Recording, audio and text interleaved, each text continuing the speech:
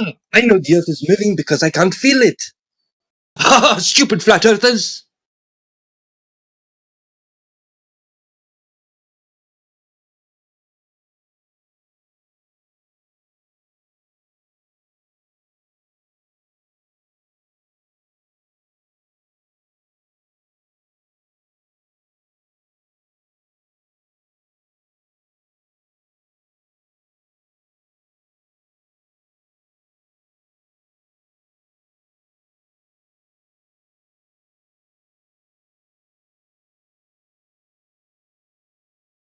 But the Earth is a globe because I saw it on TV.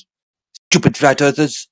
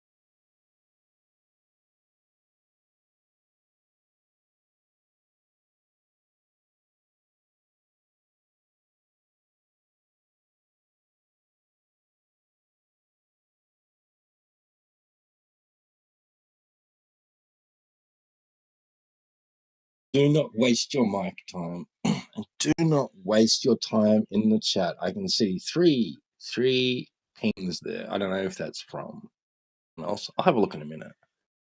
If it's from Speedmaster, I'm not interested. Don't waste your time.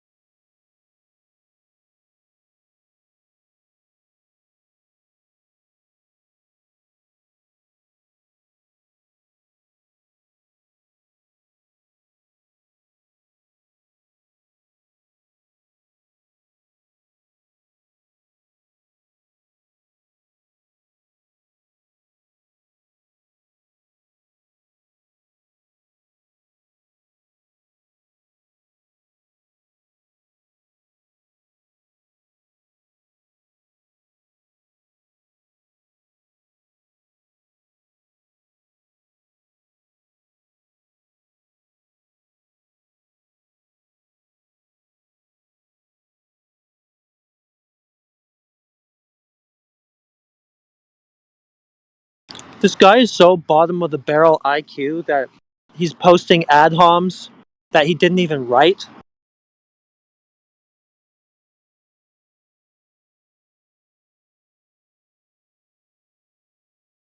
It's just a projection of his own jankum. Oh, I know, he's retarded, but I'm just taking note of it.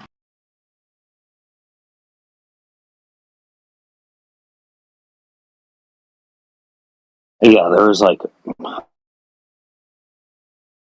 That was a dense material loaf of jokes, and he was the punchline in every single one of them. And then the punchline's like, yeah, but I'm here for my entertainment.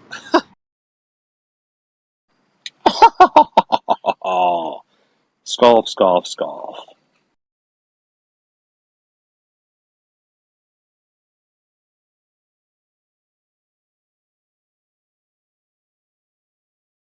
It is amazing how they will find empowerment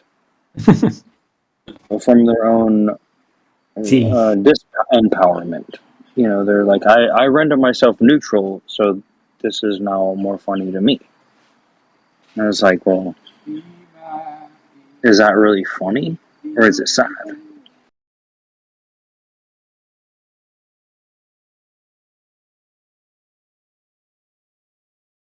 Go on to digress. I was getting into meta.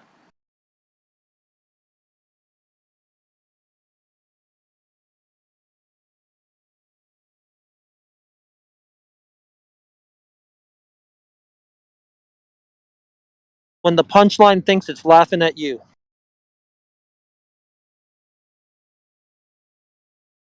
When you're on the other side of the punchline.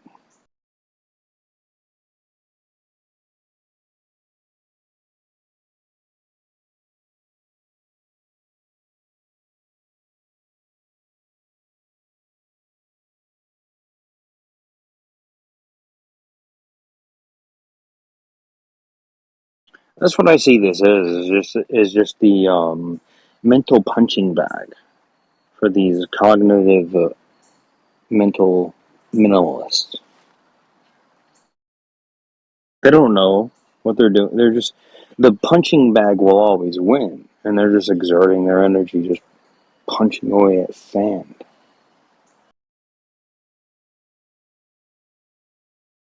And that's the humor that I perceive in all of this is the frivolousness of arguing against logic.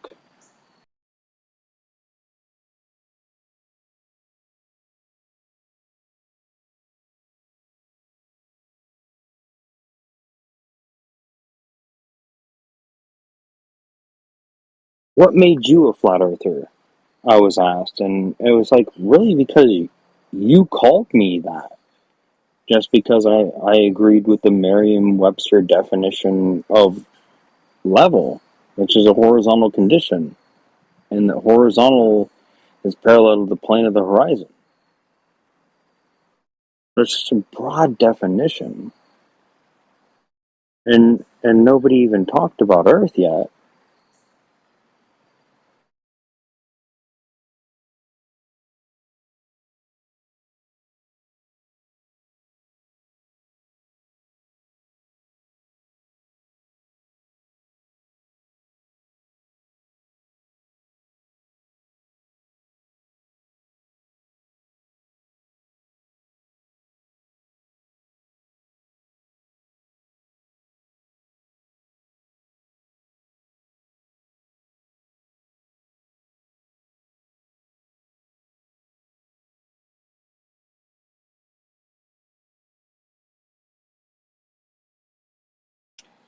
Only the real ones know when you say the horizon, you're referencing the surface of Earth. So, does somebody want to say what the surface of Earth is?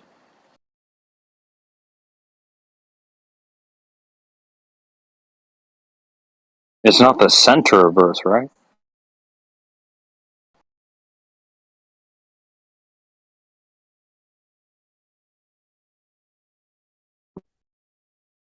Who are you talking to? The niggers, but the law says I can't kill the niggers. I was talking to you, Sensei, because obviously Senor can't control his childlike mind. You were talking to me, so you wanted to start it off by saying something about the middle of Earth?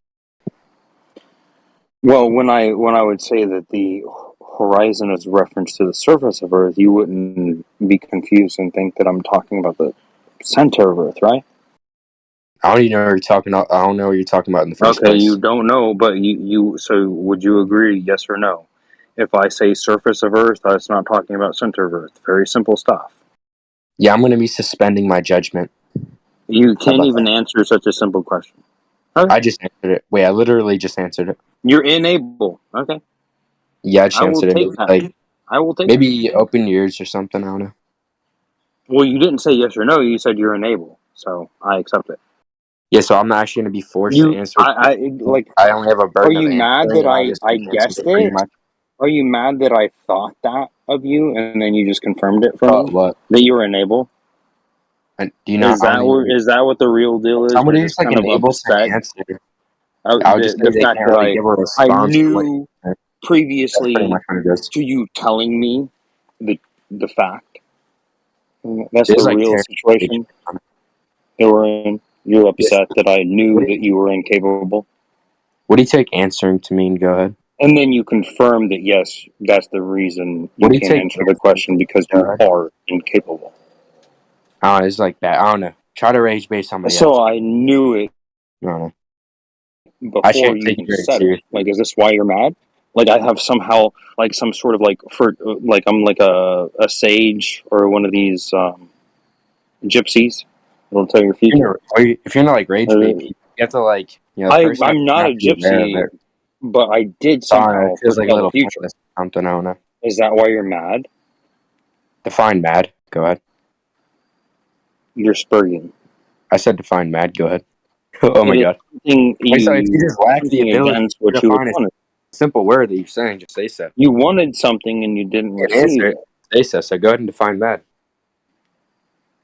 You wanted something and you You didn't just don't have receive the it. capacity or abilities to answer my question, right? You're just like intellectually inept, right? You're just like I want moron. you to learn. You should Dumbass. learn. I think you should. Ding-dong, a You retard, should learn. along those lines. You should learn. Like, this is you're bringing a smile to my heart. Shit. Thank you. Thank you so much. No, thank you for bringing a smile to my heart. Anytime. Anyways, who'd like to engage in a You did a rhetorical great job. intellectually You did a stimulating great dialogue? job. I predicted that you would be upset, and then you proved to my heart that you know definitions of terms are valid because they do respect What? identity What? and cohesiveness. You're I don't know what you're saying. Well, we went through this before, and then you brought a smile to my You're heart. Do you breaking up. remember this? You're breaking up. Maybe you'll fix that. You're breaking up. I can't hear you. Did you say something?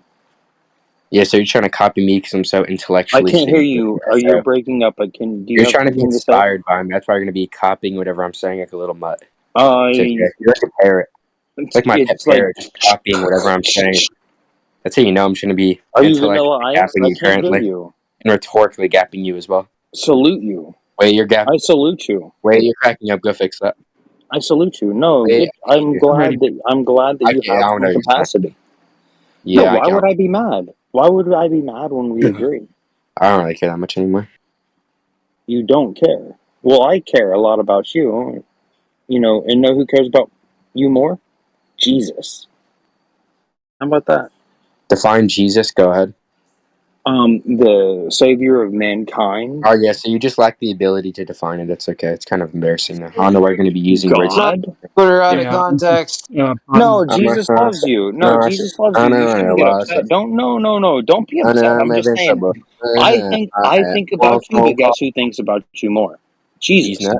Get it? Hawk Are you Tua? upset? You know Haley Welch?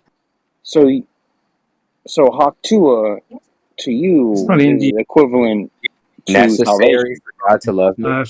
Is Hawk Do you think it's necessary for Tua God? salvation? Do you think it's necessary? Hawk Tua isn't salvation. So you're not going to Yes, I walk said is to it the necessary for God polls to love me? Maybe and open your vote on ears. that thing? You're not going to do that? Is it necessary for Why Hawk won't you do that? to Why don't you just go walk to the polls Wait, this and guy's vote on scared to that answer. thing? That's okay. He's scared. I'd be scared too. So if I just sense my intellectual presence entering the Yeah, room. I mean, number three podcast is pretty good. Shut your mouth, boy. Number 3 podcast is pretty good. How about number 1? Globe Heretic, syllogism be quiet. like going on. What's going to be the inference rule of the syllogism given? So what's going to be the syllogism given? Yeah, we know to go over that one too. Go ahead, interbreak. That's key. You don't have a logical argument to make here, do you? This is just shit talk. Into the break, you want you me to actually go? give the syllogism, then you give the inference rule, and then you actually declare what motoscope you're going to be. Okay, so you don't have any. Yeah, so you don't have any solid. So you don't have any globe evidence or arguments or anything that you can make here. So you're just diverting to some bullshit. Right? I feel like you're the one being serious here, but like nobody else is. Maybe because you're like socially inept. Or some order. I so think you're socially inept. You're very serious about this. Hold on. This is a chat where we talk about the geometric properties of the Earth. If you got a claim about that, please go ahead. Why was I muted, but the other guy wasn't? We were both doing like the same thing. Because I just do what I want. That's why. So now that we've established that, so now that we've established that going forward, can you answer what I said? We also established how you're like a social. He's American, but oh, so that's not going to be an answer to what I said. So that's basically a no. You cannot provide any sort of argument. No, he's not native. He's from like I forget exactly which country. Like it's like Spanish type, Chile or something like that. DJ, you're hot. Yeah, so the argument's going to be, sorry. We can just see the Earth, so it's going to be, just like, that's it. You just have a picture. Hey, does anyone want to clean up the chat a little bit? Thank you. What's going to be the refutation, Heretic? What was the argument? Yeah, we're going to have a picture, so that's all we need. What was the argument? I just gave you a dimwit. Maybe open your ears. Okay, try again. Dude, you're the one that you have to try again. Maybe like check the conversation. Yeah. So I'm checking the conversation. So there were like a few people talking over each other. Didn't catch the argument if there even was one. So go ahead, give your argument. Yeah. So are you gonna track this time, or no? Go on. Answer my question. I don't really see a reason. Are you afraid to give your argument because you yourself know it's just that stupid? So you're afraid of providing it now? Don't worry, we won't judge. No, it's just going to be perm abusing because you're just like a doofus. Yeah, so you're talking about the perms and the mutes and stuff like that. So it sounds again like you're afraid to actually make this argument because maybe you yourself know it sucks. One phone call. No. Yeah, okay, so that's not the argument either. I guess you really don't have one. Or if you do have one, you must be afraid to pose it because it must be a piece of dog shit. Am I right? No. Watch this. One phone call. Are you the argument? Oh, well, he still made my point. I tried to help him make his point, but he only made mine. Should I give him one more chance? Let's see. Yeah, so I'll just say it again since you have trouble listening, right? Yeah, so the argument's going to be, we just have a picture of the Earth, thus we can just see it's going to be a round shape. There you go. Oh, okay. Wait, did you hear that? Did you? Yeah, we have a picture of the Earth, so it's going to be a round shape. What's the form that you're using for that? Mm-hmm. Yeah, so where's going to be the refutation at? I don't know. It didn't really sound like a logical argument to me. What's the form? Would you be able to give me that? Yeah, so first, I just have to see the refutation be gotten. Yeah, okay, so the refutation is it's not actually a logical argument. There's no formal logic to it. It's not a syllogism. And the premise is not sound either. We have a picture of the Earth. You'd have to validate that, can you? Mm-hmm. I don't even really need to talk about the premises or the soundness of them because you don't have a valid argument to begin with. There's no syllogism there, but... Here's obviously going to be like an argument where you're going to so I didn't give the evidence, so you're going to be declaring it unsound. Yeah, it's both unsound and invalid. What's the logical form? You're going to be like argument right, so I'll just strike that down, right? So maybe don't make it we can move on. Does he even have a physical capability of making such a qualitative claim? Yeah, spit it out, boy. Don't stutter. Anyways. Qualitative claim? Okay, I guess he doesn't really have anything. Yeah, he said we have photo of Earth, thus ball, basically. He said round. He didn't even use the right term. Round, flat, not mutually exclusive. I mean, you just fucked up on every level, basically. Get it? I said level. Does that trigger you? Yeah, that's just presupposing I meant to say globe in the first place, idiot. Yeah, so I just meant to say round, so I did use the right terminology, dimwit. No, it's not the right. It's not the right terminology. Let me ask you this: is flat and round mutually exclusive? Yeah, so we always know globe things are round as well. Yeah, Are flat and round mutually exclusive? Yeah, it's not going to be related to what? Yes, you're going to answer my question, little boy. Is flat and round mutually exclusive? Dude, little boy, you're like 40 years old. Yeah, you're my bitch. That's right. So are they mutually exclusive?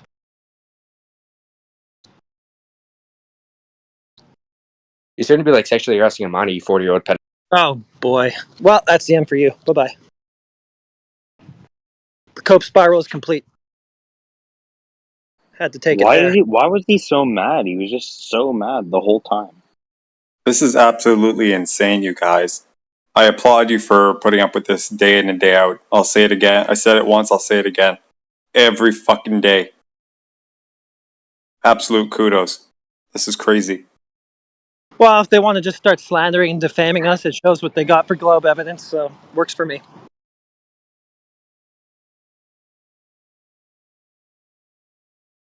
Yeah, the title of the room is 24/7 Flat Earth. So, Yeah. I got no problem with that.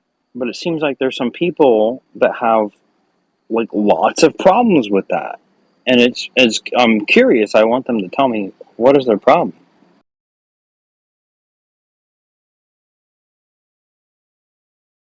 Like, that guy exposed that he had very many problems, like psychological issues, maybe so much to be the fact that he has a fragmented mind and is schizophrenic.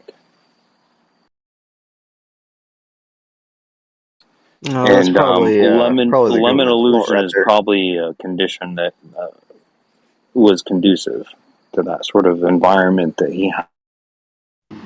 Nash, I'm going to just take away your text perms because chat tanking is getting really tedious. Like, we don't really need a peanut gallery. Either just open up the mic or, I don't know.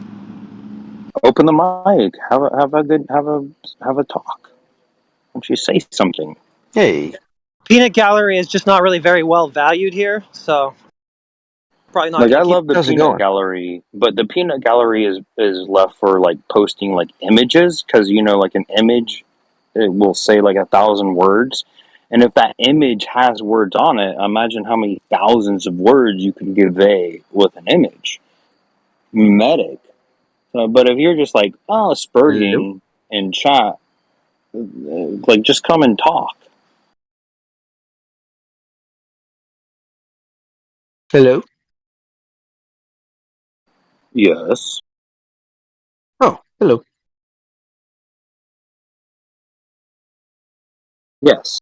So what's the general consensus of the room right now? Or what's the most people lean? Yeah, are we? Are people here generally yeah, Earth is flat? No, generally, you would have to be so. You would have to concede so locally, at least. Well, there's probably more Globers. It depends. I guess the chat is usually stacked with flat earthers, but the server is more so full of Globers. We get a lot of those in. Okay. Yep. Boy. Do you identify with a globe hyperbolic shape, as such as it's chubbier around the midsection? You could have asked that question so much more quickly. Well, it's got to be precise because it's Neil deGrasse Tyson. It's his cosmology. So, do you attest to Neil deGrasse Tyson cosmology? I guess that's the. Do you think you live on a pear? Is what he's trying to ask you? No. Okay. I think a hypothetical shape is probably illogical to live on. Wouldn't you say so? I think having an open school of thought to the possibilities versus just believing what somebody tells you is a better way to exist. And everything that I have ever encountered on a large scale, traveling over a couple of states, seems to be, from my perspective, flat. So in my life, there's nothing that is affected in my life that can be changed by whatever shape the Earth is or isn't. Well, For everything me, it's in your flat life in my has been experience. shaped by the aspect that Yeah. you were presented with that you just described. So that would be where I agreed, and then you sort of started going back on and saying, like, it doesn't make sense that everything is as we observe it and describe it and measure it and do all He's kinds of flat. sciences after that, right? So we were in agreement, and then you sort of stopped agreeing with yourself. And no, you should trust yourself. Trust yourself more. And take more responsibility. I just Ultimately, don't trust responsibility is key. Yeah, I just don't trust the public education that tries to tell all the children these are the way the world is, and you don't have to think for yourself. Based off my observations, things are pretty flat.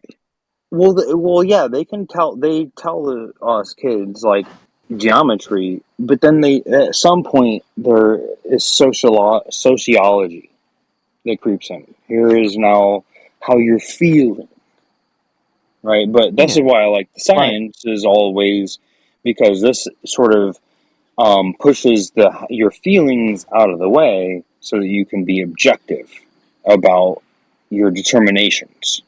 And you can either prove or disprove hypothesize.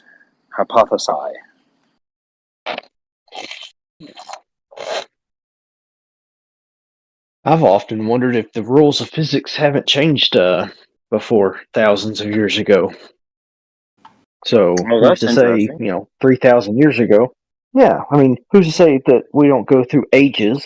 Well, there was an age where there were large lizards on the planet. So we can't be conjecture. Yeah, so exactly, like the heart of a Stegosaurus couldn't pump the blood up to its brain for it to be able to eat the leaves off the tall trees. So this is a refutation of dinosaurs and gravity as we're prescribed in this material secular world. But if you were to just say that there was a change in the density, right, of the gravity, maybe they could. Yeah. So at some somebody point, told the me one physics time. of the Earth would change, but that would not change the fact that there would be a regularity of nature. It wouldn't be counterproductive to our framework of logic. Yeah, I got you. That reminded me when you said that. I heard a guy one time. He had a theory that all dinosaurs were all aquatic animals. He said that it made more sense that they were Like all a aquatic whale. animals, or at least like or amphibious, like a frog. Well, yeah, you look at a He was whale. talking No, about. they're just whale bones. I mean, basically, Yeah. that's what dinosaurs are. There's just like whale bones and other old big animals. But they were talking about like the T-Rex. They said like the T-Rex. I was like, well, how does the T-Rex? How is that like aquatic? There's no flippers or whatever. And they're like, well, they mostly stayed like at the shore, and they would just like lunge at the shoreline. That's why they had the big, powerful legs and a big mouth. They would just lunge at the shoreline like a crocodile. And I was like, whoa, that makes so much sense all of a sudden. So, yeah, like most of these that's what I would say. Most of the dinosaurs would be just stalking the coastline, just like eating, like, the carcasses that washed up. Like, it would be so much more life in the ocean. Like, if you were to think in those terms. So that's why you had the little flipper arms. But ultimately, I think what he was saying was right, was they were just whale bones. You just find whale bones in places. You can't explain it. And then we have this Stegosaurus story that's just a lie, because you can't have you can give the thing 8 hearts, right? I think they only give it 3 hearts. And it doesn't have enough pressure to pump the blood up to its brain to function it so that it can be eating the leaves off of these also proposed prehistoric forests that were like 10 times taller. So you'd have to reduce the size of the Earth, the radius value of the Earth. And if you wanted to argue for that, I would be on your side. But do you want to do that? I mean, I kind of agree with what you're saying. I follow your train of thought and logic. So. Well, the train of thought and logic, the way I conclude, I don't need to shrink the Earth down to make the story like real. I can just dismiss the story because it's illogical and retarded. Like, that's the moral of the story. Yes, sir.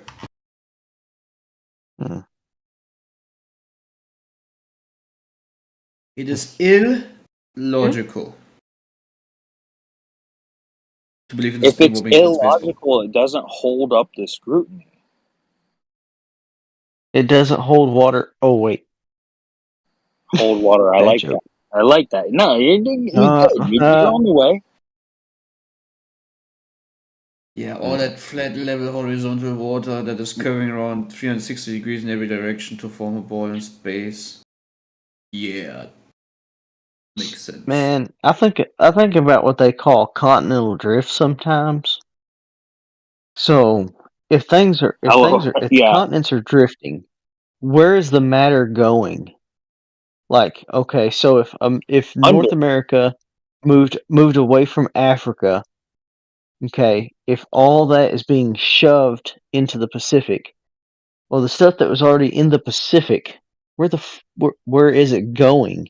It's not being mushed into, no spatial realm. It would have to be pushing on Asia, yes?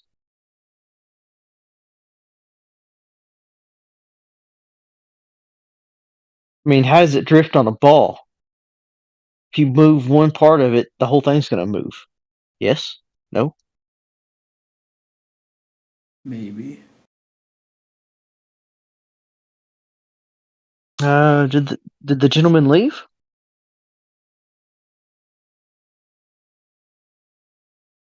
I believe he did.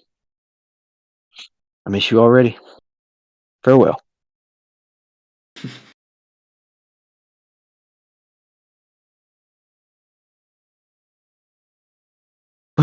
Wait, is your PFP Patrick? That's pretty cute. Yeah, Patrick sitting in flat horizontal water. Because Patrick is smart, he realizes that one thing kicks out the assumption that Patrick lives on a spinning, wobbling tilted space ball flying through an ever-expanding void of darkness. Oh, sir, you're the gentleman that has the photos. You either took some photos or found some photos. We're talking about like astronomy stuff a while back. You had some pictures you posted somewhere. You might be mistaken. That's not me. It's not you. I want to get a big 12 by 12 of the Black Swan.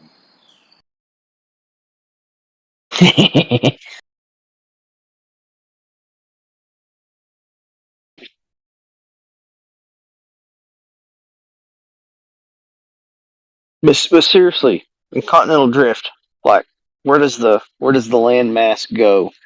If there was well, it's supposed to be going underneath. Okay, so if it's a globe, it's pushing and then towards you have stuff the center pushing other or stuff pushing up. out.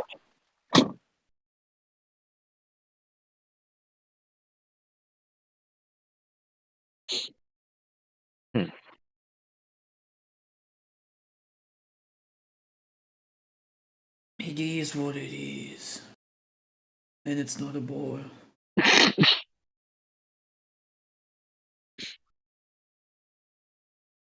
That's the interesting thing is how is the continental drift measured? And if you look it up, it would be measured by... Yeah. Like what's your reference point if everything's moving? Well, in certain spots, you would have, in Northern California, the fault line of the San Jose Evolve fault line, they would have two sort of rock formations on either side, and they measure them per year. So it's like an actual. It's like you can talk about the continental drift of things across the Atlantic Ocean, and it would be very ambiguous and like questionable how you'd be able to get a few centimeters or I think the Indian is moving faster, so it's like 14 millimeters per year. But there is such things as taking the measurement of the fault line in San Jose, where that can just be measured with a tape measure. So I don't know if you're wondering about all this, if you had more to add to it, but this is what I know. Hmm.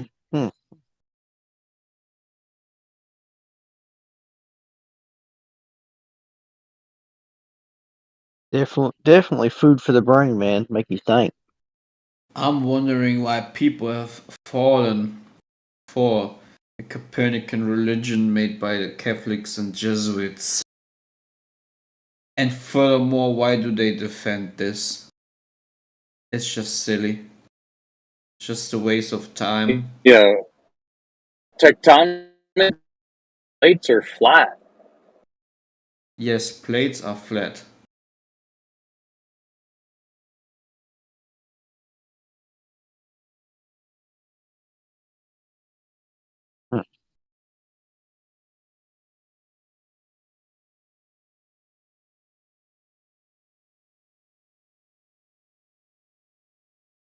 Hmm. Imagine being indoctrinated as a child to believe that the Earth is a spinning ball because you have seen so many Universal intros with the dramatic music. Right? Yeah. So again, just to make sure that Pretty everybody keeps in mind what the Earth is, pretty you much gotta show it everywhere. Make it known everywhere. Show the ball, the sphere everywhere, because you gotta make sure that people don't forget that they live on a rotating, spinning, wobbling, tilted space ball.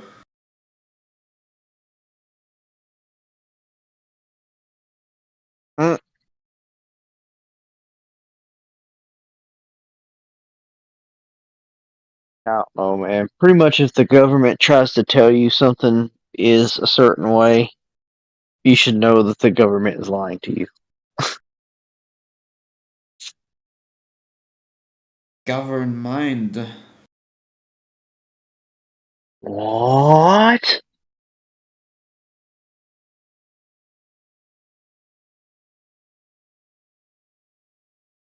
Entertainment. Television. Television. Government. Just, all I'm trying to say is, instead of seeing what they want you to see, you gotta open your brain to the possibilities. Well, they have created television to television in your mind. They have created entertainment to entertain you.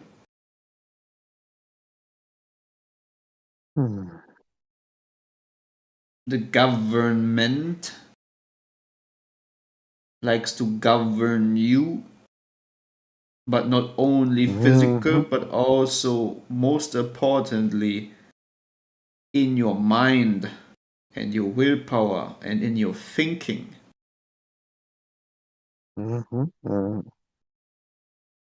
But no, that's a conspiracy, obviously, because the government told you so.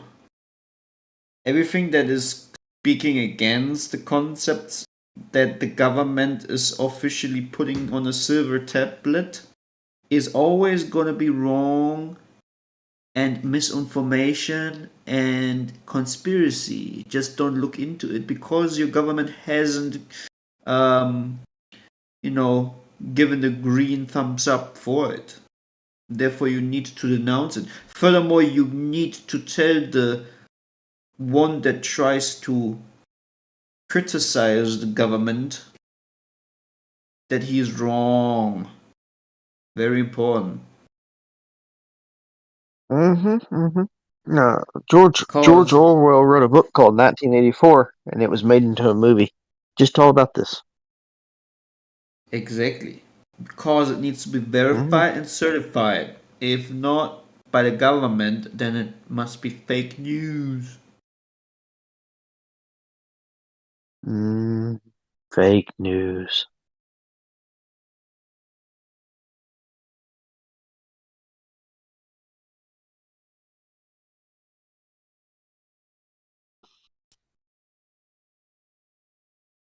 So how old do you think the Earth is? Me? Yeah. How old is the plane of existence that we call Earth? That's a good question. Personally, if I would know the correct number, I would take the biblical information of it, but that is a dependency that goes into my belief, therefore not representative of what other people would think, obviously, or what is being thought of in general. But I think, like what might it be now? Like 6,000 to 8,000 years, 6,000 maybe. Well, that's not too far off of what I kind of feel it is. I'm closer to 12,000, but yeah, that's pretty cool. But at the end of the day, what does that specific thing matter? I mean, we all know what they say is complete bullocks, completely fake. Their whole timeline. Yeah. I think the whole oh gosh, what it matters would be so since you've referenced Bible, are you pretty well versed in the biblical creation in Genesis? Yes, of course, very well. Okay, so we read that God created Adam from the dirt. Yes. Yes. When he made Adam, did he make a baby or did he make a grown man? He made a grown man. So if he can form a grown person from the start of there being a person, why can he not form a fully mature plane of existence with things like peat or fully grown trees or fossils already that exist or deposits of oil, coal, diamonds? I speculate that Earth was fully formed, fully mature. Well, he made everything around 12,000 years ago. Well, he made everything come forth. He spoke everything into existence. What need to be there, I guess. I mean, his knowledge must be way superior than ours, right? Because I can't create anything. Like I can only create stuff with what he has created as a foundation, but I can't create anything. Same with Satan. I mean, look at the silliness of the robots that he's trying to create. Like, it's so bad. It's so funny. Yeah, like, he wants to be God. Yeah, it is so funny. I've looked at this Tesla video with the robots, and I'm like, how ridiculous and stupid it is that human beings are standing there with their smartphones in their hand making photographs of a robot while they literally inherit a body that is the most complex system there is, and no one is marveling about how that came about.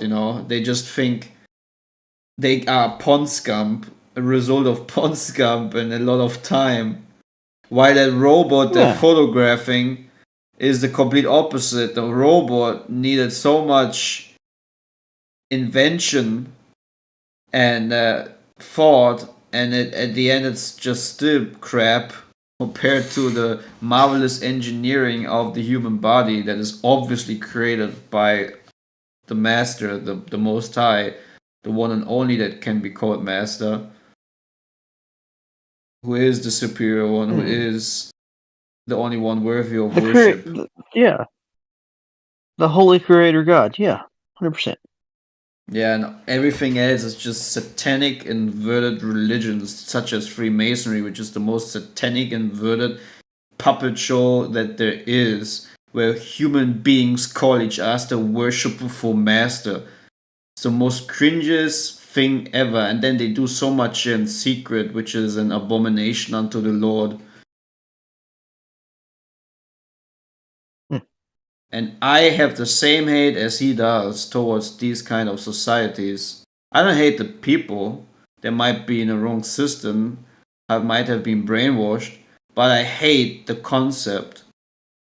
Because it goes so much against the concept of what the Lord has said ought to do and not ought to do. And I find it just cringe thinking about the fact that there's grown men out there saying to another man, "Oh, you worshipful grandmaster." Oh, it's so cringe, so disgusting. I could never say that there's a human that is worshipful or a master. Yeah. So when I was younger, I used to hear older people talk about like they could see like demonic forces or they could see like demons on these groups of people, and I would think, man, these old people, like, what are they talking about? They think they have like some sort of supernatural like ability to see demons, and I was like, this is crazy. But like I just studied and grew in my faith, and then I come to realize it's not like they can actually look out and see like a physical being of a demon. They can look out and they can see the behaviors. They can see the evidence of the demon, of the demonic forces, without seeing the demon. That's like seeing something turn black, char, and wither, and you go, "Oh, obviously it's really hot there, so there's a fire." Even if you can't see the flames, but you can see something burn up, like an alcohol fire, and you go, "Oh, well, there's obviously fire there, even if I can't see the flames." Well, you can look at something, you can look at a group and go, "This is demonic." You can't see the demons, but you can definitely see the results of it. Well, what I find even more funny, or I don't even know if it's funny, but that there's human beings who deny Christ, obviously, even though it's written on their hearts, they know what the truth is. Anyways, they deny Christ and they deny him, and on the other hand, demons, which the Bible says they know who he is, they know his power. They believe. They know. The demons believe and tremble. They even believe. Yeah, they even believe. Demons. If demons believe, what does it make you if you don't believe? I mean, I think everybody, like you said, it's written on their hearts. I tried for a long time to tell myself I didn't believe. But even when I said that I believed only in science, I believed in evolution, and I didn't believe in a creator God, even when I said all that for like a few years, I mean, I have to be honest, like deep down inside, I said, no, I don't really believe that. I believe in the creator God. Right. So I don't believe in atheists. I believe in there are people who lie to themselves. Right. So the question is not where is God or who is he? But the question is, how long will you use all the other bushes to hide behind, which is what humans have done. Humans don't ask themselves, where is the so-called God, or who is he? They ask themselves, how can I get away from him? And that is an impossibility. When you hit rock bottom, you know that there is no other way to turn. This is the thing. All this entertainment, all that stuff in the world, all this crap, all this vanity is just there to always give you a medium to hide from the creator. Because the question is not where is God or who is he. People know. They just want to get as far away as possible from him. Yeah, there's obviously somebody that's more upset than the other. Like me and Clay, we don't seem very upset, but it is these other people. They seem very distraught. Yes. That is just,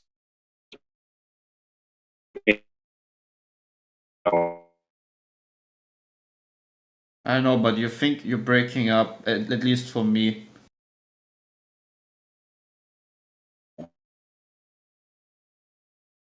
So, Mick, you're still gonna be a cockboy and not coming to the 1v1 room? I knew you were a failure. Hey, you finally made it through. You finally made it through, Mick, man. you're the small you cockboy. got a Come on, 1v1. 1v1 me in the 1v1 room. Come on, Mick, don't be a Well, bitch. let's do 2v2. Can we do 2v2? No, you're not relevant in this conversation, into the Hey, break. listen up. We're not going to cut the shit. So, We're 1v1, not are you gonna gonna do be a 2v2 cockboy then. or are you gonna be a man for a change? I'm waiting in that room for you. So I'm dropping down again. Shut up, Crit, I don't care about you. 1v1, Mick, take the challenge, don't be a pussy. Let's go. Cut the shit. What do you got, bitch? Yeah, this guy's a piece of shit, man. Yeah. I don't know if you guys We're not in going to the let you sit chat there and just hijack the channel because Well, that's obvious. you triggered the Yeah, trailer. all he's got is fake money flaunting and all this shit. Sounds like his 16-year-old doesn't have a penny to his name anyway. You know, that's all he's trying to, you know, that's all his tactics are. You know, flashing credit cards and shit. Probably can't even talk. Well, what is important is not to get on the same train as these people, because it's just Yeah. waste of energy. I want to see. I agree. I was in here waiting for him to actually jump on so he can maybe communicate. All right. I caught a glimpse of it earlier. Didn't really get very far, but yeah, kind of proved what I thought initially. Anyway, Sounded like a Glober.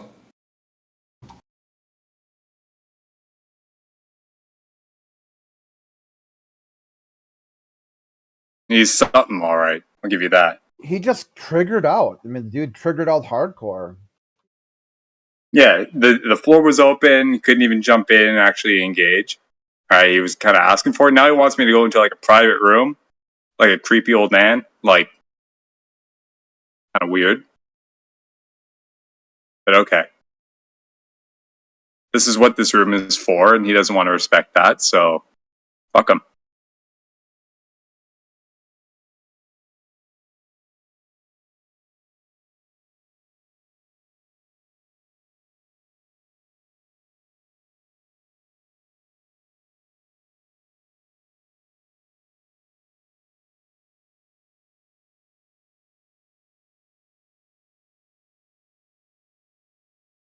Was he booted, or did he just leave like a bitch? No, I muted them and you left.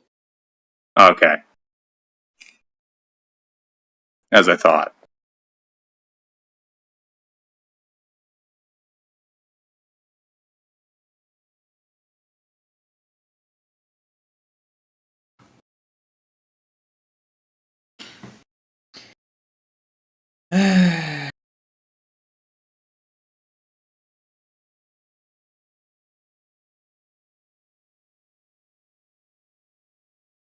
I'm gonna praise the day when this is all over.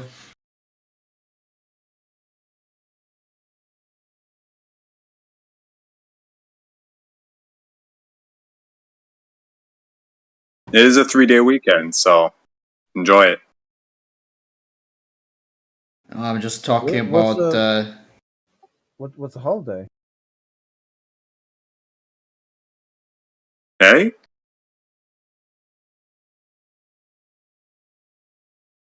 For holiday? What'd you say, Chris? Yeah, it's a holiday, at least up here. Oh. Oh yeah, you guys celebrate Thanksgiving differently, eh? I will say, like, wait, did I miss something? They're like, I got a day off, but no, yeah. Never mind.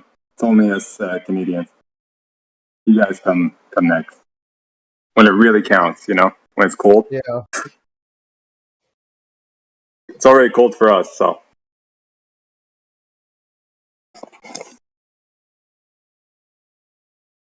I'm just gonna pray and say I hope that the Lord is gonna bless everyone in this room. You're loved, and yeah, you're beautiful being made in His image, and this is why I hope the best for everybody, no matter who you are, even if you don't like me, whatever. You deserve. Amen. Love. Likewise. Amen. Much love, guys. I wish you the best. A good sleep or good day, whatever it might be. Much love. That's all what we need.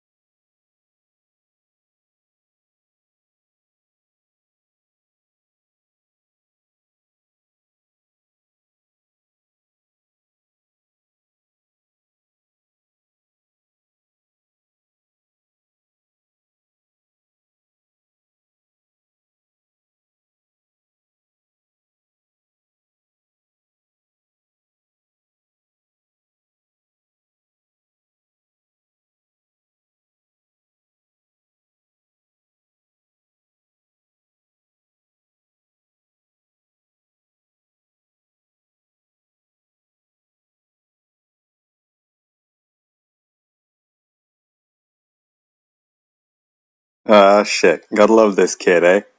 Too bad he's still on mute. Anyone want to let him in? Poor sap.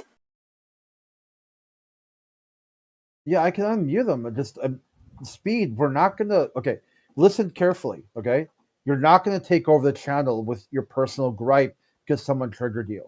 You're welcome to stay. You're welcome to talk this conversation. If you want to moderate a debate, Fair. Mick already proved he's a cock. He refused to debate a one-on-one, so it's pretty clear he conceded. I take the win. It was quite easy.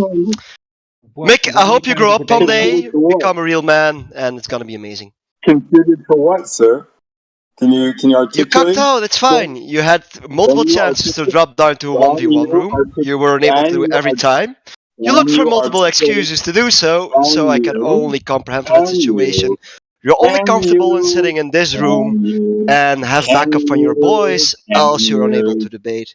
Can you articulate what So, it is that I Mick, it's quite conceded, simple. sir? I'll put you on cock mode. You're on Can 0%. you articulate what I conceded to, sir? Do you have hard of Simple. hearing?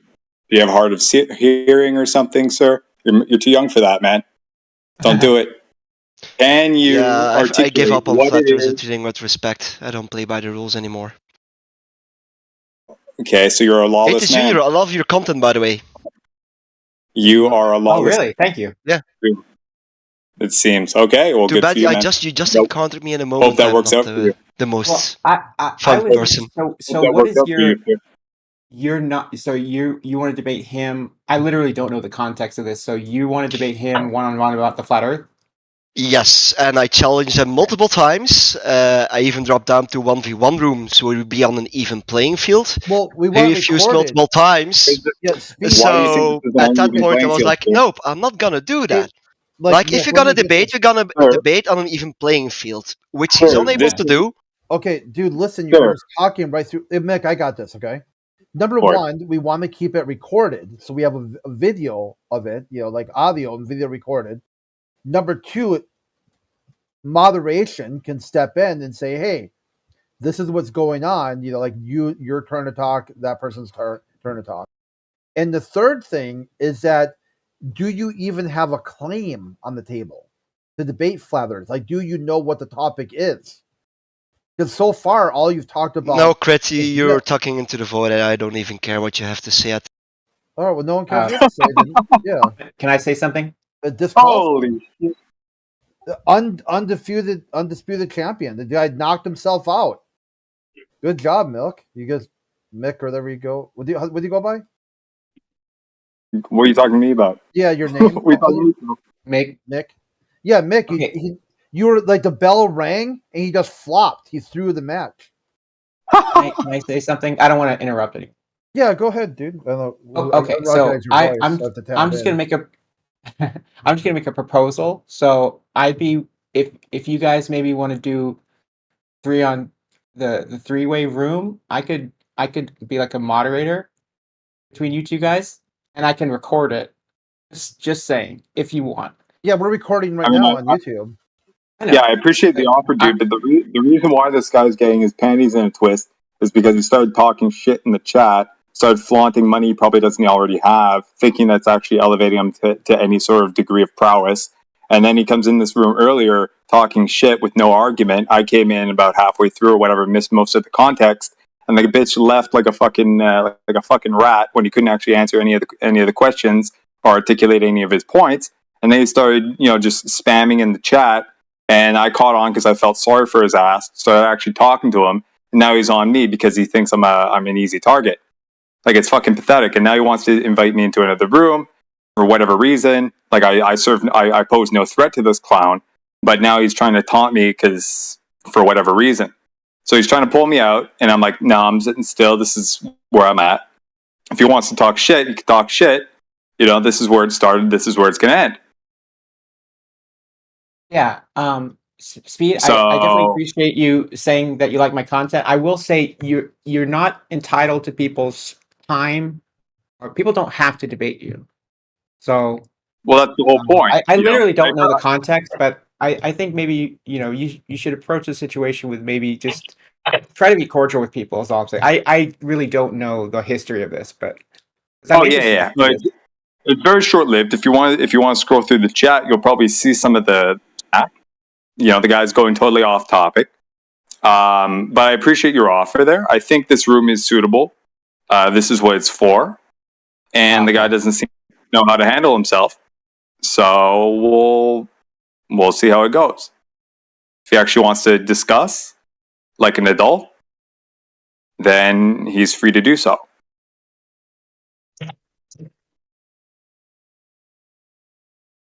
But given the history, I don't know. I think it was you, Heretic, who was with him earlier. You can probably speak more to this gentleman, to put it loosely. But yeah.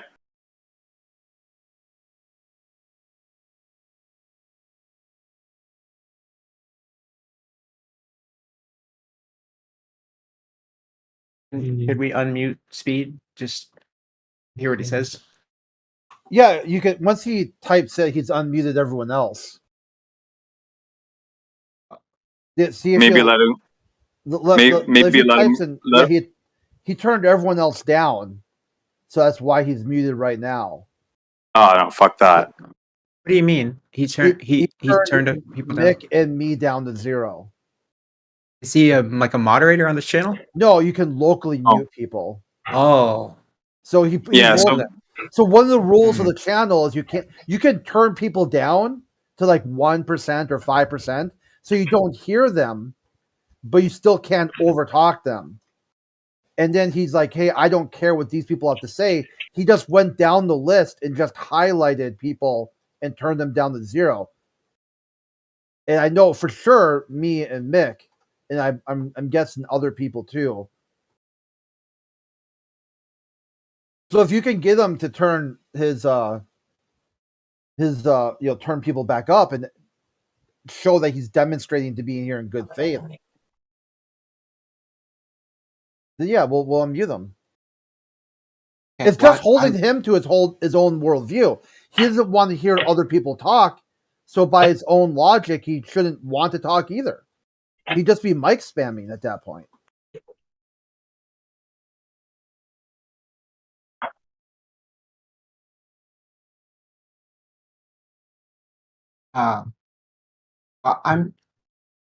If he is cordial with Mick in here, would you talk to him, Mick? Well, do you know who this guy is? This guy is a schizophrenic freak, freakazoid. Oh, that seems harsh. Well, you don't know this guy. You don't know this guy. This is our point. I don't. But like, what do you want to present an argument for why you think the Earth has a nature of curvature to it? Why don't you just do that? Happy to. Why don't you do it? Yeah, be happy to do that. Like, no, I'm just wondering: are you using instead of white knighting for this person that you don't know for? It is literally a schizophrenic freak. Like, there's something delusionally wrong with that. Been diagnosed? You know that he's been diagnosed. Yes, I have. I am a professional. And if you haven't spent enough time to even know, then like you have no argument. Like, you need to just sit down. If you want to say something, if you think you have a good conversation about how you think that the Earth's bodies of waters curve, like, I would like to hear it. But if you don't have that, it's just kind of tiring. You're white knighting for this clown who's clearly mentally unstable. First off, the definition of white knighting is a guy protecting a girl. Okay, you're acting just like him. Stop it, please. Like, let's just have a good conversation. I think you're a good guy. Can we start there? You're a good guy. You're suddenly being kind of rude to me, though. Well, I apologize. I think you're a good guy. I'm just trying to stop you from like continuing to like sort of divert and like bring attention to somebody who's very unstable. And it's like, you know, let's disregard that. You and me can talk. You and me can talk. We can be cordial. It's different. So you haven't encountered this person like 10 times to know this. Okay, I acknowledge that. I acknowledge that I don't know the context. So yeah. So yeah, and keep in mind though, sir, that you know from the sounds of it, from this guy's speech and what he's actually telling you, like the odds are enough that this guy's on drugs too. Okay. So if you want to deal with that, then you can deal with that. I'm open to dealing with it because I know how to deal with this shit. These fucking lunatics.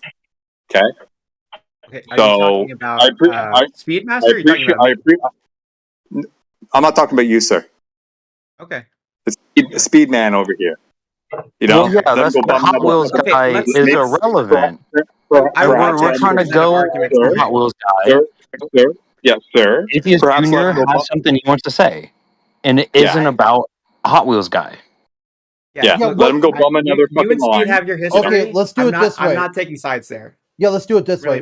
If Speedmaster wants to debate Flat Earth, have him post his claim. It says right there, Flat Earth AMA, or make a claim to debate. So let's see his claim, and if anybody wants to debate, Mick or anyone else, they can bite on this claim. If his claim isn't even worthy of a read, or it's not even worthy for him to turn people up that he wants to debate, then that's a test there too. It just seems like if you just read, I had to tab in to see what's going on here. He says right off the bat that this chat he doesn't take seriously. It's for him, it's not a debate topic. So he's demonstrating a very broken worldview. He wants to debate something that he thinks is non-debatable. It's like, hey, do you guys want to debate the word blah? Like, what is your favorite? What's the 100 reason why you hate elves or something like that? Like, it's for him, it's so bizarre and it's so far out there that it just my take anyway.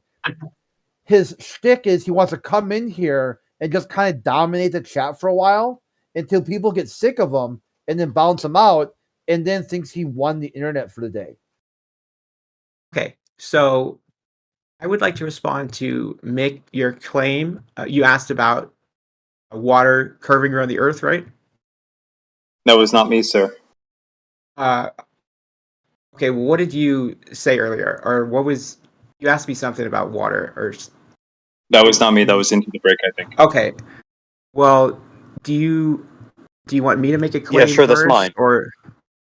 Okay. Well, I'll just start with that. Yeah, do you have a claim? So, Make it. Yes. Okay. So my claim would be that the reason that water curves around the Earth is due to Earth's gravity. Because water is due to the force of gravity. It's not a conscious process, but it wants to be as close to as possible the center of the Earth. So that's So why it's not a conscious water curves around the property. globe. It's not a conscious property. So what Water- would be causing this equidistant nature of the surface of water?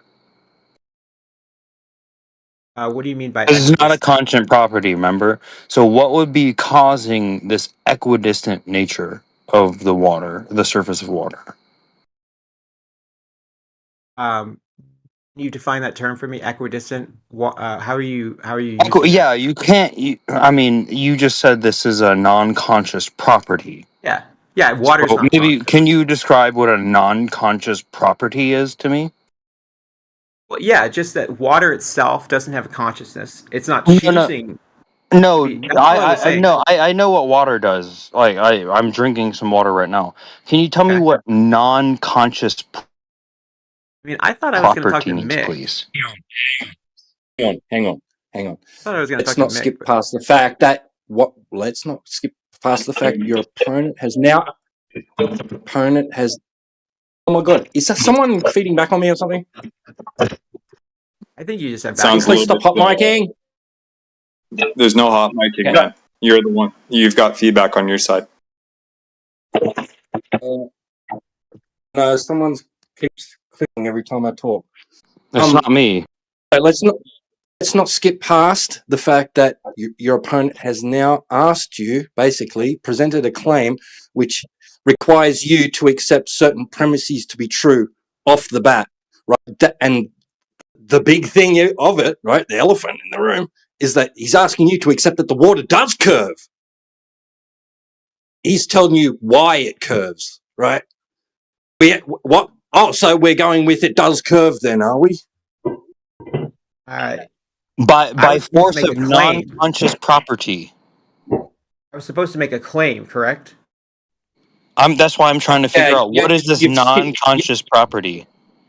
You just wanna said establish the allude to it I was gravity. to make a claim that you guys wanted, that I thought Mick was going to. You've made a claim. You've made a claim which it requires us to accept a certain premise to be true in the first instance, and that is no, that it does not. the water No, is it does not curving. require you to think it's true. Yes, it does. No, it It doesn't. does, That's because why you're it's telling my us about claim. why. You're telling us I'm not about saying you why. have to believe my claim is true. Yeah. The premises has to be why true, I think right? it's true. Why I think it's true. In my opinion. You've explained why it's curving. Oh, it's curving, is it? I didn't remember agreeing to that part. I'm okay. In my opinion, I think that water that we find on Earth is curving around the planet By non-conscious property, right? And this is what I'm trying to find out. What is non-conscious property? Man. We don't Literally, really need to all I was focus on saying that. We is know that what it means. water When we itself say water is seeks its conscious. level, he's talking about the same thing. Into the break, 1 sec. Into the break. He's talking about the same thing we do.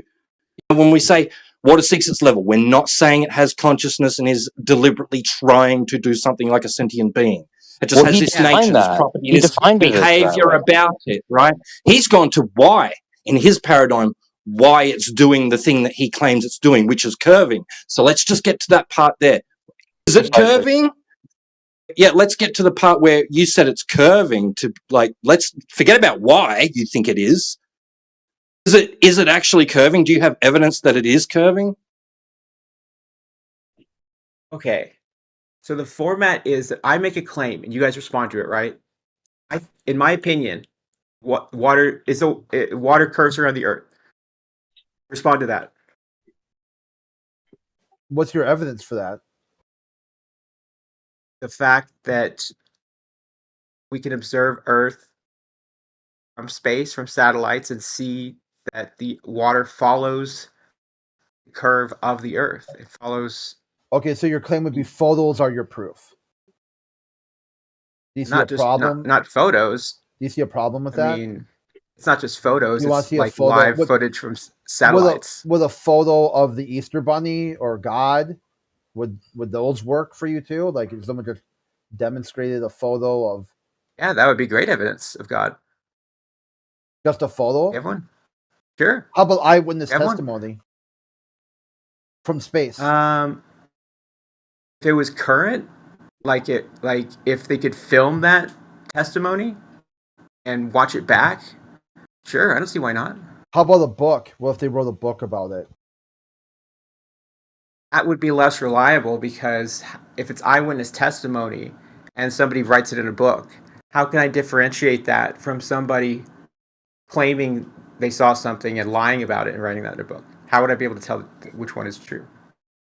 It'd be someone that you trust, right? Like if someone went to space and they told you, hey, I saw bendy water across a ball of Earth.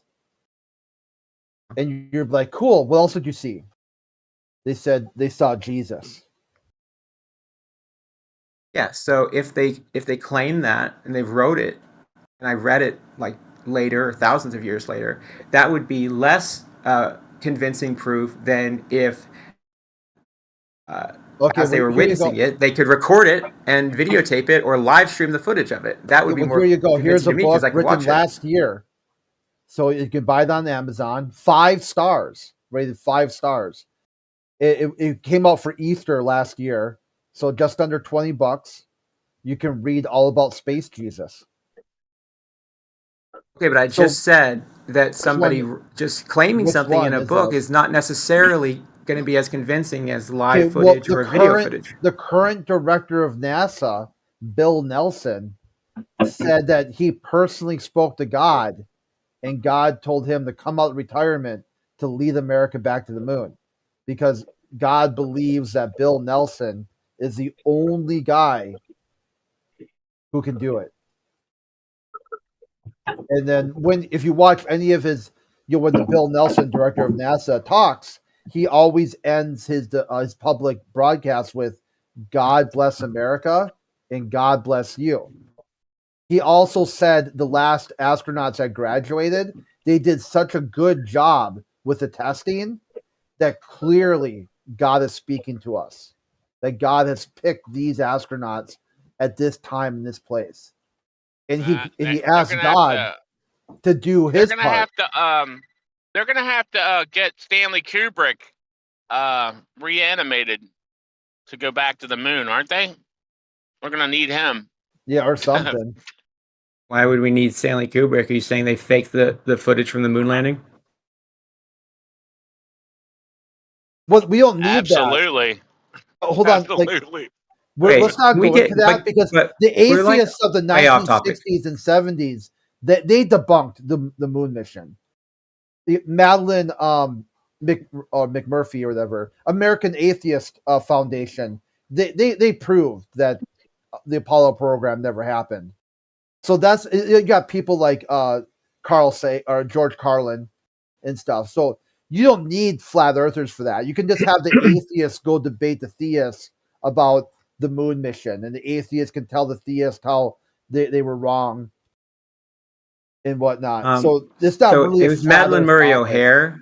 Yeah. Yeah, and I would like to get back to the original claim, which was about the water curving around the globe. Yeah, which is photos from space. No, not photos. Video streaming from satellites. from the International Space Station. Which is the same thing, a photo. It's just a lot of... Are you saying that a video or a live stream is the same as a photo? The International Space Station. Are you serious? So you don't know that like a video is composed of like 120 frames to 600. I mean, you could have a 30 frame per second. Excuse me. So the International Space Station, you're talking that place where I go to on YouTube. It's a live feed.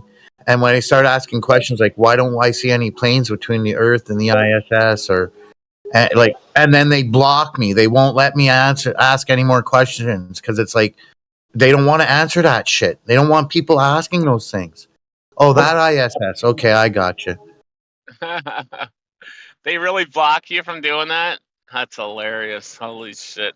I mean, you go and do that. That's why you don't see shipping like lights from ships going across the ocean or airplanes taking off or landing from airports or you go and do that and you'll get the or when same we result. see a boat go over the horizon, it always goes from top to bottom as it goes over the horizon every time. Your boat, excuse me, your boat going over the horizon, complete that circle. You're living on a pretty small fucking ball there, bud. Still a ball, bud. Okay, well, your claim's a hot mess. You got another one? How is it a hot mess? If you're disagreeing with gravity, what's your alternative explanation then? What's gravity? Yeah. The 24-hour live stream isn't a 24-hour live stream. You do know that, right? Yeah, every 90 minutes it stops for a half hour. Anyways, you're all forgetting. Elon put a Tesla in space. It's orbiting Earth right now. You're all forgetting that. Like, come on, get with the program. What's your alternative explanation other than gravity then? Well, let me ask you a question on that. Sir, what gravity are you referring to? Can you specify? What gravity? What gravity? What gravity? Let me tell you something, right? So in this conversation, there's often two categories, okay, in which the term gravity is used. Okay, one being the descriptor for the cause that we witness of higher dense things tending to go down, right, and less dense things tending to go up. Okay, so that's one overall category, and the second category is the term being used to describe the phenomena of things going up or down depending on their density, right? So number one, are you referring to gravity as the descriptor for the causal mechanism, or are you describing the phenomena? Well, first off, your definition is flawed because what you're describing is not gravity. It's buoyancy. So the reason why I'm bringing this up is because people come in here using this term, right, from the opposition in both of these senses. So what you're describing there is their flawed logic. I tend to agree with you. There's only one actual category that this fits in. Okay, but I'm just holding down on what you are using the term for. I'm using it in the way that Einstein used it, which is the idea that massive objects cause the bending of space-time. Thank you. Okay, so it's the causal mechanism. Okay, so now again, to be more specific, are you speaking about? I guess you're speaking about Einstein as opposed to Newton. I'm talking about gravity in the way that Einstein described it. Gravity is a phenomenon. It's not. I don't know if it's causal. Well, according to Einstein, bending warpy space-time, right, is the reason why things gravitate toward, right? Okay, so let's talk about that. It's not the reason why; it's the phenomenon itself. Sir, that phenomena of bendy warpy space-time is the cause for things tending to gravitate towards things with higher mass. Oh no! I'm just describing the phenomenon itself. I'm not assigning a cause to it. You're not. No, sir. That's not how Einstein describes it. Einstein describes it as bending warpy space-time. The bending and warping of space-time is the reason for why things with mass tend to be attracted to other things with mass. The Earth is big. It bends space-time, and then things kind of quote-unquote roll down or float down a funnel of bent space-time, so to speak. Exactly. You don't get to sneak in things to the observation that you didn't observe. No, we've Right. observed. So the reason why I'm asking, We've so observed space-time being bent. Hang on. So this is this is what I'm trying to hone down on. Okay. So do you or does anybody have a scientific experiment, okay, where they've actually hypothesized bending and warping of space-time and then gone to show by varying the independent variable or the independent variable in their experiment that bendy warpy space-time is indeed the cause for gravity? So, as for a specific experiment, I could look one up, but I will say LIGO is somewhere where we've observed gravitational waves, and the way Einstein described gravity, he was saying that things with the more mass an object has, the stronger its gravitational pull is on other massive objects. I don't think he was saying that the reason that things attract is because of the curvature. That's just describing the phenomenon itself. So no experiment. Thank you very much. I can Google one if you want. I'm just saying. Here's the thing, and here's the thing, sir. You would think, right, that since the early 1900s, that there would have been at least one experiment done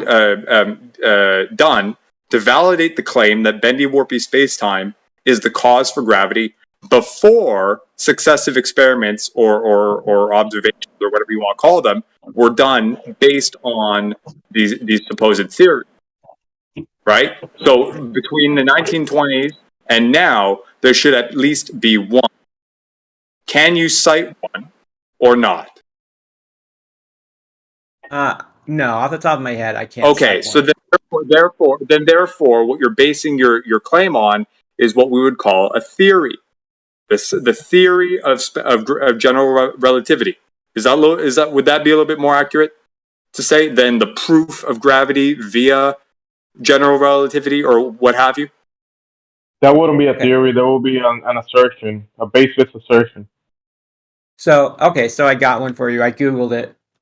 So the Pound-Repka experiment was in 1959, and it measured the gravitational redshift of light. Okay, so what did they do in this experiment? Let's walk through it. Okay. First, what did they observe? What were they trying to figure out, like, the reason for? They were seeing if photons would gain energy when descending through a gravitational potential, and if they would lose energy when rising through a gravitational potential. No, for this to be a scientific experiment, they observed something in nature and they went, "Oh, that's interesting. I wonder what's causing that to happen. Let's develop a hypothesis about what's making that happen." But that's where it starts. Well, in science, it's not just solely based on experiments. It wasn't an experiment then. What's important in science is predictions that are then verified later on. Yeah, exactly. Einstein predicted gravitational waves. Hold on a second. Einstein predicted gravitational waves, and 100 years later, they were observed at LIGO. I don't know. So it wasn't an experiment then. That should be good enough. Oh my god, dude! You're talking while I'm talking, so don't complain about being over talking. I just cited one. You want the link? Is it an experiment or not? Yes, it is, T-Dub. The link? I'll put it in the fucking chat. Okay. What was the dependent variable? Here, you can look at it yourself. I'm not going to explain it to you. No, sir. It sounds like the dependent variable is my claim. Okay, I got it. Sir, this is your claim. This is your claim. Okay, you are putting this on the table. We ought to walk through it together, right? So you're making a claim that this is scientific. This is okay. So it's good for reference, but let's try and articulate this together, right? So what's a scientific experiment composed of, sir? There's about 4 or 5 different constituent parts. Why don't you tell me? You're talking about the scientific method? Because the experiment will be one step. The experiment will be one step. The scientific method does not depend on experiments. Experiments can be part of it. It does not necessarily include experiments. Experiments are one of the steps of the scientific method. Thank you. Thank you for clarifying. So, yeah, so could you break that down for us, please? And then we'll try and pinpoint what actually applies to this thing or not. On a scientific experiment, start with a hypothesis, and no, first you need a natural observable phenomenon. The first step is a naturally observable phenomena. Yeah, you observe a phenomenon. You need an observable phenomena. That will be the first step.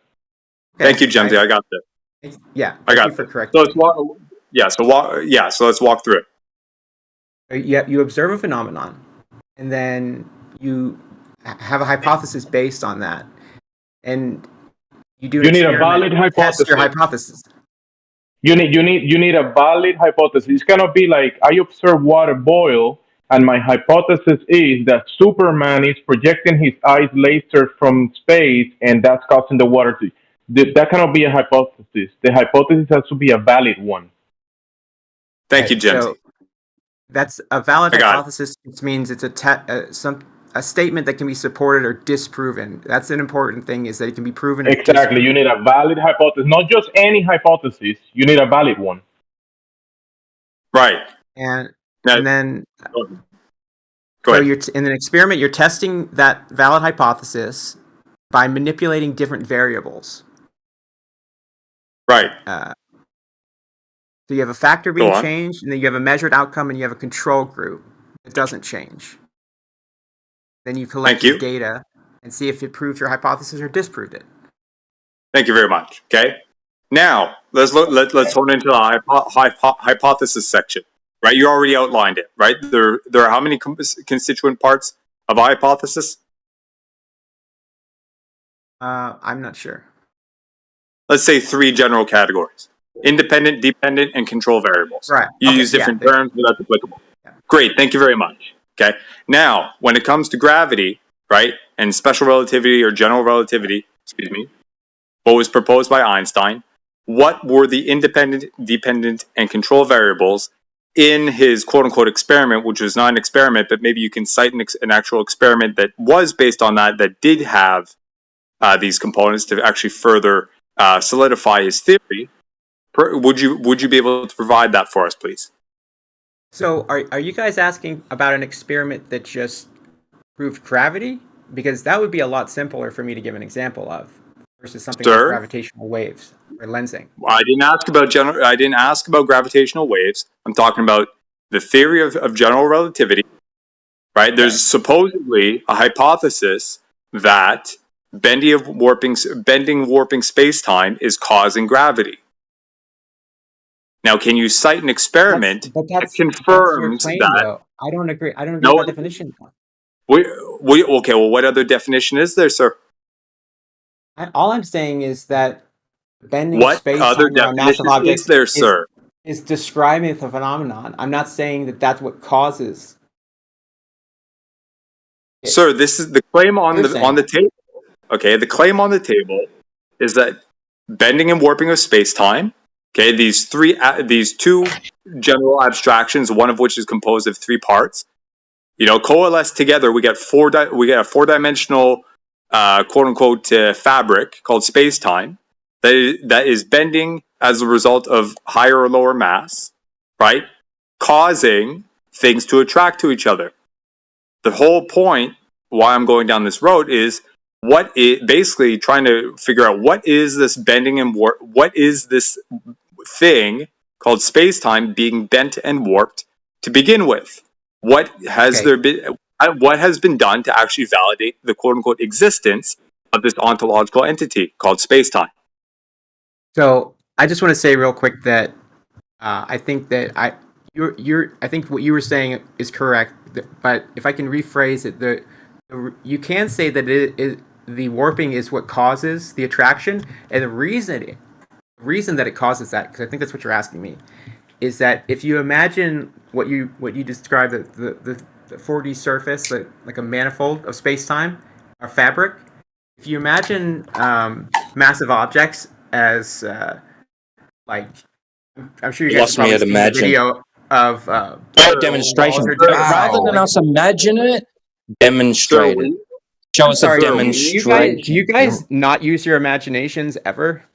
Sir, No, yes. they don't. So this is what forming hypotheses. You never No, imagine no. things in your Check mind. this out. You don't. Okay. Check this out. Check this out. All right. This is what is used when you're forming hypotheses, and that's all great and that's all well and good. But then it needs to be taken out into the real world and tested.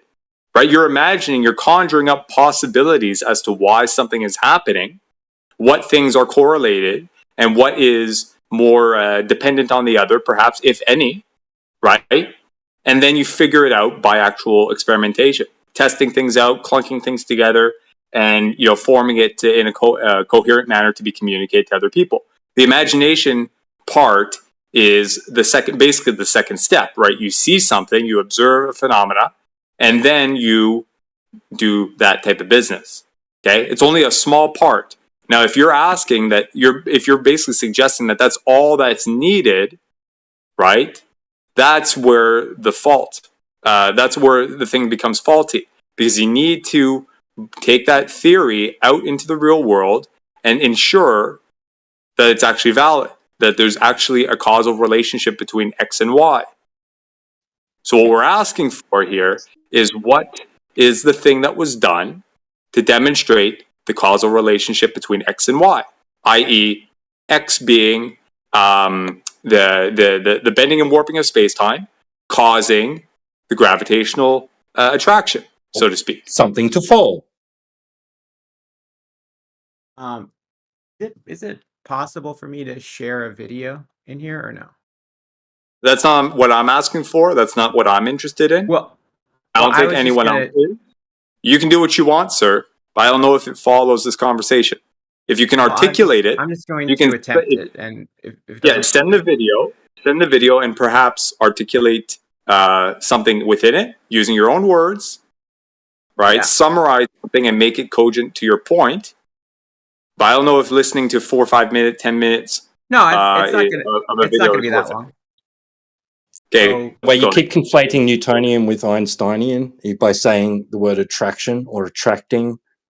Attract. It's not attraction. It's not force. It's not a force. In Einstein. Hold on. I just wanted to answer this question, which I was trying to answer. So I don't know if you guys are looking at. If you click on my little profile, it'll make the video bigger. But so this is a visualization of. It's not imagination. I know you guys are scared of that word, but this is what don't say that. Trying to describe. It's a visualization of what you imagine to be happening. Right. Yes, sir. I don't see anything. I don't see what's wrong with. Sir, just so you know, my device is kind of glitching out, so I'm having trouble actually watching the thing. Oh, there you go. It's exactly that. Okay, so it's the fabric. It's also adding a version. Listen. This is a very poignant visualization for the idea. Okay, no one disputes that. It's actually it's quite appealing. I'll grant you that. Now, what is the demonstration out in reality that this is actually what's happening, i.e. that there is this ontological entity called space-time, which acts like a fabric, which can then be bent and warped, manipulated within an experiment, causing causing more of what we're describing here as gravity. Causing anything at all. Causing anything. I mean, sir, like with this type of demonstration, anyone could replace the term fucking bendy warpy space-time with fucking unicorns and leprechauns, and say, oh, look at all the imagined out, flattened out unicorns and leprechauns. Replace G with L and U or whatever in the equations, and it works. My model works. Therefore, there must be imaginary leprechauns and unicorns out there causing things to warp and bend together based off their mass. You follow that? Like there's no without it's the kind of like exactly. It's kind of like if I have faith that magical unicorns exist, it's kind of like having faith that Jesus exists. Hey, hang on, sir. What's the atheist explanation? Great, I got this. Atheist version of gravity. Great, I got this. Sir, There's do you see how you atheist version of gravity? Sir, do you see how you? Sir, do you see how you just pivoted 90 degrees Why did you bring up anything about faith and Jesus and shit? Who's talking about that? Unicorns. Because my point is, you have a variable or a set of variables which are undefined and unmalleable in this theory. There's no experiment that's actually demonstrating the manipulation of them causing the supposed cause that you're invoking. Okay, so therefore it's suitable. It's just as fair to replace any of those variables with any other variable, not have to manipulate those, and then make the claim that those extraneous variables like unicorns and leprechauns are the cause of this thing. And then you can create a story, some philosophical jigger about why they have a preference for this or that or the other thing. You see, the storyline comes after the modeling. Okay, the modeling itself, I don't think anyone in here would dispute, for example, the model of the inverted parabola, depicted by some of the experiments demonstrating Newton's theory, right? You throw a ball up in the air, it creates a parabolic arc, and then comes down, and then you measure it, and it's an on average a 9.81 meters per second squared acceleration, all that stuff. I don't think anyone in here would dispute that measurement exists. What is in dispute is the cause for that phenomena. Okay? So here you have something that is supposedly the cause of the phenomena, which you can't actually demonstrate because there's no means by which anyone can actually manipulate the abstraction called time or the abstraction called space, XYZ coordinate, which is just a coordinate system, okay, having causal effect on any other thing. Okay? The phenomena exists whereby dense things tend to go down and less dense things tend to go up, depending on the medium that they surround themselves by. Okay, and that can be measured. But what is causing that is what's in dispute. And you here, sir, seem to have an explanation as to why it does. And I'm asking you for these fine details because these are critical in assessing the actual thing.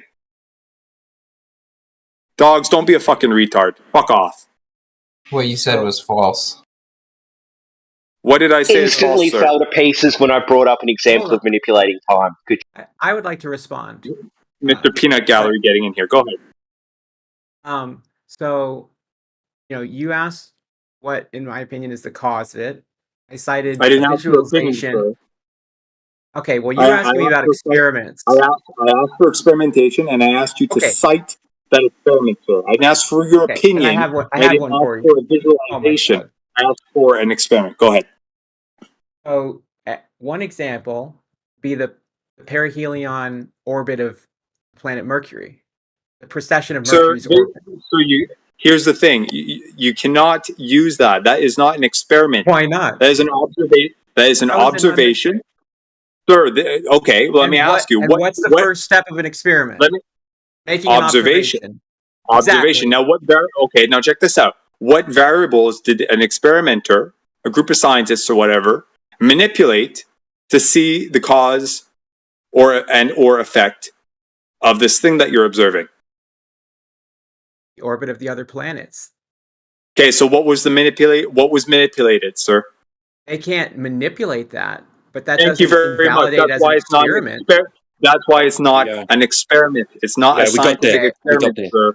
Okay, well, why don't I grant you that I don't have an example of an experiment? Why does that matter if we have direct observation of gravitational waves and gravitational lensing? You don't. In space? Yes, you do. Yes, we fucking do, dude. No, you don't. You know why? LIGO. Sir, you have more. I'll tell you why. You have more. Sir, dispute you LIGO. have more. Dispute. Sir, no. Dispute the gravitational waves observed at LIGO. Unicorns. No. Dispute that.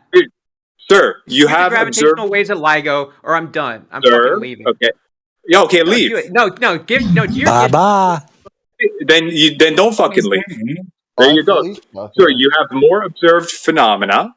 Okay. There is no cause. There is no manipulated variable. Okay. Directly tied to the supposed cause, or directly tied to the supposed phenomena, indicating any sort of real cause. Okay, you have. It's not even observed. How do we prove things in science? How do we prove things in science? Through manipulation of an independent variable. How do we prove things in science? How do we determine that something Through is the most manipulation of likely an independent explanation? variable to see if That's it the causes only- the dependent variable. Is that the only step? What are the steps of the scientific method? Observe natural phenomena. Propose cause. Develop hypothesis. Test hypothesis through experiment. Okay, are predictions a part of that? Are verified predictions a part of Your science? prediction is: I observed A. I predict B causes it to happen. So we're going to set up a situation, a controlled environment in which I manipulate B, my presumed cause, to see if A occurs. Yes. No, that a prediction is literally just saying, I think this is going to happen. Exactly. Yes. So that is not a scientific prediction. That's not a scientific prediction. Okay, it's only part of prediction. Okay, what's looking in the crystal ball prediction? Sir, it's only part of it. Okay, your prediction is part of your hypothesis as you just outlined. Okay. Now the problem is if you're setting up a hypothesis that is not actually really a hypothesis because you're truncating out almost a third, if not 2/3 of the entire composition of the hypothesis, i.e. you're truncating out, you're taking out the independent and the dependent variable, and you're just making a prediction, okay? That's not a scientific that's no longer a scientific hypothesis. You have no means of actually controlling anything to see what causes one thing or another. You're basically just making a glorified guess, formulating it or wrapping it in a nice pretty bow, calling it science with all the all the relevant constituent parts taken out. Okay, you're not making a prediction about something you already observed occurring. Okay, yeah, you've got to say, right? You've got to say, it will happen if I do B.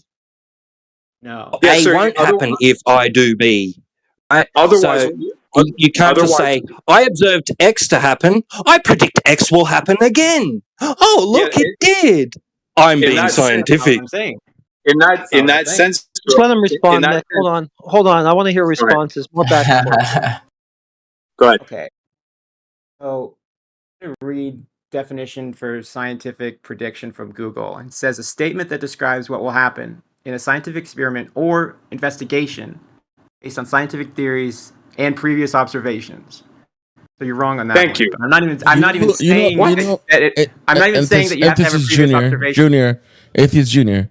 Do you know who Richard Feynman is? Yeah. Okay. His statement is, if it disagrees with experiments, it is wrong. In this simple statement, it is the key to science. I hate to bring up a cliched fallacy, but that's an argument from authority. That's a statement that he made about science without experiments. So I actually have to leave soon, so I just want to make this statement, and you guys can respond to it. So in 1916, Einstein predicted the existence of gravitational waves, distortion of space-time. 100 years later, on September 14, 2015, the LIGO detectors detected gravitational waves from 2 colliding black holes. I'm just asking. Did they know what they were looking for before they identified it? How did they know what they were looking for before they'd even identified what it would be or look like or do or seem like or whatever, cause anything? It's a dart or a spike on a graph, anything. How did they fucking know?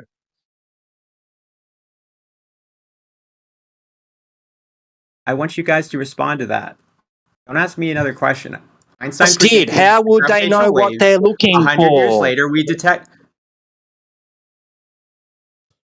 First of all, what do you mean? What do you mean? First of all, Junior, listen, Junior. What's he describing? If you looked through a telescope with, with such sorts of equipment and do this and that, then you should get this result. Did he say that? T-Dub. It's based on mathematics. He outlined the exact steps that Lido took. Is that what they did? Did they follow his hypothesis to the T?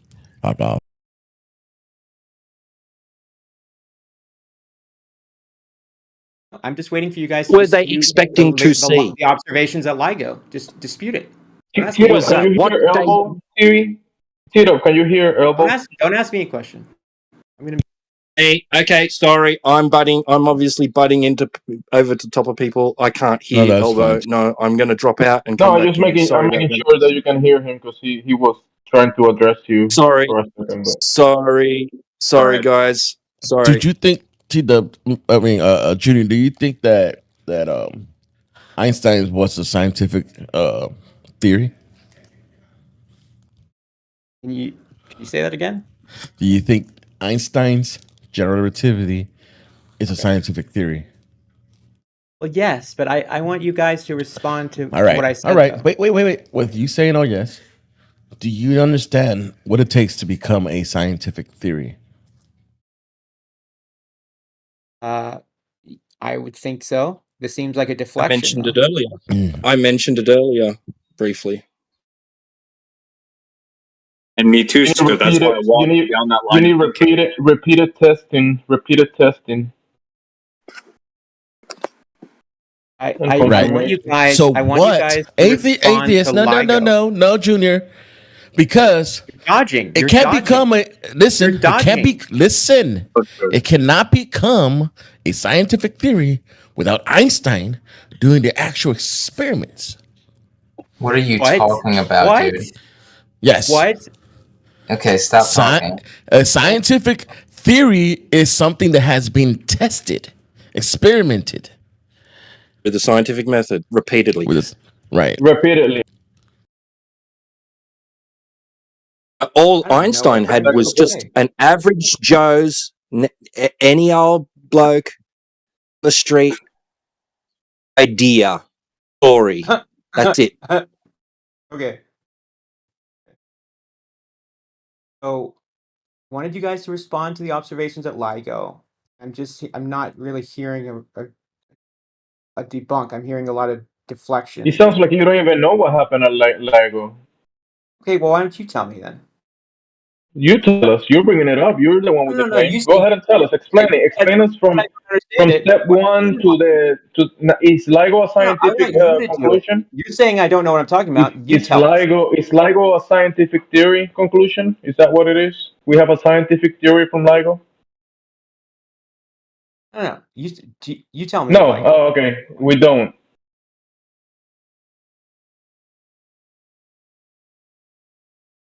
Sir, in a nutshell, LIGO, what it basically did, it was a glorified measuring device. Okay, it beamed light down some fucking long tubes, and light came back. Then they measured some disturbance or delay in time of the return of the light sent down those beams. Okay, and then they're making a claim, right? Because of this very subtle delay, which was like, or whatever it was, a fraction of a millisecond or something like that. They're making this glorified claim that, it must have been this gravitational wave that came from billions and billions and billions of miles away or X light years away.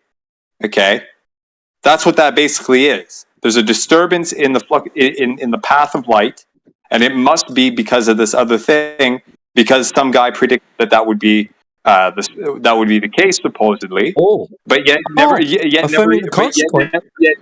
never even verified in the first place the foundation of the theory to begin with, which is not even really a theory, okay? Because there was no initial experiment to suggest that the variables at play were even relevant, even malleable at all to begin with. Okay, it's a story laid on another story with fanciful equipment and billions of dollars from governments, okay, which gives it some sort of air of credibility to a lot of people. Well spent. Okay? Money well spent. This is what basically LIGO is, sir. For affirming the consequent. Thank you. For money well present spent. affirming the consequent form a logical fallacy to the world. If Einstein's right, then we will observe X. We observed X, therefore Einstein was right. Yeah, affirming the consequent. All right, sir. Affirming the consequent form a logical fallacy. I predict we are going to observe Logical this thing. fallacy, 100 years dude. later, we observe it. My prediction was very true. Can you address that it's that makes sense to me. I don't know about you guys. address the fact that it's a logical It makes fallacy? sense to you. It would make sense to you If because you somebody don't understand predicted science. that we'll observe something, and then 100 years later we observe that thing, I would say that prediction probably came true. Let me tell you something, sir. See, Let me tell you something, sir. The reason why it's labeled as a logical. Let me. Yeah, he's not getting. We gotta get into his atheist version of gravity, because that's a contradiction to Einstein. Atheist version of gravity. Yeah, you've got Lawrence Krauss, who rolled out dark matter and dark energy. Or you have he did. Did he do that? Yeah. Or you've got Hawkins, who talked about black holes and stuff. All these are direct contradictory to the theory. Hawkins? Yeah. You mean Stephen Hawking? I'm sorry. Yeah. I'm sorry. Go ahead. So that's why it's good to say which leg are you going to stand in. Are you going to stand in the theism version of gravity or the atheism version? I don't think there's an atheist version of gravity. Yeah, that's called dark matter and dark energy. No, dark matter has to do with the densities that we see in other galaxies and around the universe. And dark energy is just sort of a placeholder name that's been given to whatever is causing the rate of the universe to expand. Yeah, and in that model, in other words, there isn't gravity anymore. In other words, our equations don't matter. Yeah, in that model. In other words, our equations gravity. Yeah, in other words, our equations don't add up by a significant order of a significant error margin. Therefore, we're going to create placeholders, put them in, plug them in, okay, and assign them arbitrarily large values to try and sort of make it make sense, even though we have no substantial evidence to suggest that these things even exist in the first place, except for the fact that they make our equations balance out. Okay, that's basically what dark energy and dark matter are, sir. In case you didn't know. I think they're starting to find evidence for dark matter. Although I'm not making that argument. I believe that. Thank you very much. You believe it. Now, thank you for being honest for once in this conversation. No, I'm saying that I don't understand dark matter well enough to talk about the evidence. That's all I'm saying. Exactly, and guess what? Most people don't either. They think it's real, yet they don't. That they're placeholders to begin with because the equations don't work out without them. Okay, suggesting that the equations are wrong to begin with, and that they don't have any means by which to actually validate the existence of these things, because these things are so supposedly so astronomically large and far away that there's no reasonable way to actually go and quote unquote get a sample of it to test it. Okay, think about that one, sir. Now let me check this out. Let me get back to what I was saying before. Okay, the reason why people are saying that what you were saying before is effectively a logical fallacy is because what your claim is basically saying this will happen. This is the case, or if this is the case, this will happen. This happened, therefore, what such was the case. Okay. The problem with that, sir, is when you have multiple possibilities, most of which in this scenario were not even considered to begin with, let alone tested. Okay. People hone in into that one single possibility without verifying the others, and then make the claim that therefore their initial supposition was correct. Okay, when there are more possibilities that are discounted, and you hone in on one of them and make the claim that it's the true one, this is the problem. Okay, you're not verifying any other possibilities, let alone for the fact that it wasn't actually a sound scientific theory to begin with. Okay, so you got two potholes that you got your legs caught in now. Okay, and whatever. Now you got the dark energy, dark matter horse shit stacked on top of it. Well, okay. I guess you win this argument because I actually have to run. So I'm ceding this argument to you. Then you've won. But yeah, I've enjoyed this conversation though. Thanks, Junior. Have a good one. There's the thing for you to look at. This is the atheist version, brought to you by Lawrence Krauss. Is that the universe is nothing. It came from nothing, started from nothing. It is nothing. All right. Well, I'll take a look at it. I appreciate it, guys.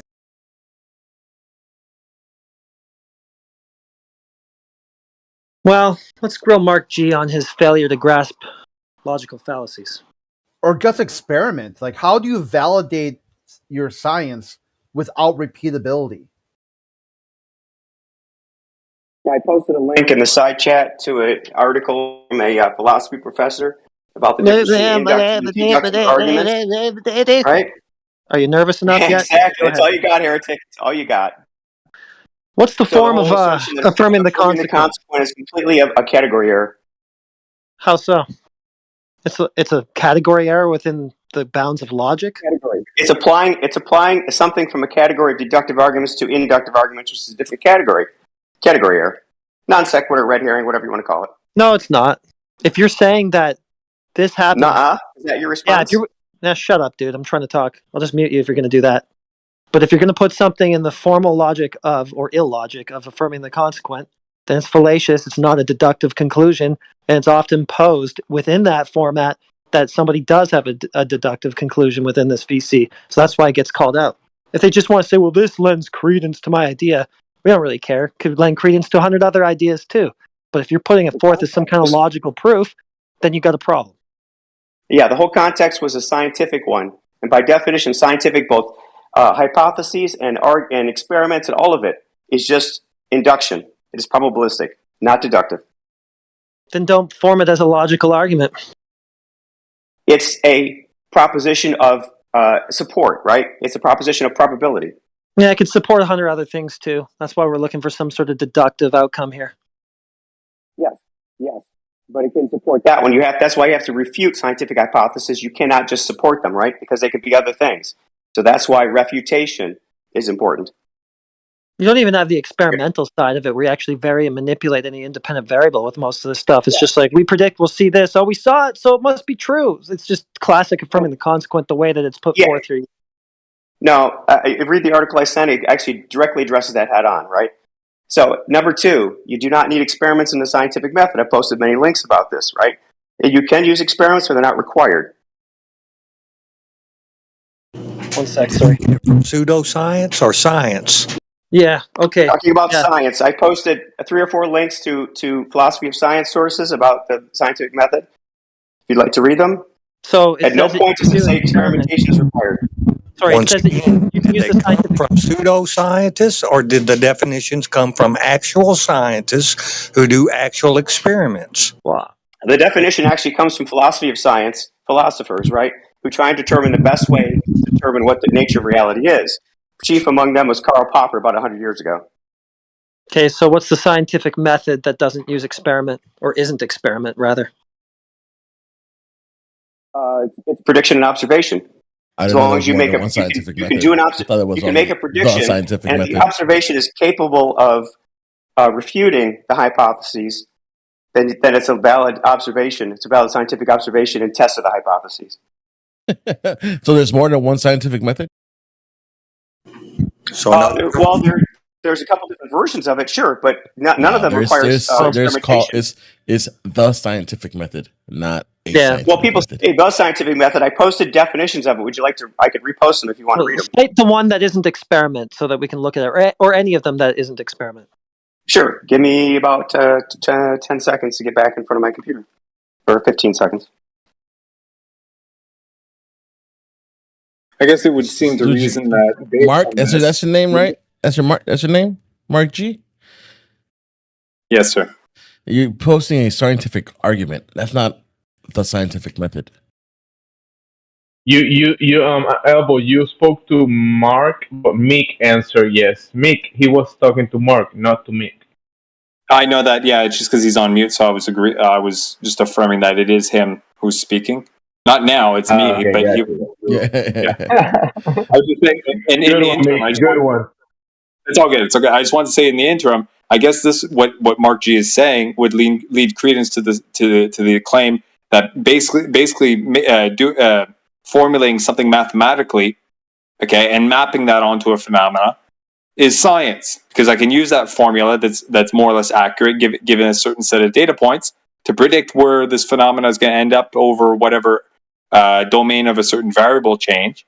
It'll happen, even though A, I don't actually manipulate the variable in question, and B, basically that.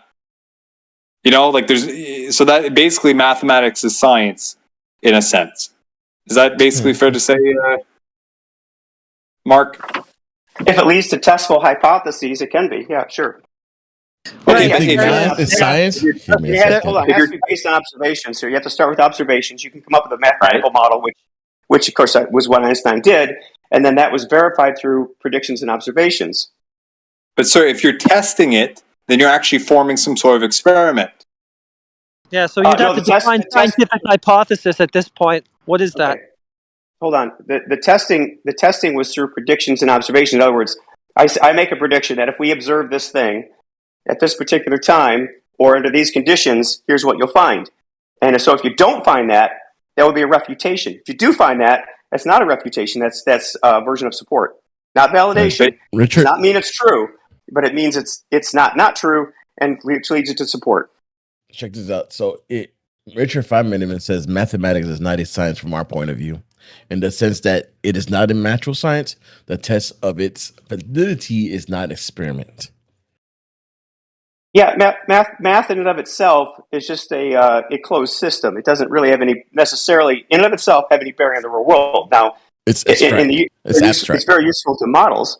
Well, everything's abstract. Like a triangle is abstract. No, we use it to measure things natural in the real science world. is not abstract.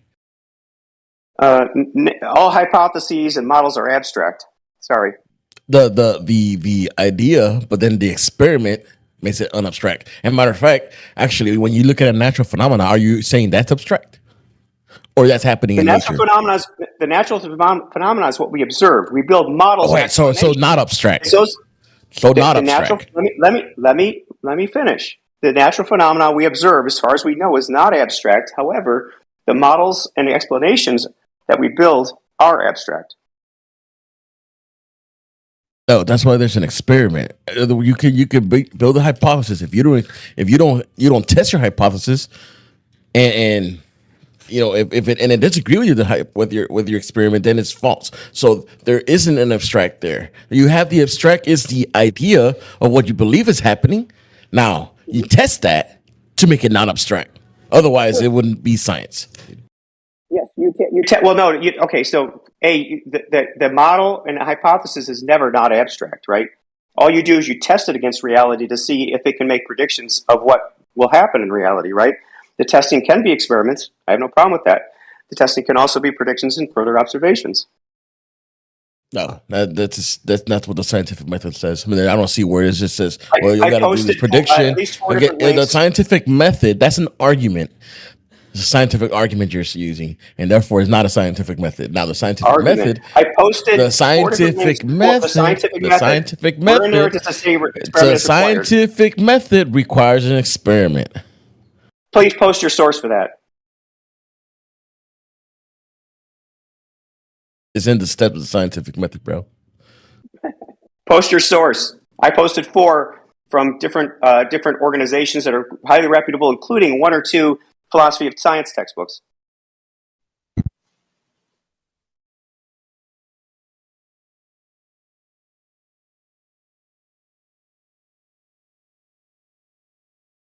Isn't there steps to the scientific method, and one of those steps is experiment?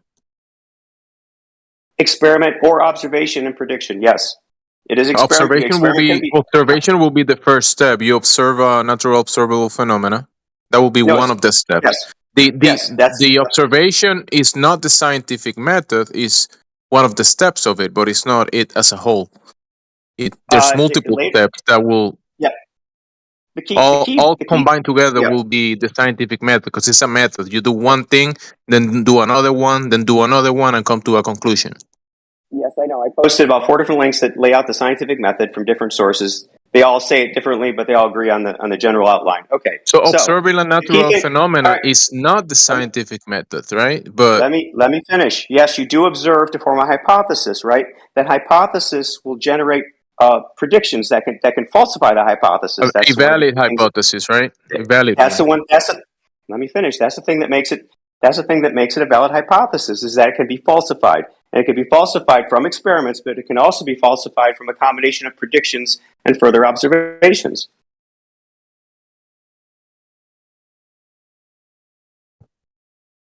So how do you falsify it? All right, here's one. The scientific method requires that we ask a question and perform an experiment. Well, no, that was a good question. How do you falsify what you see? Are you going to have a null hypothesis? No, not what you see. The time? hypothesis.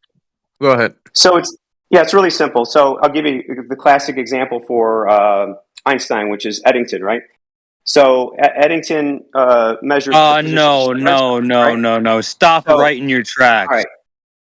All right. So if the stars didn't end up in the places where Einstein predicted, which Eddington didn't know they did originally, he did the experiment twice, or observation twice, right? The first time he wasn't sure.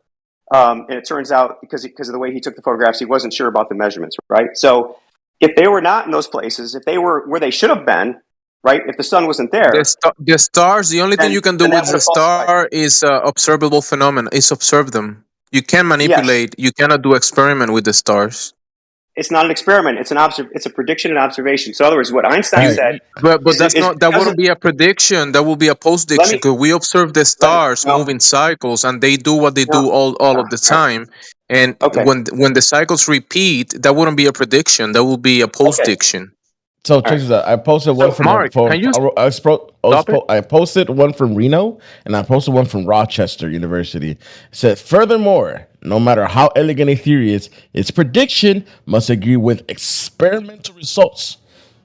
If read those we are able to, especially if we are to believe that it is valid description of nature in physics as every experimental science experiments is supreme. And experimental verification of a hypothetical prediction is absolutely necessary. So no matter how many predictions you can have plenty of predictions. If you do not have any experiment to test those predictions, you can go to hell. What about weather balloons that record the Earth being round when they go high up? I'm gonna deal with that Rochester link in a second, but just to fill out the Eddington thing, it's not that the stars were wildly different, or it's just their angle. They were slightly different in a way exactly which Einstein predicted. He said they would be displaced in the sky to a few degrees of an angle from where they would normally be observed. He made an exact prediction, and the odds of that exact prediction you filled it out coming true by mistake. That's not a prediction. That is a post-diction. It already happened in the past. It's been happening. He made the prediction in the early 1900s, several years before. So are you saying that the stars didn't do that before he predicted it, or before he predicted it? Yes. So the stars weren't doing these motions. Once he made the prediction, then they did that motion, and he predicted that was going to happen. Yes, he predicted that the stars move in cycles. The stars move in cycles that repeat constantly. You have no idea, really. Respectfully, you have no idea. Sounds like Einstein was a mystic, a sorcerer, a wizard. Yeah, sure he was. Yeah, he was a grand wizard. Just like the link to deal with that. So basically, if you're saying that the sun tomorrow is going to rise from the east, that guy said, "Hey, I'm gonna predict that the sun is going to rise from the east at a certain time." Jimmy, do you know the experiment I'm talking about by Sir Arthur Eddington? An experiment with the stars? Are you crazy? Know the observation. They call it an experiment. Yes, he pulled the sword out of the stone. Yes. Do you know? Heard of it. You pull the sword out of the stone. How do you do an experiment with the stars? I'm talking to Gemsy. Do you know the observation I'm talking about? To answer. How do you do an experiment with the stars? How do you manipulate the stars? You don't. It's an observation. That's why I said you don't. So not an experiment. Thank you. Well, you could say it's an experiment in that you manipulate the time at which you view it, right? Basically, just looking at stuff. So you're basically just looking at stuff, looking to confirm your biases, and then calling it science. No, it has to be specific, right? You can't just say, "Oh, I think it might do something." You have to make very specific predictions, and those predictions, if they don't come true, would falsify your hypothesis. And they need to be specific enough. They do, and then you just insert dark matter. So, I mean, it's already been done. I think someone else asked a question about balloons and roundness of something. I did say something about balloons. How they What? float. Someone said weather balloons see the roundness of the ground below your feet or something. I did also mention that clouds are tons of water floating All in the right. air. I may have Never mentioned mind. that earlier.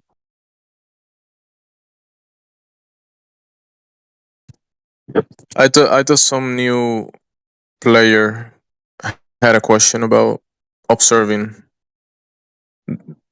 the Earth from balloons or something.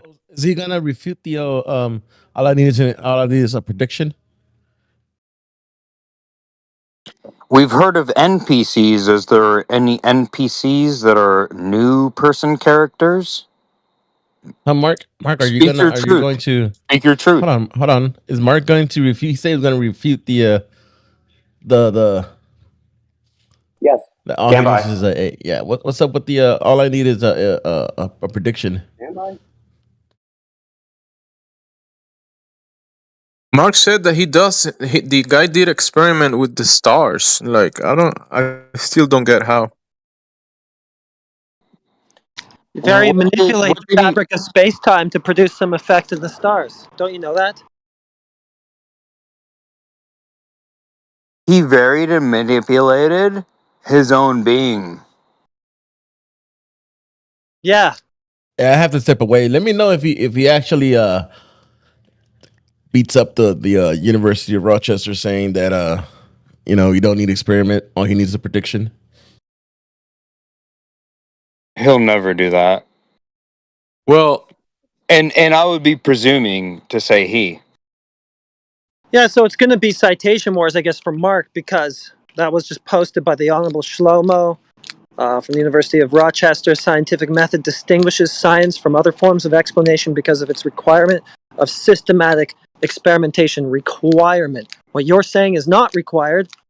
It said that it is within this citation. So Mark, what Mark is describing, it's pseudoscience then. Yeah, it sounds like somebody wants to broaden the definition of science so that it can encompass things that aren't that and then get away with pseudoscience. Well, you can do great things with pseudoscience. Isn't that their argument? Yeah, they're just desperate to just force whatever it is they're doing, their circle jerk, whatever it is, into the category of science. Because if they don't have that scientific badge to stamp on it, then it's I don't know. I guess they don't have anything else. So all they have is that buzzword science. They have to get it in there somehow.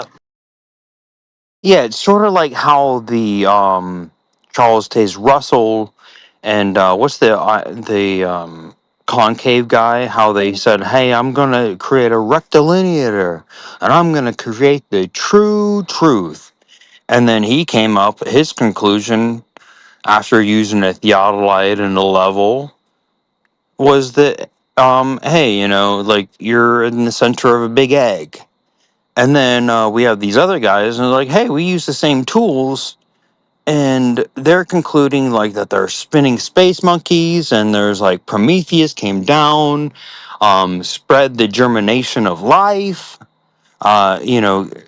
or you think that there's like the pond scum, the alkaline chemicals, the proteins that were electrocuted and created life. So there's a lot of different creation mythos. And it seems like the most crazy ones are the non-flat earthers, the anti-flat earthers. They seem to have the most crazed, lunatic kind of creation stories. And I love to hear it. It's like, this is my entertainment. I love it.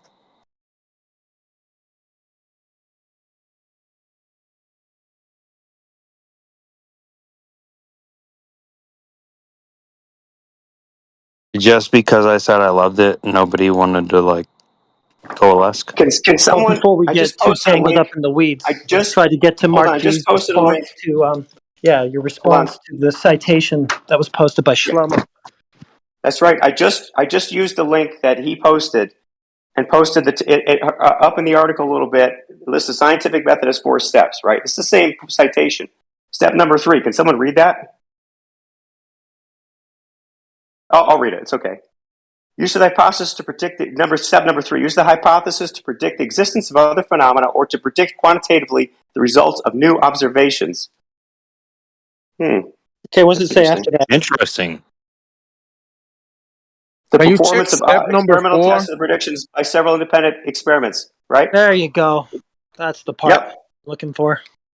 It just means repeated. Experiment. That just It means just means that you repeatability. actually have to test the hypothesis according to this source with experiments. Yes. Or to predict quantitatively the results of new Now, what was the next observations. step after the just look at prediction? What was something. the next step after the prediction? Let's do it again. Let's just run it again. It's verification. Yeah, here's the problem, Mark. Right, what you're saying. But sorry, The guy didn't answer. Dude didn't answer. He's got to answer because he's going to go. No, it's step number 4 is verification. Verification how?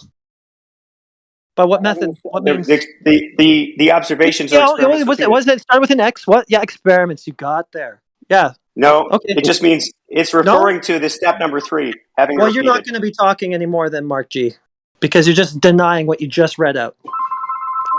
Yeah, sir. If it was just referring to basically what was in part 3, then part 4 would actually say experiment or further prediction, i.e., repeating the prediction over and over again, probably with just different variables or different domains of X or whatever.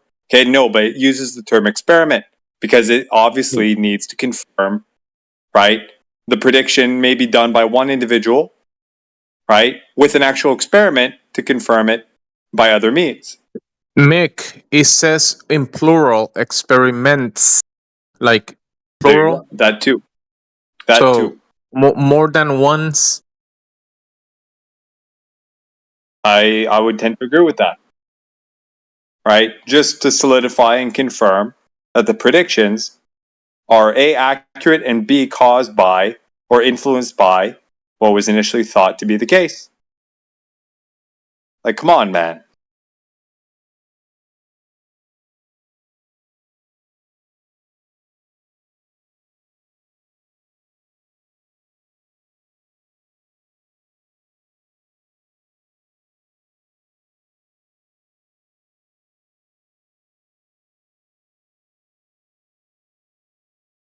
Mark earlier asked, can you guys show that experiments are part of the scientific method and it's been posted, and he posted it himself and he's still denying it?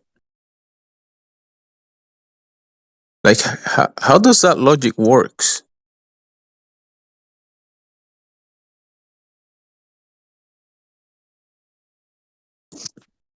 Mark, why do you say the experiments are not part of the scientific method? They can be. They're not a necessity for them. It's not a necessity to have experiments. So would you consider astronomy an experimental science? That's not science. Okay. All right. Stand by.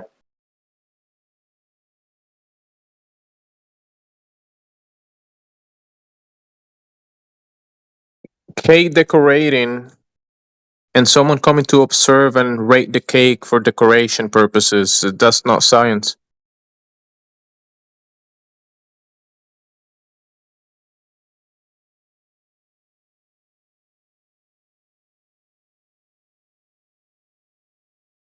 If you go to the art museum, you observe the paintings and the art forms. That's not science. You observe the stars moving in cycles. You're observing the phenomena. Just because you're doing an observation, that doesn't mean that that's science. Because it's not. You're not completing all of the steps of the scientific method. Further down in that article, the author references astronomy as a science. Where is the experiment part with the? I don't know. It's your source. You tell me. Your source. Well, that's the interesting part. No, you It's posted like, it. I didn't post it. if you I'm only reposting your have source. already considered that something isn't is, haven't you already perverted your way of thinking? Like, that's the ultimate question. I'm totally missing what you're saying. Is there some way that you could find hope for level to mean a curve, so that your whole perversion is real? Will that work out one day? I for you, really don't you care. think? I really don't What care what the Earth point in is the round or future flat. do you think that works out for you? I really don't care whether the Earth is curved or flat. Just makes more sense. I know you don't care. That's precisely my prescription for you. Yeah. Awesome. What are you saying? Yeah. Don't understand your point. That's not a surprise either. That's my prescription for you. Probably not. Okay. Okay. So we got astronomy, even though it doesn't produce experiments, is a science from that article. That's wonderful. That's what you got from it. Like, is it the first time you're reading Is Hooked on Phonics like a new concept for you?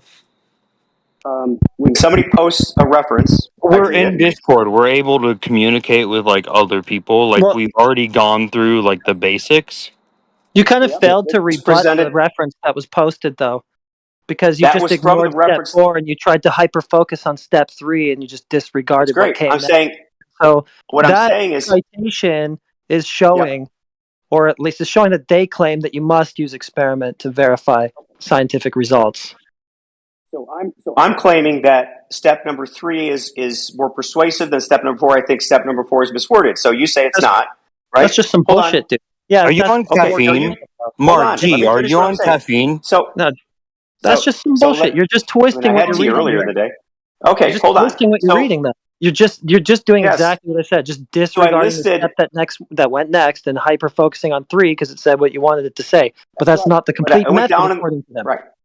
I went down further in that same post, that same reference, and pulled out astronomy, which you guys would not consider an experimental science, and the author considers that a science. So what does What's that it say say? about her, Yeah, his or so- her? I okay, can't remember fine. who wrote it. Well, tell us what the exact quote is. Post it.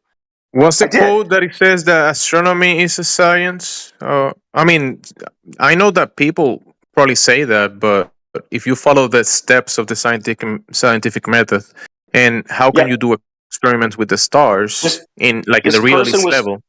Yes, this person is talking about astronomy and the precession of theories because of proof, right? From the Copernican and Ptolemaic to Copernican models, right? Classic example. But This you're author's doing using it. experiment with models.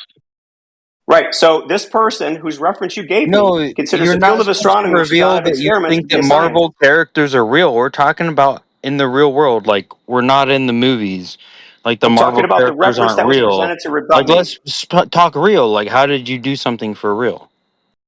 I'm talking about the reference that was used to rebut my arguments, which were many.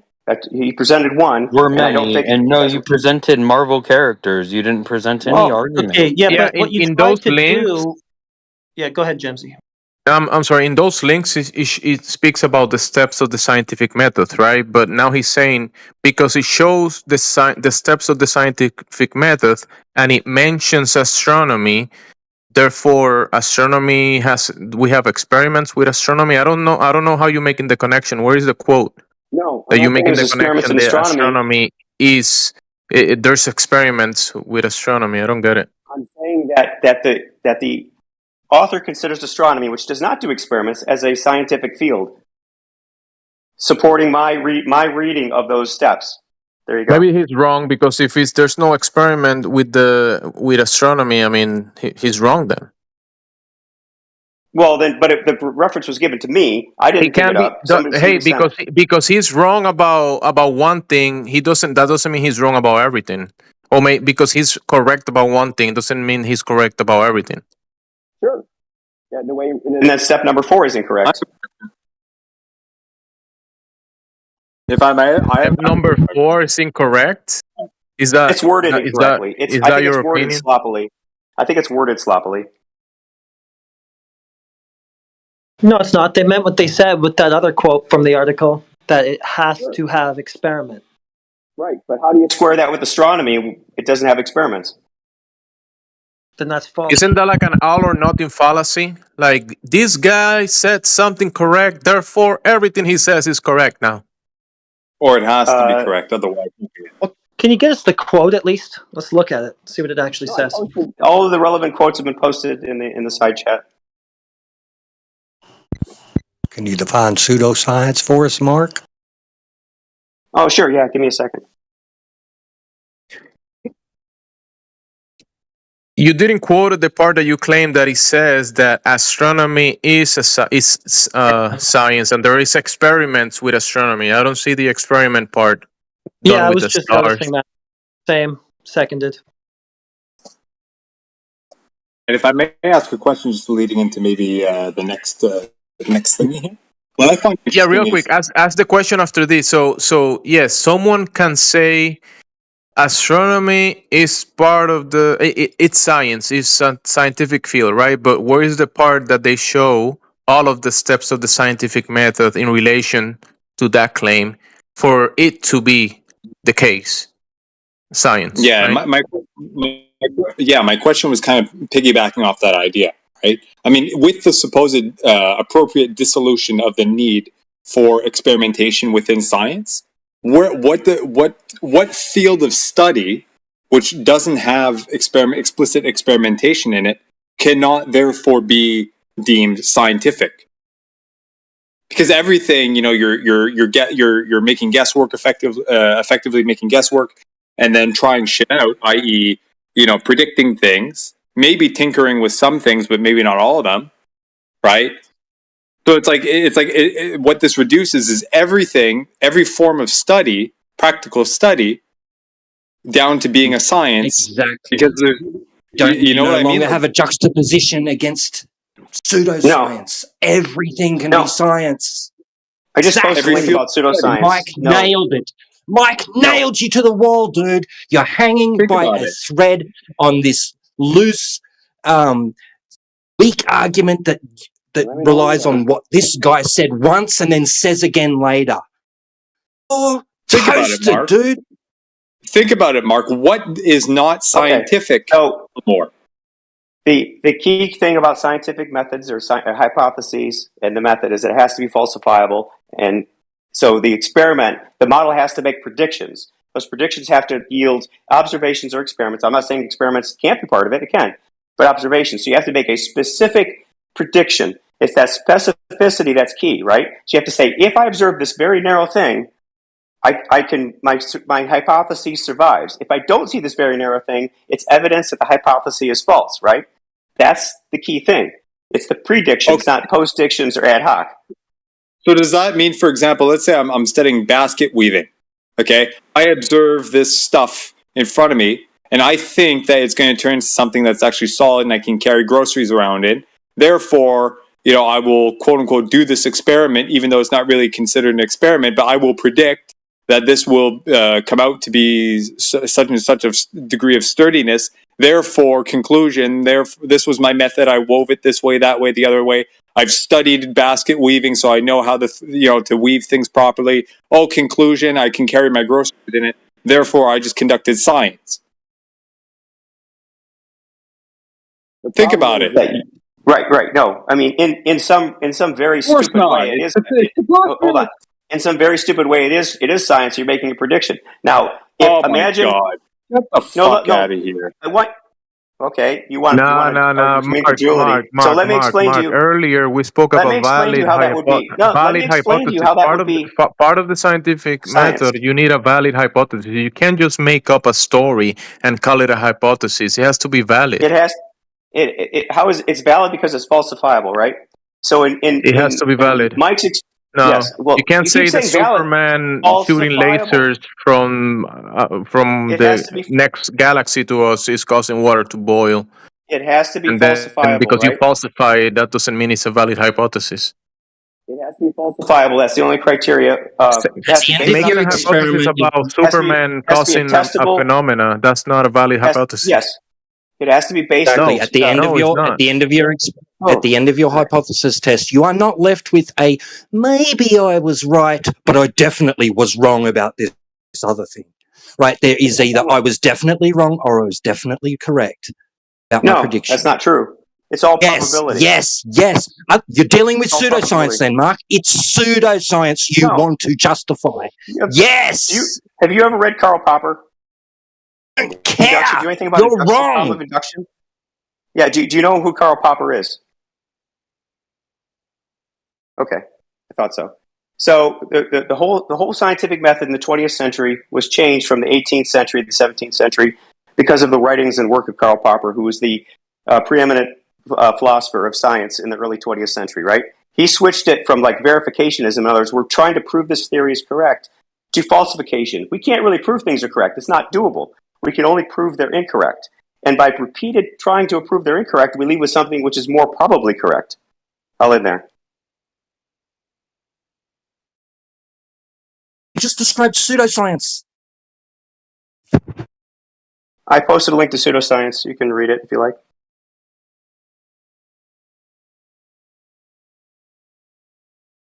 I know what it is.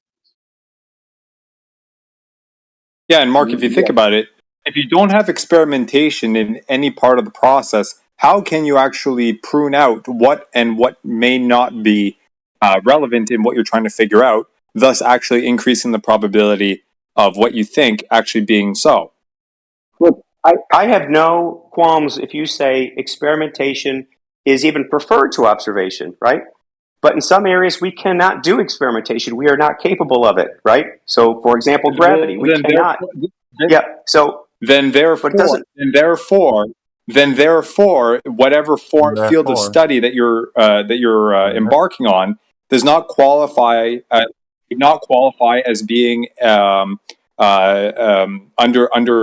the term. Excuse me.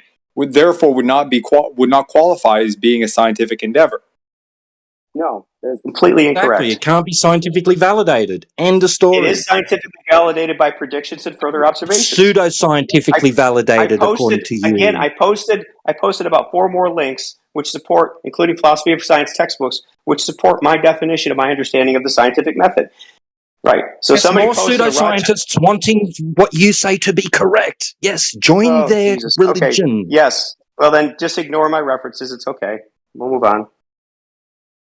But Mark, think about it. Like I said before, it relegates almost everything that is of value in being studied as basically being a form of science. So it kind of like edifies everything and it gives an air of importance to everything that can be studied, and basically allows for the labeling of everybody as being scientists. Fuck. Think about it. That's a natural consequence of what you're describing here. Right. The prediction has to yield. There's a couple things about it, right? Has to be specific, right? So if you just say, "Oh, something's going to happen," and you give a very vague explanation, it's not scientific. Or if it does happen, the evidence is so weak, it's meaningless, right? Okay, so what qualifies as being vague or not? That's another vague thing to say. Do you think it's like there's ample wiggle room? And then, based on some random, unspecified criteria, we can increase that or reduce that based off of our own sort of preferences and shit. Sure. What you have to do is you have to establish, I'm sure you know this, a p-value, right? You have to have a logical inference to a p-value, right? And that p-value is set by. How are you left? Yeah. How are you left with I could be correct? I'm definitely not wrong. How do you get to that? I could be correct. I'm definitely not wrong. What are you saying? You said it's falsifiable, which means you're left with one of two options: right or wrong. Not maybe I'm right, but I'm definitely not wrong. There's no definite on either side, right? You just say more probably I'm right. That's it. After an experiment, it's not falsifiable. There's evidence that points to falsification, right? And there's evidence that points to not falsification, right? Get us there, Mark G. No, get us there with science. No, so you're talking about pseudoscience, stuff that isn't validated using the scientific method. Science proceeds asymptotically towards the truth that never gets there. Oh my God. You understand? You're a brain in a jar, right? You could be a brain in a jar, right? Yes, you know the problem of induction, don't you? Are your senses reliable 100% every time?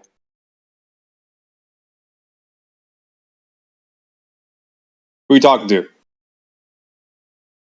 Well, T-Dub is the last one to talk to me, but your that's senses the point. are the product of billions of years of evolution.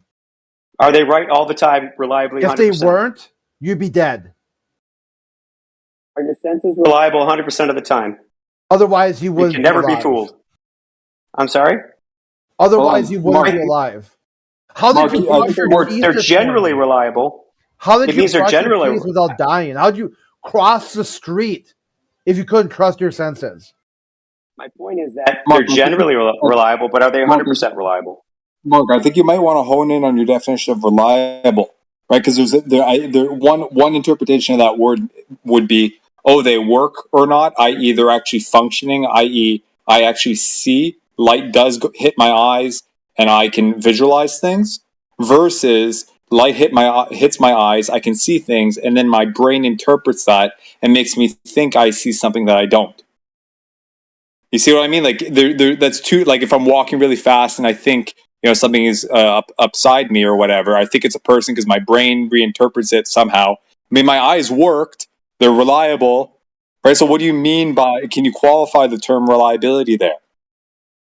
I said that. Well, but by reliable, I mean they interpret the objective world, which we presume to exists, and they interpret the objective world in a accurate or mostly accurate way. They don't always do that. Sir, your brain does the interpreting. Yeah. Okay. So yes, your brain. You experience as a human. You experience through your senses. So your five senses, right? Smell, taste, sight, touch, hearing, all that stuff. If they're functioning, it's basically a binary state, more or less. It works or it doesn't. And then, yeah, sure, if you have hearing degradation or something like that, you hear a lot less, but you still hear, right? And that might influence your ability to interpret it, right, via your mental state, okay? But the things are basically on or off, plus or minus a little bit, okay? They're zero or they're greater than zero.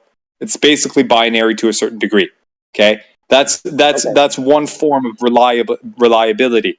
And now, if you're talking about the actual ability for you to interpret your reality, that's a mental function. Yes, that's fine. I'm just saying your interpretation of reality through your senses is mostly reliable, but not entirely infallible. You're changing the meaning again. Okay, you asked, are your senses reliable? Basically, yes, they are. If I have a broken leg, well, I'm fucked there. If I have hard of hearing in one ear, I'm kind of fucked there. So no, they're not reliable because they're not working. But now are you talking about the mental capacity to interpret whatever signals are actually coming in? Or are you talking about the senses themselves? All I'm talking about is obviously the senses were reliable enough to figure out that the senses aren't always reliable. Huh? All I'm saying is that our senses are not an infallible way to interpret our environment. That's it. But you're going back in circles again. That's a non sequitur anyway, dude. You're just a cope. And he's going back in circles again. He's conflating the mental aspect of things, i.e. the interpretation zone, with the actual machinery themselves. If the machinery is broken, the machinery is broken. No, it's not reliable. That's a binary state, basically. You're circling back to basically what you said before, just with different words, trying to negate or hand wave whatever I just said to you. You can use whatever definition you want. I don't think you're getting away from my conclusion, which is important. It's important though because you're concluding what you're concluding from what you're presupposing the answer is to your statement. Okay, relies on one definition or another. I don't think that. That's why I'm pointing it out. I don't think it does. So if you say, for example, that if you want to define reliability as they're producing inputs to your brain, and that input is always true. If we see light, we see light. That input to our brain is correct, but we do not have a reliable we will interpretation. observe to occur within a strict set conditional environment all the time when we perform a certain action. Every time. People's interpretations differ. You can put two people in the same situation, they will report two different things. They will experience two different things, right? Your senses do are the not exact same thing inside the exact same environments, but your senses are not independently, they will get the same outcome, no matter what. It's not subjective. Hold on. There is objective fucking science. Yeah, sir. If you discount the cope mental about it all you like. Yeah, sir. If you discount the mental faculties involved in any decision making based off of the sensory input, okay. If you're discounting that, then yeah, sure, it could be said that the same outcome will happen. But that's not what happens because we make different decisions based off of what happens. Okay, sensory input is if it's all functioning, that's fine. But if there's different choices and different psychology and shit like that, of course, it's not going to end up the same. It doesn't mean that it doesn't necessitate that one person's senses are reliable or not. They're not. Your human senses are not reliable 100% of the time to draw conclusions about the environment. Just not. Right? How'd you figure that out? How did you figure that out? Well, if they were, you'd be the first human in history to achieve that status. How did you figure that out? It's like, fuck, man. Mistaken about anything? You've never been mistaken about anything in your environment? Sir, we can't be fooled. Saying I have never been mistaken about something in my environment. I'm asking you. Been to a magic show? Figured that out. How did you figure out you were wrong about the thing? How did you figure out you were wrong about it? Yes, sir. Again, you're conflating. You're conflating the mental aspect of things. I.e., you see something, you make a decision about it, or you think about it, or whatever. Okay, with the actual sensory input again. Track. Like if you see a mirage, someone will think if it is water because he couldn't process the information, and some others will just understand that it is mirage, an effect that happens when those atmospheric conditions just accord for that moment to happen. Yeah, exactly. Both. Sorry, but yeah, you're exactly. Both people saw the same thing more or less. Okay, they perceived it in their mind's eye, let's say, differently, and made different decisions about it. But their senses got the same information. Exactly. That's what I'm trying to point out to Mark. He's conflating the mind and the senses as being basically one fucking thing. Right. So what I'm saying is, if you conflate the mind and the senses, which is what I'm doing, do you have a problem with that? Yes, sir. What's the problem with that? Because the sensory input is not the thinking and the considerations behind it, behind this, what the sensory input is telling the body, and and the meaning that it entails. Okay. You are talking about the process that happens after processing the information from the brain, and the interpretation of that information. So everyone will interpret the information dependent to what he knows, dependent to his knowledge and his beliefs, and so many variables. Sure. But their sensors got the same data. The data that the sensors got toward the brain was the same. The process of the information was the same, the colors and the background and the sounds and everything, but the interpretation of that image was different dependent to the background of each person and the understanding and the ability of processing an information. Okay, I generally agree with that. I got to put a pin in this conversation. I'll be back in maybe half an hour or something. Great.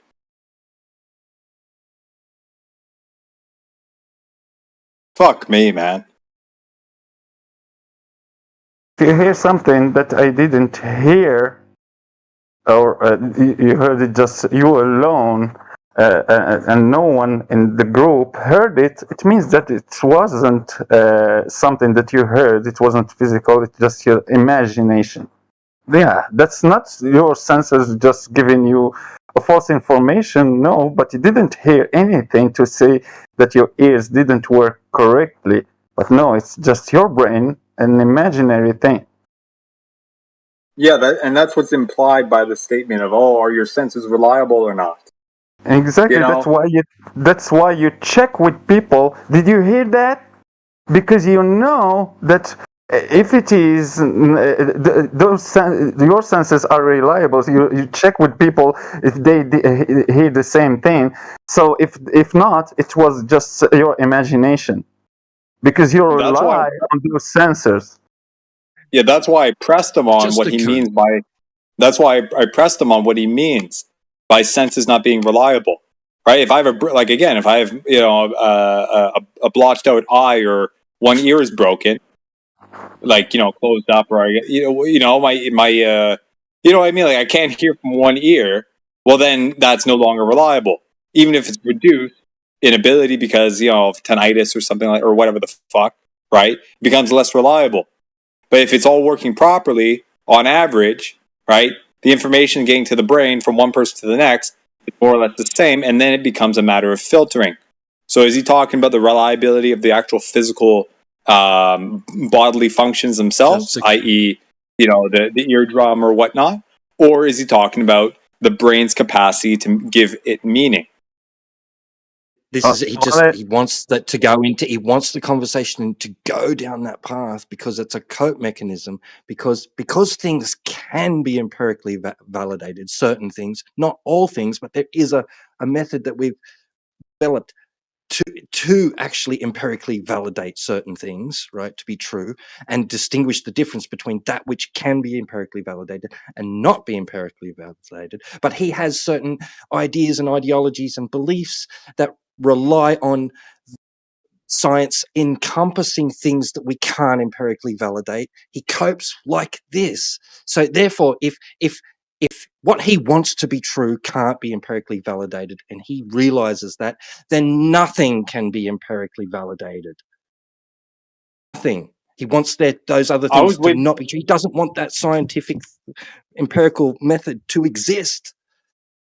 Want it to be true. He doesn't want things to be true because he can't prove what he wants to be true. I was waiting for a moment to ask him, where, like, if I have the boiling water experiment, right? I control for the atmospheric pressure, the pressure in the air, more or less, 14 psi, and I up the temperature. Oh, okay, I get a reading of boiling in the water. Okay, then if I control for the temperature and I upper or increase or decrease the pressure, and I get a boiling. Oh, okay, I get a positive reading. Okay, so we know these two things are correlated in the ability to actually boil the water.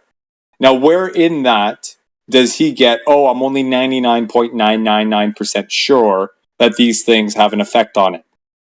If. You know what I mean? The use of if. Like, I have faith that there's something else. Okay, now there may be another variable at play that we're not aware of. Okay, or another thing that can actually influence it independently of pressure and temperature. No, you're just sort of chasing like a Rubik's cube. Like, but what I'm getting at is this is how he sort of thinks. It seems. So what I'm wondering is where he gets the idea that I can't be 100% certain that temperature and pressure have an influence on water's ability to boil or not, or freeze, right? And why is it not 100% and only 99%, in spite of the fact that, there may be other variables at play, but these ones can't be concretely shown to be necessary. Like, I don't get that. Fuck. No, precisely. He believes, and like that's why we all agree here. The Earth is measured flat. For instance, right? The triple point. Take the triple point for instance. Then nobody's ever going to find an instance where the triple point doesn't occur at a specific temperature, specific pressure, and they're never ever going to be able to demonstrate it without a container.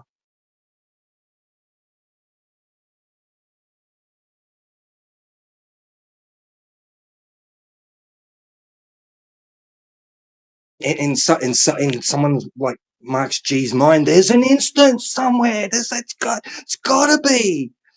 That can't be true. It can't. Nothing can be true like that. You can't be so certain about anything. You fucking can. And I mean, you would It's think that impossible you to would achieve think, the triple point without those specific conditions. and you would think cannot that, do like, it. you would think that with this approach, right, the scientific method would eventually lead one down to a point where they actually discover this new potential thing, all the while settling on the fact that we know that these two variables do the trick, and then eventually we need to figure something else out. Okay, then we can add on to it, but we can be sure in these first two things, like, come on. I Yeah, swear, and you can be sure. those people are not meant to debate anything because they are not meant to be sure of anything. So, what are you debating about if you are not sure about the information, 100% sure of the information that you are just giving? What are you talking about?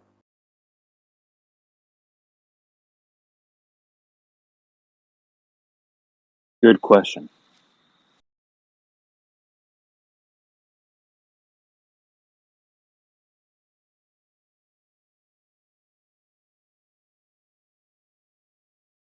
No one's gonna sit there and tell them how they can actually measure it.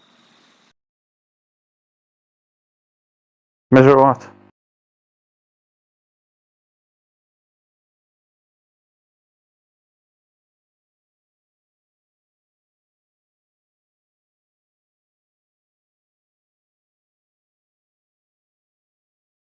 Anyway, I'll be back in a bit.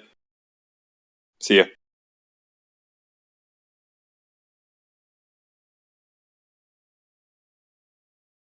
Yeah, maybe the aura.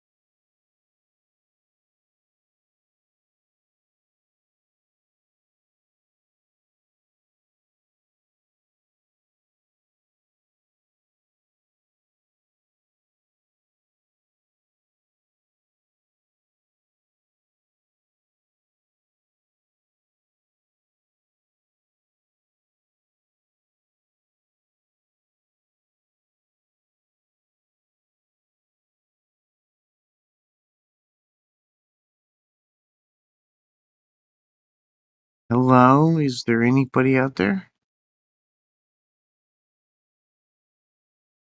No, just you. No one can hear you scream in space.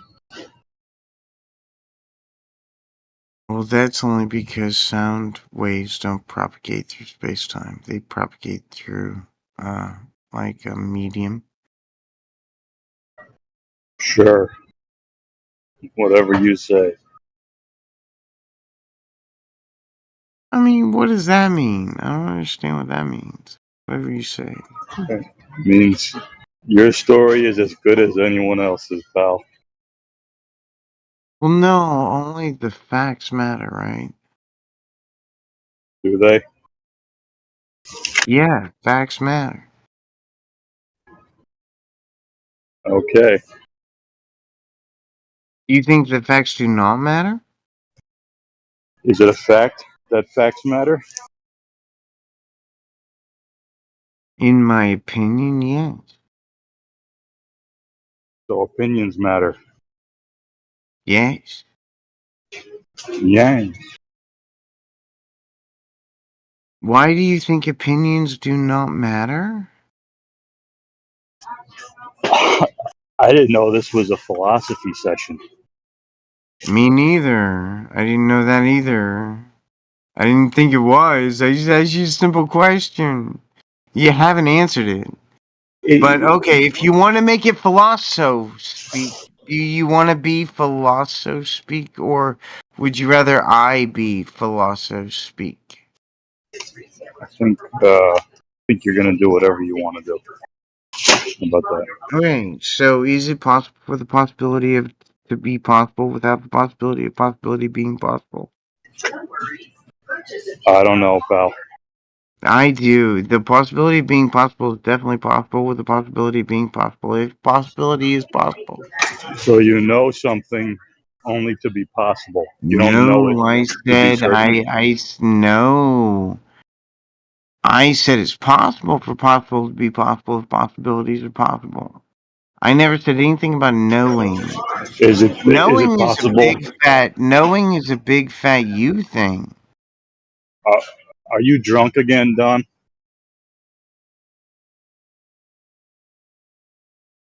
Where's Dawn? Huh?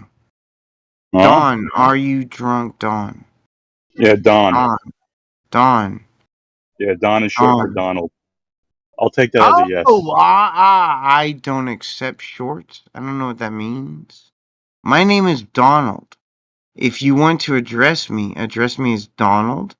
If you do anything other than address me as Donald, I won't really address you. I'm just going to dismiss you as being a fucking asshole. Wow. There, Mr. Trump.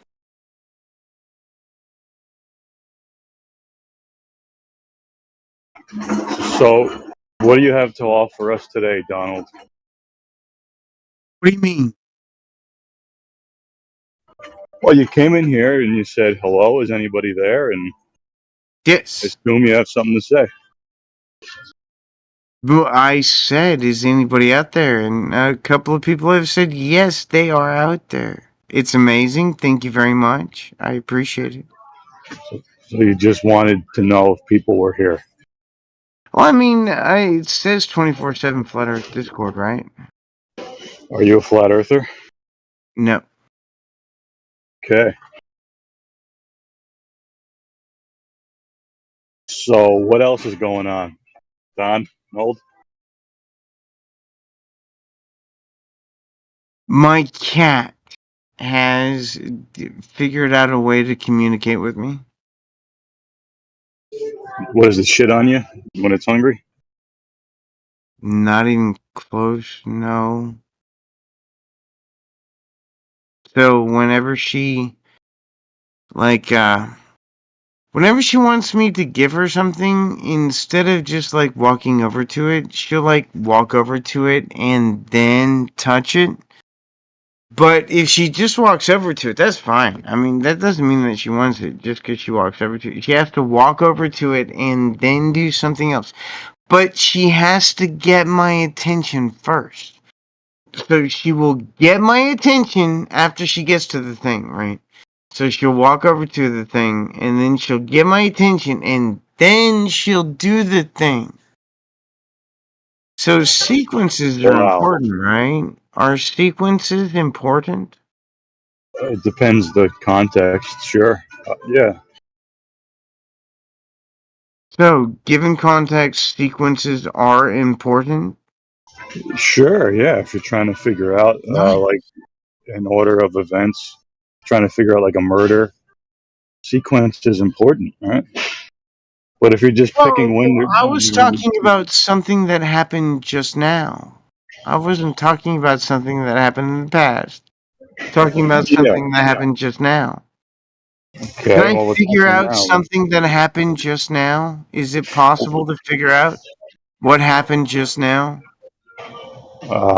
What's your favorite drink, Donald? I could tell you're high on something. What are we drinking tonight? Okay, so should I go back to asking the question that I asked, or should I let you just, like, pivot away from I don't know, Donald. It anything? seems like you're just kind of woozy, like you're not really talking about anything in specific. You're all over the Hey, road. So. what was the question that I asked? You asked if sequence was important, and I said, yeah, sure. Okay. So let's go with that. Let's go with that. Sequences are important. Let's go with that. So, is a murder a sequence? Is a murder a sequence? No. Is 5 murders a sequence? No. Is 50 murders a sequence? No, they're just discrete things. They're What not makes sequences. something a sequence? What makes something a sequence? Like an event happening. You're describing an event. So, like a murder. No. Is a murder an event? No. It's A a thing murder happened. is not It's an a thing that event. happened. Well, it could Is be a noun or a verb. okay. Calm down. So Calm is down. a murder an event? Murdering is an event. A murder is just a Okay, thing so that happened. murder is an event. We agree It murder depends on is the an event. context, Donald. It depends No, on the you're context. right because you haven't let me finish that. I've been trying to get to. So, murder is an event. Yes. When it's in the act of happening, it's in the process of happening. Sure. Yeah, Murder is an event. Yes. it could be just a noun. It could be a verb. So yes, Donald, you got to be specific with your context. I am being specific. You have dismissed my specificity with an Okay, air of being a Tony, fucking. Excuse me, I'm in the middle of a sentence right after I let you go for a really long time without ever interrupting you. I really? never interrupted you. The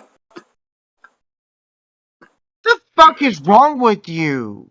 Donald, do you have any idea what you missed? Sir, think about it. Okay, Please a tell me what murder. I missed. Please tell me I'll what I help missed. you out. I'll help you out, and then you can get back on track. Right? A Yes. murder. Okay, a murder is a noun. Yeah, but if a murder is used in the context of a past tense event, i.e., somebody got murdered, therefore a murder occurred. Right? That's an event. But you also have a murder as in a group of animals. Right? Like a congress of monkeys, a murder of crows, for Oh, example. Okay? You gotta be hyper specific on what you're talking about. He oh, fucking deaf like a fucking he's bitch. deafened. Holy shit. Yeah, he's What a deafened fucking himself. clown.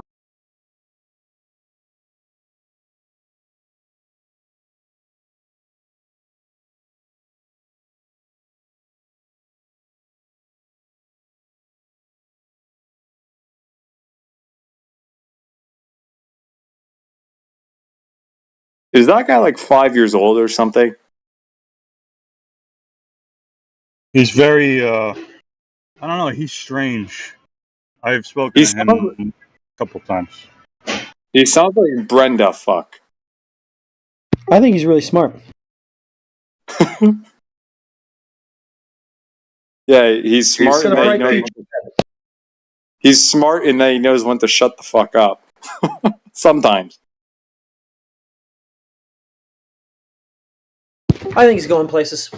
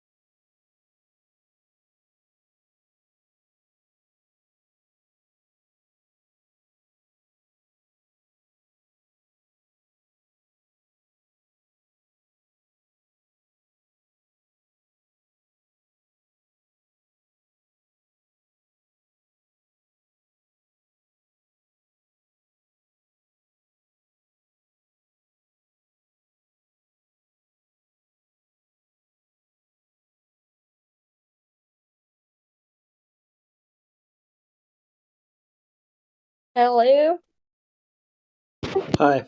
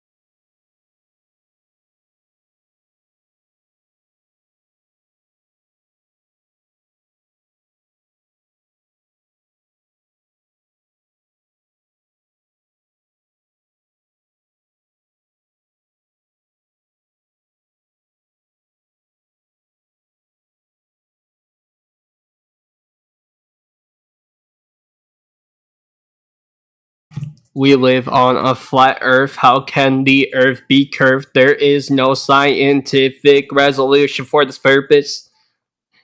There's no surface. It's not flat. It's round. We live on a globe. What do you mean, my bro? If you think that we don't, then you just might be dead. Cause you know that you talking, you is the earth that I said, put it to rest. Please go to bed. Hey, put that bitch in cardiac arrest. My dick inside his chest, caressing on his breasts, rolling weed like cigarettes. You want to talk, but you don't even know. That's really cool. I'm fucking that hoe. They want to talk to the gang, what you know. Yeah. Cool. Clark 16. I said I'm finally Cool. use the bitch on the dick, and you know that I'm like a student. Bitches want to talk, but they don't even know the way that I That's not step on the buddy talk, O. I man. got the V. All right, Hey, then. I'm fucking that bitch. What you mean? I'm not gonna listen to any more of this. So, why do you think you live on the ball? Yeah, that's what I thought.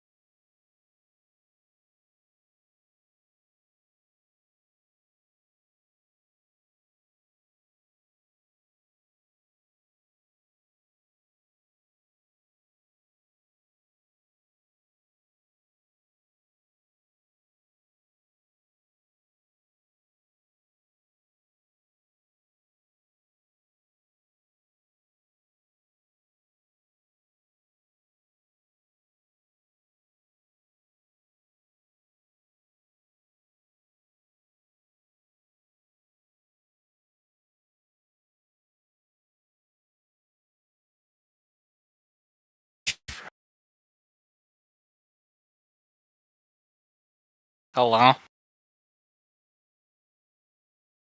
Hi, what's up? I wanted to ask you guys a question. Go on and axe.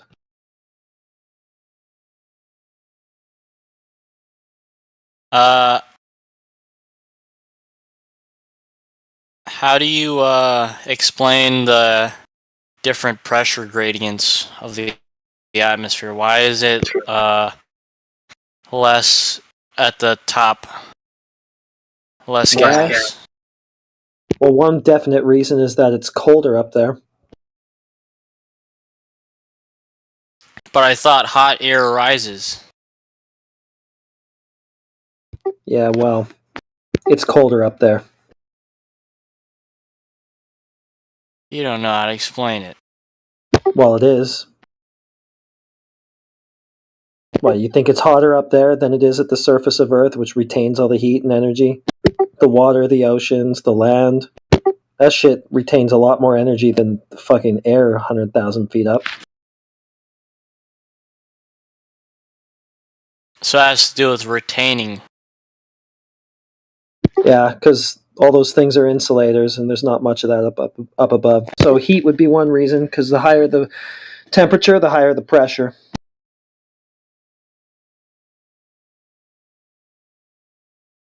That's one reason. There could be other reasons, but that's one at least, for sure. Also, the gases are mostly exchanged at the surface, too. That's another reason I would say. Any living thing emits and takes in gases, obviously.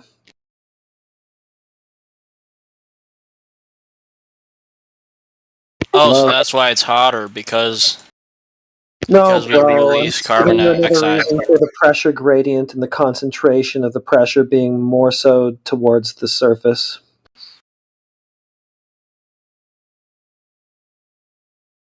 Surface as in the top? As in the ground.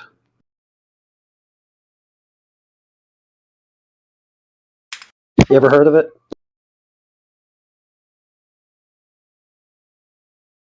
Yeah, the ground is not flat. You mean there's topography? Like mountains and shit? Yes, sir. Wow, good catch. So that must mean it's a globe, right? I don't know. Yeah. It's not flat. Great. Did you think that when somebody said flat Earth, they meant, guess what, guys? We just found out there's no mountains. What does it mean then? I think it means that there's no convexity like what you would expect on a sphere.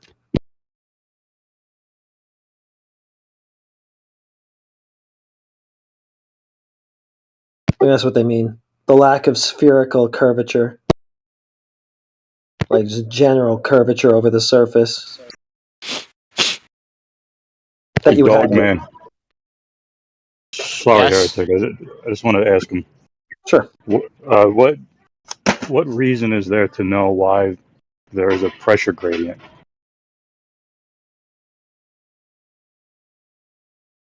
I was arguing with a glober, and I didn't know what to say.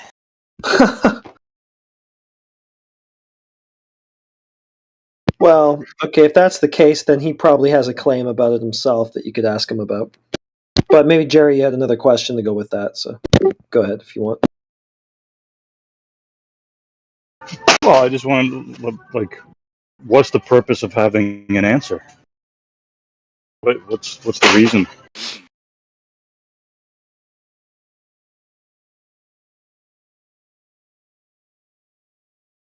Yeah, does it really matter? Debating the Yeah. shape of the Earth, like, does it matter? Why the air thins out? Nobody can prove the reason absolutely anyway. I mean, there's a few things like temperature and stuff that are obvious, but if there's something else to it, nobody could absolutely prove it. They couldn't prove their claim, so what does it matter anyway? I want to leave the Earth.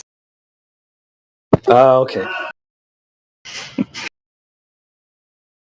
Dogman, do you think there's things that we can know?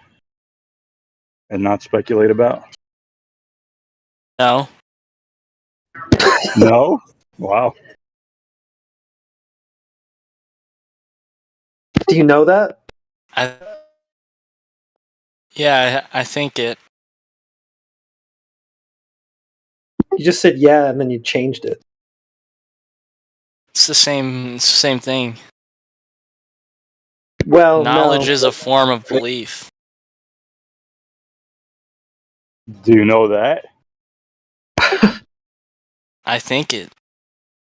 Do you know that you think it? I mean, dude, this is like an infinite regression. Like some things you just have to know, right? Like you just have to know But something. infinite regression is negated by infinite progression. Okay, so is that a That knowledge means claim right there? infinite regression is stupid. Yeah, everything you're saying is like knowledge claims. So do you? Oh, you left. Son of a bitch. Damn it. Yeah, he was kind of fun.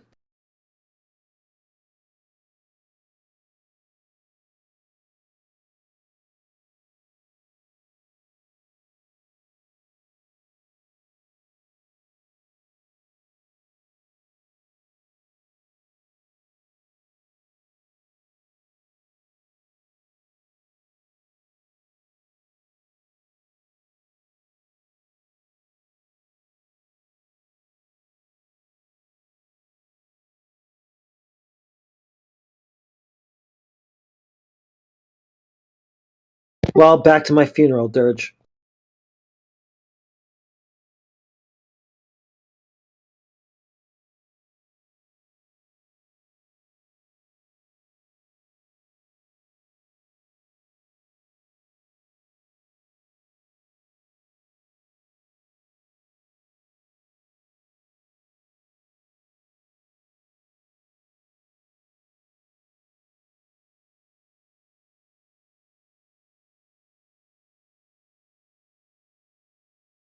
So is the ratio still like 1 to 1,000 or 1 to like 10,000? The amount of people that come here just to troll to the amount of people who come here for like a real conversation. Yeah, it's pretty much right around there still. It might even. I mean, it might even be worse now.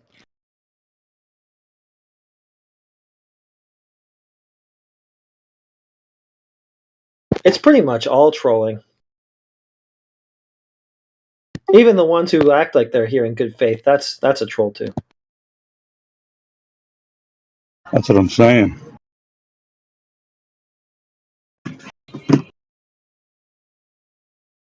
Yeah, it's all pretty crazy. Well, we got David Attenborough joining us at least. Let's see if he's a troll. Yeah, Henry the Brit, what's going on? Not a lot. I'm just browsing through the rooms, getting a drift of the conversation, just listening. I always do. I don't butt in on a conversation without knowing what it's about. So it's not as if I'm a troll, it's just that I'm listening. So I don't interfere in reasoned argument without good reason. You're ahead of 95% of the pack. Yeah, well, it's common courtesy if you go into a room is to stop and listen to what's going on before you speak, instead of being rude and interrupting on something you may know nothing about.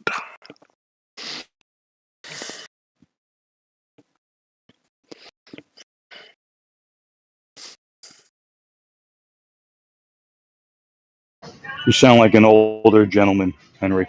Is that true? I am an older gentleman. I'm Have you learned 88 anything? years. I'm 88? 88 years of age, yes. Okay.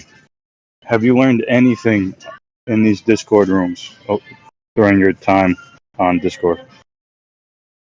Yeah, how stupid some people can be, and how people have fixed ideas, and also people who interrupt when they don't need to. They should stop and think before they speak, because they don't know enough about another subject. They only know what they read on Wikipedia or in the media, which is not always true.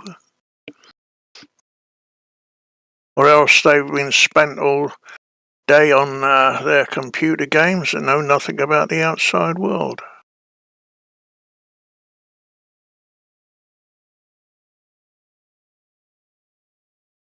And you didn't know that until you got on Discord? I mean, well, no, I knew that before. I knew that beforehand.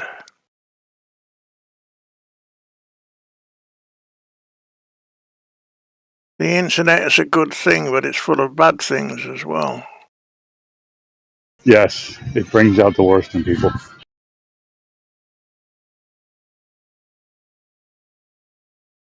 think it's because they have the power of anonymity. That is very true. Which is why I always tell everyone, do never give out personal information.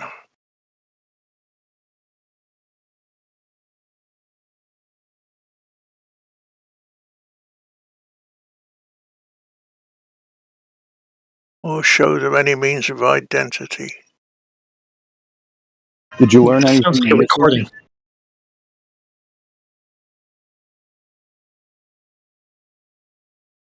I think I stepped on you, heretic. Oh, that's okay. I just said this sounds like a recording.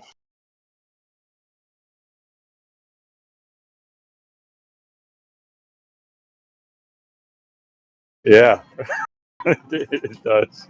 In what way does it resemble a recording? I would imagine that what he's saying there is that you're very well spoken, you're thought out. So the way you speak is, sounds like a recording. Well, no, I developed this mode of speech so that no matter who I spoke to anywhere in the world, if they understood English, they could understand me purely and clearly on my pronunciation. That sounds like AI. Well, it's logical to think that, but it's not. It's personal training. I do have accents I could use from where I've lived in the country.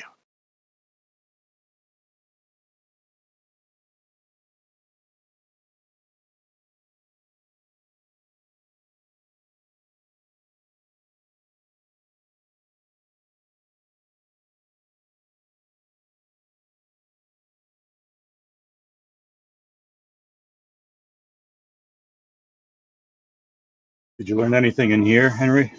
In this room? Some controversial things which I don't agree with.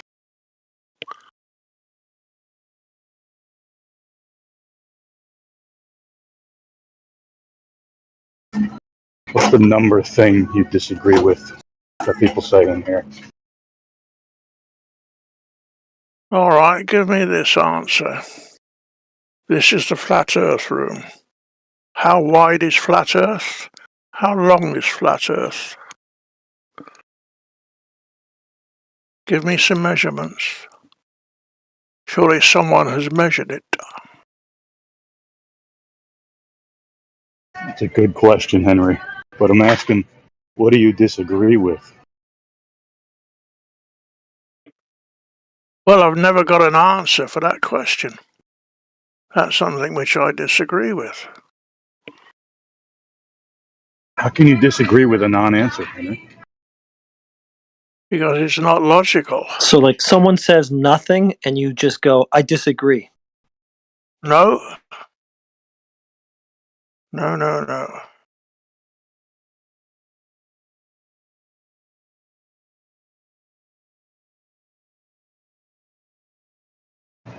If someone did have an answer to that, would that make the Earth flat, Henry?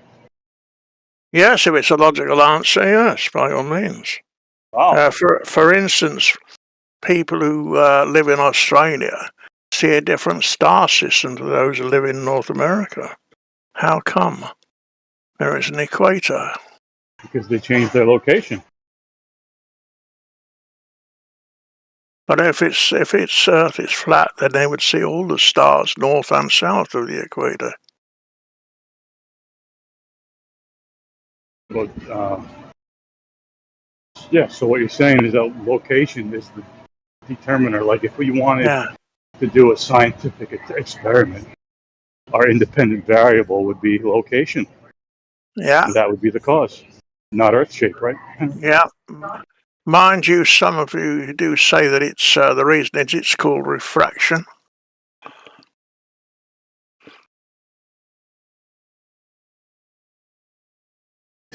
Yeah, I just say it's location. I don't get into refraction.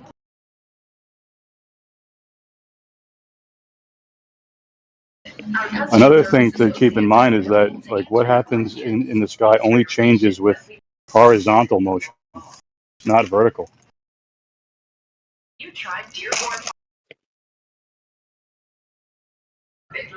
Like, you could be at a city that's 7,000 feet in elevation, and and a city in somewhere else that's like 30 feet above sea level, and they would both have the same elevation angle to Polaris. So what that tells me is there's no verticality to there's no verticality involved in what stars you see, but spheres drop vertically. True, but the higher you up, the further you can see, because you've got height giving you distance. Yeah, but we're talking about what stars you see.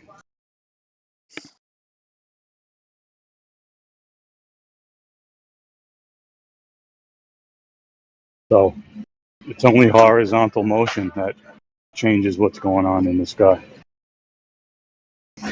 not a vertical drop.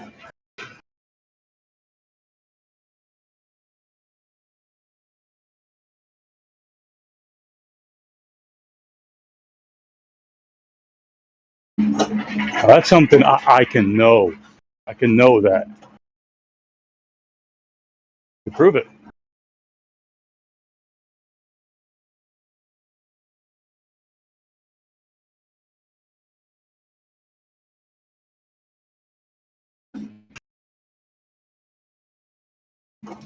I hope that satisfies your answer or your question.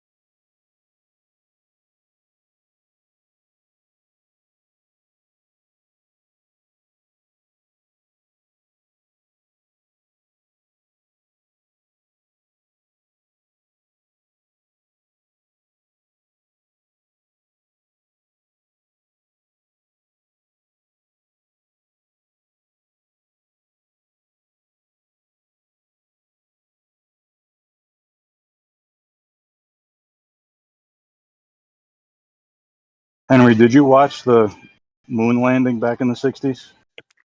Yeah, I did. And what was that like for you? A very interesting experience.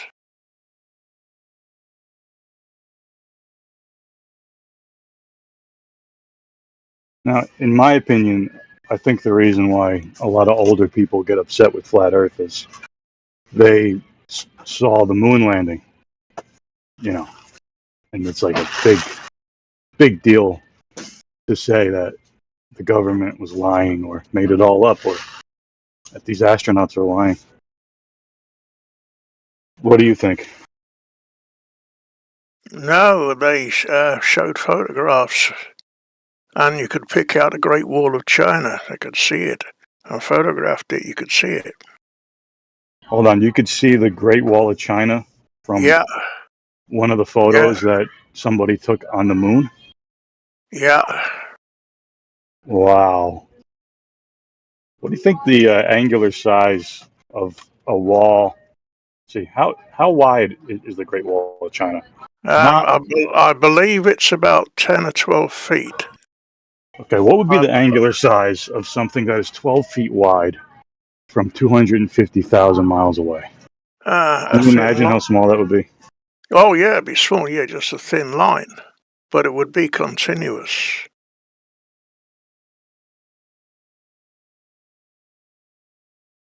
When you think about it, a marvelous piece of engineering.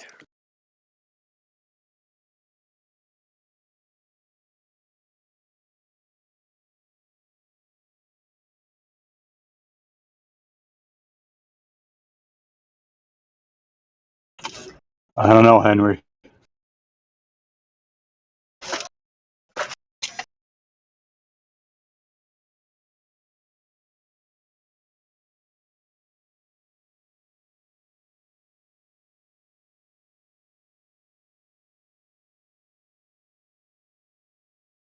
Anyway, I was just drifting through the rooms. I'll carry on drifting. Might catch you later. Good talk. Yeah, mind how you go. Be careful. And don't forget to look both ways when crossing a road.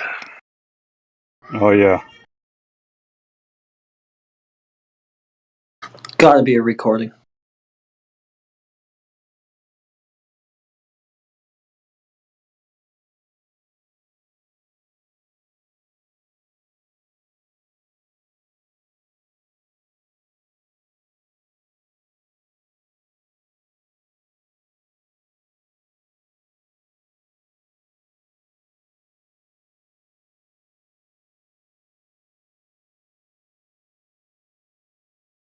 All right. I just put it in Chat GPT.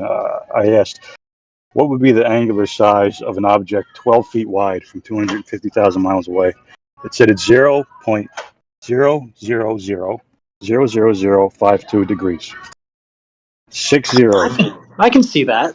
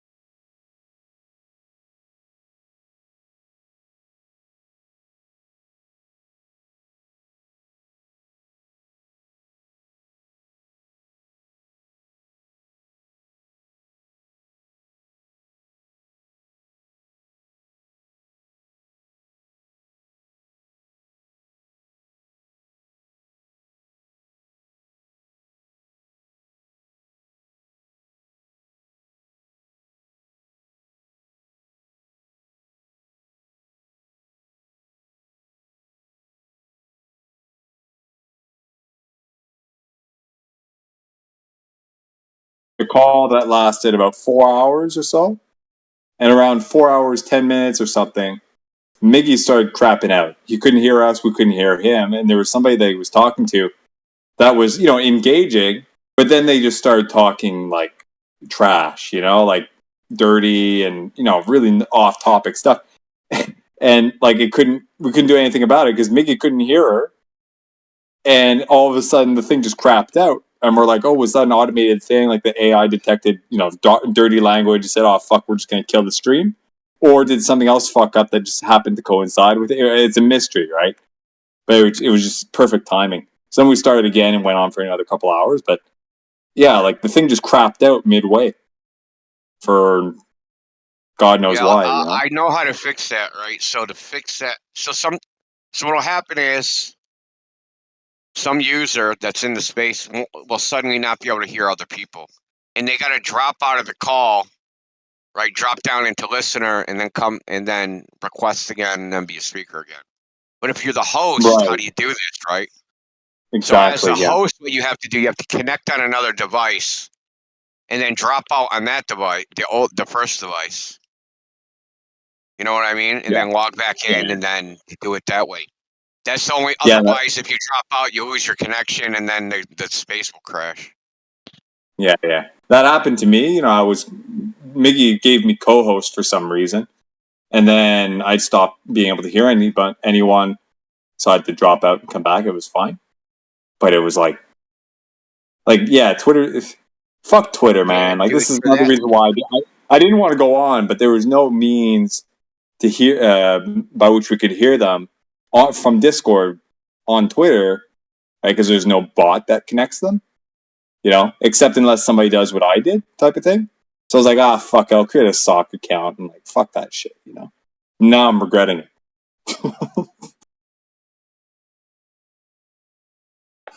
Fuck. I mean, just for a company of that size, and what should be the capability of the software engineers, there's no reason that Spaces should work that shittily. There's no fucking reason I can think of. It's like voice over internet, man, has been around quite a while. It isn't fucking a mysterious freaking voodoo art at this point. Okay? Everybody should be able to figure it out. I know there's going to always be problems with latency and jitter and all those things. Fine. But it shouldn't be like one person suddenly loses audio, right? And half the people can hear other half the people, and some other half can hear some other half, but no one can hear, everybody can't hear each other. Yeah. There's no reason for that. Aren't Spaces relatively new in the last year or something like that? Nah, it's been around since it was Twitter, man. It's been around for 3 years or something. Okay. That's what I'm saying, man. It's a 3-year-old piece of, feature. It should work fine by this time. I think they implemented it during COVID. I should fire up what Fiddler is? I should fire up Fiddler, man, and sniff the packets and see what it's connecting to and shit. See how they're actually hosting the voice over IP. Wireshark, Yeah. Well, I would use. I haven't done this shit in a long time. There's Wireshark. There's also not something. Well, if you're on your laptop, it's a network sniffer, dude. But it'll show you all. But use Fiddler, right? Because that will all the connections that come out of out of TCP/IP. It'll show you where they're going and what kind of packets they are and all that crap, right? Yeah. So I'll be able to see if they're connecting to a regular standard voice over IP gateway, and that's how they're all connecting, right? You know what I mean? I don't know what technology they're using. Are they using standard voice over IP, or are they using some in-house shit they invented themselves? Because it's crap. More likely than not, they're probably using WebSockets. Which is, shit over HTTP. Yeah, why would they do that? Why wouldn't they use existing tried and true technology that's been already working for freaking 2 decades? I don't know. I mean, I could be totally wrong there. But you don't even need Fiddler or Wireshark for that. If you're opening it in a browser, you can just go into the DevTools. It's all there. If you're on your phone, that's a different story. Yeah, but what if it's not connecting? I mean, I guess it has to. But Yeah, they're all there.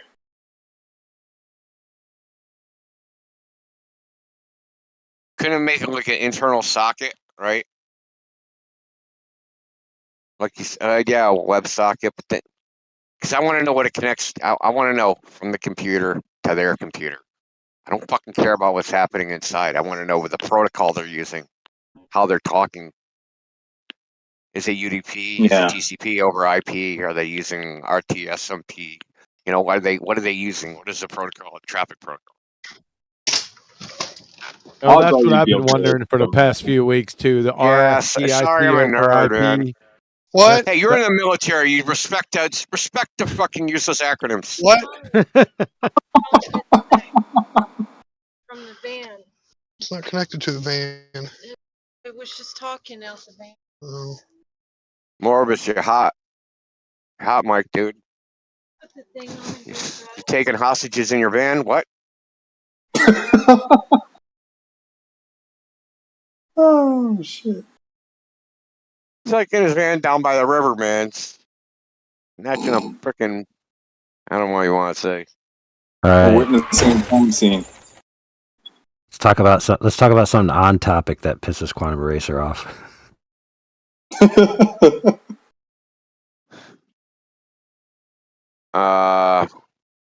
Global rap.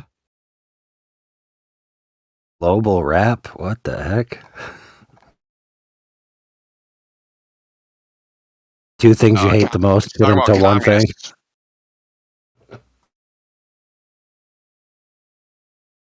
Wait, rap like rap music?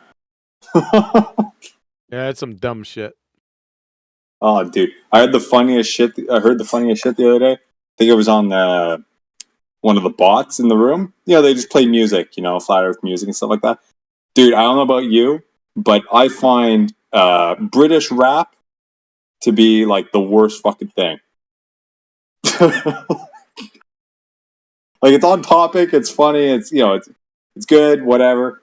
But there's something about the British accent that once you start rapping, it like deflowers the entire appeal, to the British accent. What's You there think to they're all deflower? intellectual. There's nothing to deflower. The once perceived, intellectual highfalutenness of Britain with their accents being all, snooty and shit. Takes it away, Yeah, when they actually sing, you don't hear the accent. But rapping, forgive me, I just shoot them. Singing's another story. Well, pop country music is pretty trash too. Not country music, pop country music. British specifically? No, the shit they show on like country music television, that shit. Okay. Which I haven't seen in a long time, but it's like anything that got through the marketing department that's music, it's shit by the time it comes out. So what's new with the final experiment? Or the final Yeah, they've gone dark on that, man. I've noticed that myself last week, dude. They've gone dark. Like it's like no, like I don't know. Huh. Maybe Duffy had warrants served or something. Brenda said he'll be a flat earther if it's turns out no 24-hour sun. Fuck, I'm praying for a 24-hour sun now. Yes, I am too. It ain't happening. We won't accept that shit. Oh shit. Yeah, our team is fun. What about faggot boy Jaren and shits at Sky Zero? What happens then? I haven't heard from them in a while. No, I'm saying when they see 24-hour sun, they're globetards. I can't wait.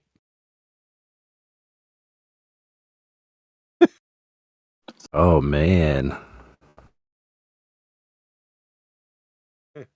Well, I haven't heard anybody mention it in about, I don't know, a week. Not on X, and they're all like they were jerking off over it on X, dude. I think something fell through. This is, I don't think it was ever going to happen in the first place. So that's my prediction. I yearned for it happening. Don't say that shit. Stop with the negative waves, dude.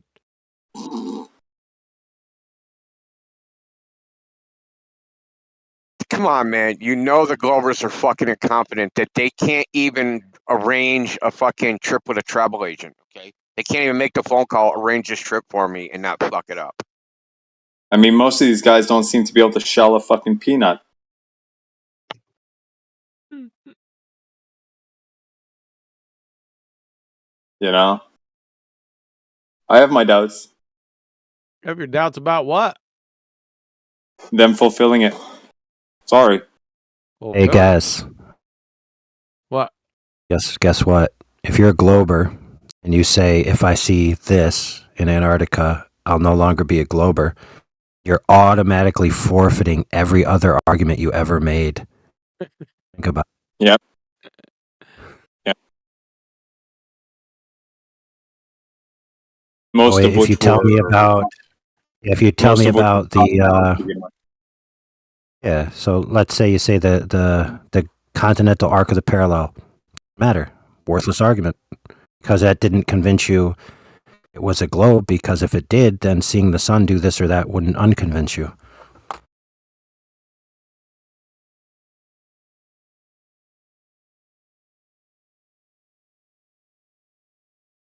You know they're not going to frickin' do a mea culpa even if they don't see a 24-hour sun. You know Yeah. goddamn well they're not going to. Because the first thing I'm going to do is say it. All pictures from space are fake. Say it. Say it. They'll never say it.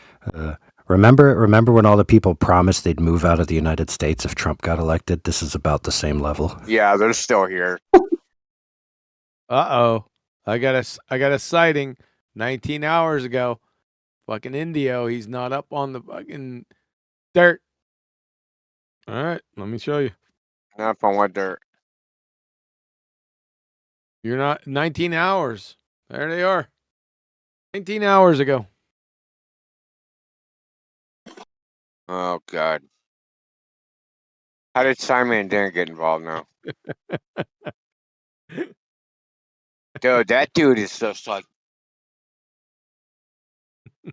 He's an epic retard. Like, Simon Dan is really fucking stupid. Like, seriously stupid. Yeah.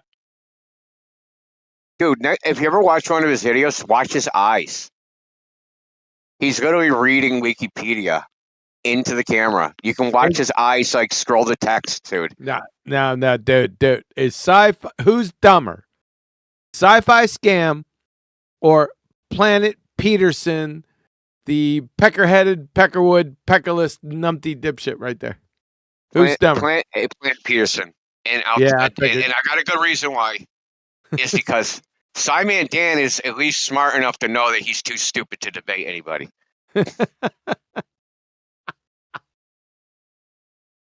Yeah. Yeah.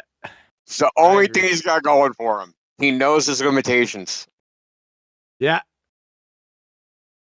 And they're severe limitations for Sci-Fi Scam. Yeah, you got it. You got the answer right. You're correct. Yeah, because Simon Dan said he'll never debate a flat earther. He said that because he was like hosting debates. He moderated a debate with like Fight the Tight Shirt and somebody else, right? So he was doing that for a little while, but like people kept saying, "Hey, why don't you debate?" And then he just like stopped doing that because he couldn't like take the pressure of being pressured at being called a chicken. He won't debate anybody because he'll get cooked, dude. He will seriously get cooked. I don't think he knows actually anything other than to just read Wikipedia. Oh, literally the worst of the worst. He's a stone cold dumb fuck. He told me one time I did a treatment on him long fucking time ago.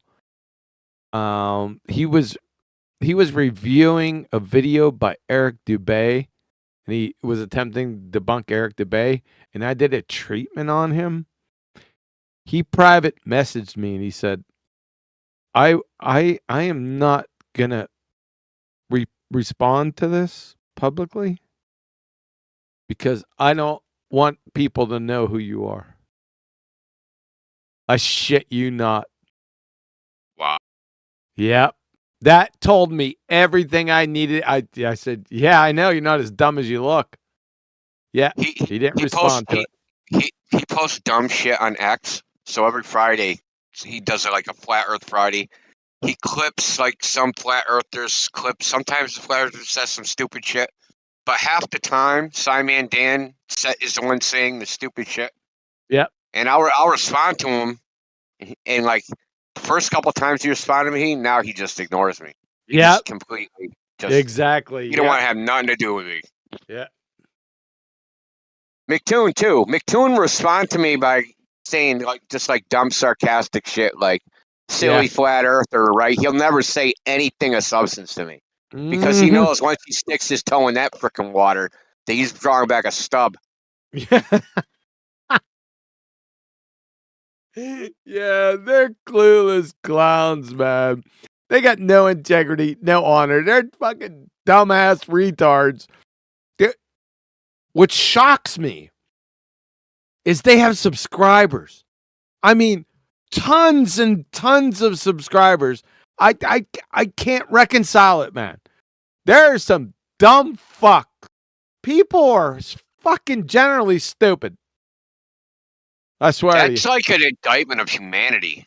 Yep, it is. Exactly. Like, you got it. It's like you have like, okay, so you got some 90 IQ dudes leading some what? What are the IQ dudes of the followers? Like 65? Like what the fuck is going on, bro? Yes, you got it. You're on it. Yeah. I've never heard this guy before. What's his main shtick? Who'd you say? Who is it? Simon Dan? Oh, Simon Dan. You know, the same condescending bullshit, but like he literally just reads from Wikipedia. He says flat earth are wrong, then reads Wikipedia. Okay. Pancake earthers. Oh, they must be wrong. Okay. Yeah, but you're also forgetting the facial gestures. You got to make facial gestures that insinuate that the other person's stupid as well, and that's what they're really good at. That. Don't get me wrong. Oh yeah. Plus, hold on, and you got to show that they're not cool either because you're wearing a freaking comic book T-shirt and you have fucking Legos of the Apollo fucking lunar lander behind your head and little action figures of Star Wars on the other side. Like they fucking all do. They're all freaking adult children, dude. They're crazy, bro. God, There's a guy that did like I'm guessing it's kind of like in a conspiracy vein video about all those guys, and his conspiracy was that they all have the same artwork and the same facial expressions. Like why are they so synchronous? It's a good question. I'm gonna look that up right now. They all have punch me faces, man. For real. Oh, did you hear about the Globe Gangsters Discord? I shouldn't even talk about it. I shouldn't even give them press. Yeah. So there's a Glober Gangster Discord now. Like 400 something members. McToon posted on X about it. They're tonight at 10, I think it was 10 p.m. Central Standard Time. They were going to have a discussion about celestial navigation. And they're inviting all the flat earthers onto the Globe Gangsters. Oh, dude, you got to see this screenshot. This is just some.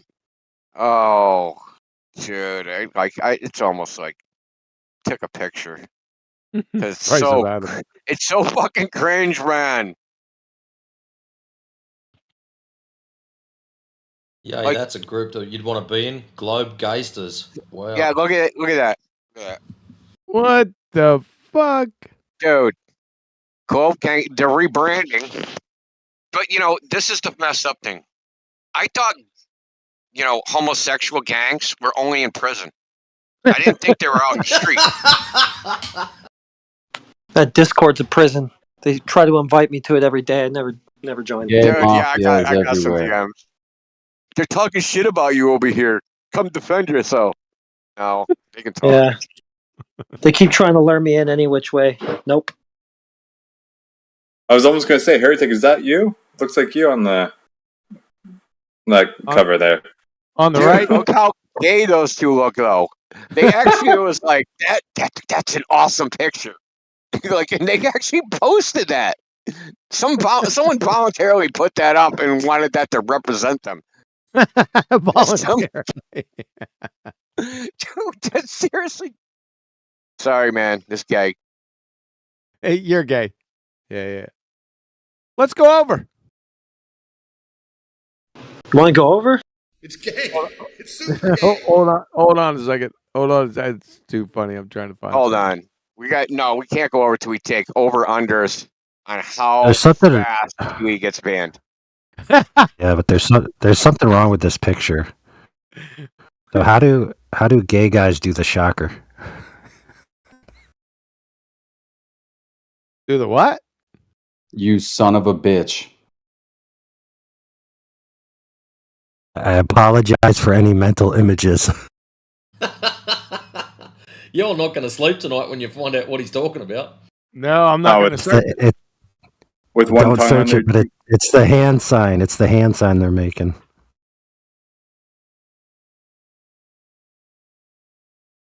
So it's just it was a gay 10, bar. it was The globe it thing's was just in 10 front. p.m. Central. I'm sorry, Heretic. Go ahead. Oh, it's all good. I was just saying something stupid about it being a gay bar. You go ahead.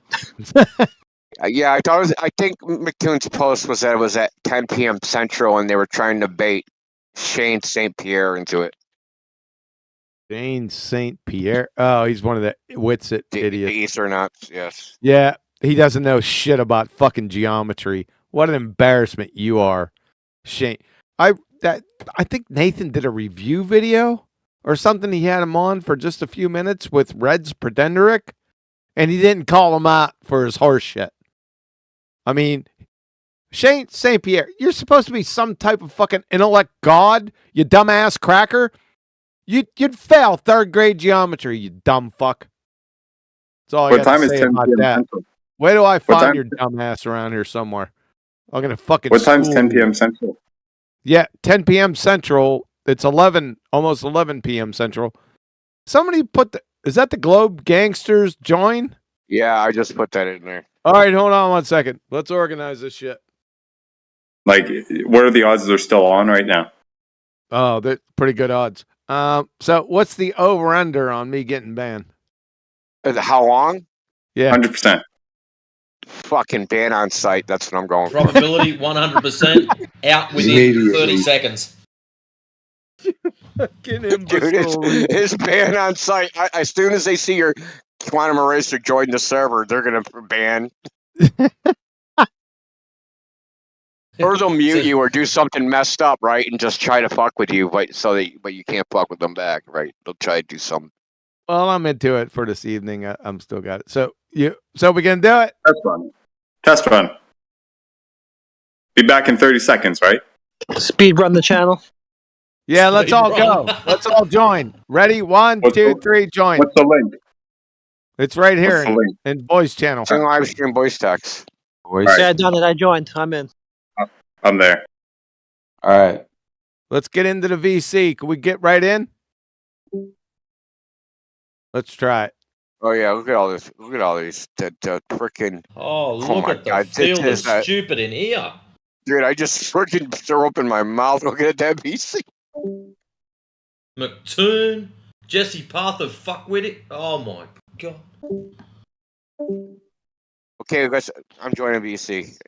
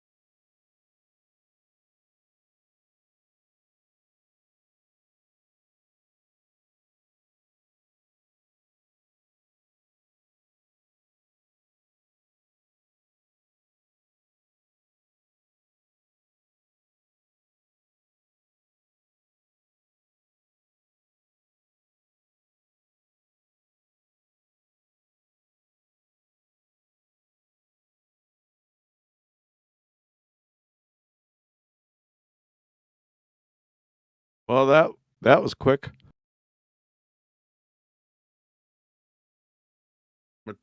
McBooger eater.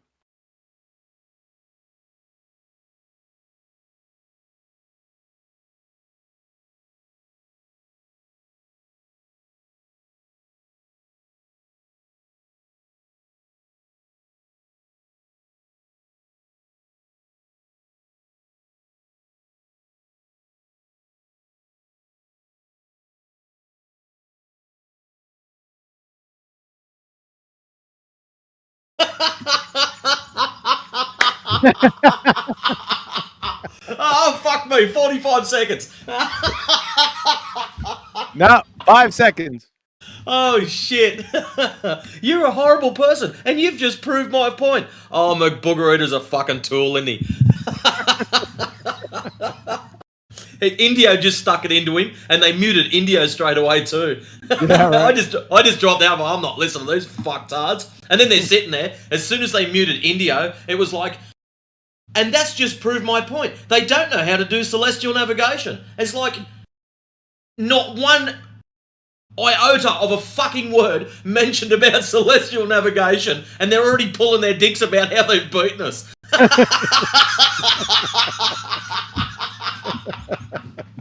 Oh shit, my fucking glasses are fogging up. Hey, did you hear me say McBooger eater? Yes. Oh shit. That was worth every second. Oh fuck me, dude. It's a shame we couldn't sneak a bot in there and record that bastard. So did we get the under on Indio also? Well, I don't know if they've allowed him to talk again, but they definitely. Did you get kicked or did you just get muted? No, I got muted immediately. Yeah, Ghost is back. Indio's still arguing with them. Oh shit.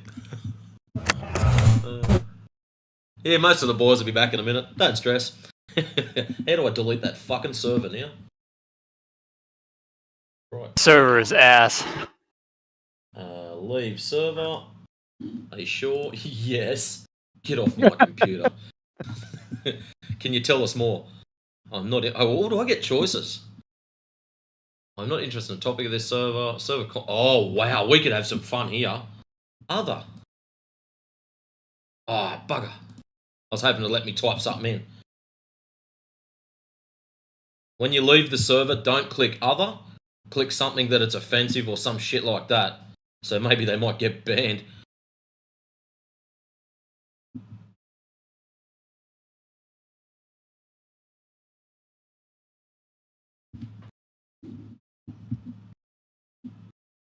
Yeah, I think I lost the under. Yeah, I think you got maybe 11 words out. As long as McBooger eater was one, I'm satisfied. Yeah, we heard that clear as a bell. I was screaming into the mic even before they unbanned me.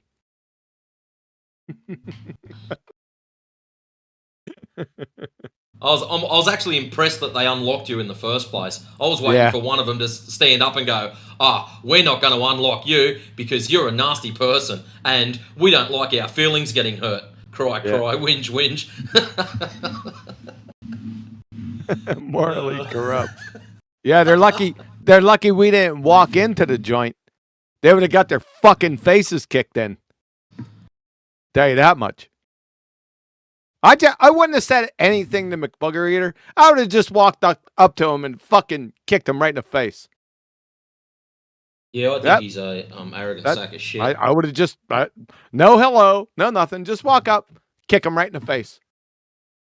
That's what I would have done. I don't know about you. Well, considering what I used to do for a living, I don't take shit off hardened criminals. There's no way I'm going to take shit off a little prick like that. Fat ass retard. He's a fucking moron. He's a dipshit.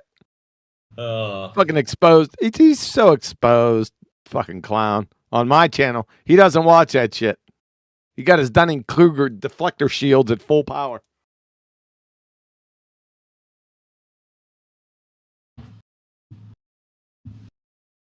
Yeah, that's what would happen, obvious.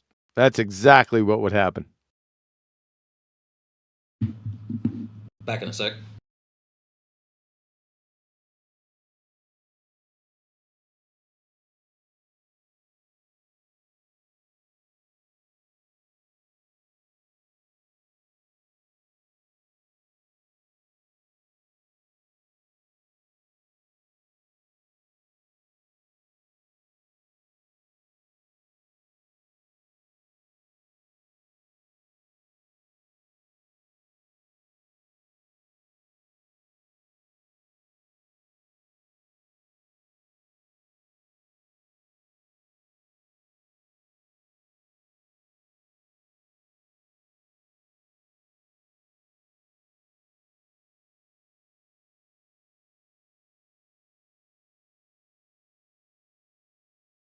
Bugger eater.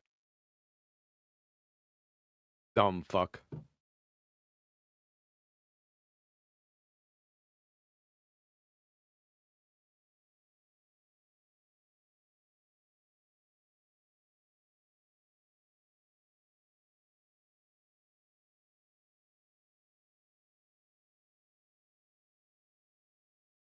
Ah. Hey, what's up? I think you got the under. Oh yeah. Yeah. You had the under. I should have took that shit. Yeah, I got McToon to basically admit that the purpose of the whole thing was, I got him to say that we are the subject of the inquiry and not celestial navigation. That flat earthers, the whole point of their exercise was about flat earthers, not about the subject matter. He wouldn't admit that a sphere, all points on a sphere, are equidistant from the center. All he wanted to do was talk about me and, my hypocrisy and yada, yada, yada, right? So he didn't want to talk about any of the subject matter, any substance. So I just said, listen, I said, let it be noted. I said, what's the subject matter here? It's like, am I the point of the inquiry? He's like, yes. Like, so let it be noted that celestial navigation is not the topic, that I am the topic. I said, goodbye, and I left. Just like I told Matrix, I said, just imagine that we walked into this convention, not by, via the internet. Just imagine what would happen. Oh my God. Well, I got dibs on Dogs Are Gods then. No, I got dibs on McBugger Eater. I just walk up to him and just kick him right in the teeth. I just kick him right in the face. That's it. That's how it would begin. That's it. You don't think I would? Let's set something up. I bet you I could chuck one of those dudes like fucking 15 feet. Yeah, that Ghost. That's exactly what would happen. I've just got this image of this dude now with his little button on, picture of his Quantum Eraser badge, just running in and doing a fucking big Superman kick on some random fuckwit.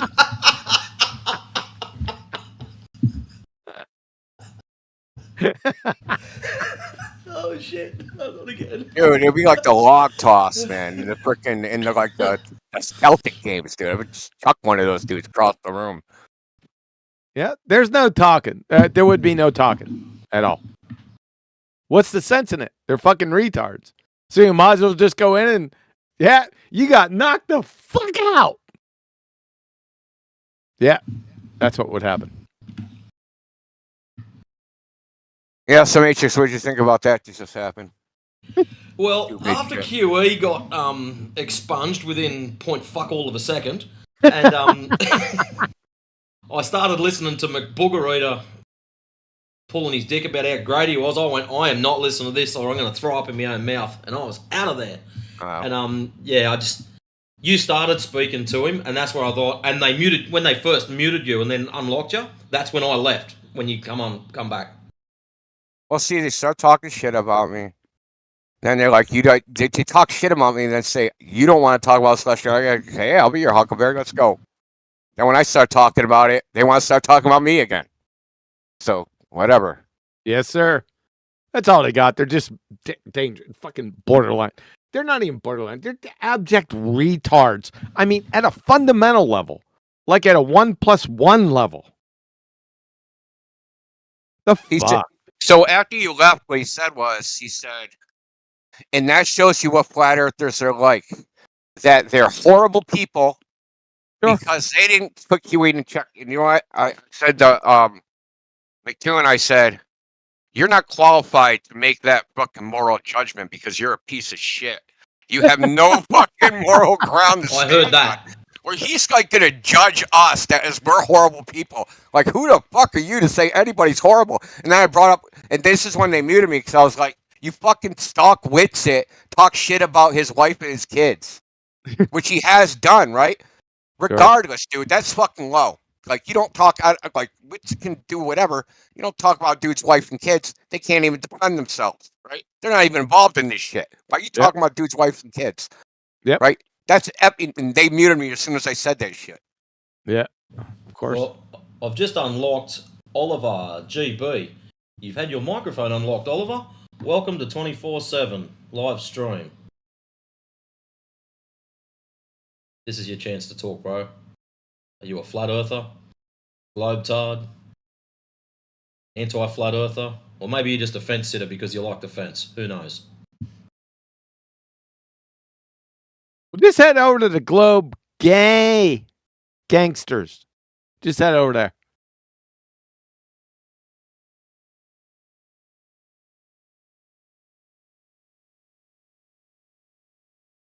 If you're actually looking for a physical location, Blue Oyster Bar.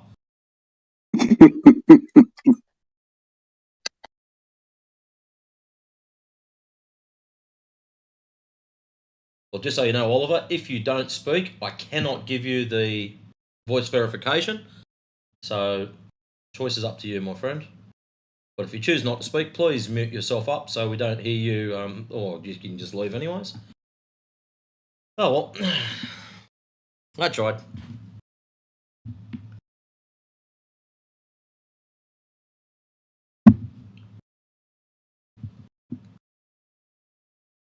Okay, so that was pretty funny.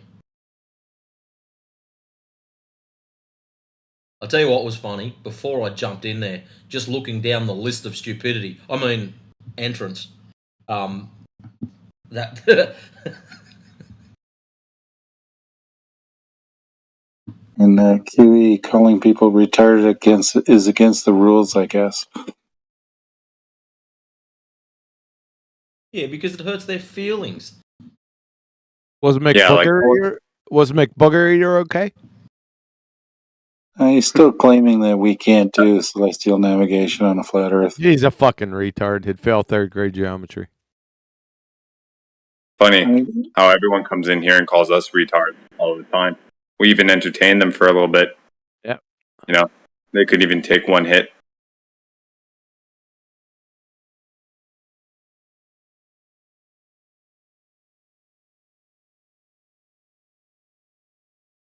Yeah. So much happened in that room in so little time.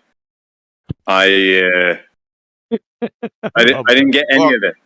Well, I mean, you can do celestial navigation on a flat Earth, but you can't use their coordinate system. You can't use the sphere and do celestial navigation on a flat Earth. Like, it don't work that way. Okay. Celestial Oliver G. navigation existed on flat Earth since, like, people did sail around on boats before they thought it was a globe, right? It's like the boats weren't invented with the globe. It's like, oh, it's a globe, let's invent a boat. Right? It didn't happen simultaneously. Yeah, the Polynesians managed to go around all their islands there without knowing it was a globe. Hey, Ollie's back.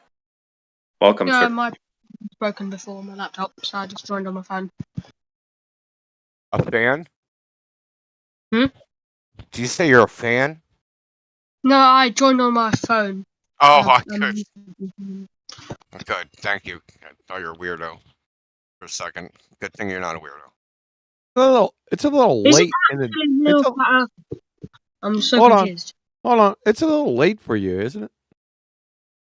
Yeah. Yeah. What time? 5. In the morning? Yes. Oh shit! All right, carry on. Tell us you just woke up. I did. About half an hour ago. You woke up at 4:30 and was like, join the Flat Earth server. No, I couldn't fall asleep, so I was just looking at stuff and I found this and I was like, oh my god, there's no way there's actually real flat earthers there. Why? Why Is would you say something like that? I don't know, because I just think, like, I don't actually believe that there's flat earthers that actually exist. Like, surely Why? you have to have a. Why?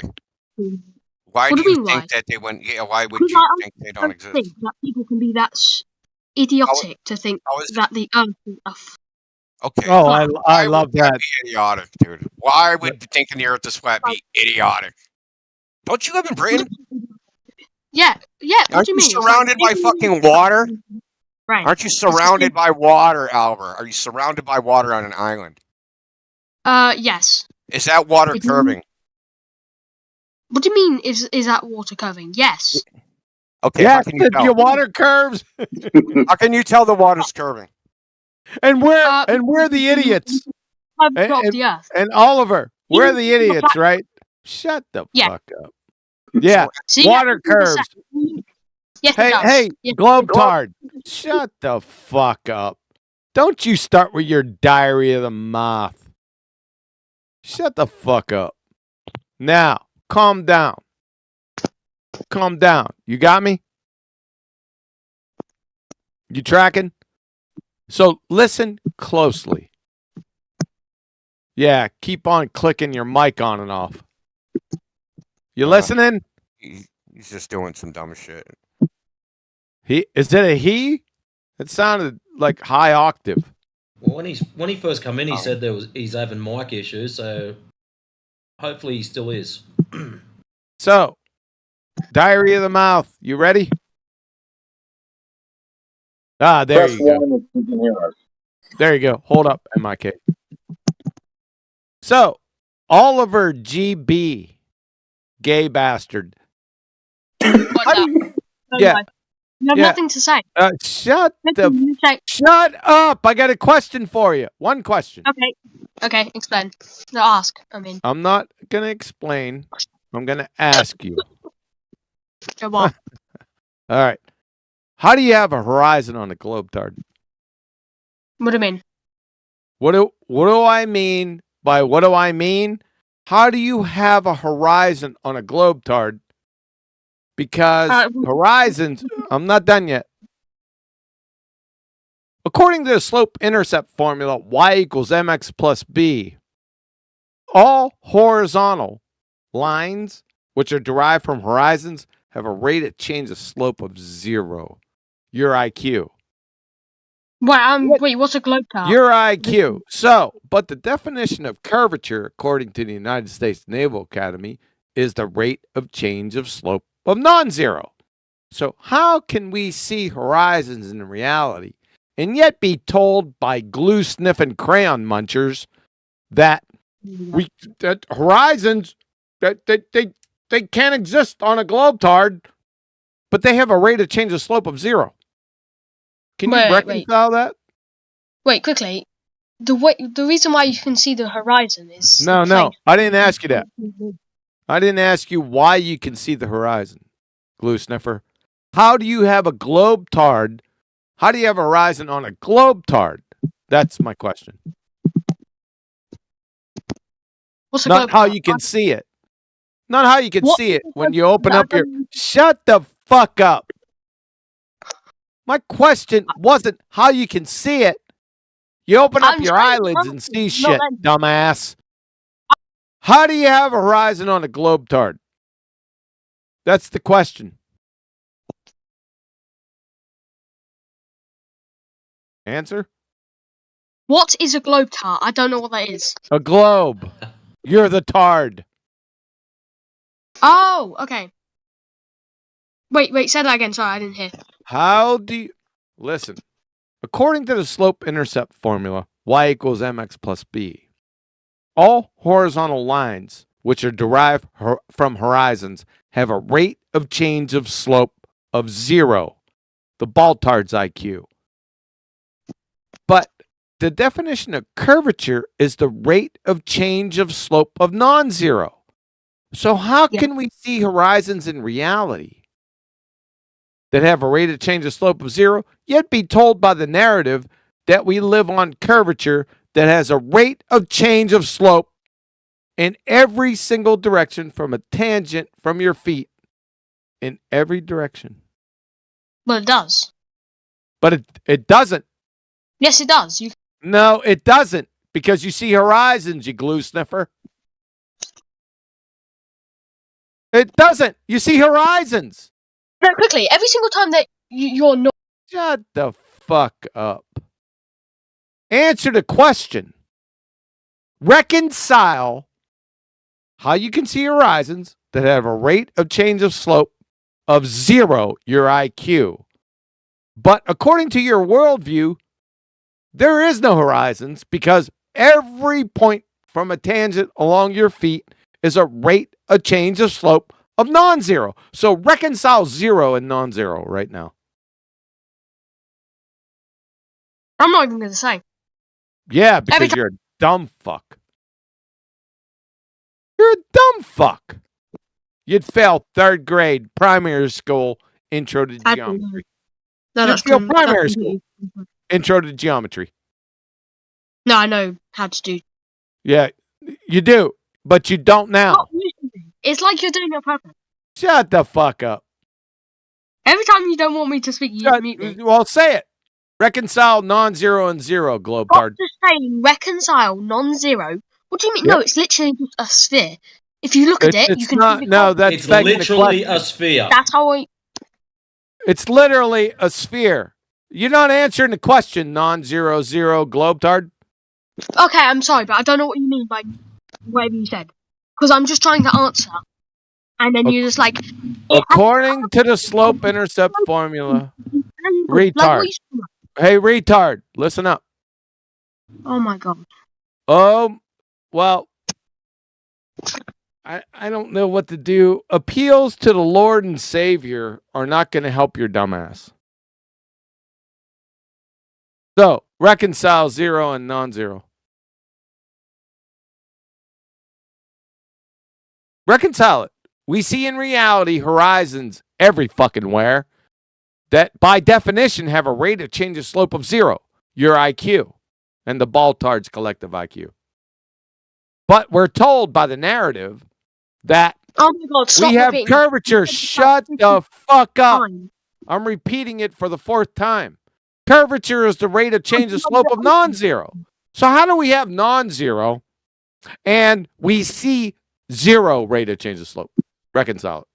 You don't see 0 though. You see the curvature. We see the curvature in the horizon, really. Are you a moron? Yeah, you do. Yeah, how can horizons curve when their rate of change of slope is non-zero and curvature is defined as a rate of change of slope of fucking more than 0? I don't get what you're saying. I'm sorry, I don't get what you're saying. Yeah, I know, because you're a fucking moron. Okay, ask me something else then. Ask me something else. No, I'm not asking you something else. We see horizons everywhere. Oh my They have God, a rate of change of slope. They have a rate of change of slope of 0. You've all seen shut the fuck up. So, let me say it for the 5th time. For the hearing impaired. We have horizons. Horizons are defined according to the slope-intercept formula, y equals mx plus b, that all horizontal line. Are you still fucking talking? Goober. Goober. Horizon definition is the rate of change of slope of 0. But curvature, as in a sphere tard, in every direction there must be a rate of change of slope of non-zero.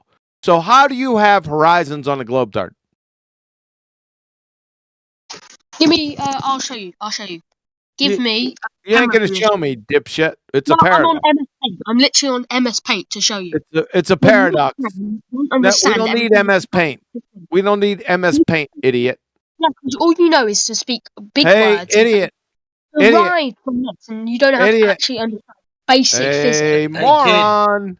Oxygen, Moron. breathe. You'll be right.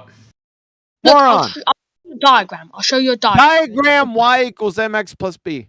Oh my god! Stop saying yx equals b. What does What? Stop saying. Shut the fuck up. Oh shit. Go back to fucking primary school, you moron. I'll show you in paint. Really? You gonna show us a fucking non-zero slope of a zero slope? To be fair, this guy doesn't sound like he even passed secondary 1 or grade 8 or 9 algebra. Yeah. You're a That's dumb probably fuck. So we'll move on to the next subject since you train wrecked that one. How can you have pitch data, aviation pitch data on a Globetard? What do you mean pitch data? Pitch. What do I mean? Pitch data. I mean pitch data.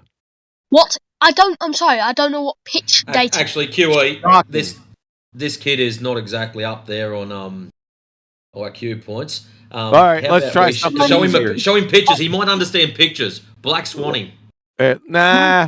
Let's deal with something You did it on easier. purpose. You're actually being an Let's deal with idiot on something. Let's deal with something easier. Great Britain, dumb fuck. You're an Show idiot. gas pressure without a container. What? What did he say? Show. So you're breathing gas pressure, but in your idiot worldview that you're mindlessly parroting from Wiki, it tells you that there is gas pressure here without a container. So show gas pressure. Shut the fuck up. I'm not done. So you would have to show gas pressure without a container. Please, floor is yours. Are you trying to say how do you measure the pressure of the air when it's not in a container? Did I fucking ask you that, moron? Because you're making no sense. It makes no sense. So, when I say show gas pressure without a container, you idiot fucking moron, you ask me how I measure gas pressure. QE, how about we just ask one sensible question first? Hey, Oliver, how old are you? 14. 14. You're lucky, because if you'd have said 13, I'd have bounced you out of here for practice. You got your intellectual age well below that. So, according to your fuckwit globetard religion, 29, and I'm. Shut the fuck up. According to your ignoramus globetard religion, fool, there is gas pressure on Earth without a container. So, please show everyone that paradigm, gas pressure without a container, right now. Okay. Right. So, show gas pressure in a tire without the fucking tire, you idiot. Oh my god. Oh my god. Okay. Feeble appeals to the Lord and Savior for the second time aren't going to save your dumb ass. Let me speak. Do not mute me. Please. Fucking shut up before I punch you right in the face. Fucking dumb fuck. Show gas pressure without a container. You can't Draw gas pressure without a container, moron. Do it.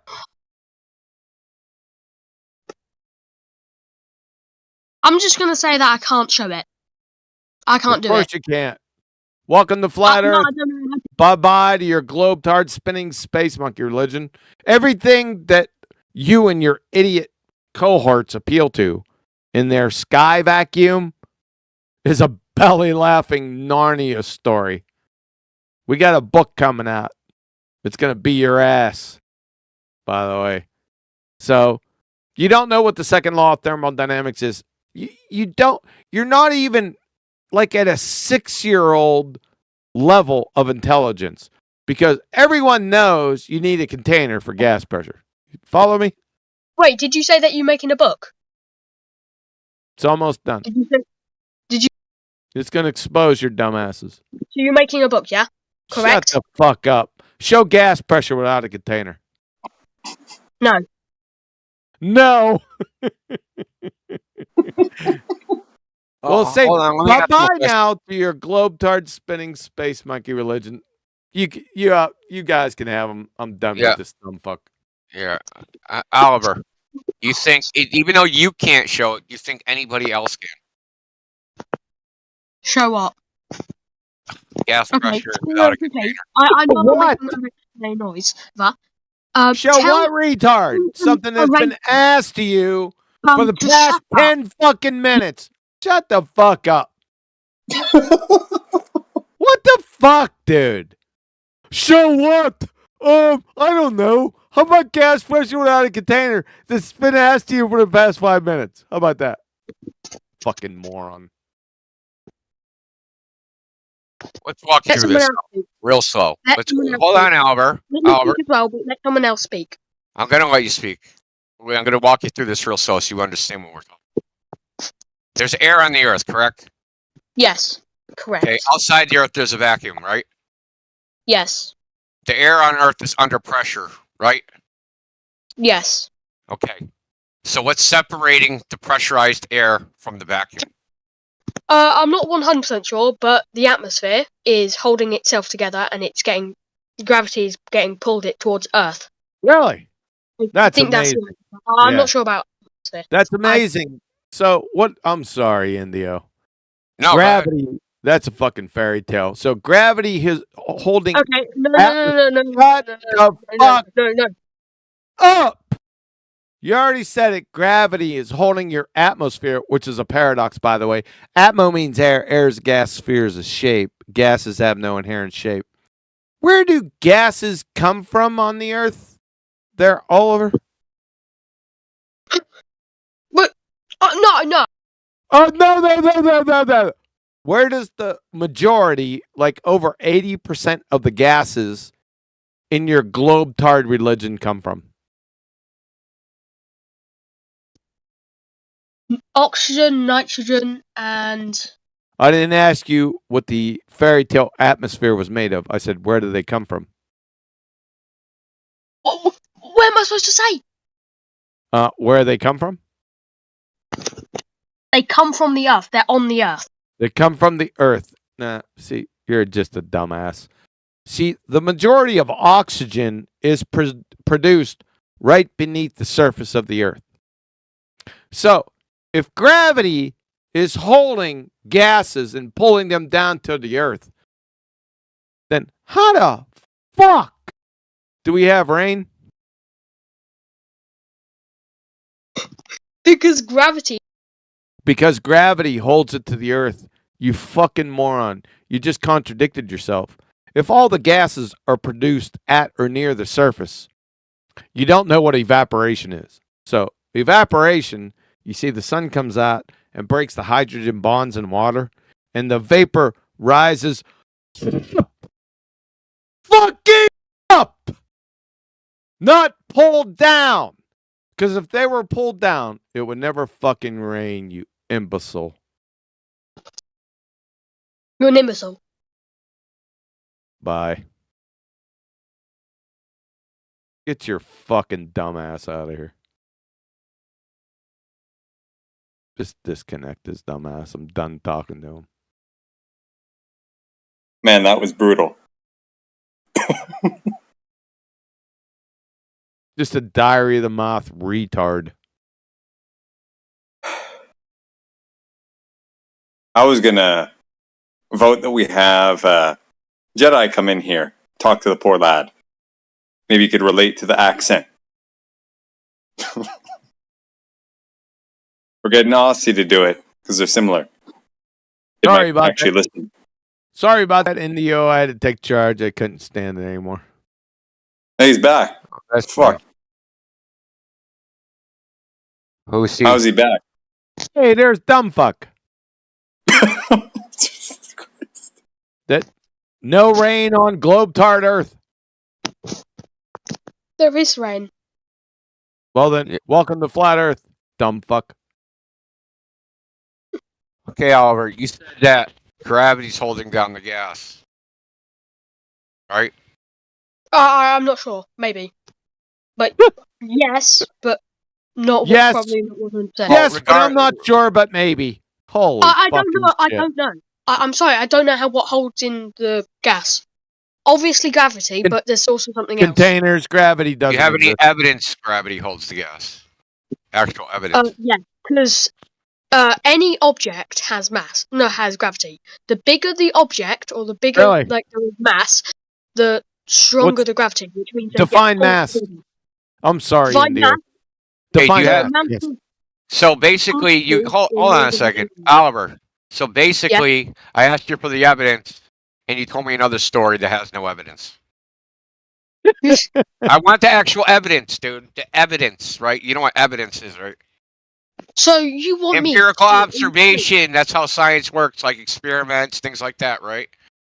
Okay, so how we want why those. do you think we're going around the sun? Why do you think we're going around the sun? What's your evidence for going around the sun? Shit. So Yeah, you're just right. like you're like stacking claims now, right? So you're just like stacking. No, Hey, so what's your evidence for going around the sun? Gravity. You say no. One more time, I'm gonna kick your ass out of the server. So let me get this right. Your evidence is gravity is for going around the sun. And your evidence for going around the sun is gravity. That's circular, dude. Dumb fuck. I am trying to explain to you, but then You don't know what explanations are. That's not an explanation. That's conjecture. Pure, baseless fucking conjecture. That's not an explanation. stop interrupting me. If you Fuck off! Before I pull your heart right through your throat, you dumbass cracker. I mean, what the? Shut the fuck Probably up. don't know what a cracker is. He's cracker- young and British. What's a cracker, Oliver? a cracker is like a bland biscuit, basically. Oh, Jesus That's what Christ. you are. Oh, bland biscuit. That's close enough. I'm salting unleavened bland Close enough. biscuit. That's exactly what it is. I explained it. Gotta choke it down. You didn't explain shit. What's the definition did. of explanation? The definition of explanation. Yep. How much? Quick. Quick. Okay, it means telling someone. Okay, this is an example. If someone No, I don't want an example. I didn't ask you for an example, dipshit. I asked you what an explanation is, not an example. You have fucking hearing problems. No, I don't. Yeah, it sounds like you do. Did I ask you for a fucking example? Then why did you offer me one? You dumb fuck. Get the fuck out of here. You're pissing me off with your dumb shit, you globetard. Anger problems. You have actual. I have fucking contempt problems with abject retards. You've identified it. You're delusional. Oliver, explanations are fucking useless. Tell you what, real simple. You have a girlfriend. She says I'm gonna be at a certain place at a certain time. She doesn't show up. You're like, Yeah, where what's are his you? name? What's his Yeah. name? What's his name? Gad. Anyway. So she has He's an not gonna recover. explanation about where she was, right? It says, "Oh, I was with my sister." She was really with her other boyfriend. So she had an explanation. The explanation was plausible, but it's not true. She was with her boyfriend. Explanations are fucking useless. I don't care about your explanations. What I care about is empirical data. So I ask you, what's your evidence that the Earth orbits the sun? I want to know, like, how did somebody observe reality and come to that conclusion? Okay, if you're on Earth and you look at the sun, yeah, Uh-huh. or Yeah. you know how it's moving, yeah, throughout the day, sun's moving. how it moves, yeah. Yeah, sun moves. Well, that's how they figured out that they're going around the sun. Okay, so they looked at the sun, saw that the sun moves, and concluded that the sun's not moving. We're moving. They did other stuff. Right. You don't know what that Okay. stuff is. Okay. Right. Well, Oliver, I'm kind of toying with you because we know the answers to these questions. These are like rhetorical questions. I already know the answer. You don't. Right? So I that's do. not really. You do. Okay. If you stop muting me every single time that you speak. You haven't been muted like in like 4 for like minutes. 5 minutes. If you let me speak for like 5 minutes, I can disprove every single thing that you say. Pretty much. Oh, I'll take this challenge up. Shit. Ah, damn. Really? everything. It's so ugly how you just mute me and then just kick me. You and haven't then been just muted don't- in 4 minutes, dude. Stop complaining. Okay. Okay. I don't even know what to say. Okay, the Earth is round. Try and disprove So you're that. gonna chant.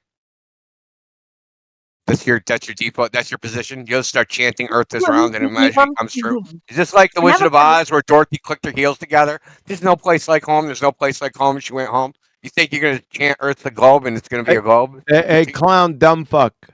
You just screwed up.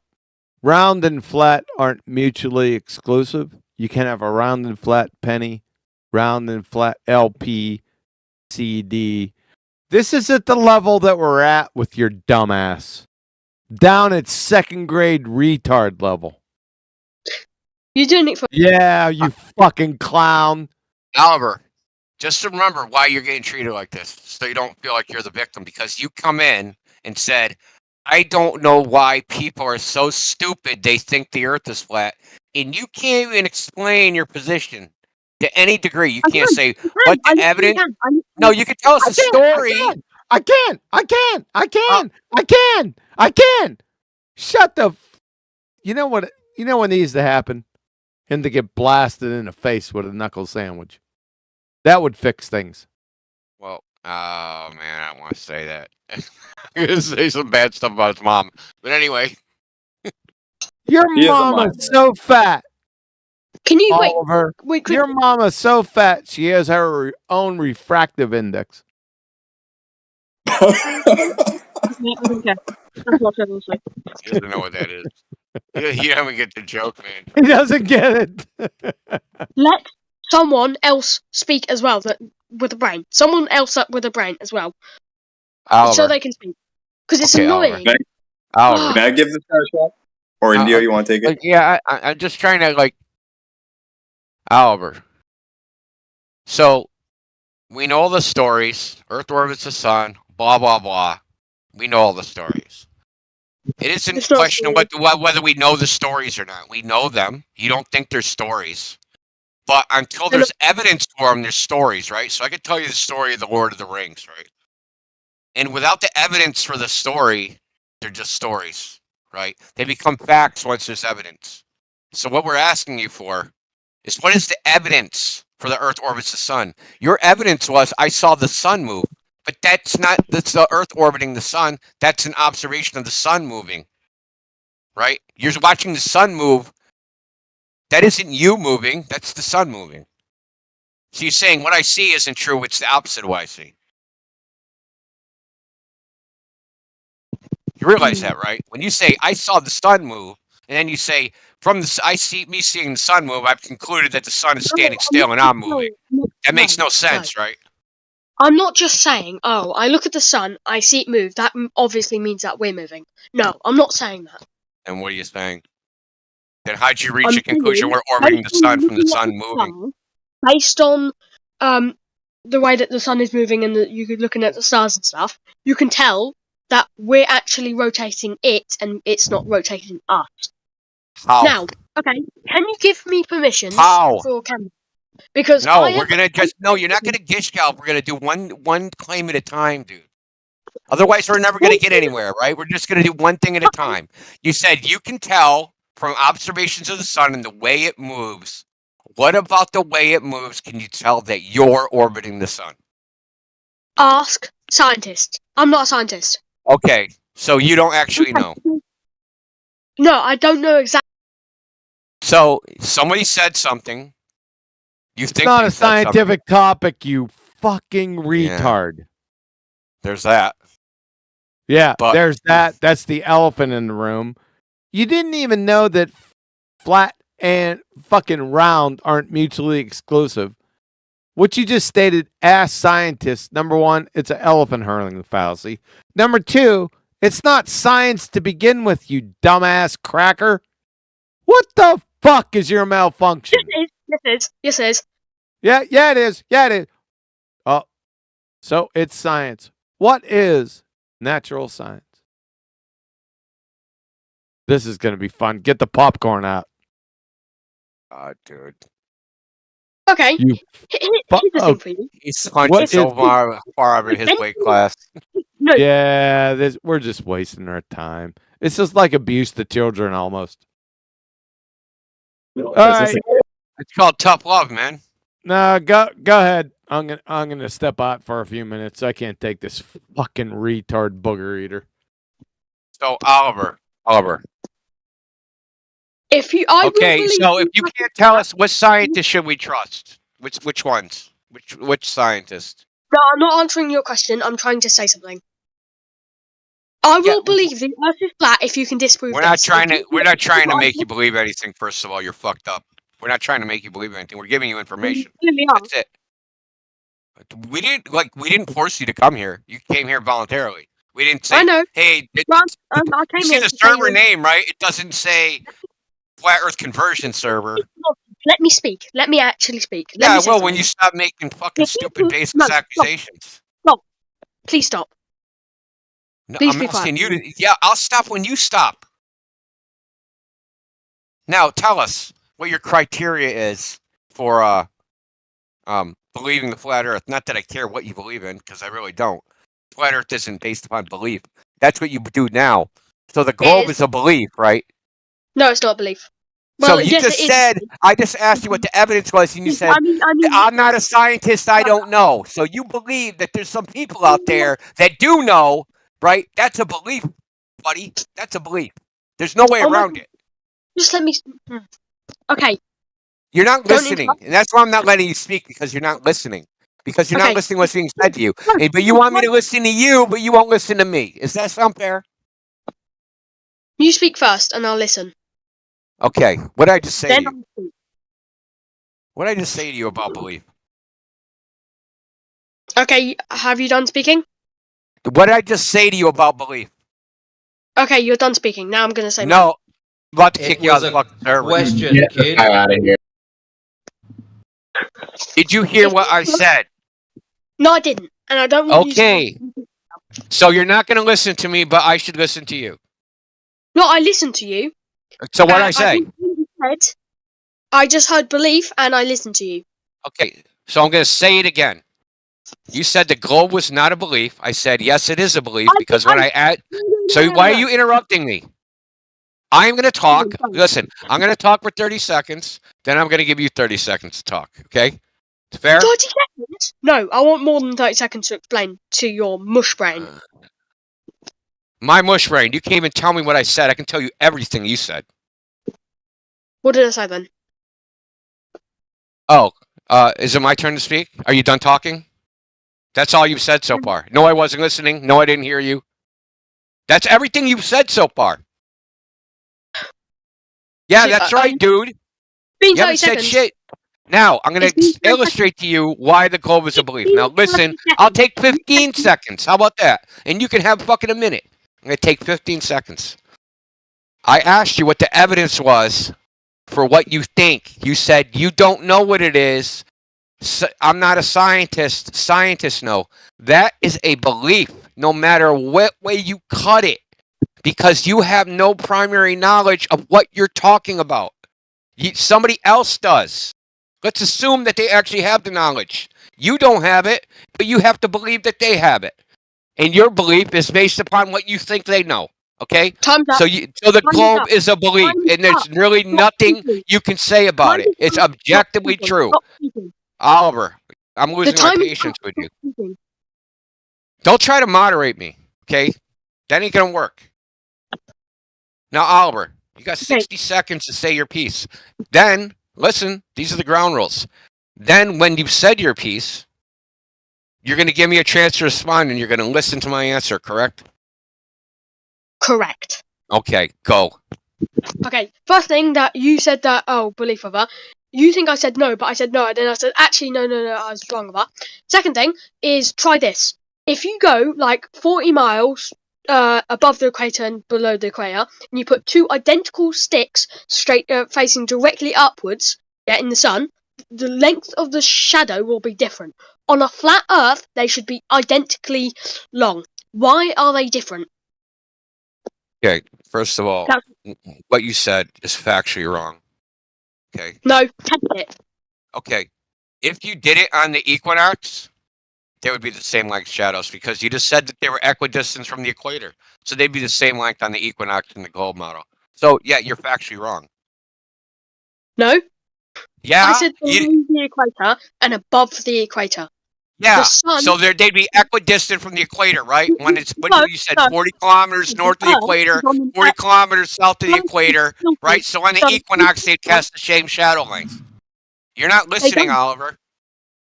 I am listening. You're not listening. Oliver, shut up and listen. If you go to the equator, go 40 miles north, stick your stick in the ground. Go 40 miles south of the equator, stick your stick in the ground. Equidistant means the same distance from the middle point, which is the equator. Now, if the sun is at its equinox, i.e.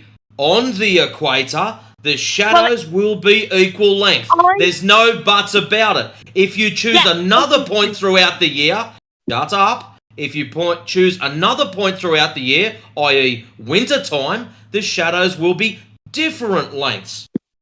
Yes, I said that. No, I didn't say that. I didn't mean I said that. I mean, obviously, if the but most of the year it's not directly on the equator. So your point is what? You've proven a ball because the sun's at a different point at different times of the year. No. But on a flat Earth, no matter where the sun is above the Earth, on a flat Earth, the Okay, kid, shadows stop. What I want you to do is go and get 2 cans of soda pop or fizzy drink or whatever you call them. I want you to put them on your table and measure the distance. And I want you to mark a perfect point in the middle. And then I want you to hold your torch above it, directly above that point, and then check the shadows either side of the cans. Your table's flat, the cans are the sticks, the torch is the sunlight. You can do it. Right. Kids Okay, like doing experiments. which is only for like one day of the year, yeah? Or it'll be the same because it's directly in the middle between the two. But most of the year, yeah? So what you're saying is absolutely nothing. Most of the year it means nothing. Yes, That's it does. it. Yes, it does. No, it doesn't. Go get Go get a plate. Kid, it's not going to change anything. You have listen, Oliver, shut up and listen. You're not talking when you. You have to do it at specific times of the year. At the equinox, not at stupid random other times. Why? No. Why? Explain why. My experiment is for all times of the year. Okay. And No, your experiment's not for all times of the year. It won't work. all times of the year for you, for It your won't Earth. work. It doesn't prove anything. You're just saying it doesn't work. Go do it. It yourself. works on a flat Earth, dude. Listen, what and did test it out Spirit? yourself. Okay, That's did why I don't have Spirit? kids now. And mindlessly say, "Oh no, it won't work. It won't work." Go test it out yourself. Okay, We have. That's why. It doesn't work. Oliver, It does. we have done this shit. It doesn't work. That's what we're trying to get through your head, mate. It does. You're an idiot if you think otherwise. I'm sorry. You're an idiot for thinking otherwise. How do you know it works? Because you've been and done it, yes or no? I've done it. Yes, I've actually tested it before, probably a year ago. So you went 40 miles either side of the equator at the same time testing this out. No, with paper and stuff. Really? Okay, so this is getting even better. So you tested it with a globe? Wait, what? You tested it with a You can globe? test it- I literally have a globe downstairs. Did you try it on a table? Yeah, wherever you put, unless it's. Did you try it on a directly- table, dude? Wait, what? Did you try it on a flat table? Yes, and the shadows were the same. The shadows were all the same length when sticks on a table. Yes. How does that work? Things, yeah, wherever it is, it will be the same length thing. This Because is almost your lies are almost embarrassing. Okay. lies. That's how Yeah, it works. lies, dude. No Okay, matter so where- let's say, listen, say I have a the same table. shadow, it's the same angle. Oliver, stop spurging. Okay, so listen, say I have a table.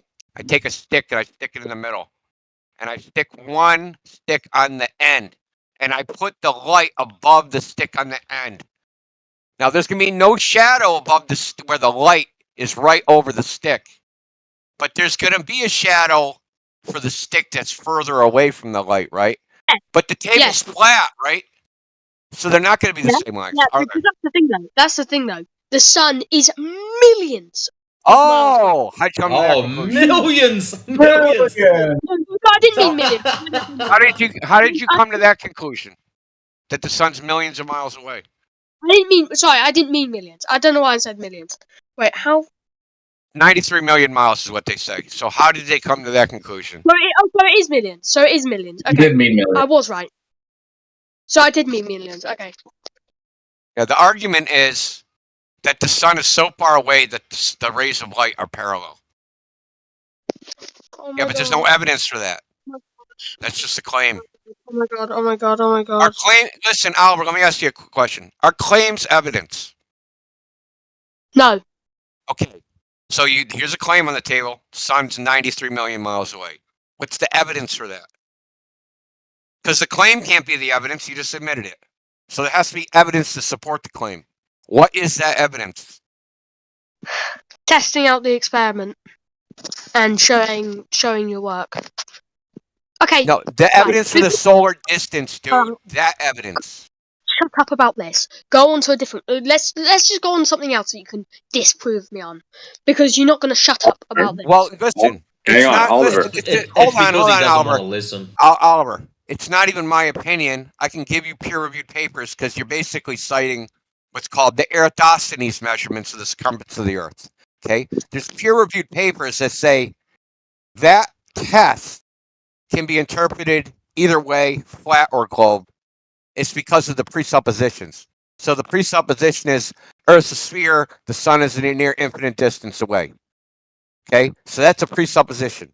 But if you make other presuppositions, the sun is closer and the surface is flat, you reach different conclusions. And that's what the conclusions the Chinese reached into the 20th century. Okay, because they had a different presupposition. This isn't me making it up. It isn't just flat earthers that came up with this. This is in peer-reviewed literature going back to the 70s. It's not just us. Your experiment is what they would say is not dispositive. It's ambiguous. It can be interpreted either way. The data can be interpreted either way. Depends on what your starting assumptions are. Now, we can move on to something else. Okay, no, I'll say it. If you're on the southern hemisphere and the northern hemisphere, and you're standing there, the moon will be at different. Okay. It'll be why is the moon upside down? Yeah. Why? We get it. Yeah, On a because flat you Earth, turned around. nothing. Because you turned What? around. So if you tape a moon to your ceiling, right? So say you printed out a picture of the moon. You tape Oh, it you're on your gonna say if you run past and then turn around. No, No, don't if you're try to taping- divine my thoughts, dude. Don't try to divine my thoughts. Say you printed out a moon on the ceiling, and you taped it to the ceiling, and you went to your north wall of that room, and you looked at the moon. You'd see the top of the moon from that position. Then if you went to the south wall and looked at the moon, you'd see the bottom of the moon. That would be closest to you. It's just your point of view. You're turned around. It's not that the moon is flipped upside down. This could be the same on the flat Earth globe. It doesn't even matter. You're just looking at the moon from different points of view. Ugh. Yeah, like you could try it, right? Go to your printer, print out a moon, tape it to your No. ceiling, stand on your north No. wall, look at the moon, stand on your south wall, look at the moon, and see if it flips. This is my opinion. He's like, ain't no way, dog. Ain't no way. No. If it's a sphere, well, if it's the sphere, yeah, you would see one side of the moon, yeah. But if you go to Okay, the other, We don't see the sides of the moon, Oliver. We only see the same face all the time. it's not. Wait, do you think the moon is a sphere? It doesn't It's matter a if light it's a in the sphere or sky. not. Does it? Do you think? Oliver, can you Could stop be, watching might not Professor be. Dave videos? The moon is not able to be reached by hand. So, getting this idea that if you stand here and I stand there, we're going to see the sides of the moon is absolutely retarded. Allegedly, according to your Helio stupid model, the moon is way up in the sky. So why should we be seeing the sides of it if we're looking at the bottom of it? You think the It's moon pretty is spinning? retarded when you look at it Yeah, like that, isn't you it? think you think the moon is spinning around the Earth, but you always see the same face because it's spinning just perfectly, so that the Yes. face always faces you, no matter what. Yes. You think that? Yeah, it spins around and it keeps its face. Perfectly. So Yeah. it's perfectly. Its rotation is in perfect alignment with the orbit, so that you always see the same face and never the sides, and never the back, or never any other thing, right? You always see that same face. Maybe in thousands of years it might change. I have no idea though. It does look, from the naked eye, it looks perfect. Just watching it. So why So- can't we just say to you, if the Earth's a sphere, why don't we see the sides of the moon? What? Why don't we see the sides of the moon if the Earth is a sphere? Right? So if I'm on with the North Pole and the South Pole, we're both looking at the fucking moon. Why don't the guy in the North Pole see the side of the moon and the guy in the South Pole see the other side of the moon? Oh, High damn. up in the sky. Yeah, because it's too far the fuck away, and it's the same thing for the flat Earth, dude. It's really simple. How So far it's really, away? it's really, this is like a window into how you guys think. That the same explanation, right? The reasoning that you use, somehow, like the flat Earth can't use my reasoning. Like my excuse, you guys can't use my excuse. Only I can use my excuse. But your excuse has nothing to do with Earth globe, Earth flat, Earth whatever. It only has to do with the how far the moon is away. That's all it has to do with. That determines it. The distance to the moon. Nothing else. If the sun is above the flat Earth, how can it cast a perfectly line shadow? How can it be a perfectly? Because only half of the Earth is bright at once. That's actually not On true. flat Earth, you can't. It's actually not Surely. true. Yeah. It's Yes, it's not even it's not even true in the globe model, dude. So Yes, it according is. to the globe model, because of refraction, 51.6% of the surface of the Earth gets direct sunlight, and 67% of the Earth, yeah, that's right, 67% is either in direct sunlight or in twilight. So there's civil twilight, nautical twilight, and astronomical twilight. So you know what twilight is, right? Dusk, when shit's lit up, but you don't see the sun directly. Yes. So What? the combined direct sunlight and twilight is 67% of the Earth's surface, according to the globe model. Not even according to us, according to you, well, what you believe in. Yeah. So You can easily look this up if you type in civil twilight into Google and hit Google Images. They'll show the proportion of the Earth that's in twilight, right? They'll show a diagram. And what you'll see is, so someone just posted in the chat. You probably can't even see the chat. But the point is that it's not 50%. Nobody claims it's 50%. They tell you that shit in third fucking grade, but it's not actually the actual globe model. It's like more than 50%. 51.6% of direct sunlight and 67% of direct sunlight and twilight combined. Okay, and So that doesn't 67% of the surface of the Earth, dude. 67. So that means there's 43% in darkness. Or not even 43%. 40. Yeah, 43%. No, less than 43%. Okay. Yeah, so the whole point is your premises. You have a lot of false premises, and like we seem argumentative, but like, why should we let you continue with a false premise and then like you talk for 5 minutes and then we just go right back to the first thing you said? Say, well, the first thing you said was wrong, and you built a whole freaking Jenga tower on a house of cards. Like what's the point? So we have to correct like a lot of Globers. They believe things that just aren't true about their own model. And they think we don't know the model. No, we know everybody in here that's a flat earther knows the globe model better than you do. I guarantee it.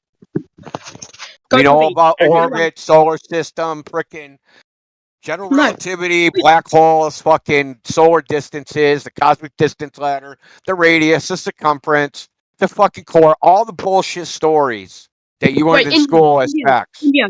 I'm trying to say something to you. Yeah, Because you're probably not going to do it yourself. Yeah, if I say it to you, I want you to do it right now. Go get in your car, over. I don't drive. Drive to the closest coastline. Yeah, wait. and then what? Yeah, until there's a ship.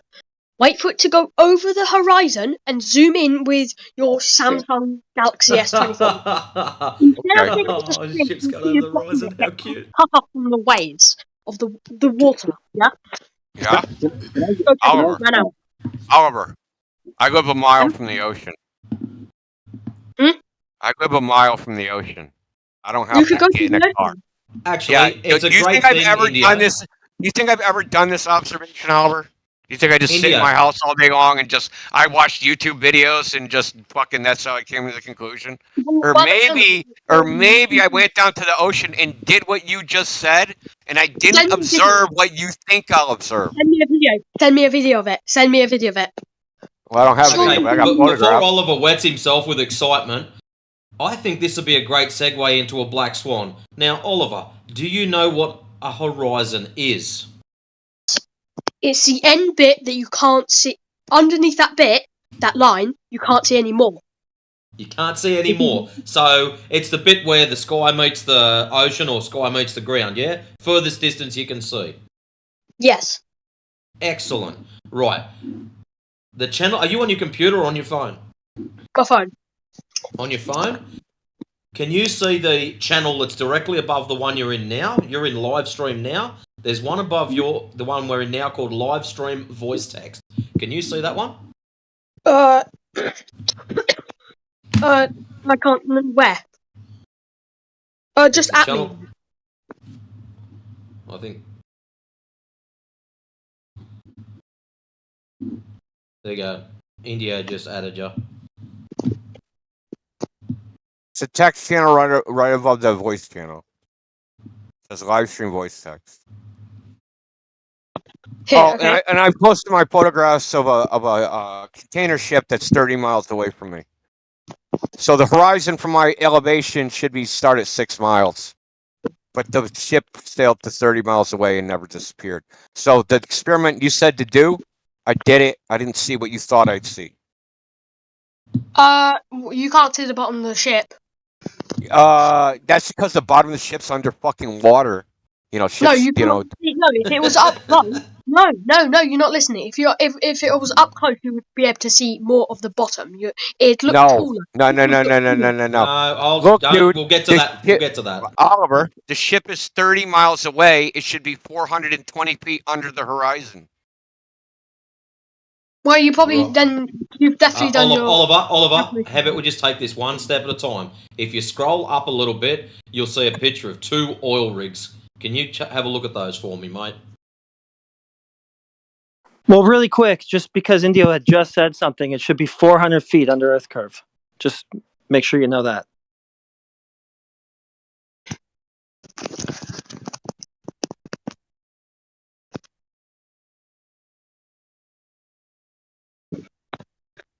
Can you see the oil rigs, Oliver?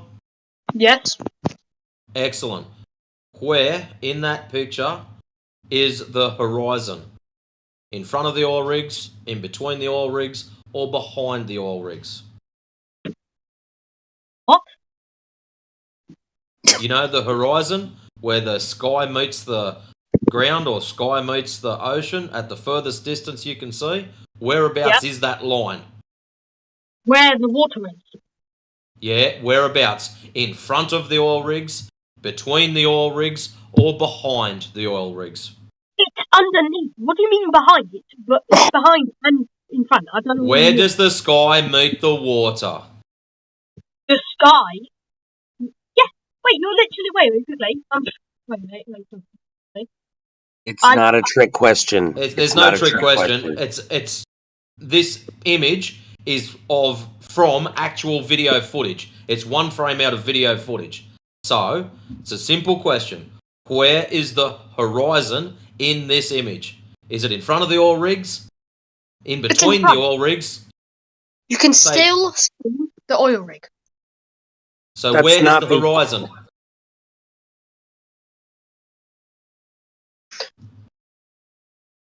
Where is it, Oliver? Come on. You're not listening.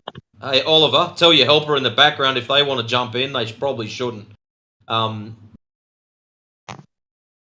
So where is the horizon in that image? It's pretty straightforward, mate. Are you talking about the video that you took? That's 1 minute and 44 seconds. No, it's no video. There's a picture of 2 oil rigs. Where? I was directly to a video. Timestamp 8 minutes past. I'll go to it.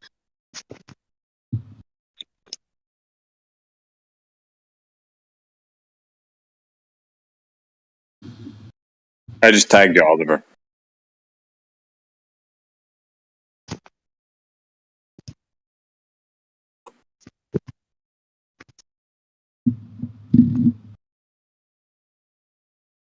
Do you see the photo, sir? I don't know what The photos you're trying to talk about. Sir, do you get a ping? Because I just tagged you.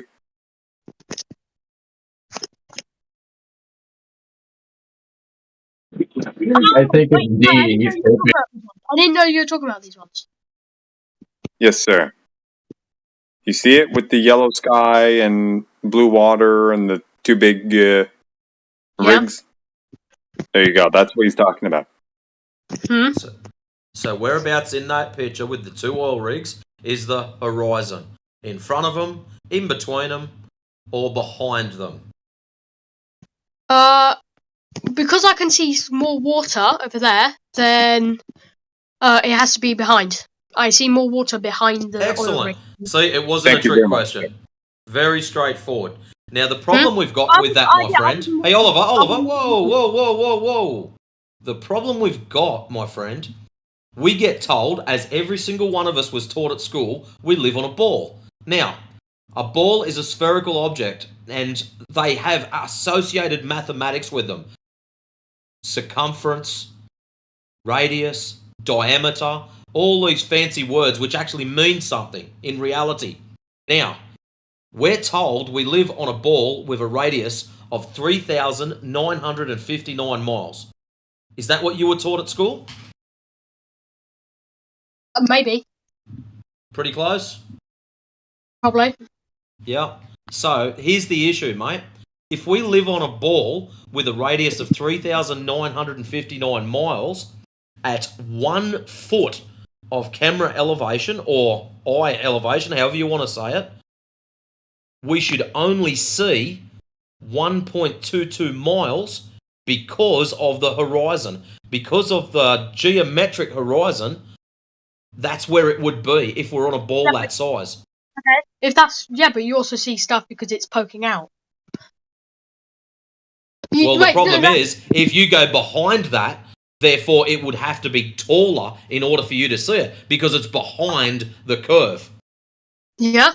It's lower down than the curve. That's correct. Okay, so when you were talking to Indio about his ships that were so-called behind the curve, and they said you'd need... What was the distance, Indio? 40 feet or 400 feet? Actually, he's got a calculator there. 425.4 feet, I think it was. So that's the problem, mate. Because of the alleged curve, they would be hiding behind 400 foot of water. You can see the problem we've got now.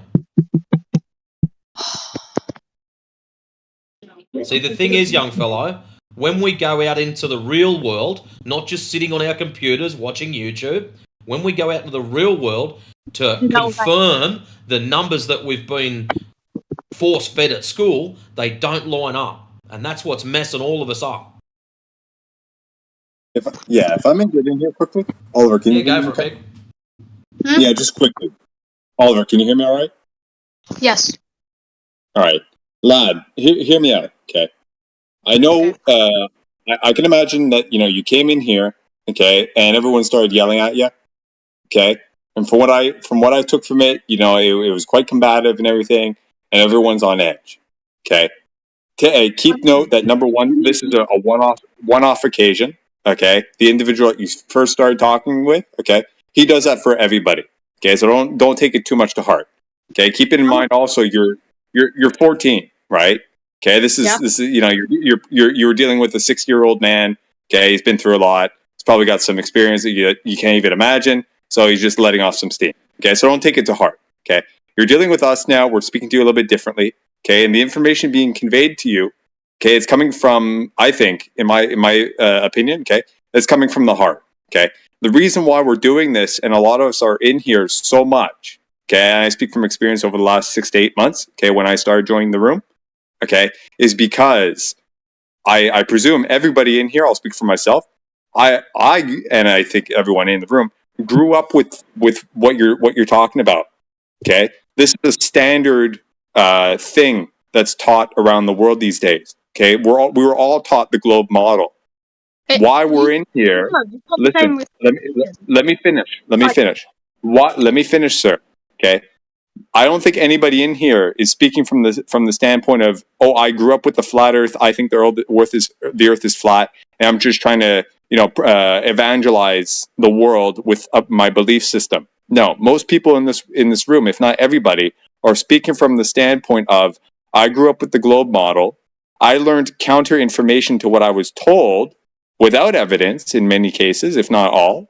Okay, and now, given this new information, we see the world differently, and we're trying to convey this to people who come in.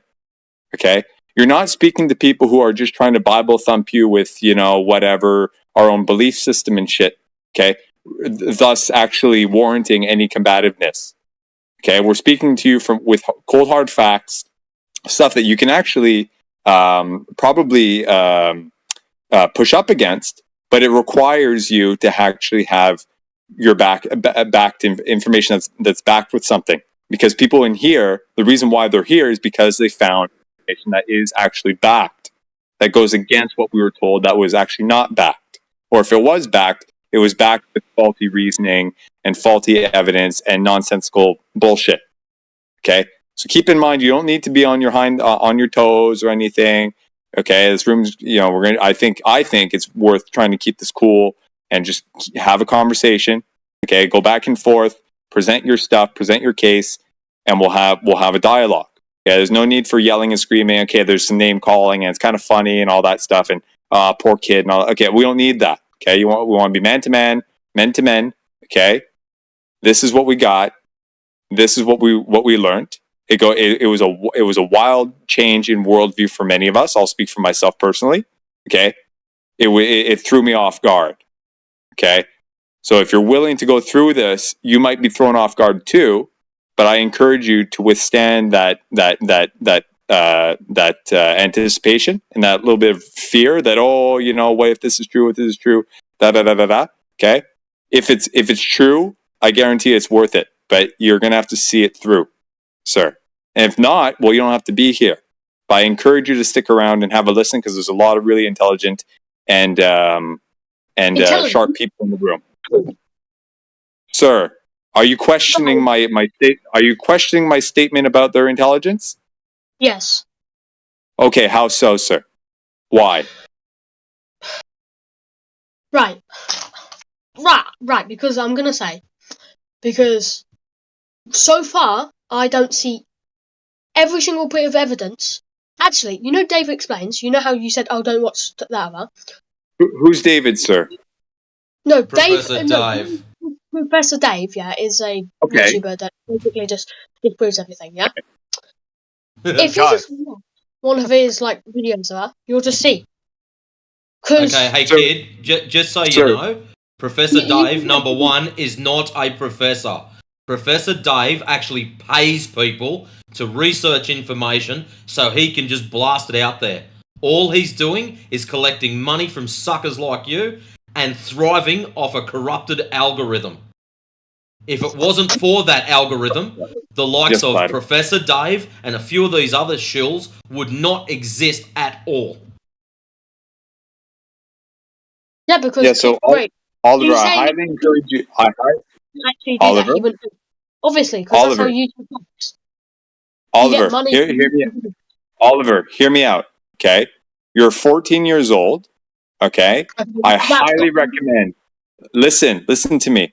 Okay, you're half my age. Okay, you're like a quarter of the age of the people of the other people in this room. Okay, a lot of people in here have a lot more experience and a lot of willingness to share their experience with you if you are willing to listen. Okay, what's trying to be conveyed here? Listen to me. What is being conveyed here? okay, is a sense of it's an attempt to share, I guess, if you will, or try to inspire you to be a little bit more critical in your thinking and scrutinizing with the information that comes your way. Okay, just because somebody stands on a pedestal and speaks very well and appears to be highfalutin because they have an audience or whatnot, and they sound really good, and he makes a lot of money. Let me finish, sir. Okay? Just because they have all this stuff, it does not mean that what they're saying is correct. It takes scrutiny. It takes questioning. Okay? It's not always the answers that come by you that'll be your best friend. It's the questions that you are able to ask. Okay? We encourage you, or at least I'll speak for myself, I highly encourage you to ask more questions. Okay? Go ahead. Yes. Okay. Also, you think that I believe that anything that has fame and money, I should believe them, or I believe them. You didn't hear anything I said, sir. You missed. You said that just because they have fame and money and stuff. That doesn't. No, he said Their they're being fame and pushed money. on you, man. They're being pushed on you. Not because they're correct, but because the algorithm. Oliver, what I said was just because they have these things, it does not mean that they're necessarily correct. Professor Dave has a huge following, a lot of views, all this stuff, okay? And here you are touting his stuff, right? Without, presumably, with what it looks like, without double checking his work, without actually looking at his background, okay? He didn't cite anything that you were able to actually go verify with, or presumably because he didn't bring it to the floor to present to us, right? Just because he has these followings, it doesn't necessarily mean he's right, just at all. Right? That's what I'm getting by, sir. I never said that he's necessarily right because of his following. I never said that. Let me ask you a question. Did you apply the level of scrutiny you're applying to us to Professor Dave? Wait, what? And sorry, you cutting out. I didn't hear you. Did you apply the level of scrutiny you're applying to Flat Earth to Professor Dave's claims? What do you mean by scrutiny? Like when he says something and you're skeptical about it and you investigate whether it's true or not. Some things, yeah. Okay. So let me give you an example of a video he made. So one of the videos he made were 10 things Flat Earthers can't explain. Number one is Flat Earthers don't have a map with a scale. Did you investigate that? Why do you think that? Hold on. Don't even. Why do you think that? Because Professor Dave said it. Did you check? Did you check? No, I said no, I didn't. But I No, so you don't actually know that. Just Professor Dave said it, and you think it's true. Well, Professor Dave said it, and he knew he was lying when he said it. Okay. So the Gleason's map has a scale on it. It was patented in the late 1800s. It's been around for 150 fucking years. It's a flat Earth map with a scale on it. Can you send me the thing, please? Gleason's map? Yeah, can you send me it, please, on the live stream? Yeah. Voice. You've never seen the Gleason's map.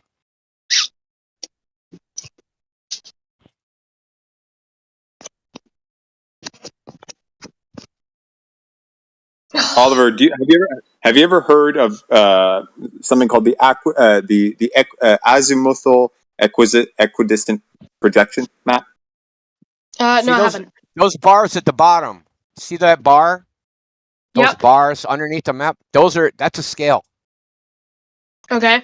This map was patented in the 1800s.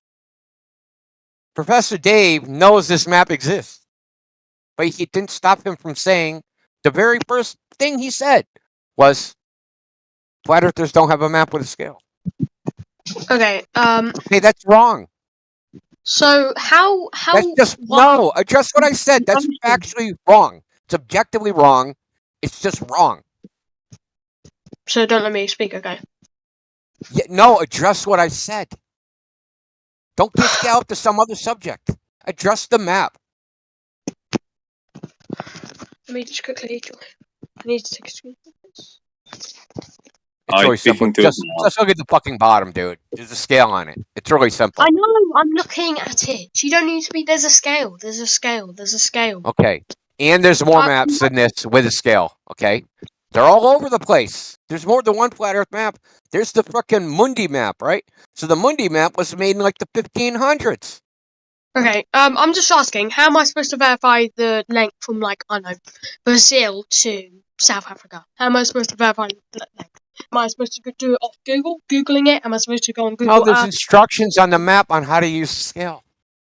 No, I'm saying because how am I supposed to? Let's say it's a globe map. How am I supposed to verify? How am I supposed to verify both? Well, I mean, you could get a physical globe, right, and then check it for internal consistency. That's all you can do. Because, like, distances on Earth, contrary to popular belief, are not actually not measured. Like, so say London from New York. That's not a measured distance. No one measured the distance from New York to London, ever. You can. Yeah, you probably could, but no one ever has. And how would you? What do you mean hasn't? How? Surely. How would you? How would you? Yeah, You tell me could- how. You might be able to go on a plane, go on a consistent speed, and see how long it will take. Take. Yeah, but there's like, a problem with fingers. that. There's a problem with that because you have ground speed versus airspeed because the air is moving, right? You're in a fluid. And this is the same problem with water. Water's a moving fluid. So it's very hard to tell what the distance is that you've actually traveled because the fluid itself is moving. What? Wait, you. Okay, say you're sailing, right? And I'm going 30 knots. But the water is traveling 10 knots in the same direction. Now, my speed, if I could measure my speed against the water and say, hey, I'm going 30 knots. So we got, my speed times time, and now I have a distance. But that wasn't my actual speed. My actual speed was the 30 knots plus the 10 knots of the water motion. So my distance is going to be wrong by Measure 25%. If the water is consistent, The then you water can measure. moves, dude. There's the Gulf Stream. Okay, water is in motion in the ocean, dude. Water's Yes, I in know. motion in the air. Air's in motion. If That's why you they go, have if- ground speed versus air speed. and you go to two separate places that have the same water speed consistently at all times, yeah. How would you know they're And then you do consistent? it. How would you know what the water speed is? How do you even know? By setting up at loads of different places water testers to see the speed of it. Well, has anybody done that? No, I don't know if someone's done that. No one's ever done that. That's what I'm trying to tell you. So, what they do is they make an observation of what's called the celestial sphere, and they get their latitude and longitude coordinates, right, of New York and London, and then they do a calculation, and they calculate what they think the distance would be if they're on a ball of 3,959 mile radius, but they don't actually know the distance. You know what the Eurotunnel is, yeah? It's an underground tunnel that links. Yeah, I'm aware. you- Yes, I'm aware what it is. Yes. Okay. Yeah. Okay. Yeah. Because there's no air resistance or anything, yeah. Surely, if you just drive along it, it will be the same. There's nothing interfering with it. It's just however fast you go. If you measure that, you could measure it there. You can do it there. Yeah, I mean, great. Yeah, you can measure that distance. So, Yeah. talk Well- about long distance. I'm not talking about short distances. Yeah, Like if Oliver, I we're took a globe, talking right, and I tried to parameters do, measure the Eurotunnel to see if it matched the physical globe, I wouldn't be able to do that, right? If I went to the store and I bought a globe and said, "Hey, the Eurotunnel's 40 miles long," I'm gonna freaking look at this globe and see if it matches up. If this is 40 miles, you wouldn't have a globe that's big enough to even do the comparison. Oliver, do you realize that you just jumped from measuring distances over water and air to land In the tunnel. Yeah. in a tunnel? tunnel because you're saying how water and air interferes with it. So I'm Yeah. trying to So say why? that. So, but the whole point here is we're trying to describe to you that the distances between, for example, the continents at a large scale, they haven't been measured practically.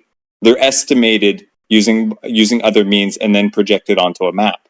Now here you are jumping into another whole other context that is like totally, completely adjacent to the topic at hand initially. Why are you doing that, sir? Because what am I supposed to say to? Oh well, it results change, so they have to actually estimate it. So I'm going to another. You asked thing. how to confirm it, remember? How do you Yeah. confirm the globe, right? So I put it to you, how can you confirm it if you can't measure the distance? Here's what you should say, Oliver, is, oh shit, I didn't know that. Thank you for telling me. I will double check. I was unaware of this information. I presumed something beforehand, but now what you're telling me seems to go against what I previously thought. Thank you very much. That's what you should say if you're intellectually honest, but it does seem that you're too bogged down in your preconceived hang on. It seems like you're too bogged down in your preconceived notions about how things actually work, and that you have no wiggle room for any other suggestion. I am up for other suggestions. Let me ask you, Albert, let me ask you a question about. Listen, because I want to get to the heart of the problem, Albert. The heart of the problem is you believe there's one state of affairs of human knowledge, and we're telling you that's not the case. We actually don't know a lot of things that they say we do know. And there's these misconceptions that people are taught. And I'll give you a very specific example. Eclipses. Do you think they use a globe to predict when eclipses happen? Do you think they like model a globe out in orbits and all that stuff? Yeah, they can predict when a solar. Yeah, we know they can predict when they happen. Do you think that they use a globe in the mathematics to do that? Yeah. They don't. They've been predicting eclipses since 2300 BC, when the globe idea didn't exist, and they still use that method now today. It's called the Soros cycle. Now, see, I only bring it up to point out that you believe something, and you're probably taught to it by a teacher, that's just factually not true. So eclipses are predicted, so there's a convergence of 3 cycles. So there's something called an eclipse year, the draconic lunar frickin' year, right? And there's another one. It may be said the sidereal solar year, right? And when those 3 times converge at a date, that's when an eclipse will happen. They don't use a globe to go. They don't model like, okay, the moon's here, the earth is here, the sun is here. Here's the eclipse is going to happen at this time. That's not how they do it to figure out when an eclipse will be. Wait, so it's like a myth that's perpetuated by people. They think that eclipses are predicted by the heliocentric model. The heliocentric model actually cannot predict eclipses. It can't. It's not just that they don't use it; it can't do it. And here's another. They say, listen, there's a reason they say it can't happen is because they say there's perturbations of gravity that move stuff around just a little bit, right? So whenever we make a eclipse prediction, it'll be off by a little bit from what the Soros cycle predicts. Okay, so when an eclipse is happening, why is on one side of the Earth you can see it happening, on the other side you can't see it happening at all? You can't even see it. Yeah, you can. Why? Why can you see it on one side, but on the other side you can't? Well, I mean, it's the same reason you can't see like the other side of a large building, right? So if you're in a giant warehouse, say you're in a 1 million square foot warehouse, do you think you're going to see the other wall or the other ceiling from where you are? If it's completely flat and you zoom it and you have good eyesight, you know what perspective is? Well, no human eyesight is going to fix this problem. No, because so the way perspective works is that things converge to the center and to a vanishing point. Like railroad tracks. You know how railroad tracks, they're parallel, but they appear like they come together to a point if you're standing in the center of railroad tracks? Yeah. Yeah, that's called perspective, right? The railroad tracks seems like they converge. Well, yeah, but the sky and the ground also converge like that. So there's going to be a vanishing point beyond which you can't see. You can't see anything in the sky. You can't see anything on the ground. Sky and the ground become indistinguishable from each other, and we call that the horizon, where the sky appears to meet the ground. That's the horizon. And if you look in live stream voice text, Matrix posted a long hallway photo. So this is why you can't see eclipses, because you're on the wrong side, dude. You can't see it. It's too far away.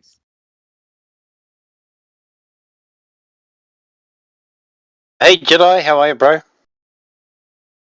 So I'm going to give you another. Hey, what's up, Jedi? So I'm going to give you another example of a misconception. When the sunrise happens, when the sunset happens, where the sun is in the sky, the solar position, its azimuth and elevation angle. People think that they use a globe model to predict when this happens, these things, these events. They actually don't. They use something called an equation of time, and there's no globe in any of that shit. So there's a lot of misconceptions about what the see. There's like the globe model they teach you in school that you learned, that we all learned, everybody in this chat. But then there's the actual globe model that you ain't gonna know until you like dig into the fucking details, right? It's not the stuff they teach you in school. In school, they go, oh, there's a solar system, memorize the 9 planets. They're all just zipping around the sun. There's some scientists, they figure it all out, maybe some Greeks, blah, blah, blah, right? And they give you the story. But like the actual globe model, if you dig into it, how are eclipses actually predicted? Oh, how is the sun position and sunrise and sunsets actually predicted? How do they actually do it in practice? And then you look at the mathematics, and there's no globe model in it. And you come to this over and over and over again. Say, hey, we observed this phenomenon on a globe. Oh, he bailed. I think I broke him. Oh, broken. He said in the chat that his phone ran out of charge. Oh, I see. Okay. He might be back. Okay. Who knows? All right, I got a question. Would you be interested in debating V1 with Jesse on Jesse's observations and his data sets? The Globe Gangster server. Me? Yes. Can you Dude, post a link I to the Globe Gangsters? I wouldn't touch Jesse with a donkey dick. No. Can you post a link there, bro, to Globe Gangsters? Sure. You really Oh, want that'd to be do great. it? Oh, Oh no. God, I'd love to you're join. going for punishment. Yeah. Look, I'm gonna warn you.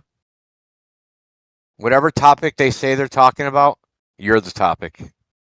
That's what they look. Yeah. Look, I was just over there.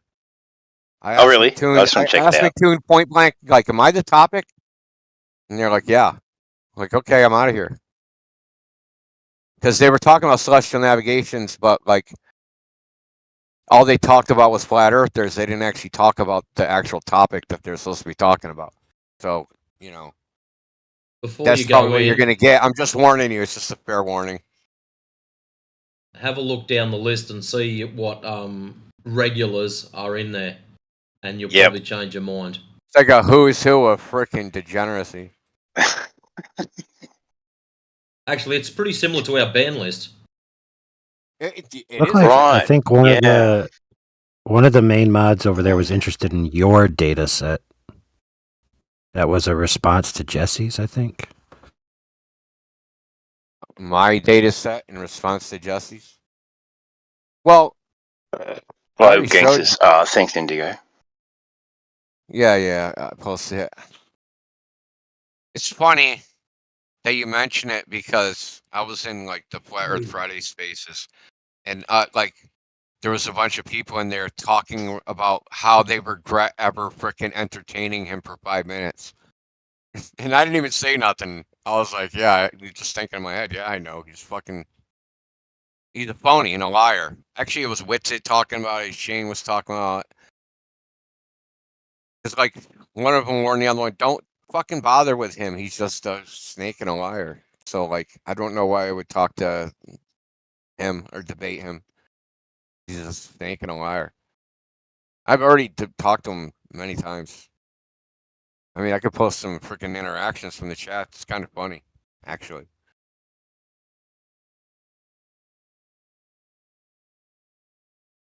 I actually debated him here. This 3 hours. 3 hours. There's a fucking, well, archive.org is down, but it's on one of the podcasts, I think. smacking him around here. I'm pretty sure Helio clipped it out on the regular YouTube. Yeah, maybe that's what it's on. Maybe I did. Maybe I didn't do it. Yeah, I think you're right. I think it's Helio. But it's like, is it worth the effort? Is it worth the aggravation? Is it worth? Nah, no, not really. Even a victory is a loss. I So I'll never told get the the time guy back. who was asking.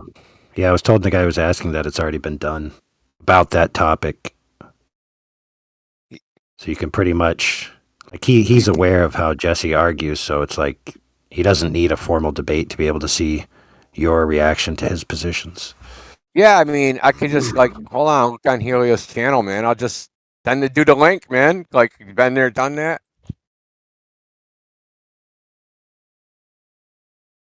Yeah, right here. 3 hours and 11 minutes. Oh, you found it already? All right. That I'll never get back. Yep.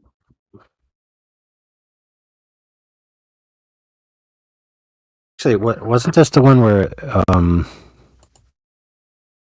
oh man, who's that guy? Memor and me were there too, or was this a different one? I don't know if Meme was there for this one.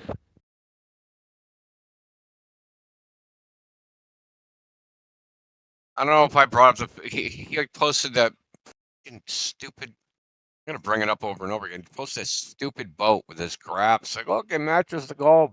But then when you actually like look at his numbers, it don't match the globe. That's the thing about Jesse, dude. They'll present his evidence and he literally just mischaracterizes it, what it is. He has a video where he has a gyro.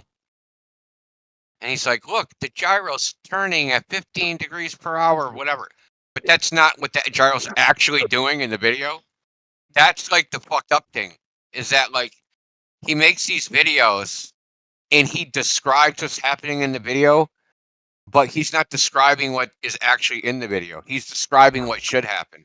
But what's actually like, oh, the camera's lined up exactly with the frickin' with the tape measure, right? But the frickin' tape measure line he's lined up is like, 3/4 of the way frickin' to the top, right? To the top of the frame. For it to be lined up, it would have to be dead center, right? So he like does this crap, like little crap like that. Like, why do I want to deal with that? I don't. No point. There's no point in talking to a liar. Like, what? What's the point? Like I said, even if victory is a loss.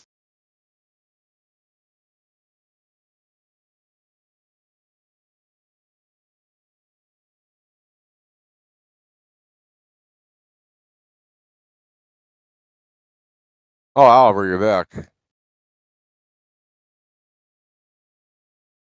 Yeah, his mic's broke.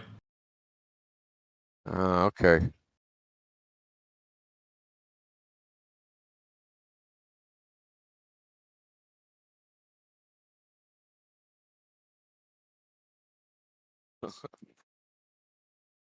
Platter, man, I don't think he's trying to troll. He's just the fucking cold religitard, dude. He's a spunky young lad, isn't he? Dude, as soon as they go, I don't know, it's scientists. Ask the scientist, dude. You're just saying, fucking, I'm just a religious nut. That's all I hear after that. There was someone talking in the background with him, either helping him out or being a nuisance, I don't know. But you could hear other voices in the background. Yeah, it was probably mommy. Trying to get him to go to bed. Tuck him in, I mean, I'll give the guy credit, he seems to at least have the balls to be like, oh, I'm going to go in a room full of people who I think are stupid, right, who have a different worldview, and I'm going to talk them down. It takes some balls, so I'll give the guy some credit, though his engagement, the way he's doing it is absolutely piss poor, right? Because if he had the balls, you would think he'd have commensurate manners and ability to engage with somebody along the way, which he miserably failed. But then again, he's so what would you say to that? He didn't listen to a word any of us said. He's already pre-programmed, and it was just they're flat earthers, they're stupid, and I'm going to come and preach to them. That's exactly what he did. Nothing out of the ordinary. Yeah. Literally the first thing, he's like, oh, I'm here because, I saw a Flat Earth channel, and I thought to myself, oh, how could they be so stupid?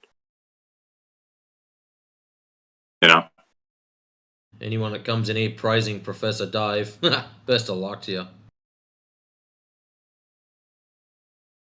Well, that should tell you something about that person, that they can't evaluate information. And it's funny, this kid, when you think about it, this kid is only 3 or 4 years younger than Matt Mooney. And he does the exact same thing, right? Same source. But you never would have thought they were 3 years apart. Because Matt Mooney's a fucking bulldozing machine, Well, I've said this dozens of times, right? So you have Globe Earther making a claim, Flat Earther making a claim. The person listening can't evaluate because of they're ignorant of the subject, they're just fucking dumb. Who knows, right? They have cog dis. They can't evaluate which side is right, correct. They're just not capable of it. So what are they going to do? They're just going to go with the default safest fucking position is true, right? So if I'm a Glober, Flat Earth versus Globe, I don't understand the arguments at either side. I have no idea what they're fucking talking about. But the Glober must be right because I'm a Glober and they're a Glober, and Flat Earthers, they're always wrong, right? And I'm sure the reverse is true, right? If you don't understand the argument, like you're gonna just default to the side, you're on. Because you can't evaluate it, right? You can't go, I understood what this person said. I understand what this person said. This person, they're factually wrong, or what the statement was irrational or illogical. And this person said was rational and logical. That would be an evaluation. But if you can't, I fucking have no idea what those words are, and the words this guy's using, I also have no idea what they're saying. So how are you going to evaluate it? You can't. And Oliver's kind of in that position. He can't evaluate Dave's claims. He can't evaluate our claims.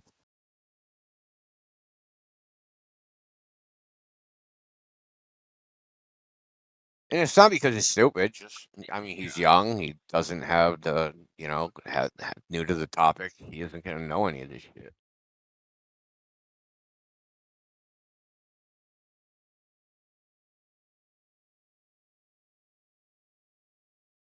Being young isn't even really the determining factor because we've talked to people that are fucking old that don't know any of this shit.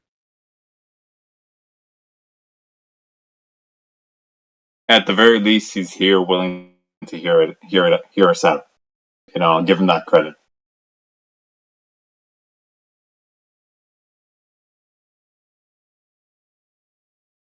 Well, Oliver, I know you can probably hear us, so it's very simple. Science is based upon empiricism, right? That means observation, measurements, things like that. It's not based upon, does this story make sense to you? That's not science. The science part is the data that people collect. That's the science part. Now, we can have some data set. One person looks at it and they interpret it this way and they come up with this explanation.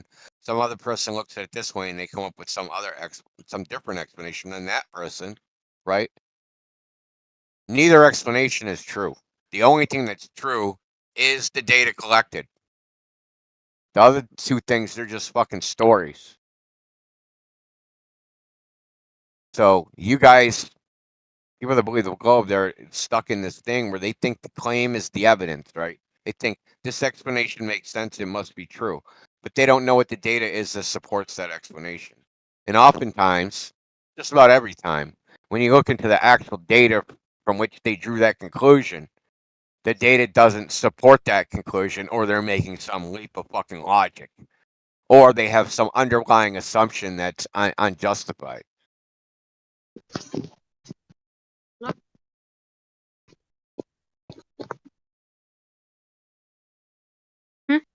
Such as the sun is 93 million miles away. That's an unjustified assumption. Hey, Indio, check this shit out. On X, McBooger Eater. The fact that 10,000 was offered to flat earthers to do celestial navigation using flat Earth and none could do it is challenge proof that the Earth is a globe. Cry about it. You lose every time. And your name was inserted in there. Yeah, I know. He's a doormat, isn't he? I think he edited that. Because I think when I replied to him, because I don't know how to edit, but you can edit posts. And when I replied to him, he just said proof. It didn't say challenge proof. And I said, dude, you don't know what proof is. Doesn't prove a globe. That's fucking dumb as shit. And then he changed it to challenge proof. Whatever the fuck that is. Hey, Oliver, are you back? Yeah. Hey, welcome back, sir. Okay. How can I? Okay, I'm actually open to ideas. What you're saying now this time. How can days be longer in winter than in summer? Have at it, gentlemen. You see the sun times. How do seasons work? Because the sun moves. Oh, how do seasons work? Well, how do they work on a globe? The Earth tilts towards a direction because it spins around and it keeps in that same direction. So That's the story. Okay. I just wanted to see if you know. Most people don't know. They actually surveyed Harvard students, Harvard graduates at graduation. What causes the seasons, and only one Harvard graduate got it right. So just checking to make sure that you knew what they say. You passed, yeah, so the Earth fine. stays in the same direction. No, the same axis of Earth. The angle, the sun's tilted on its axis, and the angle of the sun is more direct. Blah blah blah. Okay, yeah, we know the story. Yeah. Anyway, seasons are caused. Well, seasons. There's two types of seasons. You have to be specific. Two types of seasons. There's meteorological seasons. That's the hot, cold shit, right? Temperature. Yeah. But then there's the astronomical seasons, which are designated by how long the days are, right? Where the sun is in the sky. Those are astronomical seasons. Okay? Yes. They work the same on a flat Earth as they do on a globe. The sun moves around. Blah, blah, blah. Whatever. But the meteorological seasons, they only correlate to the astronomical seasons. And I can give you examples where they don't match. In San Francisco, it's colder in the summer than it is in the winter. Why is it? Probably humidity and other things. Yeah, No, so wait, not the tilt of the Earth. But that's Stop, the you point. said It's not the tilt of the Earth. Please, quickly. Is it the tilt of the Earth or not? Right. You know how. Right. Is it or not? Yes or no? Yes or not? What? In San Francisco, in the winter, it's warmer than the summer. Is that because of the tilt of the Earth? That's got nothing to do with it. Well, it has got something to do. Okay, then. So meteorological seasons, the hot and cold, have to do with local geography, local climate patterns, wind patterns, water patterns. Has nothing to do with the tilt of the Earth. It only has to do with your local fucking environment. That's it. No, it has to do with the tilt of the Earth. Plus, right, Okay, then if you look explain San Francisco. Of Asia, yeah. You know where the mountains are?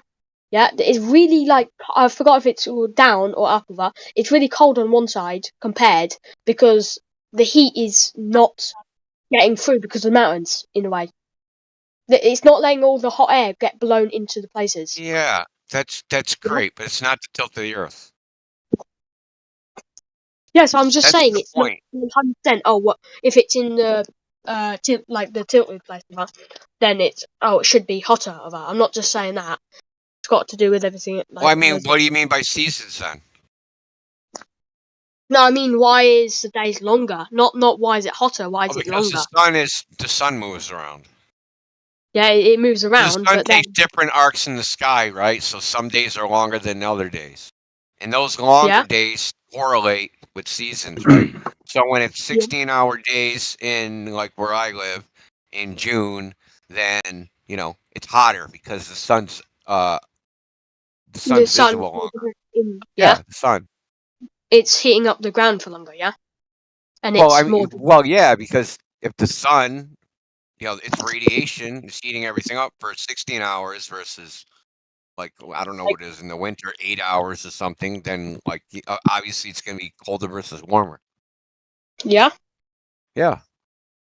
That's nothing to So do with a globe. I'm not talking about temperatures. I'm talking about why. Yeah, you keep saying, well, it The moves. day length. Does it move? Wait, yeah, the day length. How Yeah, the does the sun sun move moves. in the sky?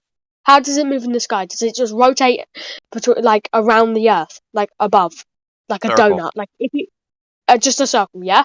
So Kinda. why? Kind of. Okay. How? I would say kind of. moves. It The moves sun between definitely moves, but the circle part. Can we just kind hear of. from Jedi? Can we hear from Jedi? Yeah, if you want. Don't mind. I'm just trying to answer, but Injo's got it, so you don't Okay. have to. So wait. So it's like a smaller ring, yeah, and then it goes out, yeah, and then does it come back in? Start to come back in.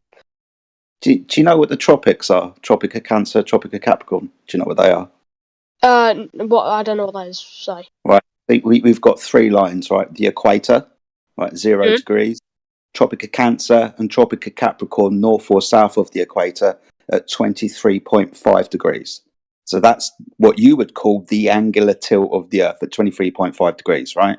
But the sun moves between these 2 tropics. So for us in the UK, when the sun is closer to us, the height of the sun in the sky is higher. So that's what we call summer. The sun is around more, it's higher in the sky. As the sun daily moves away from you over the equator towards the Tropic of Capricorn, for us in the UK, the sun's angle in the sky is lower. So the day length is shorter. So there is less heat transmitted in the winter because the sun, from where we are in the UK, is further away. The sun moves between the 2 tropics throughout the year, creating what Injo's trying to point out as seasons. Really simple stuff, dude. Yeah. So that's how seasons work. It's the proximity of the sun to location. That's it. I'm just We're looking for exclusive gold proof, not ambiguous. Okay. What causes a giant rock in the sky just to float around and start spinning around and start moving around where it rotates around? Why? Fucking what rock? Why is the floating What rock are you looking at, bro? The sun of rock moon. now. The moon? No, the moon. And then why is the sun? I'm talking about the moon, and then I'm talking about the sun. Why does the sun do that as well? This is weird, dude. Did you understand what Injo and I said to you? No, but why? Why is it just in just floating? Excuse me. So before you start running off onto other subjects, we want to know that you understood what we've put down and you've picked it up. You understand the reason for seasons, right? Proximity of the sun to your location. You understand that, right? I'm just going to say yeah. Good. And every time we describe the sun's angle above the horizon, that's going to be a flat Earth measurement, demonstrating that the Earth is measured flat when we talk about the angle of the sun above the horizon. That's an angle measurement. Angles have 2 straight sides. You're 14 years old, you still do geometry in math class, right? You know what an angle is. So if we're to describe the sun's angle above the horizon, that's a flat Earth measurement. You can only describe the sun from a flat Earth within that paradigm. It's a flat Earth measurement, dude. Angles prove the Earth is flat. Yeah, but you can go on anywhere on the Earth and see what the angle is from the horizon to the sun. Right. Okay. So very quickly, Oliver. Can you measure an angle? Hello. Can you measure an angle if one of your lines is curved? What? Can you measure an dude? You said what? So I'll ask again. I'll ask again. Wait, Oliver. Me like I'm a 6-year-old. You're like, can you do this? Well, stop behaving like a 6-year-old and they won't treat you like one. Oliver, it's a very simple question. I answered. Can you measure an angle if one of your lines is curved? No, but you don't need to curve a line. you don't need to curve the line. Because No, the horizon... Yeah. Oh, please can I actually show my camera? Because then I can show me drawing it and showing you how it works. Please. No, I tell you what, I'll show you how it works. I'll post images in the side chat. Give me a minute.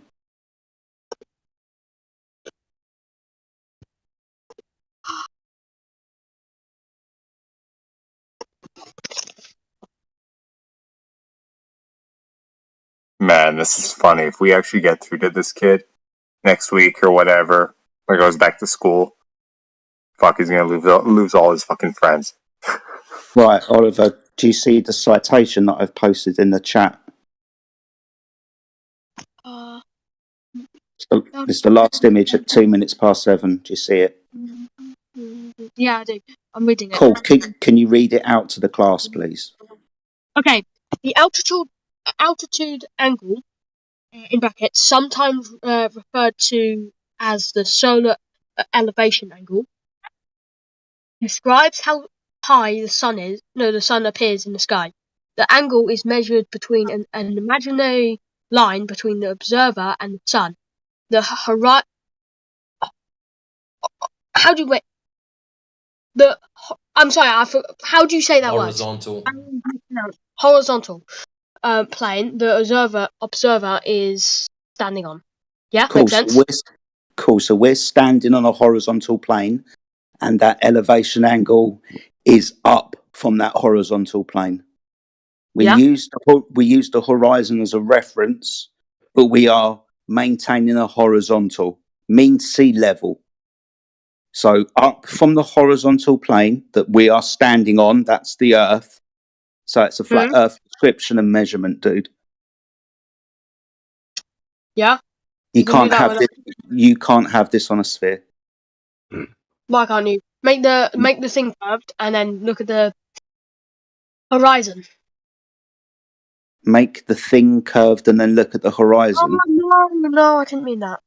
No, I I know you didn't. Earth. Okay, do the exact same thing, but with a curved Earth. Yeah, I won't be able to measure an elevation angle up from the Earth. That would be a tangent, won't it? Okay. And not the Earth, then. Surely, if you can't do that, you know what up is, yeah? If you look directly up, yeah, and then measure it from that, and then just measure degrees downwards, going downwards. You understand that? You understand that the citation beats your imagination. My citation describes how we actually do this, and I can provide you with 10 more, all referencing the horizontal plane that we are standing on. Show me 10 more. Okay, fair enough. Sorry, don't demand things off of me, child. How old are you, quickly? Pardon? How old are you? I'm 48 years old. And interestingly enough, my son, 13 years old, is called Oliver. And he gets it. At the moment, you don't. It's really weird.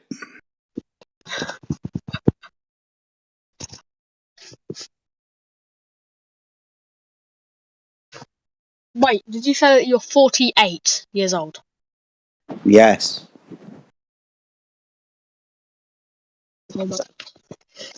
And at the moment, I seem to understand angles better than you do. Well, firstly, you probably should. You I should do. You also understand that we're going to be using azimuthal angles. Do you know what azimuthal angles are? Nope, sorry. Right, so they're horizontal bearings, north, south, east, and west from your position. Horizontal. So to describe the sun in the sky, we're going to use two types of angle. A horizontal azimuthal bearing angle and a vertical angle. All of these require the Earth to be a horizontal surface because we're talking about angles.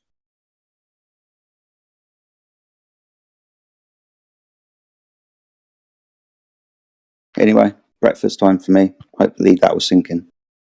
Okay, you can leave now. You're going to lose friends fast around here, Sunshine, if you speak to people like that. Notice that everybody's giving you that time. I would urge you to respect that, because if you don't, you're not going to do well here.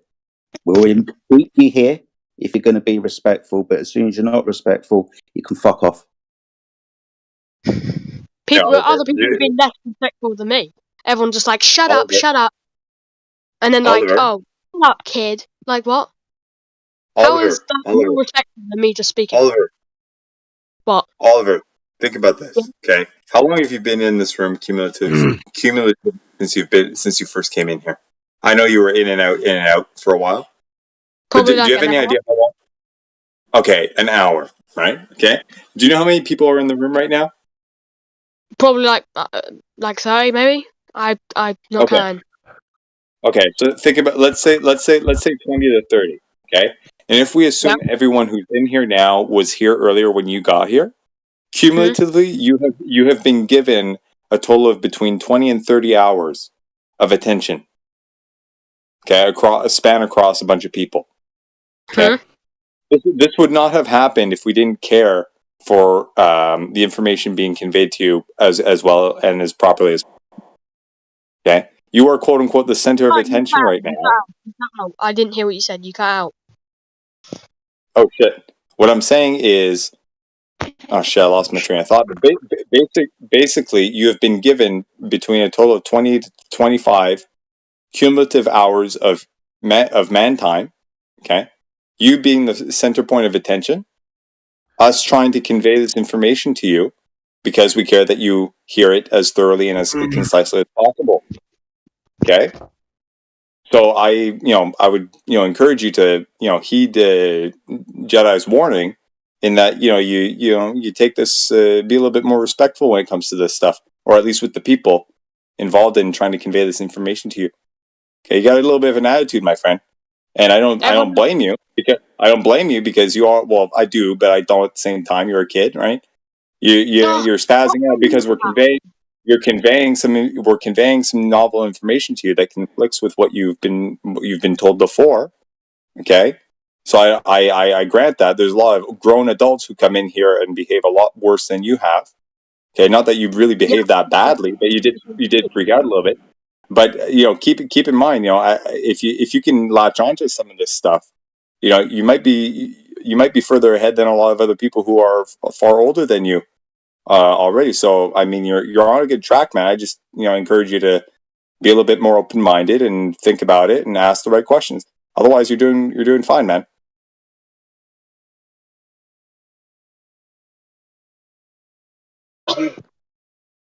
Oh, by the way, I'm just asking because no one answered my question. Is every single person in this room a flat earther? The majority at the moment, mate. Yeah. Can like I said before, like an hour ago, can anyone else speak? Because it's just been me the entire time for some reason. All right. So we need some Globe Earth back up to the live chat. Globe Earth back up to the live chat, please. Anyone? Got a man going down in flames at the moment, Globe Earth. Can you come and support him in the live chat? Globe Earth, it's a live chat. No, it's just you, Oliver, mate. Wow. Wow. Then again, look at the time, dude. It's 7:10. So it's early for us, late for them. Yeah, I know. Cool. So we've just measured the Earth to be flat when describing the sun above the horizon. We also want to know. We also want to know our position on the Earth when we do this. This will be a longitude and latitude measurement. Longitude and latitude are also measured in the same way. Angles to stars, specifically to get our latitude line, that would be an angle to Polaris. So if I was to get a sextant, a marine sextant, which is an angle measuring device, much like a glorified protractor, and I was to measure up from the Earth to where Polaris was at, say, 51 degrees, that's what the latitude is in London, by the way, and I was to measure that, that's a 51 degree angle measurement requiring the Earth to be a horizontal plane for me to get my latitude from. Longitude is a measurement of the sun. So to describe the sun, seasons, its angle above the horizon, we're going to be taking 3-4 flat Earth measurements to describe the sun in the sky. Its angle, your location, the azimuth. Every single one's a flat Earth angle measurement, dude.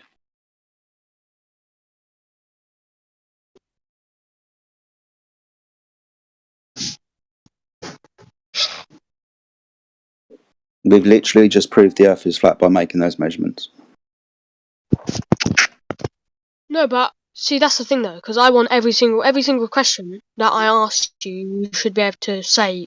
If it doesn't make any sense, what I asked. So let me get this straight, kid. You ask 50 questions, and if we don't answer one of them the way you like, you win. It's a globe. No, okay. Because that's what I'm getting from you.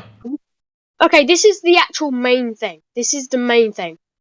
How is where you know when there's night and day? Yeah, where is that line? How do you make? Show me a map of that of like the There's line. no line, man. No, there's a there is. There must be. Ain't. We have Twilight. Twilight. Yeah. Okay. No. Okay. Yeah, I know. But there There's must no line. be a transformation from night to day. Yeah, from like a bit. Yeah. Just roughly. Yeah, we go to Civil Twilight, Nautical Twilight, to Astronomical Twilight in that order. Okay. Those are levels of light. So, why can't you show me it? What do you mean show you it? Show you it how? Look, if I go on a globe, From where? shine a torch, and then ring people from I don't know, from like South Africa and stuff, I can say, oh, what does it look? They'll show what it looks like outside, and it will be consistent with the Earth, the globe map. Or globe model. What are you talking about? Hey, do you think someone can see your flashlight from another continent? No, I didn't say that. I said if you get a globe Earth, yeah, and shine the torch of it, your torch on the globe Earth model, yeah, like where the sun is, yeah, it will look exactly the same as it is in real life. So if you ring someone, that's not true. No, yeah, okay. Look, if you ring Well, someone, I'm gonna post a video of them 3 people doing a FaceTime. One's in Australia, one's in Washington State, and the other one's in the UK. And they all see the sun at the same time. Impossible on the globe. Wait, where from what locations? UK, Australia, and Washington State in the United States. If it was in between all of them, then you would be able to see. If it was directly in between the triangle. They all see the sun, dude. All of them. What parts? Where did they see the sun? In the sky, dude. Oh no, you say in the sky, but where? Like what direction? What does it matter? Because all 3 shouldn't see the sun at the same time. So yeah, exactly. They can't. That's possible. Yeah, but they do. Yeah, but it does happen. It's in between the 3. If it's in between I'll the post the video. You can watch it. They do it on FaceTime. They did it live. Okay, post it. Hold on.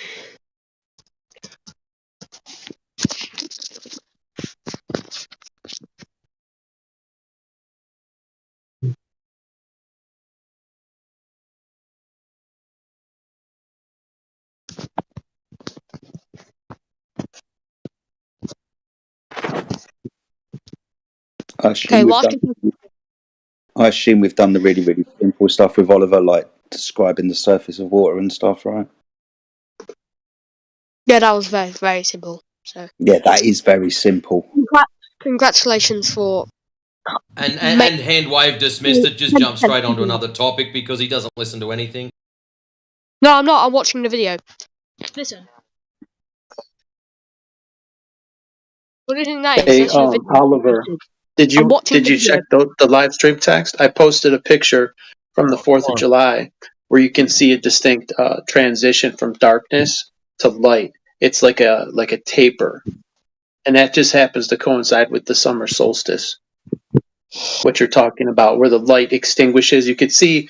I mean, that's as clear as you're going to get because there's diffusion of transition between darkness and light. Hmm. Yeah. You see it? The photo, yeah.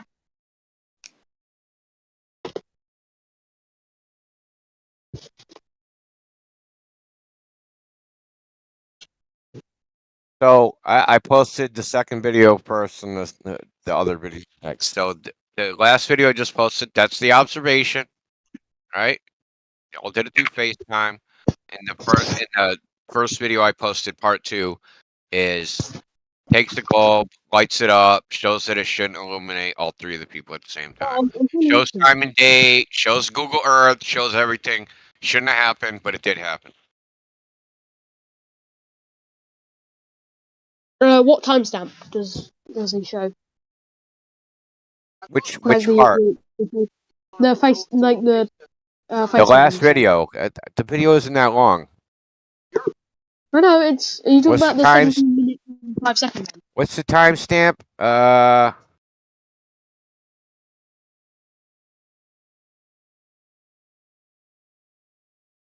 11:20. I'm going to it.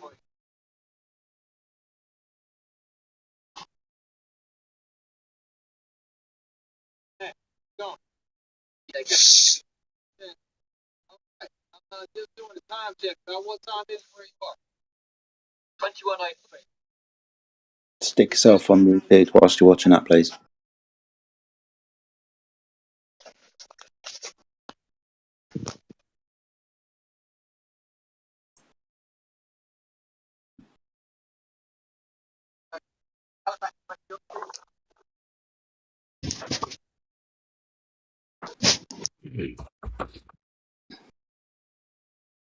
Oh, dude, there was an awesome video on Russian's vid channel where they were on a cruise and they were looking off one side of the boat and it was twilight, and then they turned to the other side of the boat and it was absolutely dark, like a crisp line where between the twilight and the darkness. Yeah, I've seen that. Like one side had the moon and it was like dark, and the other side you could still see the sun.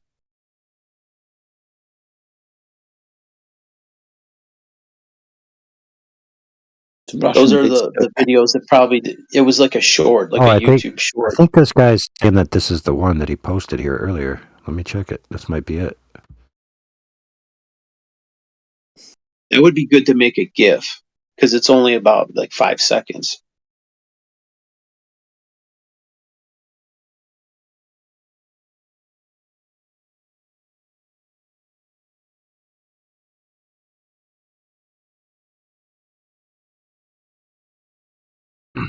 What's up, Ron? How's it going? What's up? Hey, guess what I found yesterday, dude? I was randomly watching YouTube vids, and have you ever heard that a bumblebee flies in its own little bubble? It's not subjected to like wind deflection. I mean, at least from this experiment that I heard about, I haven't certified it or whatever, but someone put a transmitter on the back of a bumblebee, and they tracked it going from the beehive to the pollen, right, from A to B. There was a crosswind, maybe 20 miles per hour crosswind, and the bee wasn't drifting. It didn't drift at all. It just went straight from A to B. And then I remembered something I watched about Viktor Grebennikov. He was studying insects and levitation. Like, how does a bee, like, first of all, how does a bee fly? It's too heavy for the surface area of its wings to fly, right? Yeah. Anyway, long story short, there was some video. This guy was adding chemicals together, and they were creating an explosion. So he put some on a peach, and a fly comes through the video, right? He goes through the frame, and there's a massive explosion, and he doesn't move at all. The fly just goes right on its path. I'm like, dude, that is like a clear example of some kind of etheric bubble around it. I got some. Let me show you guys real quick. Yeah, I know you're talking about the Russian guy, right? The guy that had like that little flying skid thing. He said it was made out of like cretin, or that's like some bug. Grebennikov. Yeah, he was the Russian. Yeah. Yeah. And then if you could see the fly, the first frame, it's right at the top. It's the same distance from the top. And let me get you the video if you want to see it. Yeah, it's like 6 minutes into the video. Really interesting. Yeah, Grebennikov.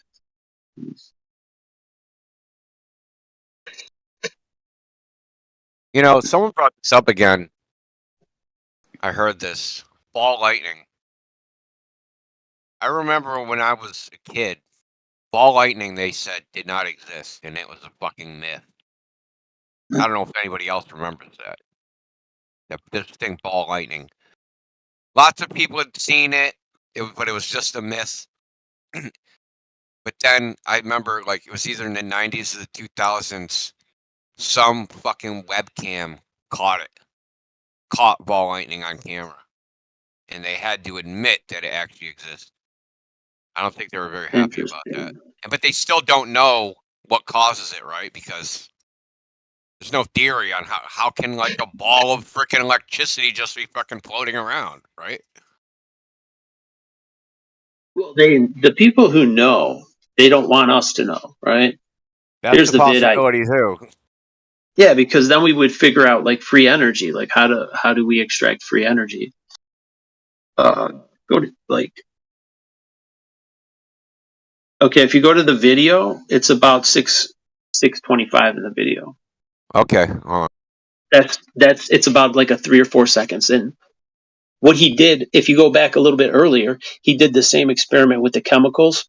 He put the little bit of powder and then this I think it was nitric acid, and then within about 10-15 seconds it blew a hole in a stainless steel bowl.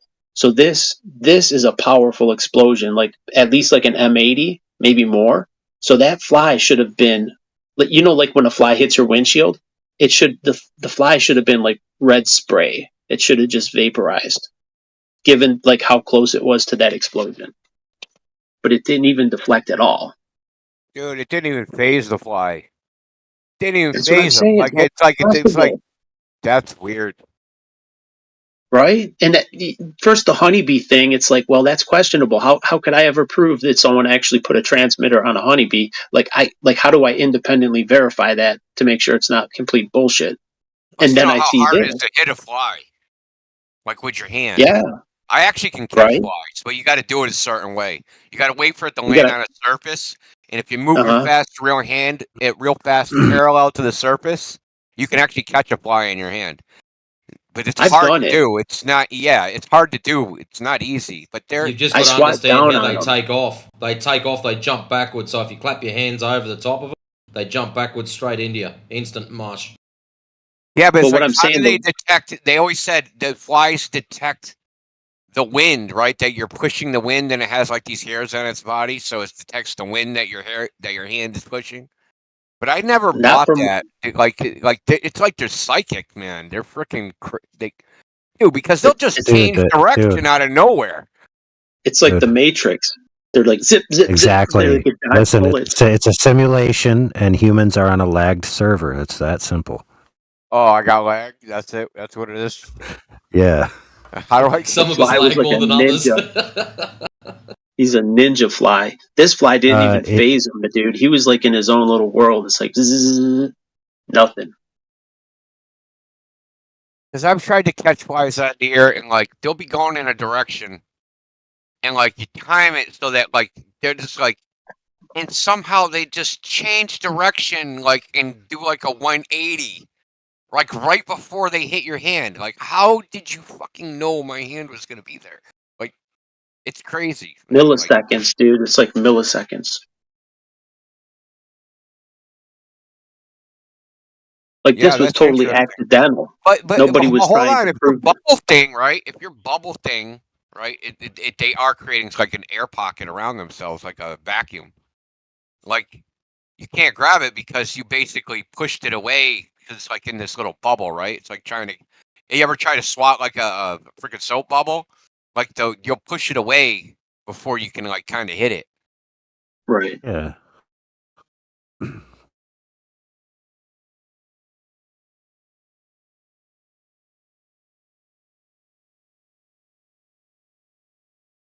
Why is Yeah, Oliver but the muted? fly. If we took something of the same weight as the fly, like say a piece of cotton or something, and you did the same explosion, you put it in the same distance, what would happen, right? Or if you took take a dead fly, and you just hang it from a thread, and you repeat the same explosion, what's going to happen? The fly's going to get yeeted, boom, right? To probably get turned into spray. All right, let's ask Oliver how he thought about the video.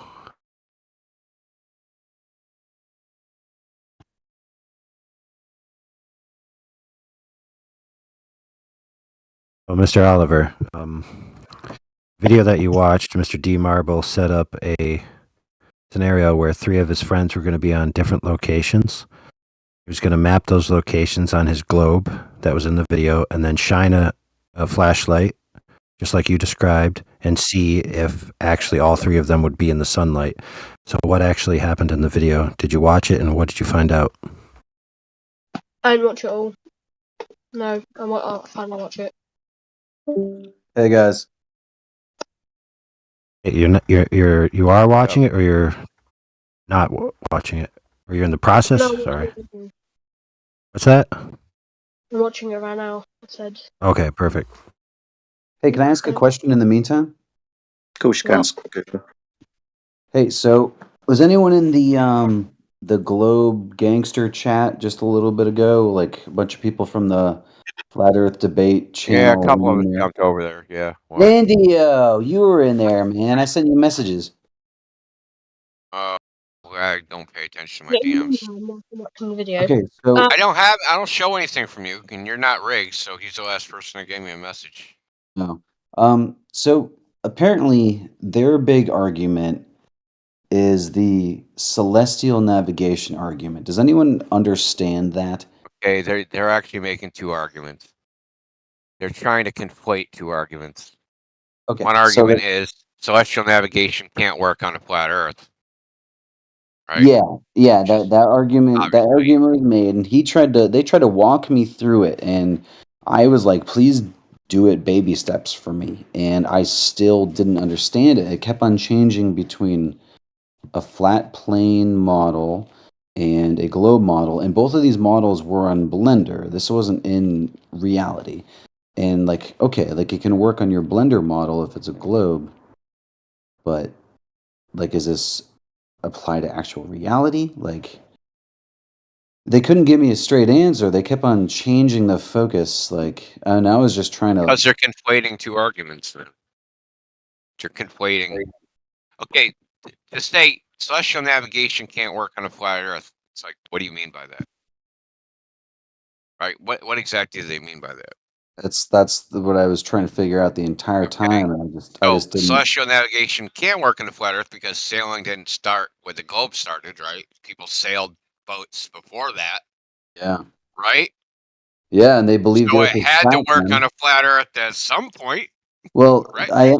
there's this other guy that messaged me, and he said he's talking to me right now in DMs. He's saying he really enjoyed the conversation I had, and that he's a Christian, but he's a globe earther, and he's talking to me about a theodolite and how he's done measurements with the theodolite, which is basically, you know, a theodolite.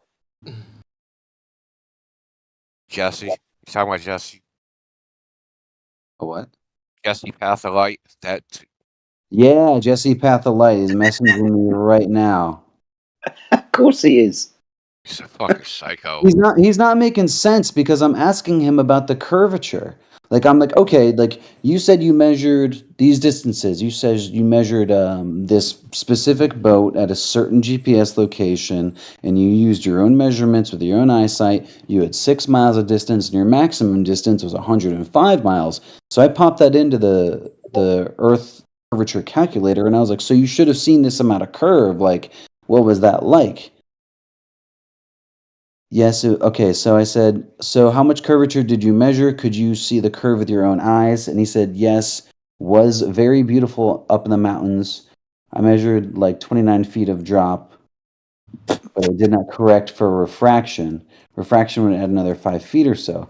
But he was at 7.2 miles. I don't know. First of all, Jesse's a pathological liar. So I just want to tell you, he is. That's not just me saying, hey, Globers are all liars, dude. Jesse is a pathological liar. He seems very saccharine. He tries to act nice and yeah, he seems saccharine. nice Like, he seems overly sweet. yes, that's an act. It's a fucking act, dude. Mm. It really is. So, I mean, we've talked to him lots of times. You know exactly who he is. If you really want to frickin' hear me go in on him, I just posted a video a little while ago of me frickin' No, I mean you If don't you need. want to You call don't the need. debate, it's like You don't need 3 to. hours over here, bro. Go Nah, nah, kick any nah. of that. You don't need to go to the trouble to discredit him because he's.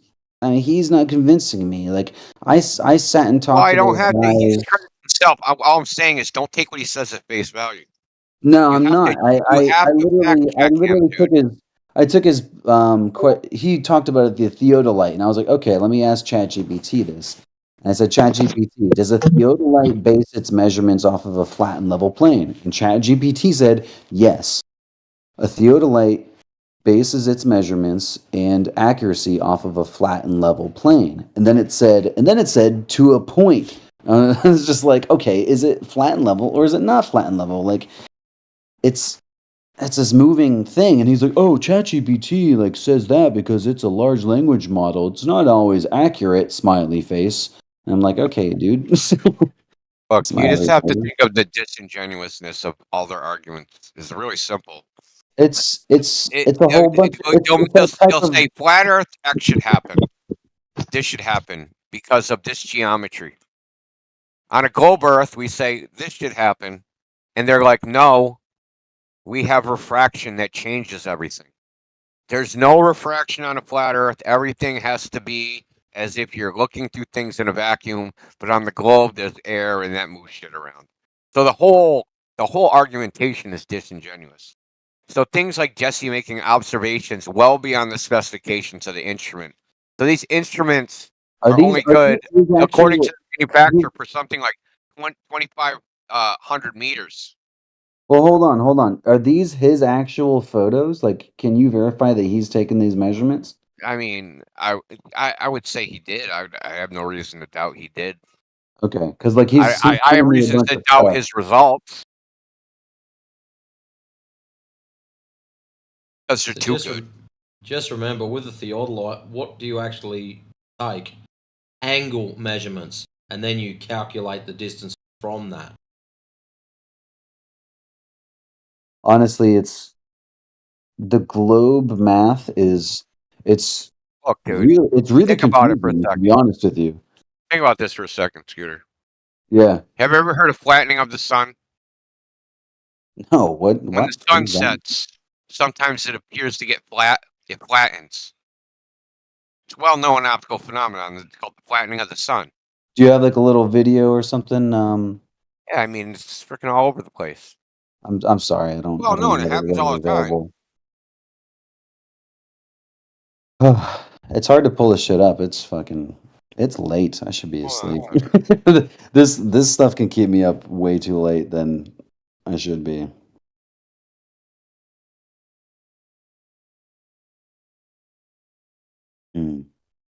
Get out. Really good image. I don't understand how he reconciles. Look at live stream voice text, okay? Okay, 1 second. Live stream voice text. That's the Okay. sun. Yeah, the sun's getting flattened. Hold on, it's got to scroll down. 117, 227 new messages. Jesus. Yeah, like it flattens out whenever it Yeah, looks like when it's it, gonna hit the yeah. horizon. Yeah. So so what's happening is everything's being vertically compressed. If you measured the sun, right? So the sun's angular side is like 0.51 degrees. But if you measured the vertical angle here, it would be less. It would be like 0.47 degrees. What these guys are doing, they're saying, well, I took this angle measurement, and the angle that I think it should be, it's lower than what it should be, so Earth's the globe.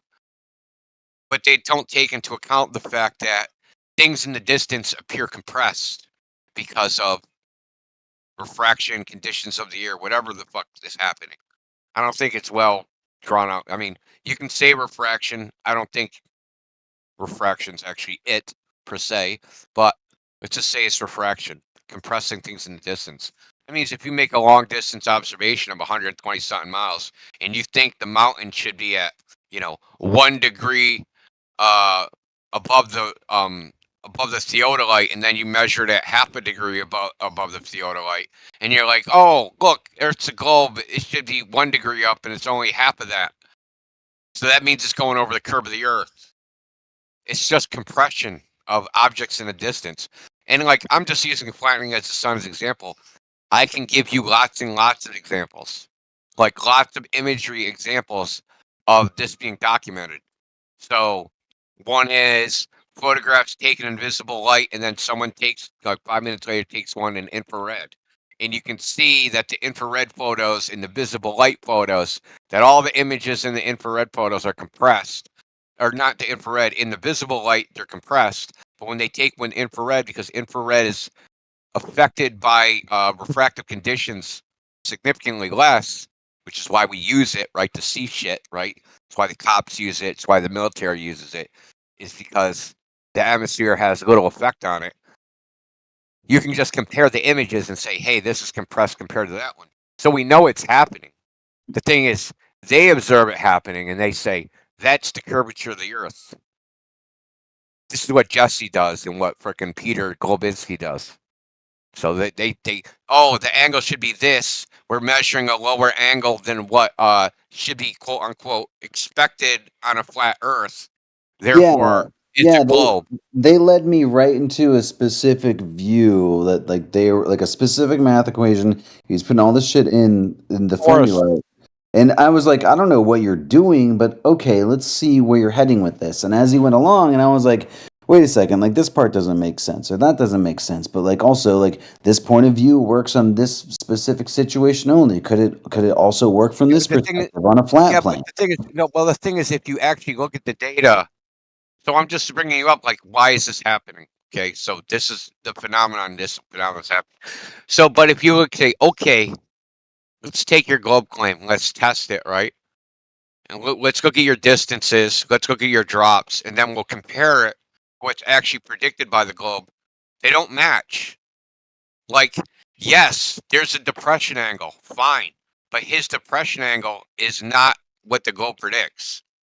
When I say depression angle, that means something is lower than what it should be if there was no air, right? So say in a pure geometry, in a pure geometric relationship where all the rays of light are straight, all this shit, right? Yeah. It doesn't match the globe either.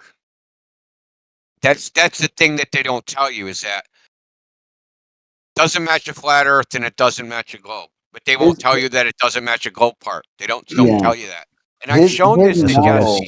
His model wasn't accurate either because he was trying to use. He plays games with the fucking graphs too. So it's so what easy he does to just get lost in them. he compresses the x-axis. So when you compress the x, it's called graph manipulation. So if you take a graph, and if your y-axis and your x-axis are not on the same scale, you can compress the x-axis and make what would be a straight line into a curve, or you would make it more accentuated, more look like a curve. This is well known. You can just type in graph manipulation in fucking Google, and a bunch of shit comes up on how people manipulate graphs. They do all this shit. That's why I said this guy's a liar. He's not honest. Just like, there's like almost no point in even interacting with him. I mean, honestly, I like to hear people's arguments, and if they don't hold. Yeah, you're dealing with a liar. I mean, Well, that's the thing. Like I've dealt with many liars before, and liars have their own tells. If you deal with enough liars, you can tell when people are lying. I don't need to tell him he's lying. I can just let him keep on lying. You know, you keep on lying, and I'll be able to discern. You know. So, and usually, from my experience, getting to the truth is sifting through lies. It's the only reliable why? word for me. Why are we even having to deal with them lying? Because, I mean, lies are everywhere.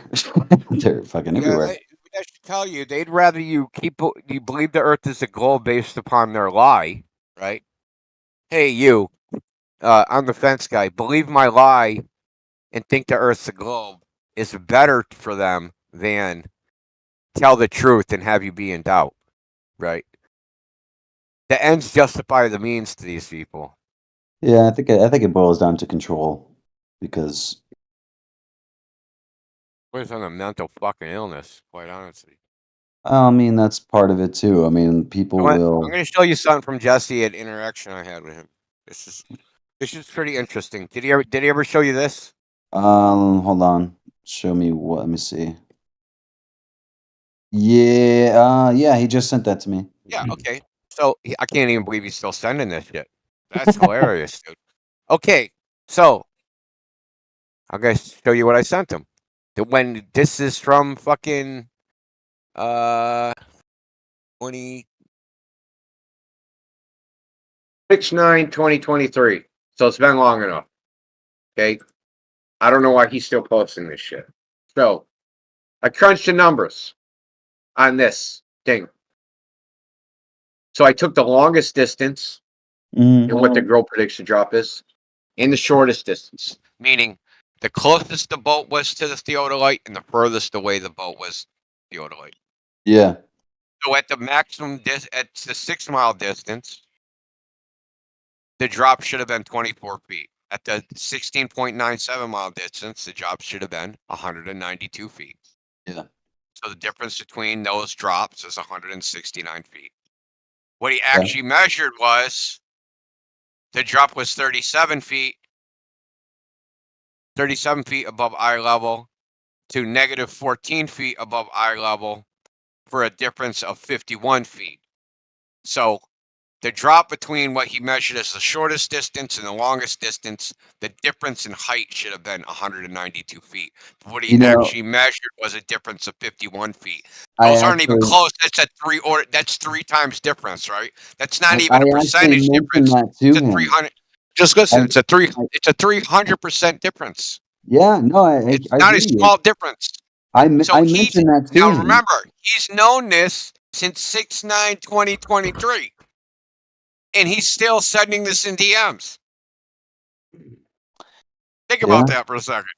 Yeah, It's, I mean, it's fucking over reset, dude.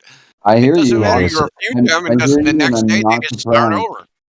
I hear you. I I'm got not another surprised. problem. Yep, I got another problem with this. So he's charting these altitudes graphically, left to right in a grid, right, with the XY axis. Mm-hmm. And according to this orthography, the boat increases in altitude as it goes away and then decreases in altitude. I posted a little graphic that I drew real quick.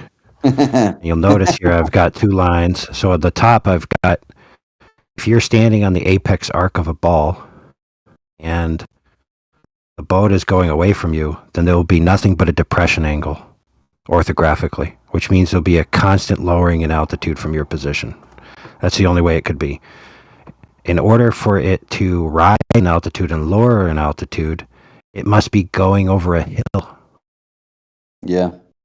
Yep. So this makes no sense. Now here's the problem, is we don't see it in orthography, see in projective geometry. So he is failing to account for the way we actually see in the real world, and he's just putting this all in ideal geometry from a side view, because anybody with any sense knows boats don't go over a hill as they go away from you. Even in the globe model, they don't go up and then down. They're always going down from your position. Okay. Hey, another person messaged me. Do you guys know the guy with the username Gay Nigga from Mars?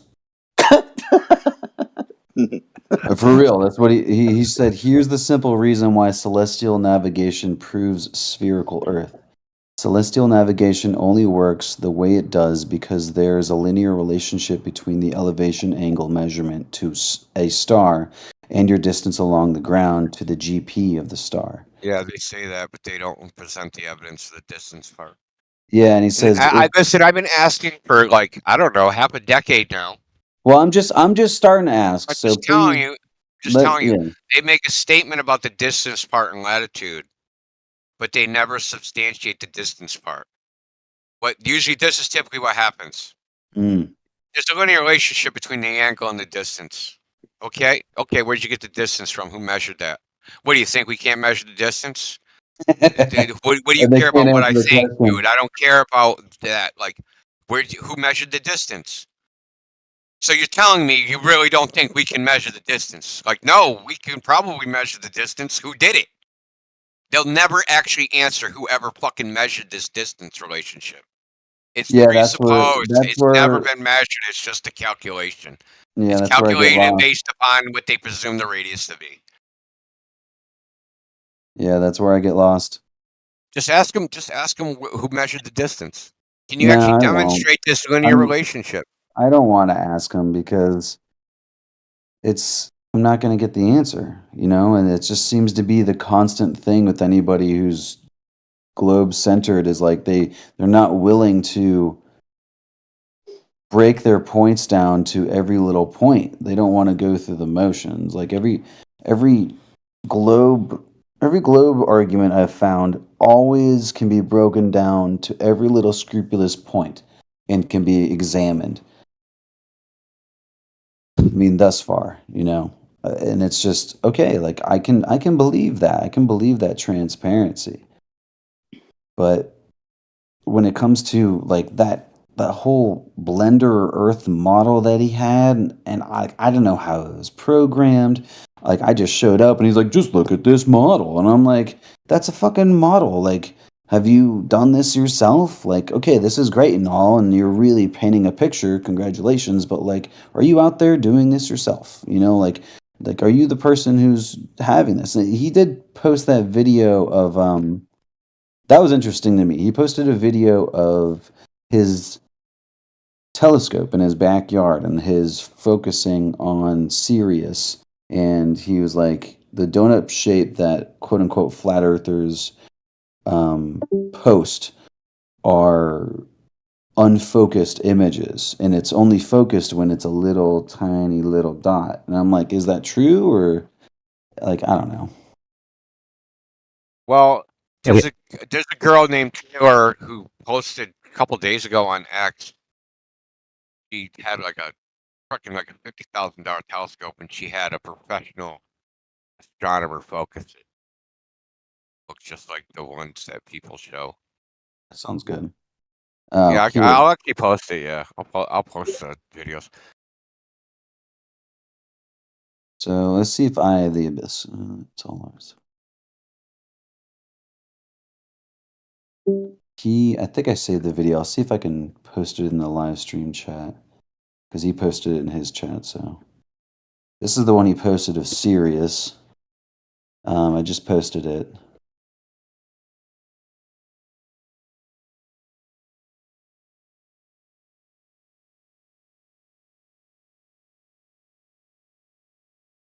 He also posted this one.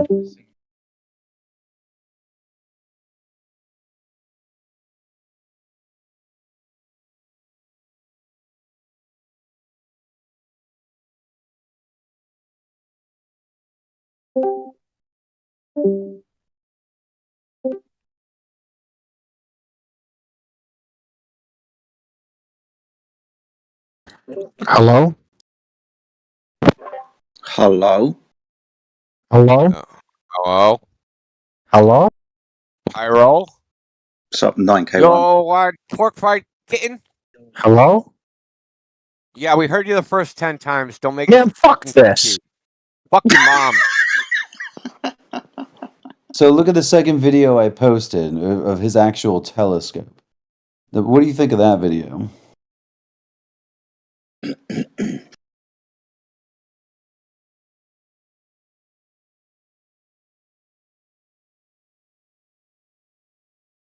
And which India? Both of those ones are.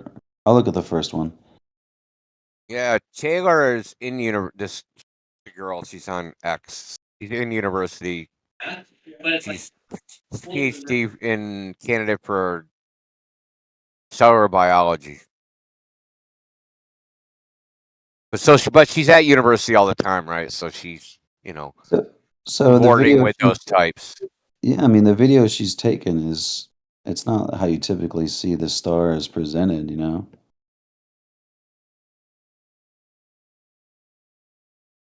No, I think Gay Nigga from Mars might be in here. Probably. Well, there is a movie called Gay Niggers from Outer Space. That's probably where they got it from. It is Oh yeah, an he's actual in movie. here. Yeah, he's in here. He's got the Rick and Morty face. It says Whoop. Or not the Rick and Morty, but just the Rick. Oh yeah, there's I was going to ask this earlier if anybody had tried to speak to Whoop. He hasn't got any voice verified roles or anything. You can measure it yourself. Get a friend on call. Pick a star. One of you gets 69 miles further away from the GP of the star than the other, and measure an elevation and angle at the same time. Your measurement will differ by 1 degree. It sounds easy to say. I mean, Yeah, easy to say. Then when you ask them who did that, they're gonna be like, lots of people. You're like, name one, and they'll be like, I don't know. We don't think we can do it. Stupid Yeah, I don't shit, know. dude. It's just always the same stupid shit over and over again. well, I'm tired. I'm going the fuck to bed. The You thing guys have a that good night. bothers me, well, just listen, just hear out this one thing. The one thing All that right, all right. bothers me is that science is supposed to be empirical, right? Based Supposed upon to be. observation. Yeah, that's But not when what you it is. ask them for empirical evidence, they get all hoppy, and then they go back into their explanation storytelling shit. You know what they do is they say trust the experts. Yeah, there's got to be some. There's got to be someone out there somewhere. I know there is. Yeah, fuck that. Somewhere. Can't just trust the experts. You have to be the expert. Yeah, the experts don't trust the experts. That's why they all have jobs. I'm gonna Dang pass right. off to Whoop. Whoop is in here. The gay nigga from Mars is here. Talk to him. Putting you on the spot. You guys have a good night. I gotta go to bed. My dog's pissed off. Yeah. Whoa, who measured these distances? I have a question. Go ahead. I got a question too. Why are you freaking shooting up fucking hot air balloons, thinking you're gonna see the curve of the Earth from a fucking weather balloon? It's not high enough. I want to ask my question first. Why is the crescent? Why can you see a crescent moon at sometimes? Hold on, That's Oliver. shadow of the Earth. Oliver, weren't you supposed to be reporting on your findings from the videos that you watched?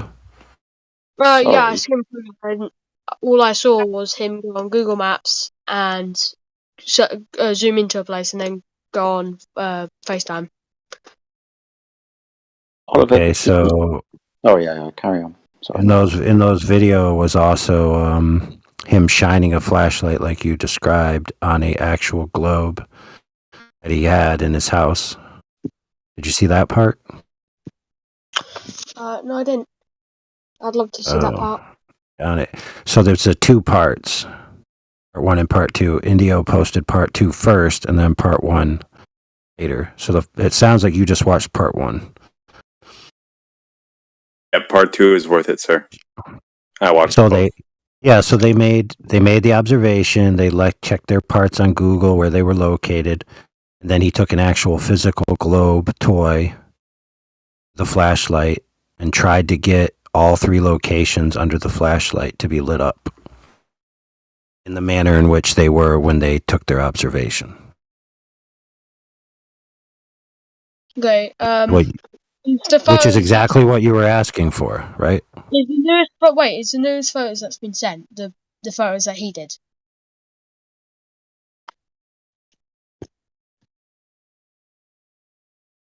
Now, back when you clicked on the first video that you watched, within that group, another video, they're only like 2 messages apart. Those shots that I put, they might not be from his vid, but someone did the same thing. He had like a paperweight it had like a glass dome to it, and he shined a pen light, and that's what he got. He got a dark portion and a light portion.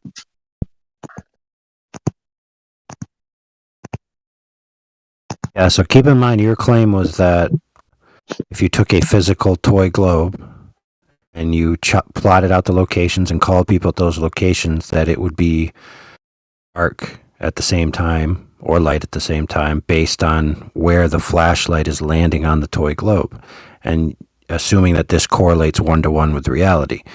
And so Indio presented to you, I have a video, he said, that demonstrates this isn't true by showing that the light isn't shining on all 3 locations, yet all 3 of them can see it.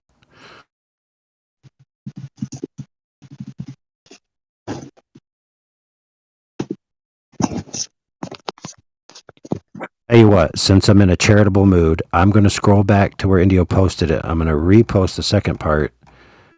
You can just fast scroll through it to where you see the toy globe, and then just watch there.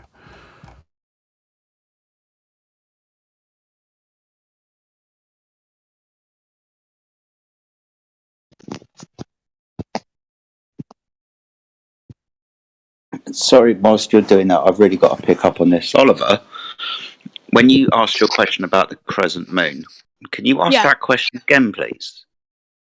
How is that crescent moon? Where's the shadow coming from? What's that shadow? Why is there a round shadow around it? What, on the phase of the moon? Yeah. That's got nothing to do with the Earth. If you're going to say that it's the light from the sun, then it's just our observation of the moon, depending on where the sun's being shone upon the moon. No, because if the sun, if the sun and the moon is above the Earth, then how can the Earth's shadow be on the moon? Right, so this is your misconception. Phases are not caused by the shadow of the Earth. That's eclipses. What? Then what's it caused by? I've just told you. No, you Get haven't. get a flashlight, get a ball, right? That's the sun shining on the moon, and then walk around the moon and you'll notice different phases. I'm touching a globe right now, so whatever you say, I'll do it right now. I have a globe, I'm touching a globe. I can spin it around. This is the Cool. Yeah? What do I need to press? Just calm down, child. You just have a misunderstanding of what causes the phases of the moon. It's got absolutely nothing to do with the Earth. So what's it got to do with? The light from the sun hitting the moon, and depending on where you are and where the moon is, seeing a crescent or a full moon or the dark side. That's the light shining on the moon. Nothing to do with the Earth casting a shadow on the moon. Shadow on the moon in your model is eclipses. No, actually, because I can't I'm just going to send a YouTube link of a video that I've made. Because I'm going to make a YouTube video, because I can't tell you send... what I'll do. Okay, no problem. What I'll do for you is post you a video from NASA that explain moon phases, and you'll notice it's got nothing to do with the Earth's shadow. I thought you said you don't trust NASA. Or people say that they don't trust NASA. Oliver, I'm trying to explain to you from your paradigm why there are phases on the moon. You're saying it's because of the shadow of the Earth, which is not congruent with your model. I'm going to give you your model so you understand your model better. Would that be okay? Sure. Good. Bloody children. Yeah, what he's getting at, what he's telling you is that the official narrative of the globe Earth paradigm, the model of the phases of the moon, is just the sun's relationship to the moon relative to the observer. It has nothing to do with the Earth being in the way whatsoever. Okay, it's the official story. I'm going to actually make the video right now. I'm going to do it myself. I have a globe. I'm going to test it on. Okay, that's great. So let me tell you this, friend. If you demonstrate that the phases of the moon are caused by the shadow of the moon, you will be debunking the mainstream narrative about the globe Earth paradigm. Do you understand that? Let's see.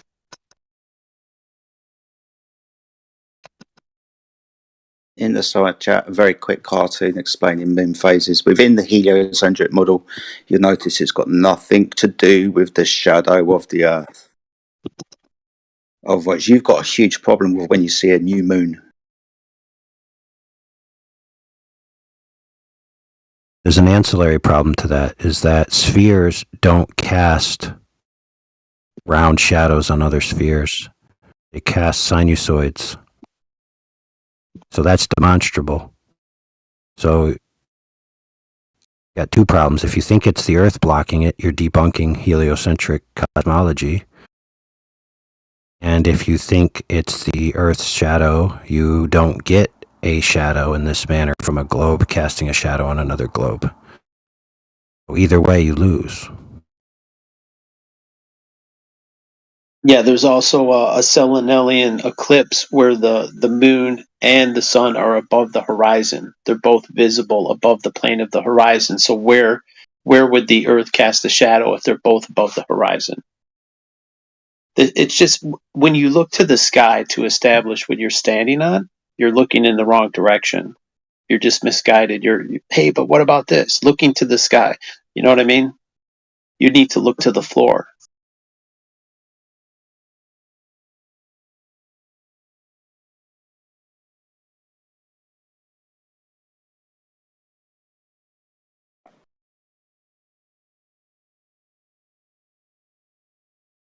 Oliver has left the chat.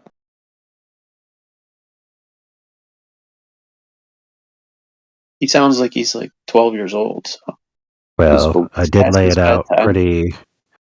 pretty logical sound that no matter which way he chooses, he loses. So there's really no way to win. So might as well dip. Yeah. He needs to think about it. He's just a kid. Oh, Mr. Oliver, for your benefit, when you studiously go back to watch the chat here to learn, you'll see that I posted in the chat straight object casting a curved shadow on a ball, and then I posted a ball casting a shadow on a ball, and it doesn't give you the phases of the moon. And I have down here a flat object and a ball, and then another ball and a ball, and you'll see that the shadow being cast is an S-curve. And then this other one, which is an actual model passing in front of another one, which is a video clip here, you'll see that it's an oblong. If you got two spheres, and when you try to demonstrate this with two spheres, you don't get the shadows that match the moon, could you claim that it's anything spherical causing the shadow? Because you can't demonstrate that.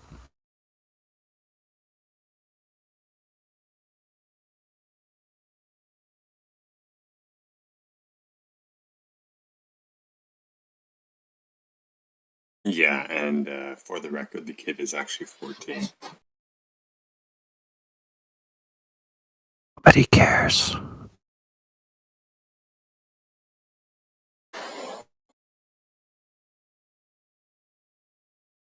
At least according to what his own testimony.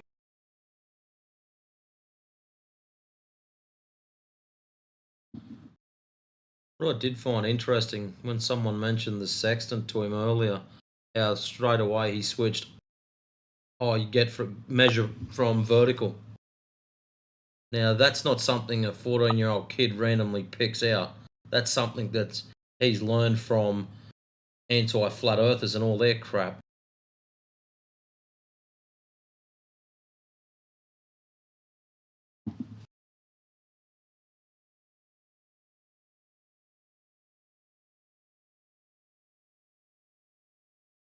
At least he was polite. I mean, the old trolls from back in the day, his age, not so much. And I don't think he was a troll. He's just a curious kid. He's got questions like we all did. We've all had questions about this. I've got no problem with people asking questions, but when you're getting answers to them, at least you could do is shut up and listen. Yeah, they machine gun one after the next. And we'll also notice that the specific claim that he made of how you could validate this with 3 locations, whether they're in the dark or in the sun, and Indio provided him that evidence, and he didn't even really watch it. He watched the part that didn't have that, even though he was clearly told there's 2 parts. Yeah, he's in a little bit of cog dis mode. Like, no, but what about this? What about this? What about this?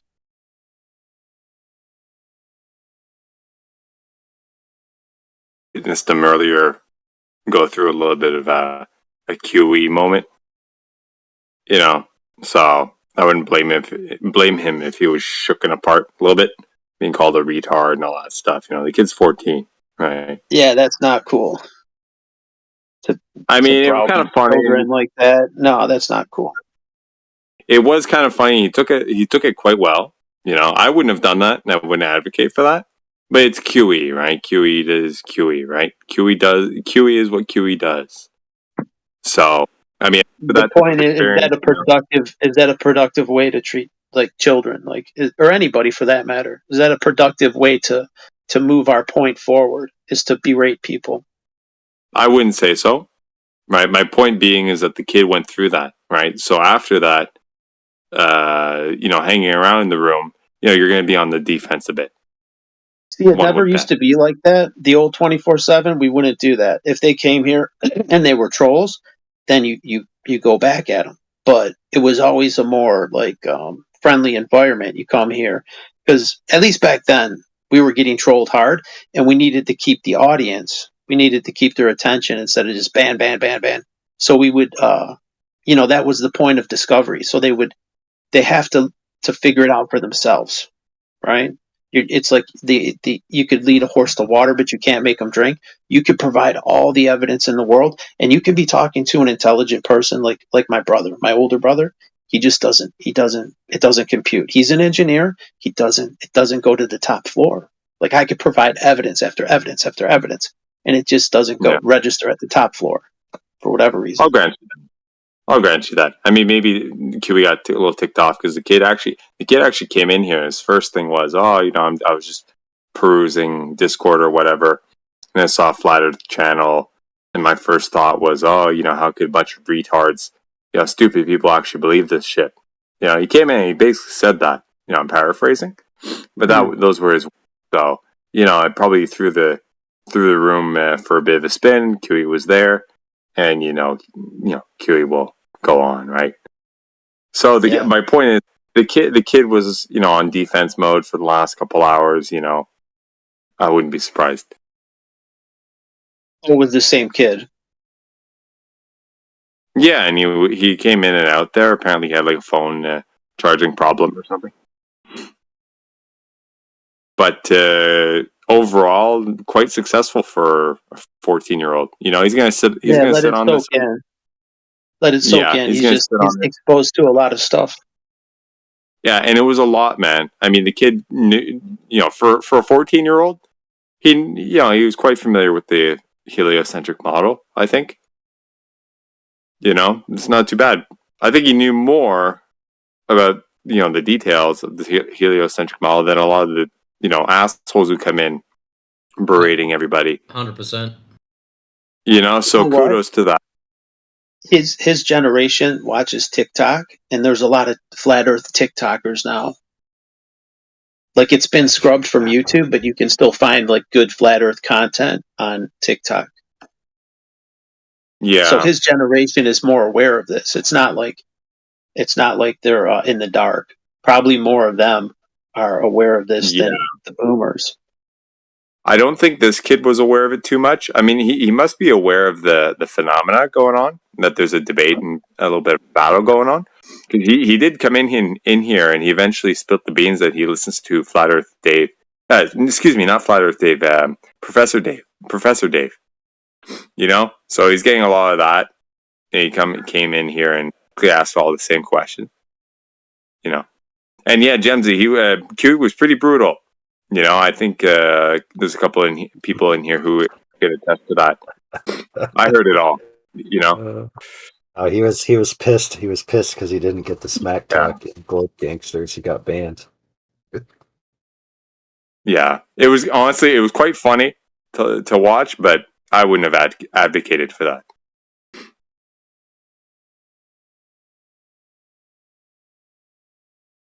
Yeah, and what was it? The Globe Gang Buster? What the fuck was it? The Gay Globers or whatever? Yeah, that was fucking pathetic, man. I was in there for like 30 seconds, and everyone was out. That wasn't fun. Anybody want to do a check-in VC? We got a new contender.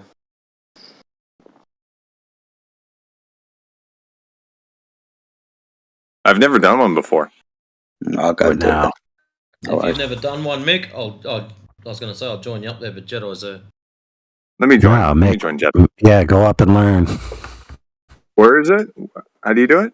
VC check-in. Just click on that channel and off you'll go.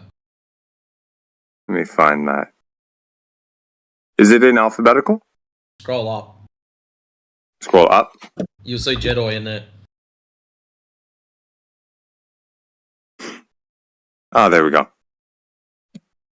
All right, see you. Oh my goodness. Mick better not try to talk for 20 minutes. I don't mind Mick, actually. He's got a very calming voice. But he has There's a a lot of it. propensity to drag out explanations. I'd be like, all right, so we're gonna go to the live stream. Now what the live stream is where you're talking, some other people are talking. Now you're both gonna be talking. And so while you're talking, and one person's talking, then the other person will be talking. And then we'll be streaming when you guys are talking, and then the other person is talking. And then when you talk and they talk, it'll be online.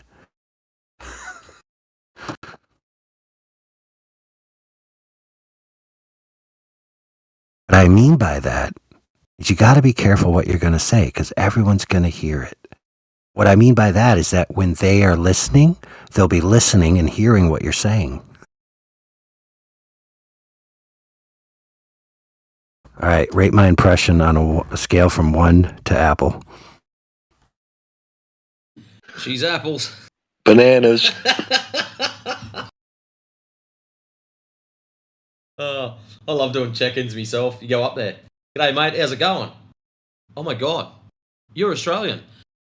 How did you guess? But there's no flat Earth Australians. What? Okay. You might want to scroll up and read the welcome channel. I think it's a good thing having people in Australia because it's roughly the same size as the United States, but yet there's 2 time zones and we have 4 time zones. It's roughly the same latitude, like the distance from the equator. So there's some strange shit going on in Australia. There's like a half time zone. It would be nice if we had like some truck drivers and like airline pilots from Australia that could kind of help us piece together the actual distances, how wide is the actual continent. I mean, we can go by whatever Google tells us, but can you trust that shit? I've driven across it. Does that count?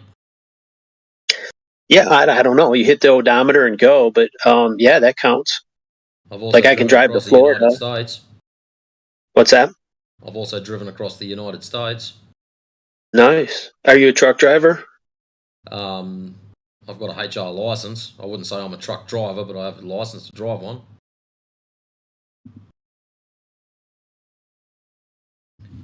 But yeah, I've driven across both of them. Very interesting. I enjoyed driving around the States. No, it's not going to be totally. I mean, there's a lot of twists. You know, our roads over here, they snake around. But in Australia, they got some dead flat, straight roads. They just go straight for miles. Yeah, there's one section called the 90 Mile Straight, which has only just been knocked back to second place. There was somewhere I saw a short clip. I can't remember where it was now.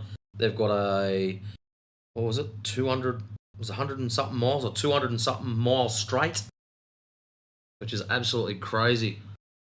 That's easy to fall asleep on. You know what I mean? When you're just going dead straight for so long, it's like, uh-oh. Yep, so the rules are for it to be considered a straight, it's not allowed to deviate more than 1 degree from start to finish. Wow, that is dead ass. Yeah. And would that be over the Cumberland Plains where it's also flat? It's just dead flat, and they're like, let's just make it straight. Yeah, over the Nullarbor Plains. I mean, it's a lot easier if it's just this dead flat surface. Let's go for it. The least amount of pavement. Let's make it straight. Shortest distance.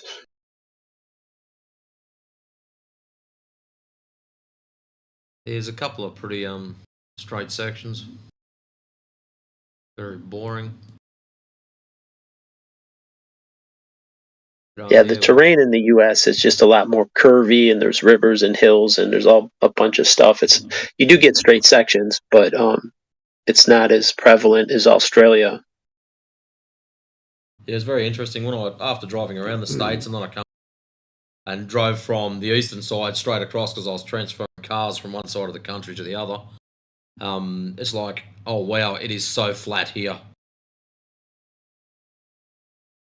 Like in the States, especially when I was in the where was it? I came out of Seattle and went across. So I was in Washington State. I drove across going towards Montana, and massive hills and valleys. Like you come over the top of a crest and look across, and you see these. Just the road just disappears into nothing, and all you can see the horizon is just more hills, and just absolutely spectacular. And we don't have anything like that here. You get over the Great Dividing Range, and a hill for us might be an elevation of bloody 40 foot. That's it. Wow. It is so flat out in the middle. It's crazy. Like there's some sections that have got pretty reasonably high, but just the elevation in general difference, you can't compare them. It's not even related. You know, it would be good. It would be cool if we had some kind of drones or something. We could map it out, Australia from above, instead of like trusting Google Earth. Like if we had our way, there's a guy, Jay Toland, that does it with his infrared camera. Yep. He goes on just commercial flights. But if we had a better way to map it, some kind of larger drone that could stay up there and get a good bird's eye view of Australia, map out the terrain and stuff. Considering the amount, if you probably jumped onto the DJI website for the drones, you could probably get quite a few images and stitch them together if you had enough computing power. Because every second Muppet's got a drone, and they collect all information from them. So just with the amount of those, they could probably cover a third of the country.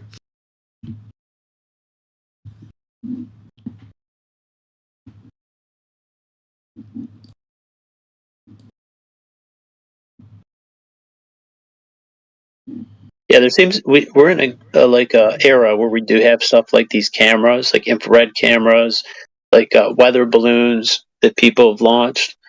There's enough technology, it's miniaturized enough we could do stuff like this, but it's like who really cares enough to do it, to go through and like put the work in.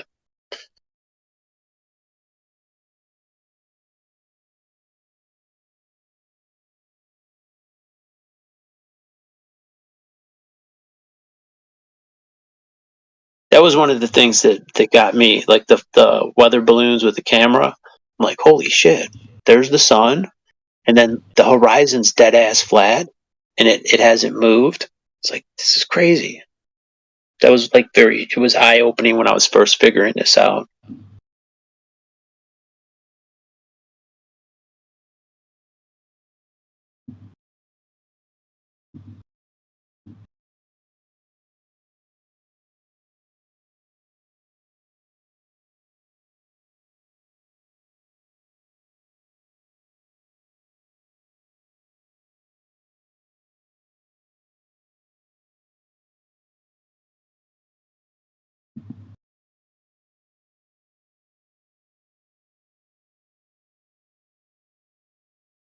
That's good that you've been to the States too, so you've seen like sunsets over here, how they linger, and I've heard they're more abrupt. Like your twilight is more abrupt south of the equator.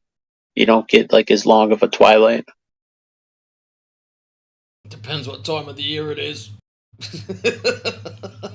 Or would you be on east or west side of Australia? Eastern side for me.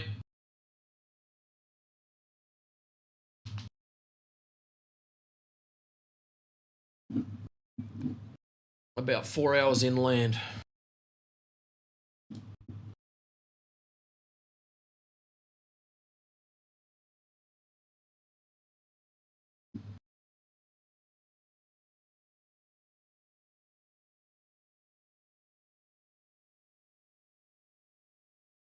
Yeah, Australia is pretty interesting. I've seen people doing streams down there, and like Melbourne, and there's old buildings there that are like, they're like old world buildings in Europe, the same kind of brick or stone structures. I'm like, well, did the people just arrive there and start building buildings like this? And there's trolley cars with the rails in the street and stuff like that. It just seems much older than the timeline allows. Yeah, there's a lot of that. Same with New Zealand. New Zealand as well. It's like, wait a minute, I thought it was established in this time period. Like, how did they put up all these old world buildings? With the very limited tools that they had when we come across here. That's the interesting bit. Same in the States. If you look at Utah, like, oh yeah, the Mormons built this temple. Okay. They were hauling like 30-foot long stone blocks on their horse and wagon. Really? Let me see you do that today. How come no one's doing that today? Moving these 20-ton blocks. And they did it with shovels and picks and horses and wagons. Like, none of that shit makes sense. But people just say, okay, whatever you say. That's what the official story is. We'll go with that.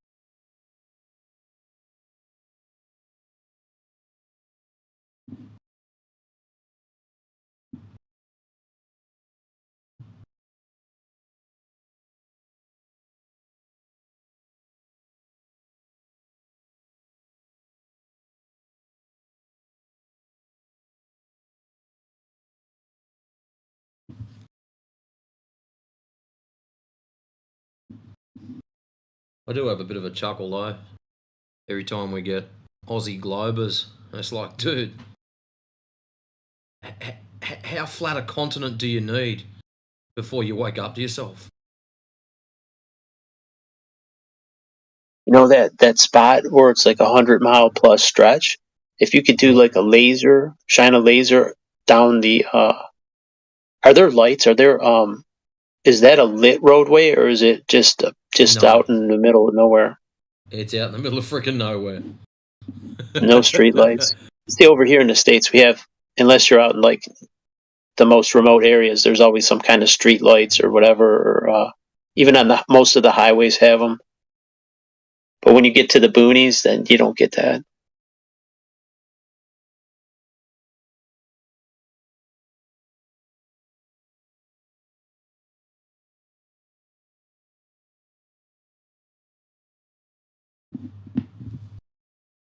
It's mostly like if you go out, we have like certain spots like the Great Plains and stuff. We could probably do the same thing here. Yeah, for me to go and shine a laser pointer up the 90-mile straight, it's about a 26-hour drive.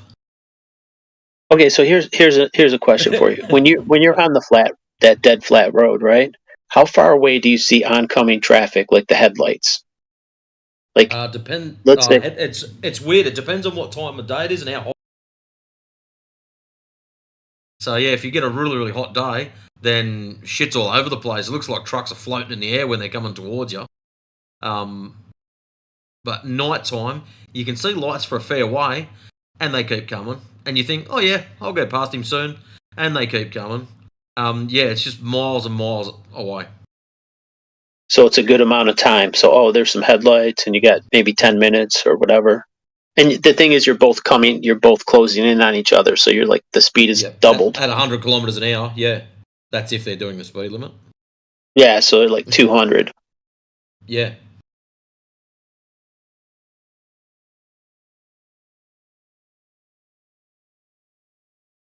Now, do you have mile markers on the road where you could say, okay, I'm 50 miles away. I'm going to turn my headlights on. Can you see them? There is town distance markers every 5Ks.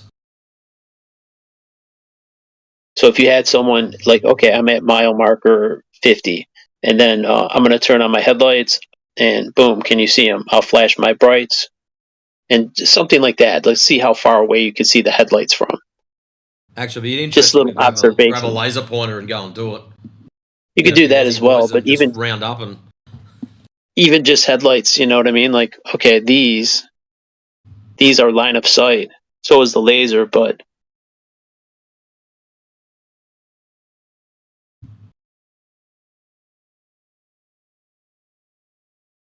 yeah, it'd be an interesting observation. Round a couple of your mates up. That's it. We're doing a road trip.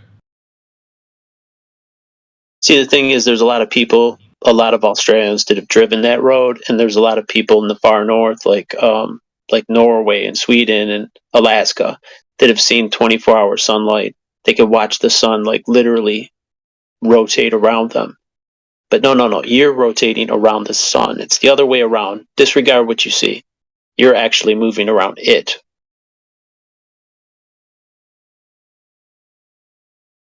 Total mind control.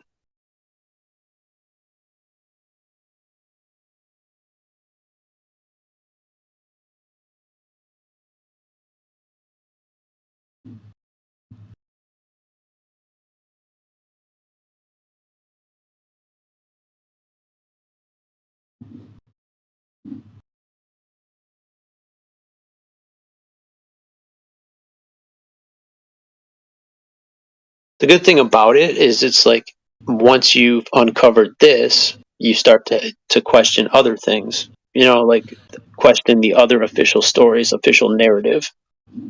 Like they got this, they pulled this over on you, man. They got away with this. Right? Are you really going to trust them on this, this, and this? Yeah, if you've been lied to about one thing, what else have you been lied to about?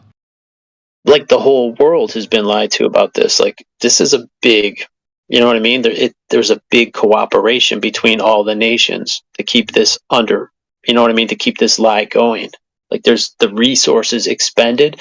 That's something that was hard for me. I'm like, damn, like all these fake space agencies, the fake ones like Tesla, like SpaceX, and the Jeff Bezos one, all that bullshit.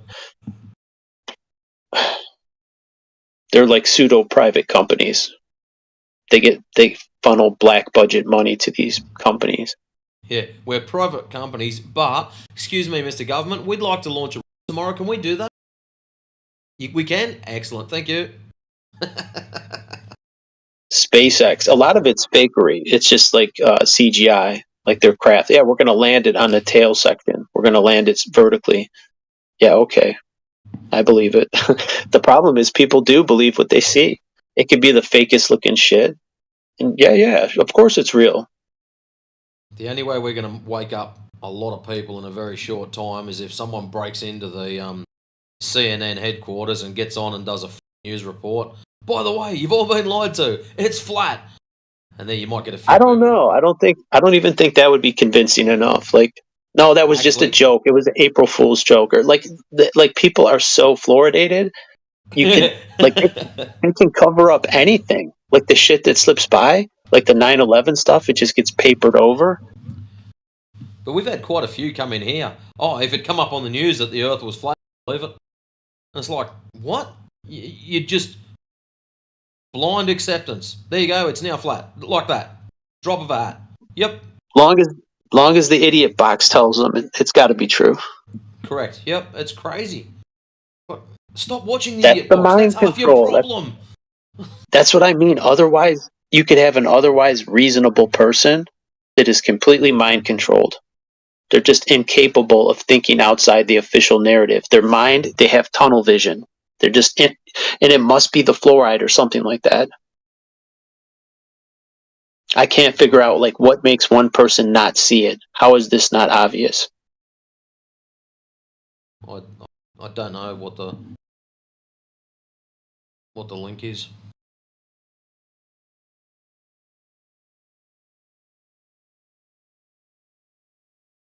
Well, the thing is, when it's the disregarding of physical evidence, like here's physical evidence, you're just going to just pretend it doesn't exist.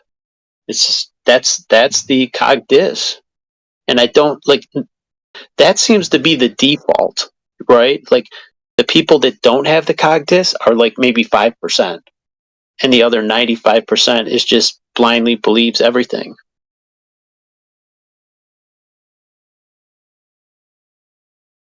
and they disregard evidence. So it's like a double-edged battle with these people because yeah, you can disprove it, but they won't accept the physical proof. Let's just have an answer to that question that no one will like. Reality actually shows different things to people. Yeah, some literally do not. See, someone It is a means, like it's a protection means too, because like sometimes you don't want to go there, you don't want to take your mind there, and it would be too. They don't want to have to disregard everything they've learned. I don't know if it's laziness or what it is. But they think they do. That's what I think. That's what I personally think the issue is. We're going to tell you something new, and now they've got this mindset that their whole existence is going to have to be stopped, unplugged, rebooted, and they're going to be someone different. That's what it feels like from some of them.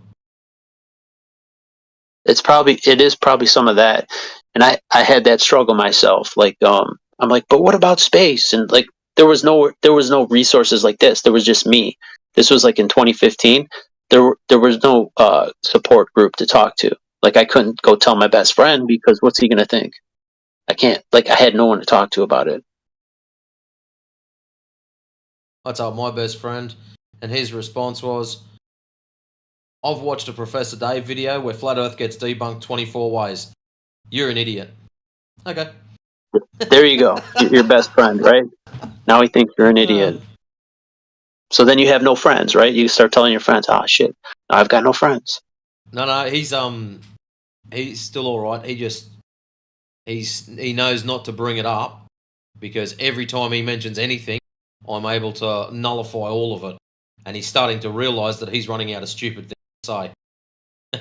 It's not nearly as bad as it used to be. Like back then, it was way more isolating. Like it was more of a. At first, it was like a joke. Are you serious? And then it's very triggering. People get triggered over it. So like people, maybe you did have a best friend and he doesn't, like back then, maybe it would be like something that divides you guys. Like, I can't hang out with this guy. Just too much of a weirdo. But it's not like that. Like the taboo is gone. Like I'm pretty sure everybody knows at least one person who's a flat earther. It's not like as unusual. And that's a good thing. Like even like kids talk about it on TikTok. And you don't see there's not the amount of trolls we used to get. Like back then, shit, it was non-stop trolls.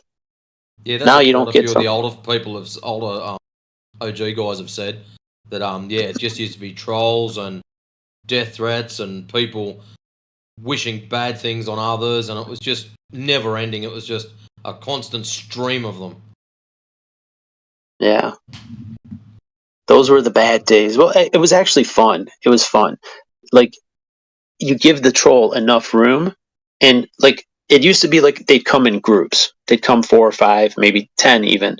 And then there'd be, like, the class clown, right? He would get the jokes in, whatever. And you go back and forth. I would like to troll the trolls, you know what I mean? You give them a little bit of slack, and you bait them in the questions. And sometimes, like, they come to troll, and 1 or 2 will stay behind, and you can win them over. They might see the truth, and then then you have to rely on them. Like, okay, now go work on one of your friends, and that's how it spreads. I'm so glad I missed all that. Just come in. It's flat. Yep, too easy. Nice one, guys. Oh, you guys think Australia doesn't exist? No, we've got right here. We've got a man that lives in Australia. He can tell you it's flat as well. So there you go. If you hit this server at the right times, there's a whole fleet of us. I know, like you're in a different time zone. It's like 3:36 for me, right? You guys, you're on the backside of the globe, right? 1836 here. You're the land down under. So am I upside down or are you upside down? Which is it? Which one of us is upside down? Well, that's the question, isn't it? In the heliocentric model, which way is up? Because we're just balls in a 3D space. So maybe we're the ones that are the right way up and you're down under. Right. That's what I mean. You're the land. Well, because you're It'd be the below land the up over. equator. Right. So when you climb over the globe, then you're flipping, you transition from upside down to right side up. You don't even know it. The whole time it looks like you're flying level. Yeah, I don't remember the plane doing a barrel roll or any shit like that when I flew to the States. You know what's interesting? I forget which side of Australia flies over Alaska to reach like Los Angeles. So they fly like from Australia to LA, and they go north over Alaska to get to LA. It's like, wait a minute, why don't you just come from the bottom up? Right? From the equator, like you're below the equator, why not just come upward, travel north? What's this about? Going over. Why not fly straight over Hawaii, straight in? Well, that too. There's a lot of things that don't make sense. Like South Africa, going from South Africa to Australia or New Zealand. They have this detour. It goes north to somewhere in the Middle East, and then it goes south again. Yeah, that's weird. I don't get that. Like, going to South Africa, technically, it'd be like if you went from Perth, for example, it'd be a lot more efficient to go straight across Antarctica and South Africa. You would think, yeah, if it was arranged the way they present it to us, yeah, if it looks like this, yeah, look, let's just cut across the bottom. Why are you going all the way up here? Like, what I do find interesting looking at flights, like you get people on both sides. Oh, such and such a flight proves this. Okay, I get it. What I find interesting is the emergency landing points for these long distance flights. That's the interesting bit. They'll say, okay, Sydney to Argentina. And then all of a sudden the emergency landing point is Seattle or some weird shit like that. And it's like, why the necessity way out of the way when we're... How did you get there? Yeah, how are you that far off course? What's going on? Yeah, like, how would you need an emergency whack? You know, like, some of the emergency landing points, they'd be better off flying directly to their location as opposed to the emergency landing point. They are so far out of alignment. But are they really? I mean, only if you plot it on a globe, right? So they can't fake it because they've been documented. It's like, look, you can look in your own official narrative media, and they've documented the emergency landing. There it is for people who believe the media. Now, the media doesn't always lie. They might tell the truth about that. Like, okay, the plane did an emergency landing. It was bound for South Africa, whatever, landed here. What?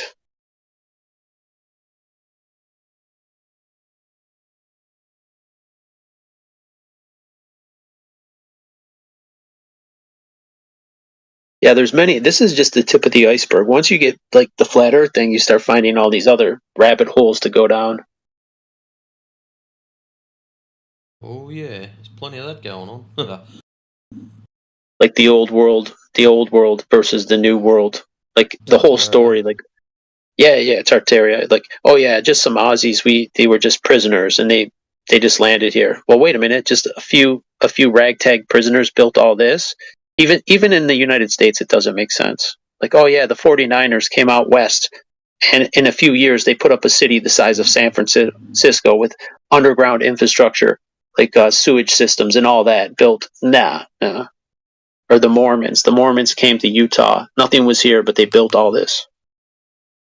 So the timeline, it's too compressed. It doesn't make sense. Yeah, nearly like there's a few years missing. Like 1,000. Like, yeah, there's 1,000 years added to the timeline. And then everything, these resets, like when was Australia established? When was the United States established? These, New Zealand.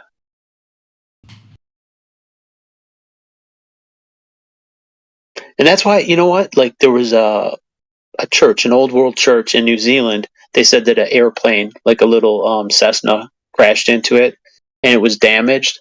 Like the Georgia Guidestones were damaged, and they had to destroy the whole building. So they're like erasing these old world buildings that don't make sense. Like, wow, how did people build this beautiful old world building in New Zealand? There's quite a bit of that going on right across the world. There's all sorts of old school buildings. They'll have like world fairs and shit like that. and afterwards they'll demolish that whole.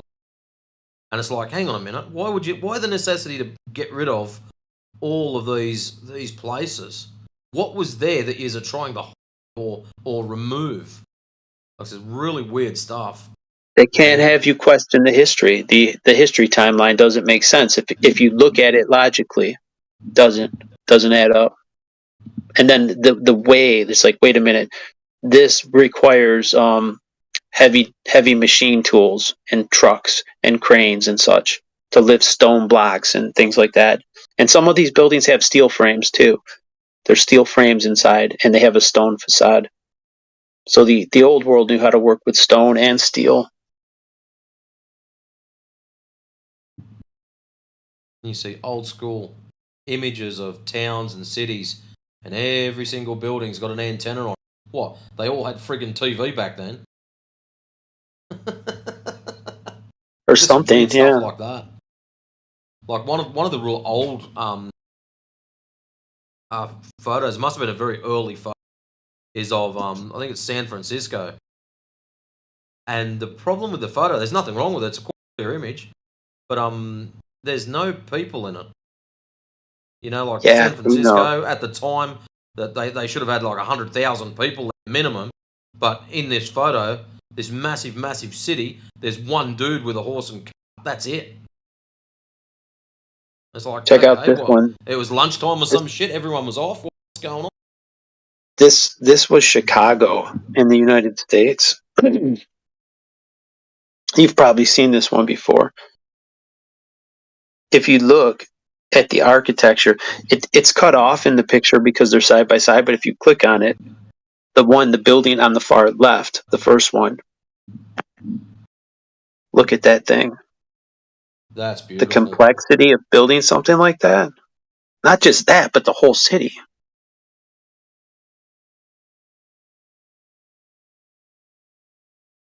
And then the water features. This looks like something you'd see in ancient Rome. This was Chicago. And the climate looks warmer. In some of these old pics, you could see like palm trees and stuff in front, like large palm trees. And Chicago is has brutally cold winters. It may have been a warmer climate back then to sustain a palm tree, something like that. Like if we go through phases, they're saying, oh, we're going to have global warming. Maybe something like that would happen, but it might be a normal cycle of the Earth. Not that it's going to melt any Antarctica, but it might just be the normal phases, like the moon has phases. There might be phases of the Earth where the temperature goes up and down. It fluctuates.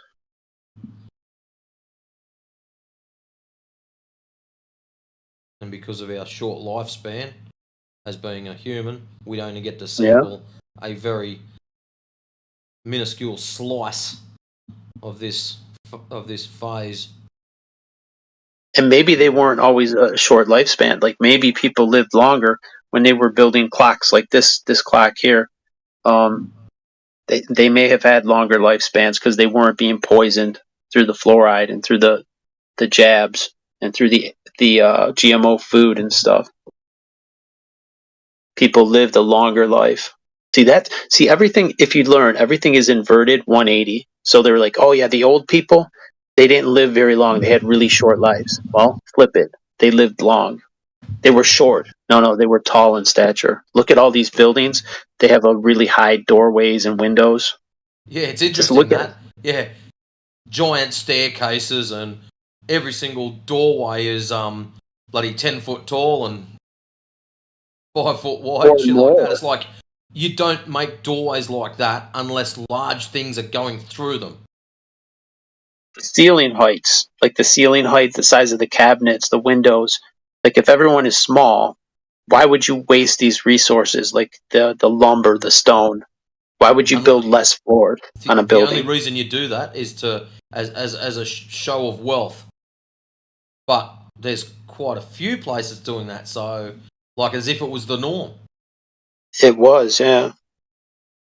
Even in places like the one in New Zealand, they wrecked it. They wrecked this old, like here's a case of it, the windows and stuff. If you look at the height of the windows and the cabinets and everything, They don't make sense for like short-statured people, because you got to be able to reach them, right?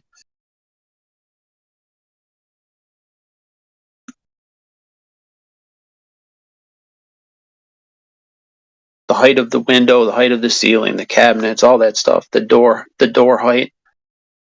None of it makes sense.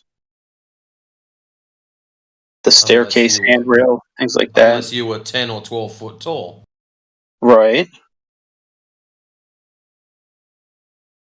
And that's why they destroy a lot of these buildings, like you said, in places like the one that I see, New Zealand. Which is like, I think like New Zealand would be like Canada is to the US. Like you guys are kind of like, almost like cousins. Like we don't really think of Canadians too much, because I'm in Michigan. I don't think of them like as foreigners so much. From New Zealanders, call that East Bondi. They're like the backwoods cousins. The sheep shaggers. See, this is that church I was talking about, where like one side of it was damaged, and then they destroyed the whole building. It's got the domed roof. Looks like it might be copper. Yeah, it's interesting how a lot of old world buildings had copper balls and spikes and spires and things on top of them, didn't they? Yeah, they're all being destroyed.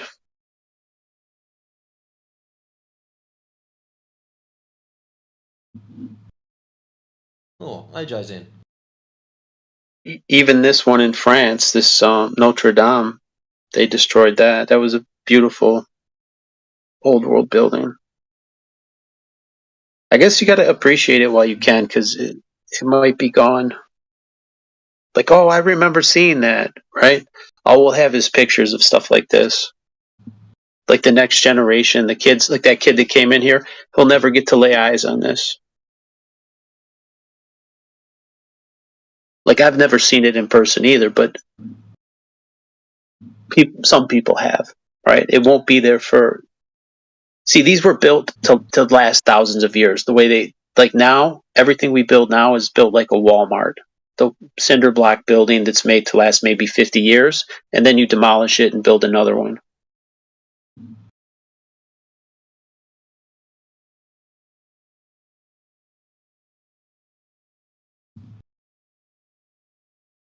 Like the people putting all these little fine details on the building, that was meant just for maybe it was meant just for aesthetics, but some of it, like the building, the shape, was meant for other reasons. Like the acoustics of the building, the sound. You could talk in a normal voice, and then you could have everyone hear you within that without amplification. They could hear the preacher or whoever was speaking. Yes. Just the way it was designed. Which is, it's like ingenious. Like today, like you would think things could be designed that way today, but a lot of this information is being held back for whatever reason. Yeah, in this day and age, we are not the peak of civilization. I don't care what No, not even close. say. And the thing is, the more technology you have, like smartphones, and people have Google, they just Google everything, the dumber you get. Yeah. Yeah. I'm hearing you. I'll just Google it. Okay. So whatever Google tells you, you just believe it. Like, it happens with me as well. Like, I used to remember people's phone numbers. Not anymore. Like, it's like, man, I don't dial people's phone numbers. I just have it in my phone. I text them or whatever. I don't memorize. I have never been able to remember phone numbers. Only my own. That's it. But like your good friends, like I would know my friends' numbers that I like. I would call them like daily or whatever. Like I had a group of friends, like close relatives and stuff, that the number would just stick in my head. I dial it so many times, but not anymore. It just gets lost. If you don't use it, you don't retain it. I still remember my best mate's phone number from school, from his home phone when we used to ring up after school. That's what I mean. But then, how many newer numbers do you like see? Because you did it every day None. back then. That's what I'm saying. Yeah, It makes us stupid. It makes us dumber. Like relying on this device. yeah, but so does everything. Yeah, look at our cars today. They tell you when you can change lanes. You get a little light up in your mirror. Your fucking headlights turn on and off automatically. Your Everything's wipers dumbing turn us on and off. down. Yep. Everything. Yeah, By reverse design. That's what I'm cameras. saying. My Don't kids wouldn't think. even know how to use mirrors in the car. Yeah, they've got to have the car with a reverse camera. That's by design. They're like, hey, we'll do the thinking for you. It's like we're being programmed. Now, who was in my car a couple of weeks ago? We're reversing back out of something, and I'm looking in my side mirror, looking in the rear view mirror, and they're like, what the fuck are you doing? And I'm like, what do you mean, reversing back? Yeah, but I look here, and they pointed to my reverse camera that's in the middle of the dash, and it's like, I'm sorry, I'm just old school. I don't trust those. I look with my own eyes. I like to double check just because that's how I've always driven. You know what I mean? There's blind spots, and I want to make sure that I don't switch lanes. I drive a pickup truck, and I have blind spots, and people can hang out. You know, like on the back part where the bed of the pickup is. They camp out in that area, and if you switch lanes, you don't always see them if they're in a small car. Yep. Yeah, but then this is other people not driving defensively either. You know what I mean? Like you shouldn't be sitting in that location behind someone, especially if you're on a motorbike or. They don't know that because they haven't driven a truck. So they're camping out in the blind spot and they don't even know they're in danger. Like if I have to switch lanes like suddenly, they're toast. That's what I mean. There's not enough driver awareness taught or defensive driving or something. I don't know what I rode a motorbike on the road for years, and you know you have to ride aggressively and you have to know where you are and stay out of those blind spots. Not even a blind spot, but you could be like right beside. Always leave like a avenue for the car beside you to, if they do switch lanes suddenly, that you're not going to get sideswiped. Just like stay out of that area. There's no reason to drive side by side. That's right. I used to sit at the lights in gear, looking in my rear vision mirrors, waiting for the next guy that was going to plough me from behind.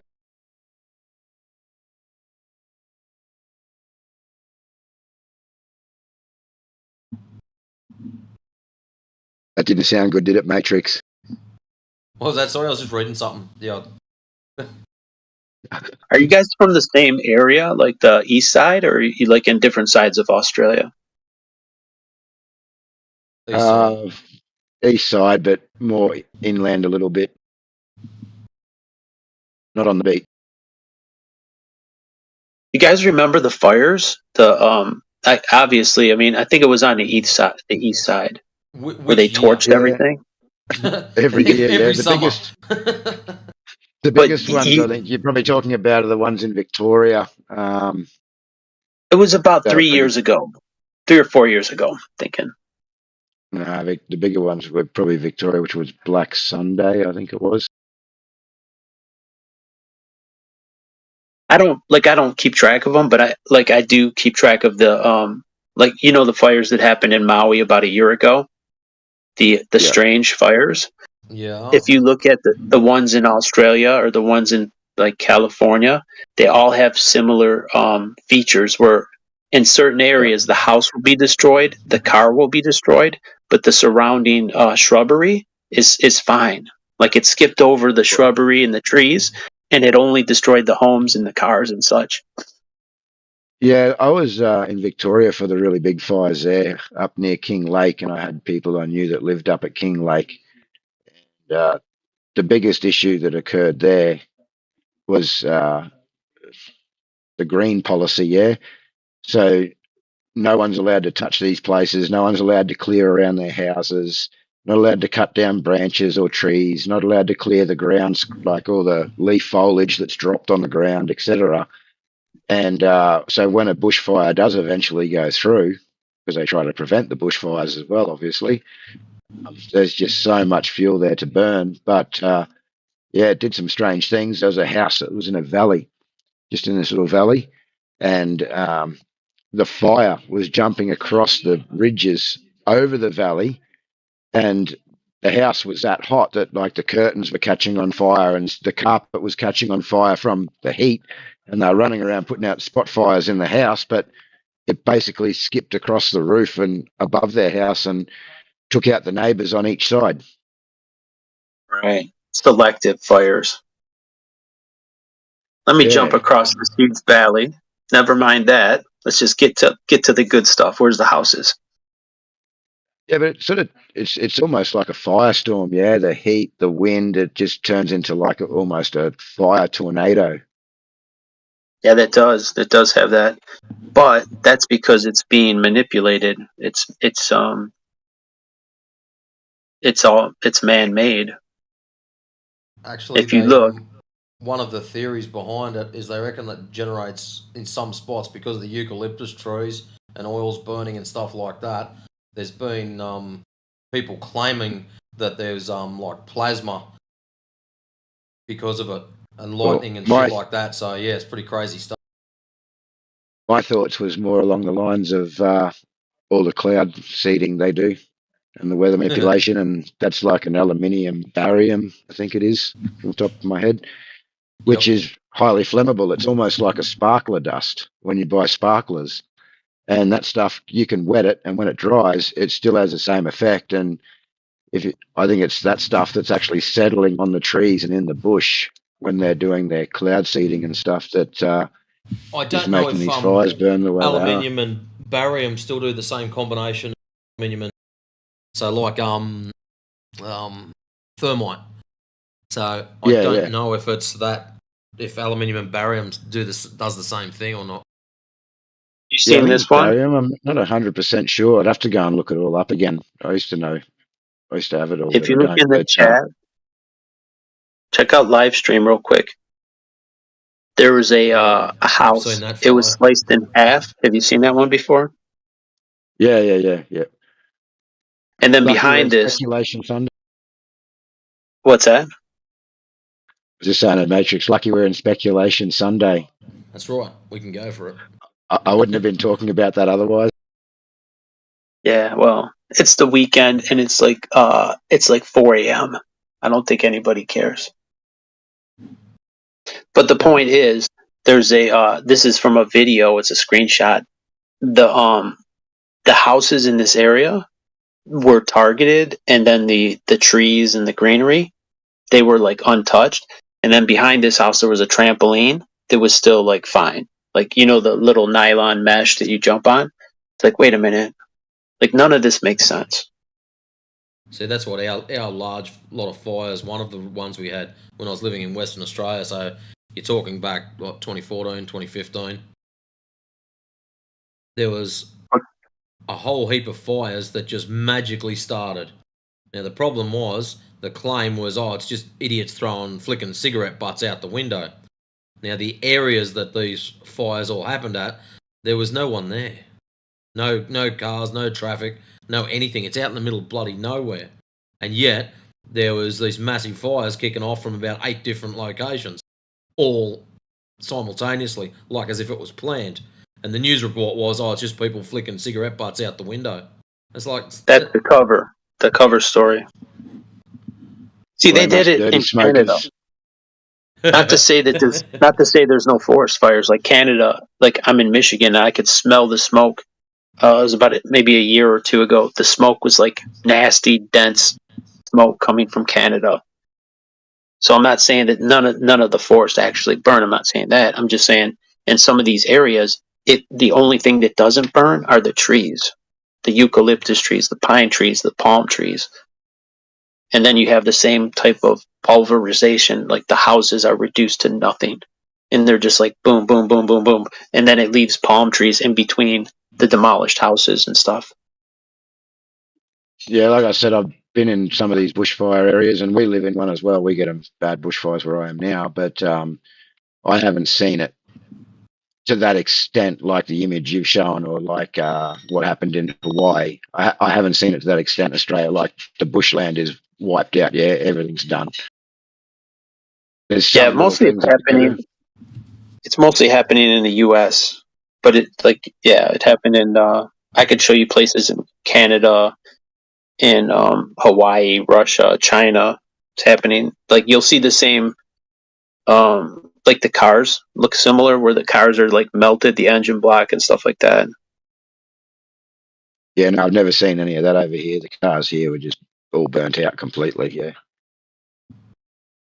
See like this kind of stuff where it skips a house, leaves trees in between. It it hopscotches over stuff. No, in Western Australia there was no hopscotch. It just flattened the shit out of everything. As it should look. Like in a normal situation, everything within that should be equally toasted. You shouldn't have areas like one house is completely gone and the one next to it, it's 8 feet away. It's completely fine. That shouldn't happen. I don't believe those trees should be so green, being so close to that heat source, regardless of whether they burnt or not. There'd have to be That some doesn't sort make of sense. wilting, and because that'd It's be odd, isn't it? bloody hot, man. Yeah.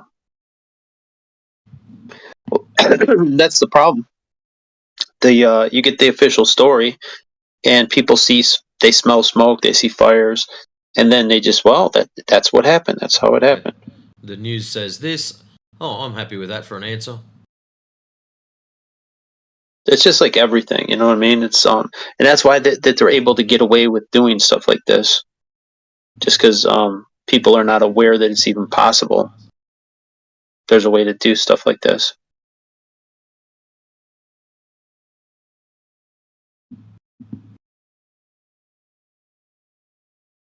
They still deny cloud seeding when it's out in the open. You can openly read about them doing it in the Beijing Olympics.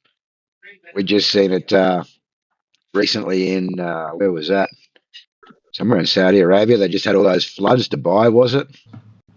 They talk about it openly here in Australia with Snowy Hydro scheme. It was done in Vietnam. It was called Operation Popeye, where they flooded the trails. They caused a bunch of rain. So yeah, it's not a secret. It's just people like when they watch the weather report. Oh, we could never control this hurricane. It's so powerful.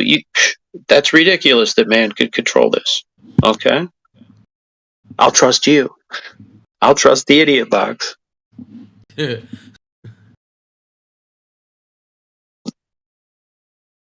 and you wonder why some of the areas like Florida, every year Florida gets hammered. It's been Texas, Louisiana, they hammered them. Like Katrina, you had Hurricane Harvey. I was sent But here you're the Jesse to debate you. And can you let Jesse debate? Yeah, and give us 2 seconds. Okay, bye. But Fibonacci, apparently we're to blame. Yeah, driving our car to work every day for what's occurring with the climate. Nothing to do with the weather manipulation, that they're doing. Nothing to do with cloud seeding and making it rain or creating droughts. This is all. It's all us. It's your fault. Your fault for driving a car. Yeah. Yeah. It's all your fault. That's having the your air thing. conditioner on. That's the agenda, right? Limited resources, finite resources. We're running out of fossil fuels. To say it's a fossil and it's a finite resource is it's another psyop. It's not a fossil, first of all, and it's not a finite resource. These wells, if you've ever looked into it, these oil wells, they keep replenishing. Like places like Saudi Arabia, oh, they're going to run out of oil. Bullshit. Like when COVID happened, there was a glut of oil and the price plummeted. The price was so low because we had reserves. The reserves were No full. one was freaking driving. Right, and the price crashed down. It was the cheapest price I've ever seen. So it just shows that people power, we can control the market. All we've got to do is just say, or gas stations, we're not going to fuel our cars up. We're all just going to chill for a week. And let's see the price come down. It's manipulated like everything. Like, oh, it's OPEC's fault. Well, guess what? OPEC is just controlled by the bankers. Like all the Federal Reserve type banks, like the central banks of the world, they all are like one conglomeration. They're all just different divisions of one Hydra. You know what I mean? Like it's like Rothschild Central, and then all the branches of the reserve banks are all controlled by them. And they can manipulate the price of oil, the price of gold, the price of stocks, all of it.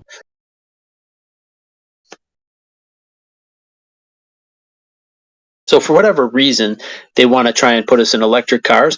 But if you've seen that hurricane in Florida, when people have to evacuate, what if they only had what if they only had electric cars, right?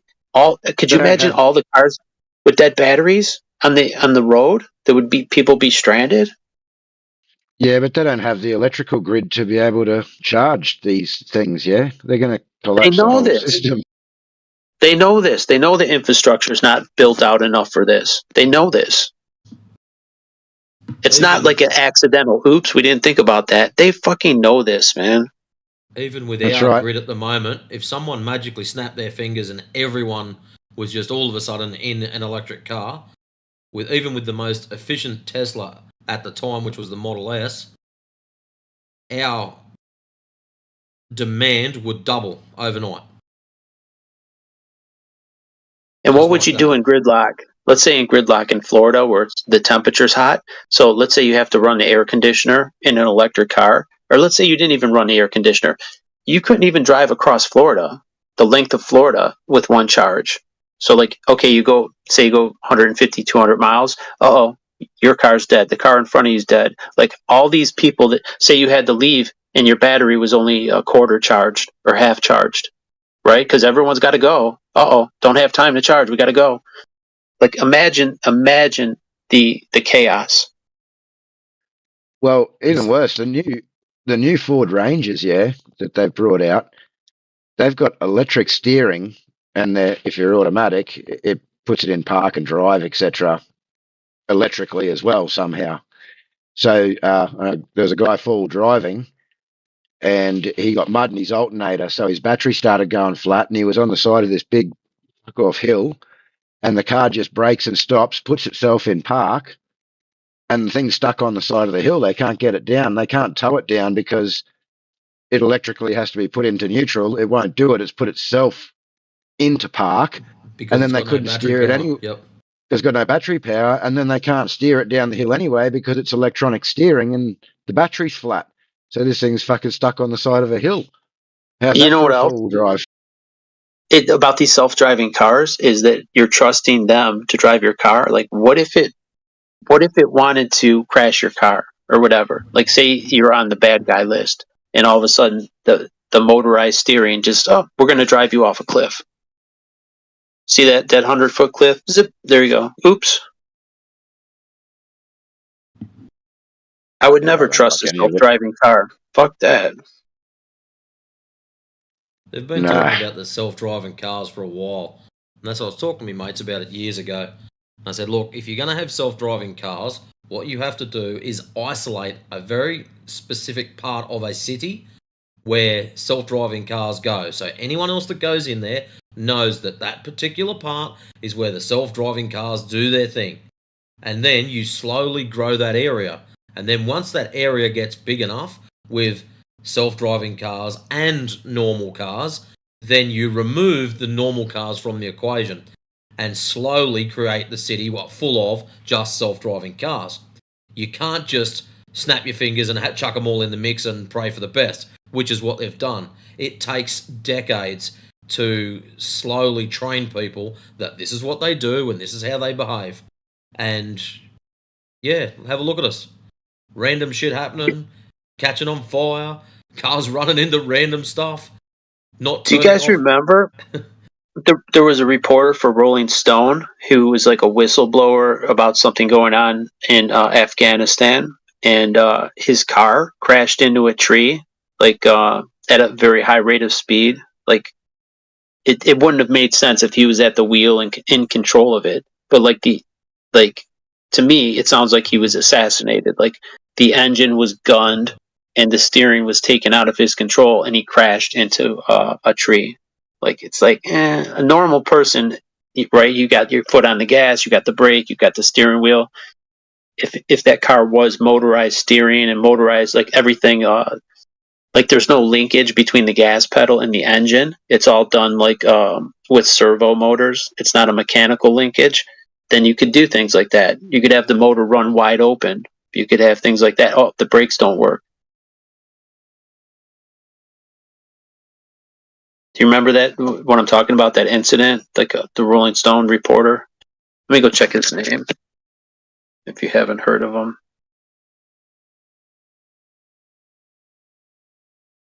It's just more my conspiratorial Stuck mindset. open once before. It scared the shit out of me. Your engine? Yeah, I I was had stuck wide open. work done to my car, and like engine modifications. And I was driving along, and I got myself on a stretch of road where I was away from other people. I'm going to test this bastard out now. Slammed my foot down, give it a bootful, and off it went. And I thought, yeah, this is not too bad. Took my foot off, and it didn't come off, and the car just got faster and faster. I'm thinking, oh fuck, this is not good. And jammed my foot on the brake, and she basically line locked. It started doing a burnout, and I shut it off. And I thought, wow, that was weird. Lifted the bonnet up, had a look, couldn't see anything for the life of me. Shut the bonnet, got back in, started her up, and just full revs. As soon as I started, shut it down. What's going on? And what they'd done, you know that what is it? That tubing stuff they use for intercoolers and stuff like that. They it's not plasticky rubber stuff. Nylon. Yeah, I know what you're talking about. Nylon or something. Yeah, I'll think of the word in a minute. Should be right. Anyways, that stuff there, what they'd done, where they put that on, and they'd put the clamps around to hold it on, one of them just near the throttle cable. What had happened is, when I put my foot down, the throttle cable pulled past it, and then when it was released, it sat back on it and wouldn't unhook itself. So it basically got caught on this strap. And, yeah, very interesting. So, and that was just from getting mods done. Wasn't anything out of the ordinary, just a luck of the draw thing. But how something so simple could have put me through a bloody someone's brick wall or some shit like that, or into another, kill someone. Crazy. Yeah, you're lucky. What was this? What was the material you were saying? It's not a regular rubber hose. You're talking about like the covering for it or something, like a mesh or something. Silicon. It's like a hard plastic, or not a silicon, or a, I don't know, like an olefin or something. They use it on like turbo hoses. They're a bit firm. Oh, silicone. Like, yeah, I think it is silicone. The guy's name was Michael Hastings, and the funny thing, I just looked it up. It said he was 33 years old. I'm like, oh god. Wow. So maybe like, that's their Masonic number. I'll give you the gematria on it. I'll find that and I'll give you. I'll tell you exactly. That's all I need. I don't need just the 33 alone. Is just makes it very sus. Oh yeah, but it'll be on the 3rd of the 3rd that he died or something. There'll be something with the date. There'll be something with the time as well, and then that'll link into somebody else, and it'll just keep going. Well, I'm not into like looking at so much nuance. You know what I mean? Like the minutia of, oh, it was on the, March 3rd or whatever. Like, I don't get that. Sometimes you have to, but it was at 3:30 in the afternoon and he was 33 years old. I don't know that they have to be that redundant, but just seeing that alone, oh my God. I just don't know. And that leads me to believe it was a hoax. He probably wasn't killed. Looking into all that shit just will drive you crazy, dude. Like, it's a never-ending rabbit hole of just nonsense. You could drive yourself nuts doing the gematria thing. I mean, it'll just go forever. It's like, oh man, yeah, it's all interlinked, eh? It's pretty crazy. I've done a lot of gematria stuff and done a lot of study into it, and I think that some things occur naturally and it just appears to be a coincidence, but then it just happens way too many times, and I've seen a lot of things predicted from it as well occurring. So I'm not saying it's a hoax. I'm saying that is like a secondary. Like, I'm usually like very skeptical of everything, but when I see this right off the get, if I see the number 33 right off the get, I know it's a hoax. I know something's fake about it. Even 9/11, Do you think it happened on September 11th, 9/11 by accident? Like, you know it's not by accident. You know Well, it's one of their disasters. No, and that's tied into the phone number 911, and then that ties back into a movie called Death by Numbers, and it's also this is all through the gematria, but yeah. Even the 33. What is the 33? It's 11, 11, 11, and the KKK was started by Albert Pike. He was a 33rd degree Mason. Triple K's is 33. Jesus was 33 when he died. That's what they say. So,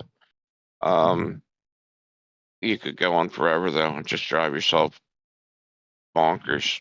No, you just look at the most obvious ones. Yeah, but in the end of it all, like, what do you? I don't know. Some people take it too far. Yes, like, what are you gonna prove? I mean, obviously, yeah, they do shit on those days. It's all they do, but I don't know.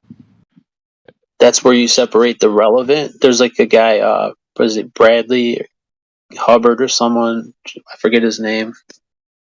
Is it Bradley? Jeffrey K. Hubbard, maybe. He goes into gematria stuff, and he's just like, almost every number to him is a gematria number. Oh, it's the 52. Oh, it's a 17 and a 13. Like, you can see, okay, 13, 33, those are Illuminati numbers. But getting into 56 and 20, you know what I mean? Like, just these random fucking numbers. Like, tell me which numbers are not significant first. Well, it's also more linking. Should talk about this on here, but certain things that are happening in certain events as well. So, yeah, look, like I said, some of it seems to happen naturally, but some of it doesn't. I haven't done too much into it recently. I sort of got out of it because, yeah, it's just a never-ending rabbit hole of numbers and etc. But yeah, like you said, the prevalent, what you can clearly see, yeah. Right, the most prevalent ones are like a 13 and a 33. You got your 13 families, the bloodlines, and the Masonic number to 33. And I think there's another couple that you can mix in, but after that, you're really drawing.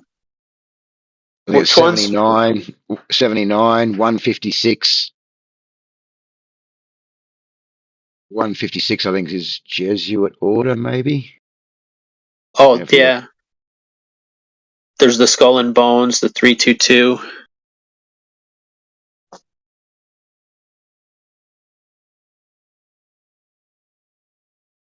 Yeah, well, aside from like the significant ones.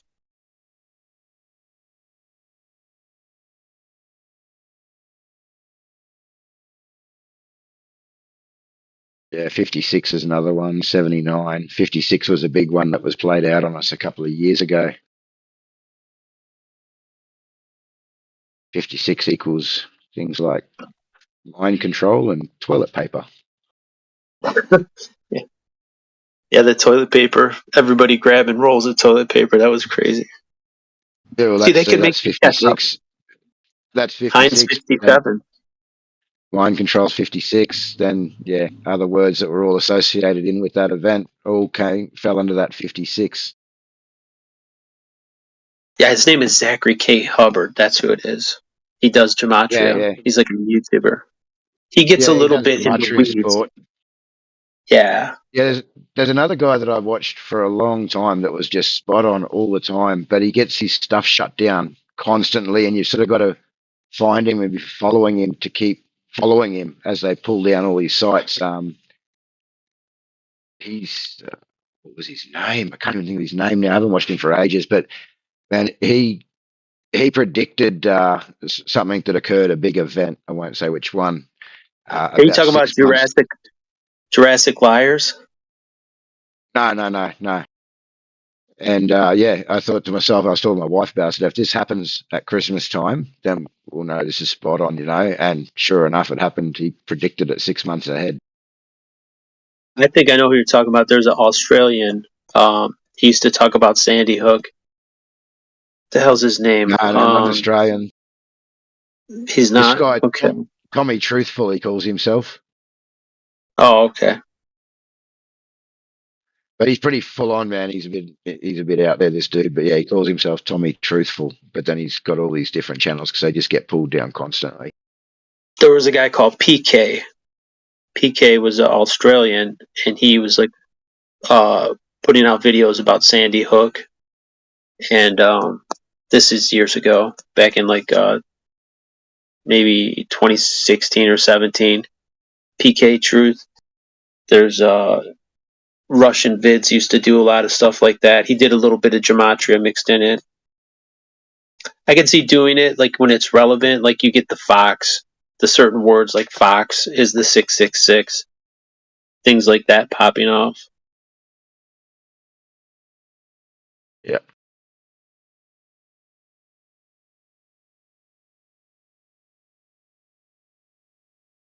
What do we do with it, guys? Like you could, like, we all know this stuff, but like where do we take it? Like how There's do nothing we you can do. People I don't know. want to hit in. Man, just if you started to tell people that things happen by numbers and they're puppets, well, far out, it's even worse than flat Earth, man. I don't know. See, I don't think so. That is more because Zachary K. Hubbard is not a flat earther. He will deny it to the end. He'll fight you to the bitter end. So this is more mainstream than the flat earth. A lot of people just won't touch it. It's a hot potato for somebody that's like, there's a guy, Ken Wheeler. He won't touch it. He'll deny it to the end. He's smart enough to know that it's not a globe. He has to know. Just because of all the other his studies of magnetism, he should definitely know.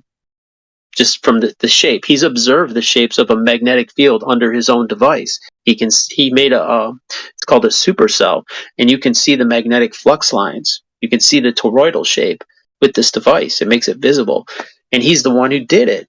So he should know that it's not a globe just by what he's observing. Yeah, no, good point. But he can't admit it. He's in this catch-22. He just cannot admit it because there's too many people that it would destroy his credibility. So it's like, okay, I can appease 5% of my audience, and then I could turn off the other 95%. So which is, like, he just can't afford to lose that.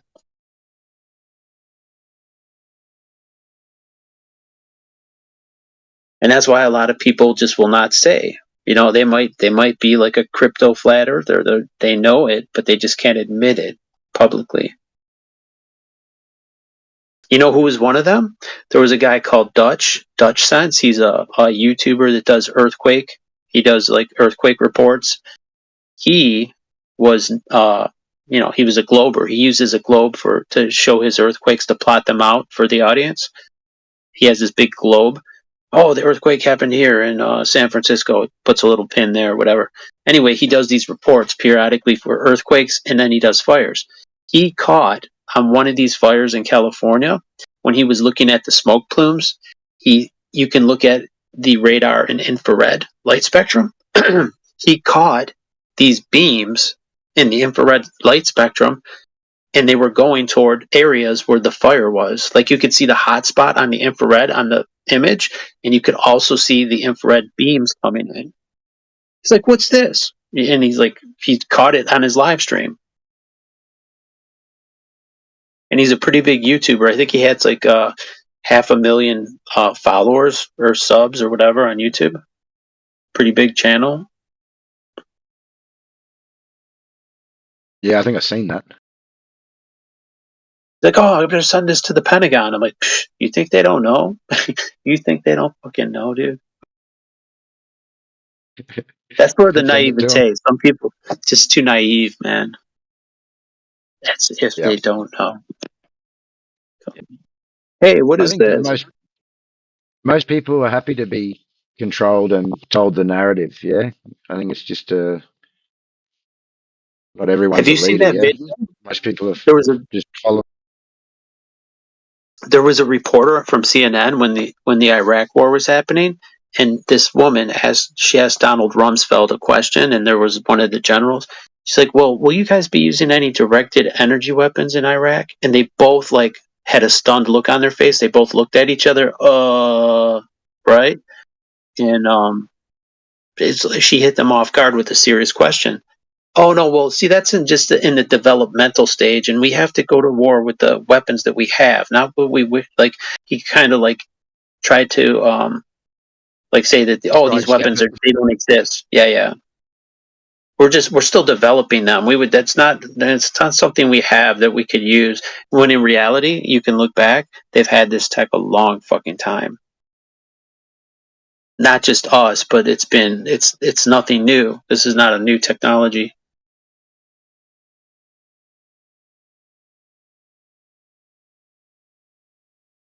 Because if you go down and go look at some of these events. I can show you events like the World War II footage.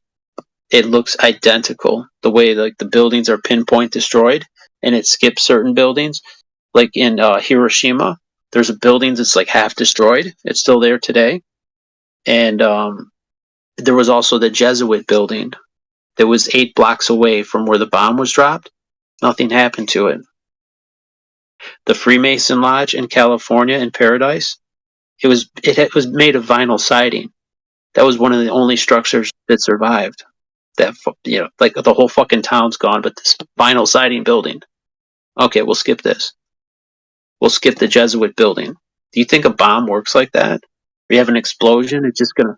Let me just go around this Freemason building or this Jesuit building, and I'll destroy these other ones. Also, you can see that the building is partially destroyed in Hiroshima. I'll show you pics. Because I did all this research. I could show you Dresden. They look the same. They look like Maui. They look the same.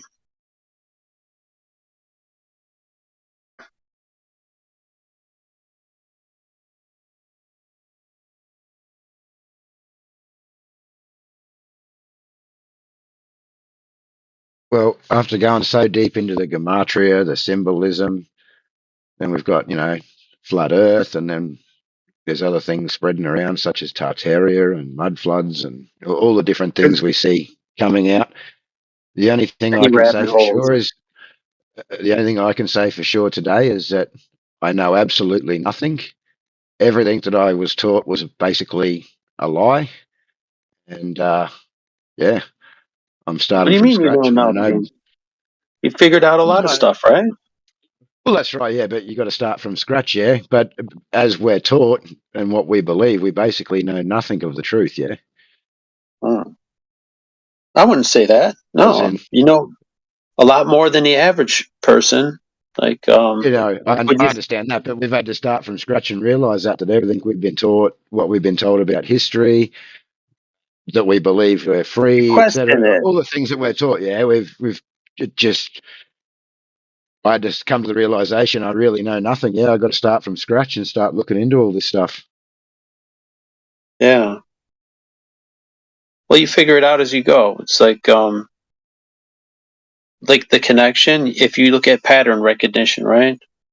And I found some colorized pictures of Hiroshima, and you could see like the devastation, and then there's certain things that survive, like little twiggy little trees and stuff, and buildings that are partially destroyed. Let's see. I'll share some of these real quick.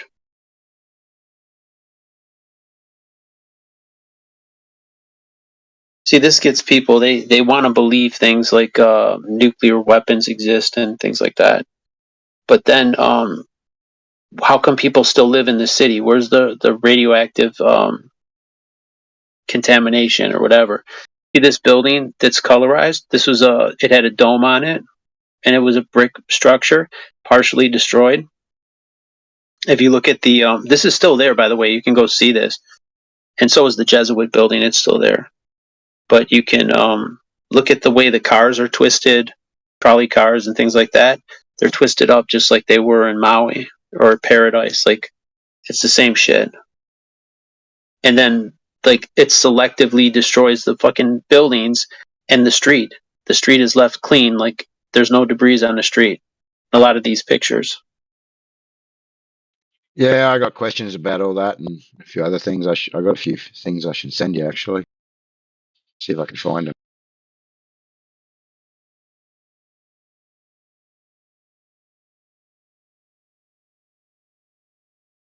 But no, I've been sort of doing this for years, and yeah, like I said, you sort of come to all these realizations, like, wow, that's not factual, that's not true.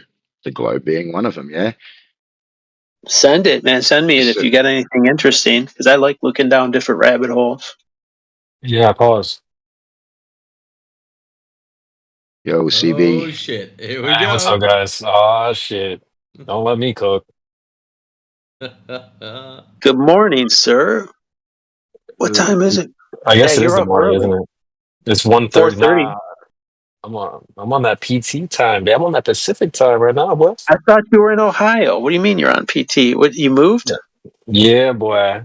Yeah, man. All West, right. on the West Coast. For It real? don't matter to me. I'm an insomniac, dude. I don't sleep.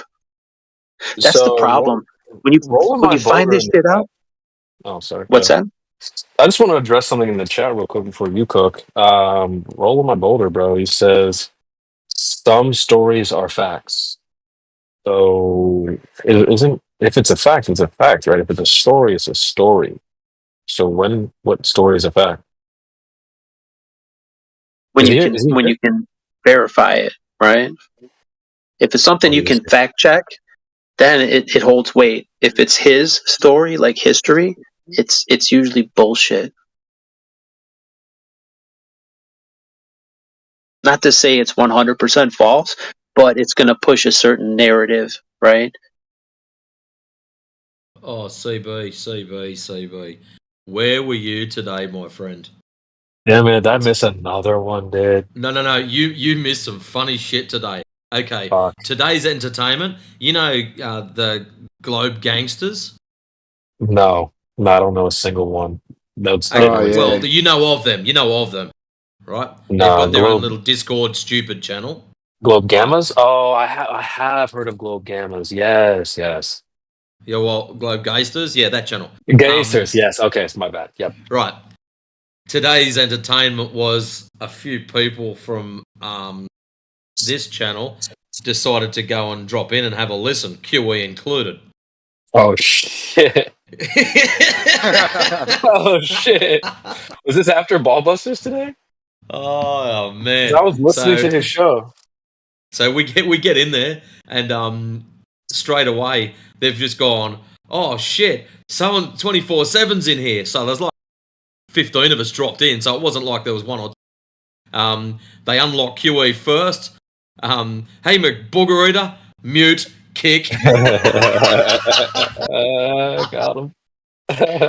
Yeah, I had shit. Dogs Are Gods private messaging me today requesting that I go and debate Mick Toon on celestial navigation. What the fuck are they trying to pick on you? No, they're trying to get everyone because of their misconstrued fuck up of an idea of what celestial navigation is. They're trying to get someone over there. The discussion is not about celestial navigation. It's about trying to flame one of us. They also messaged the shit out of Indio.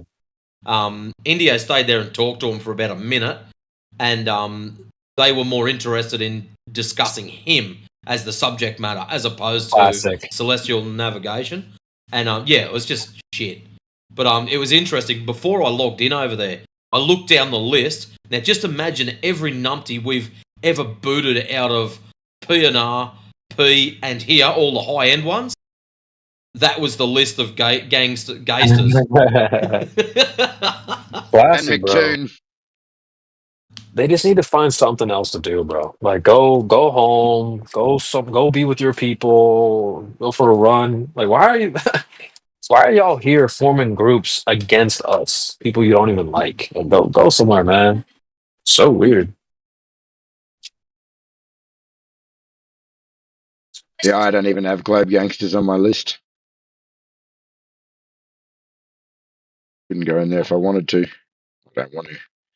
Or would I want to go in there with 30 anti-flat earthers and I've muted 7,000 times? How it'd be very productive, wouldn't it? Great use of my time. For us, it was just entertainment. That's all. It was funny as fuck, man. Oh shit. QE got booted out. I lasted probably. I didn't get kicked out. I didn't get unlocked because they were after all the high end guys. and they didn't see all the others that slipped in around them. And yeah, as soon as QE went out, I listened to Indio. They muted Indio, then they unlocked him, and I just went, nah, if this is what clowns, I'm out of here. And I come back in here, and myself and QE laughing our ass because that was some of the funniest shit ever.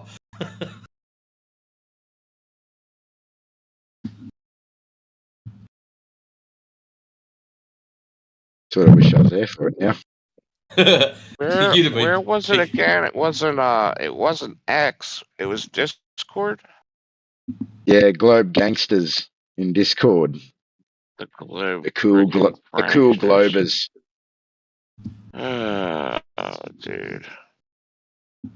So the little G, it's not the G6 guys. Did they disband and then regroup? No, they're in there. It's all the anti-flat earthers that we've been dealing with for years. They're all there. And it's McBooger Eater. Yeah, McBooger Eater's in there as well today. Holy shit! I don't know who. I don't know. Somebody said they went into the Invoice text. Thing. Invoice text. Check it out. That's their little image that they use. What the fuck is that? They called him McToon. Apparently, McToon right got now. mad Hold on. when somebody called him McToon. That's gay as AIDS, isn't it? Gay. It's super gay. I love that shit. That's Andrew Tate. It's gay. It's super gay. So that's McToon is using that, and that's what he put up a post in Twitter. So all the numptards that go over to Fag Central and stop in and circle jerk each other. That is the gayest fucking shit I've ever seen. Wonder one in the picture here. I wonder which one's McBooger Eater and which one's FTFE, Fight the Tight Shirt. I need to like Dragon Ball Z fusion, and when they fuck up the fusion and they turn into a fat person, that'd be them. A failed fusion version of both. So that might be a little too nerdy for those.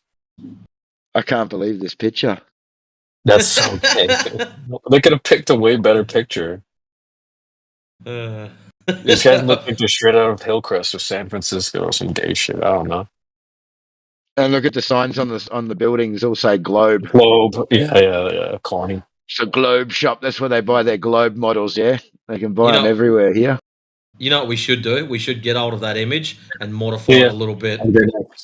And on one of the buildings, Blue Oyster Bar. You could probably put it into AI and get it to redraw it. Oh yeah, Clipcore's all over that, bro. Clipcore got it. He's always doing shit like that.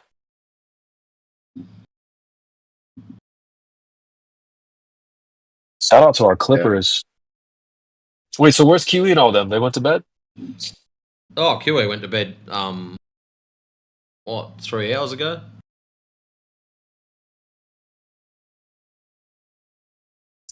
He's old, remember? Did you guys watch his show today? I was in there for some of it, had a bit of a listen. And then I had shit to do, like mowing lawn and stuff like that, so I'd sort of, oh yeah, that's cool. No, I slept in. I didn't get up till 10 this morning. You lazy bastard.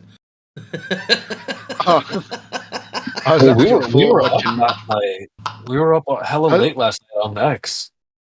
Yeah, I was on X until like at least 1 or 2 in the morning, and then and then I watched a movie afterwards. Actually, I watched 2 movies. It was 11:15 when I bailed. So yeah, and you guys went hella longer than me. Dude, X, I don't like that term. It sounds like a drug. I was on X last night. That is a drug. It literally is a drug. Not that I would know that or anything. But yeah. Shout out to Miggy. Is he live right now? I got a ping from Heretic saying to join somewhere. Where are they live at? That was in here. Oh shit! Oh shit! Okay. Nice job, Heretic, bro. I haven't heard him in a long time, bro. Hope he's doing well. Yeah, Miggy's not live. Fuck. All right. Let's see. When does that dude sleep? That's a good question. For real. Like, I'll get off work. It's like 3 a.m. and then he's. Yes, of course. I got off work and he's like chugging along, and I know we're not on the same time zone. I think he works that graveyard shift, right? Yeah, he's on graveyard shift. Yeah. So, what were you guys talking about before I joined? I'm not interrupting anything, am I? No, we're just speculating quite a bit, actually. Oh, I'm telling. Hey, it's speculation Sunday. Oh, You can tell all you like. Okay, all right. So, should I speculate, or what are we speculating about? You can speculate. What do you guys got for speculation? Oh, I'm curious. let's warm him up. Oh shit! Something here. Well, I heard last night that Matrix has a feminine voice. What? No way, bro. Looks like a lady. No way, bro. Actually, that'd be a good clip. Dude looks like a lady. With Matrix sitting there. Banging me head. That's crazy. Oh, shit. Can we get some ball? Didn't I roll reverse against some guy yesterday? Was that the same guy who was like, "I'm the best flat earther," or was that 2 nights ago? Oh, you did one, and he spiraled in the end and got all upset and told you to piss off because he just knew or something. Yeah, he's like, I want to fight you. I'm like, oh, that's fine, bro. Like, Yeah. But yeah, he was mad that I was LARPing, I guess. You missed something a little bit earlier that I found. I was watching. You know who Viktor Gorbenigov is, don't you, Creation? Bless you. Wait, what did you sneeze or something? Viktor Gorbenigov. He was like a Bless you. Russian. Yeah, he was looking into levitation and things.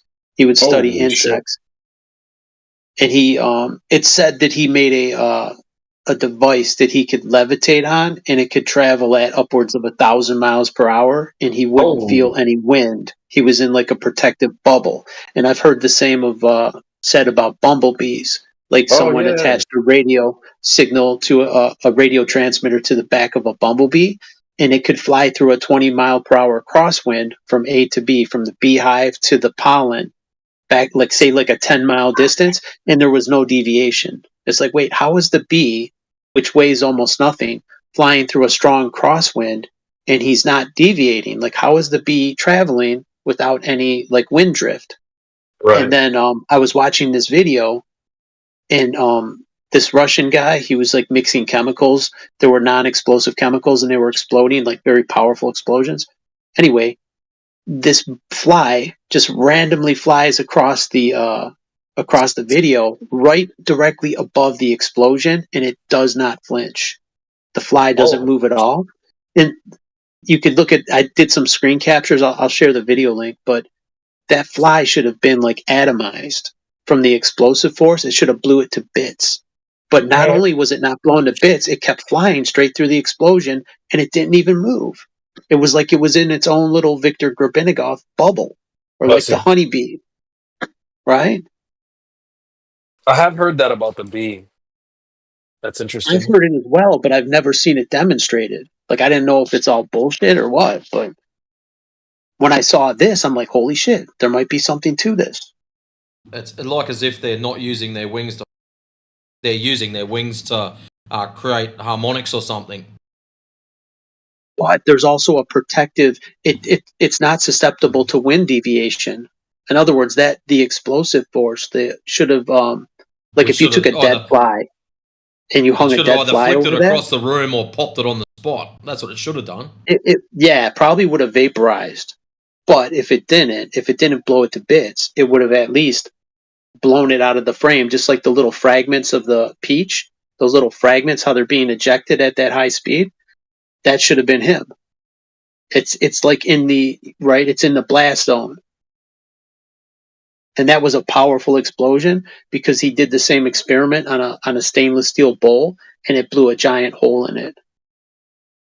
And it was not like some thin stainless; it was like a thick stainless steel bowl.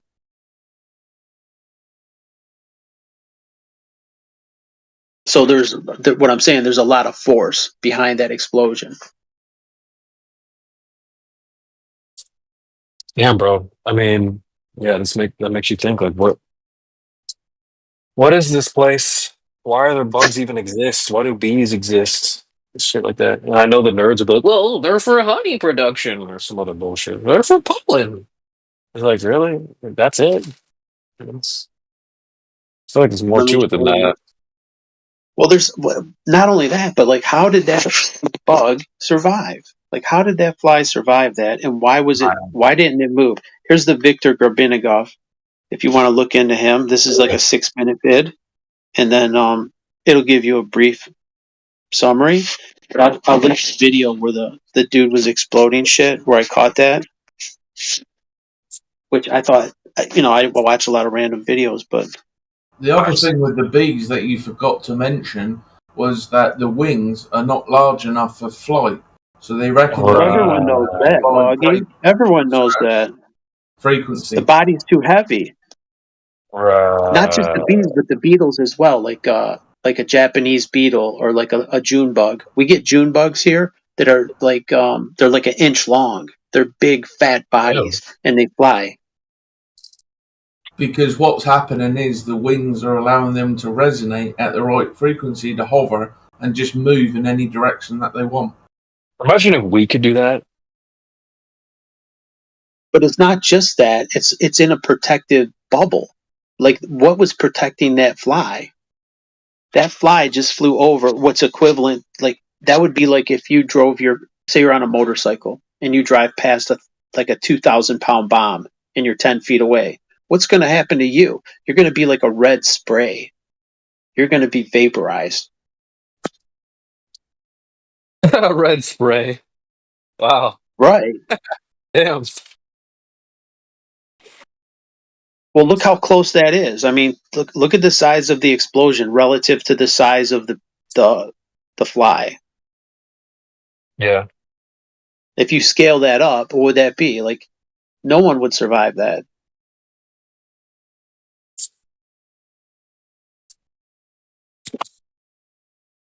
It's crazy, in bro. the video.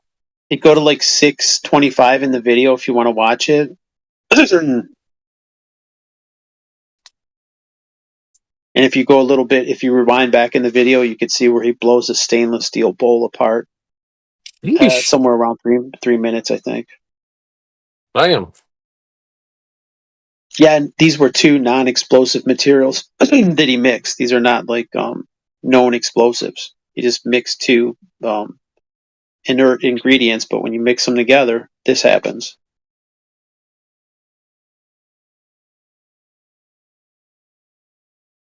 Interesting stuff. Yeah, I don't know. I have a lot of questions about this world, and I don't think I'm going to get any answers, so I barely even asked them. Well, you got to figure it out yourself, my man. Like, if you want the answers, you got to search. But don't you agree that you can't know everything? And I think a lot of things that I want to know are not knowable, or at least not right now, not in this lifetime type shit. Well, you don't worry about those. Like the questions you can't answer. Those are the questions I care about, for real. Like, I get it. But I don't know. I really want to know some deep shit. Like, why are we here? Or like, what's the point? But then you spin your wheels. If you spin your wheels, you waste your resources on a question that can't be answered. So you might as well move on to something that can be answered. Like, you could stay in that endless loop like a dog chasing its tail, or you could realize that question can't be answered and move on to something else. I totally feel you, bro, and I definitely agree. I tell that to ballers all the time. Like, don't waste your energy trying to figure out things you can't know. But at the same time, I feel like it does. I don't know. Like, what is it? Process of elimination type shit. Like, I don't know. Sure, you can. I'm not saying you can't think about it at all, but if you I'll dwell be on thinking it like about it. 24/7, you burn yourself out and you don't get anywhere. Right. No, definitely not There's only 24. so many. Yeah, there's only so many days that you're alive, so why waste all the time? Right.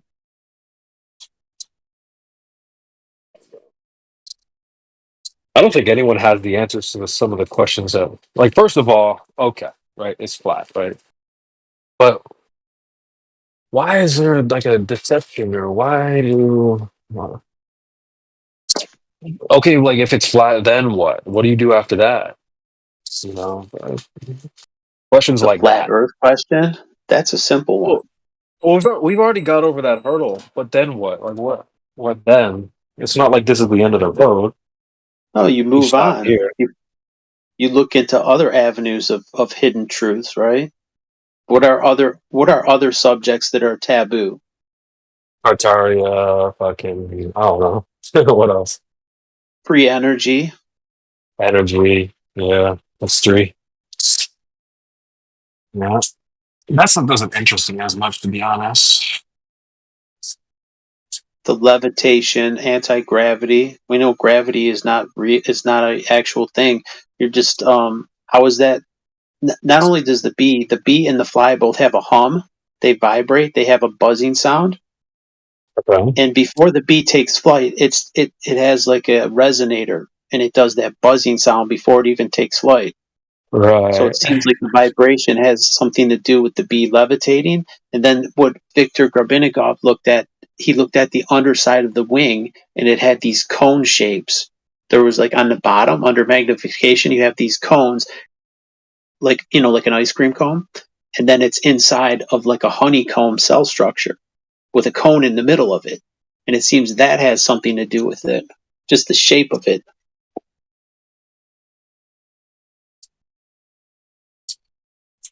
Interesting stuff.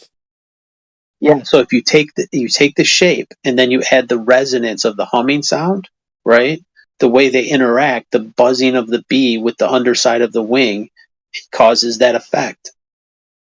This lift effect. What would a baller say to some of this stuff? Like, scientifically, it's explained by gravity. Like, do But they have even they answers? say a bee shouldn't be able to fly. Like Logie was saying, aerodynamically, it's impossible for a bee to fly. Well, it's not Your flying hedges. by those means. It's not Right. the flapping of the wing that's causing the lift. It's something Right. else. Okay. But the bee doesn't know he can't fly, so it flies. Well, no, it's not that simple. There's something else going Right. on. The bee doesn't know that he's immune from wind drift. The wind drift doesn't affect the bee. It would affect you if you're on your bicycle and you're in like a strong, like even in your car. When you're in your car, if you ever drove a truck and you got a strong crosswind, you feel that thing buffet you around. Yeah, definitely. I think if I could Now, have one superpower, it would be that. What bees can do. what's that? Fly? What? Not live very long? Hey, well, shit. I think living a long time would be torture, kind of. But what's killing the bees? You ever wondered? Like they said, there's a shortage of bees. The honeybees are dying off. It's probably the GMO food. So they go to pollinate it, and there's just genetically modified pollen that the bee is not supposed to be ingesting, and it's killing. They have insecticides built into the corn and things like that. Yeah, and that's another reason why I wonder what's the point of this place. Because it's like, I'm a creator and stuff like that, but which creator? And then, like, is it a good? I think we're put in a shithole. We're in like halfway between. The You know how they water. call it Midgard? We're in the middle. You have heaven, you have the middle, and then you have hell, the underworld. So in the middle, you have good times, you have bad times. It's not complete misery, right? You do have your good days and good times, and then you have hardships. So we're somewhere in the middle.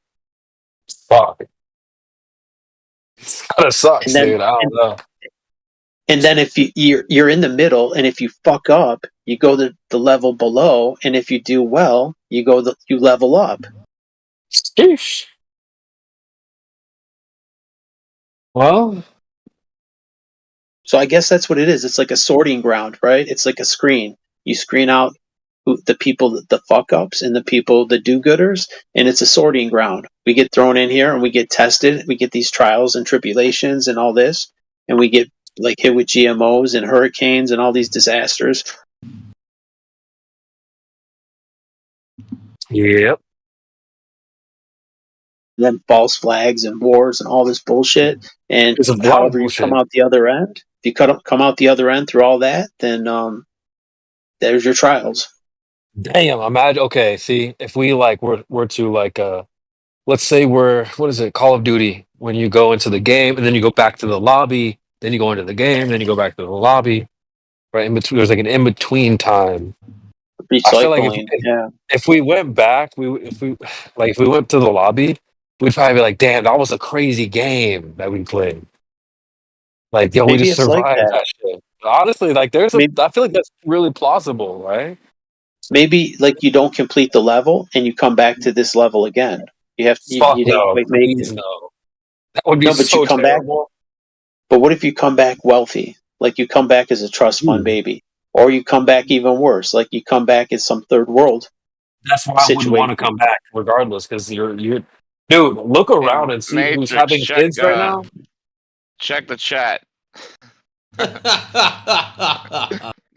Oh, shit. I see. Oh shit, bro! I see beautiful women all the time, and they're not trying to have kids. And I see like the most disgusting creatures ever, and they've got like 7 kids behind them. Like, you think I want to be reincarnated and be her child? Fuck no. But it's not up to you. You're coming back as a right? lady's bike seat, you know. It's not already up am, to bro. us. Like your memory gets wiped and you get recycled. Like picture a computer, they wipe the hard drive and then they recycle it. Like, we're But gonna use this.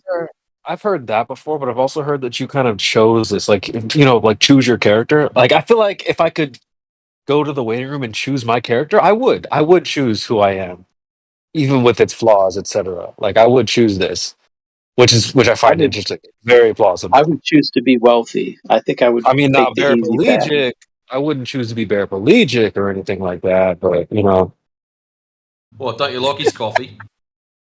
I just love that we could. Yeah, I'd probably pick to have working legs. Cool about again. it. Oh man.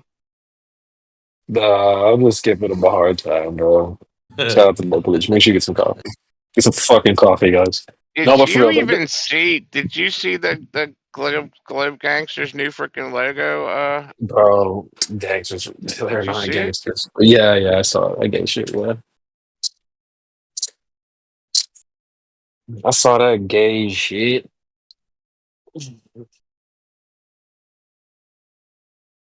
What's trolling my bowler trying to prove? Man, dude, why is he skanking away the chat, man? Yeah, I know. He's a time waster. Like usually he's on Y'all Geo can't be server. this bored. They will waste your time endlessly. Bro, like, go A somewhere, fish tank bro. full of sugar water proves refraction. So we all walk around Bruh. and jeez. Water always has refraction. You could stick a pencil in water and you'll get refraction. Like it'll look bent. Like even if you have some polarized sunglasses, I used to I had a bow and arrow, like a fiberglass arrow and a compound bow, and I used to shoot fish. And when you aim at the fish, if you don't have like polarized lenses, you're gonna miss because it looks like it's in another place. You're like, man, I had it dead on his ass. How did I miss? So when you go through air to water, Look there at is a that. transition. It will Yeah, he's claiming it's a bend when it's an angle. But you're just transitioning like two different mediums. It's not even you're going from air to water. Yeah, they don't have two mediums, that's the problem. And secondly, it's not a bend. They think that light bends around the Earth curve and they can see their arc. Okay. No, well, that's just That ignorance. image there is what would have to happen in order for light to bend around a ball tard. When does frickin' refraction bring things closer to you anyway? Has anybody proven that? Well, the problem they've got there, BC, is Even if if you've it got did. refraction, it limits You your fucking call him distance. BC. Yeah, you got BC and CB. I like It's it. I easy. like it. So if you apply refraction, you're supposed to be looking out, all of a sudden not seeing as far as you're seeing. So if you're not seeing as far as what you should be seeing, okay, refraction. Why is it when we use devices that limit refraction, we're suddenly seeing further? So they're saying refraction makes us see further. We grab a device that removes or lowers refraction, and we see further again. So who's lying? So freaking dumb. Right, the infrared light spectrum, like the Jay Tolan camera. Correct. He sees for fucking hundreds of miles. Why? Because it removes refraction. But yet, the ballers tell us it's because of refraction we see so far. They believe Oh, you know what I bought? the way it does in sugar water. And this is the problem. They think it's curving. So when they say bend, they think curve or circles, not angle, deviation from the norm, which is what refraction is. Bought a new device. I have a thermal imaging camera for my phone. Nice. It's a FLIR. Yeah, it was only like $200, and you plug it in the USB charging port on the bottom of your phone, and you can see in thermal imaging. It's amazing quality too. What? So I want to Oh, test you plug it into the moon your temperature experiment with the thermal imager. charging port. Okay. Yeah, right in the bottom. And The USB. They got them for iPhone and Android. they make them for like seeing through your wall too, right? For what? Like construction type ones. Yeah, this is just an add-on. You don't need to buy the whole device. It's just it's a camera, but it works in combination with your phone. So you don't need all the extra the screen and all that stuff. It saves you money. If you buy the standalone thermal imager, it's like $1,000. Is it just the piece in the bottom of your phone, or is it that? It's an actual plus- camera. It's a little camera, a miniature camera that plugs in. It has its own battery and everything. Holy shit! It's only about not like $200. It's not a separate device. It actually plugs in. It your is a phone, and device. That's the whole thing. It's a miniature camera. So it's the same width as your phone and maybe an inch tall. So it's about an inch thick. It has its own battery and it relies on your phone for the screen and probably the CPU and other stuff. But there's a battery inside that needs to be charged first inside the camera.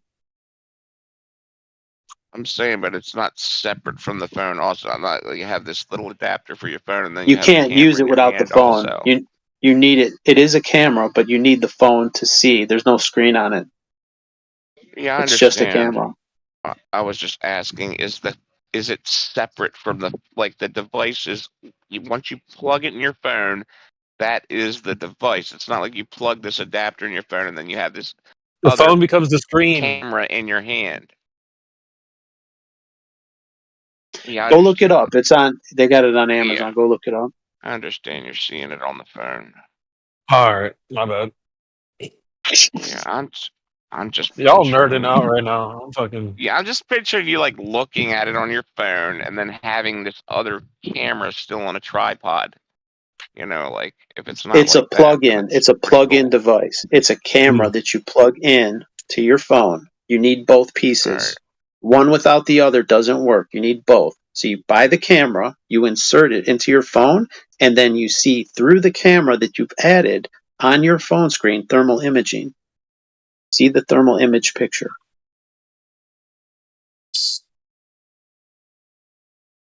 And I'm gonna have to. it's like a photograph. You can literally see your facial features, like your nose, like you could see detail. If I aim it at my computer screen, I could read. I'm looking at Bitcoin charts. I could read the numbers, like the pixels where the price is and everything in the graph. It shows up. All those pixels are different temperatures. Like the different colors on the screen, they're different, and you can see like the numbers and everything in detail.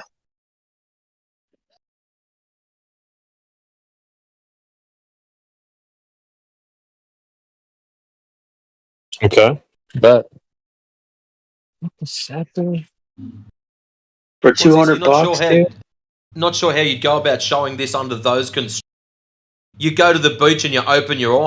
What kind of constraints are that, you numpty?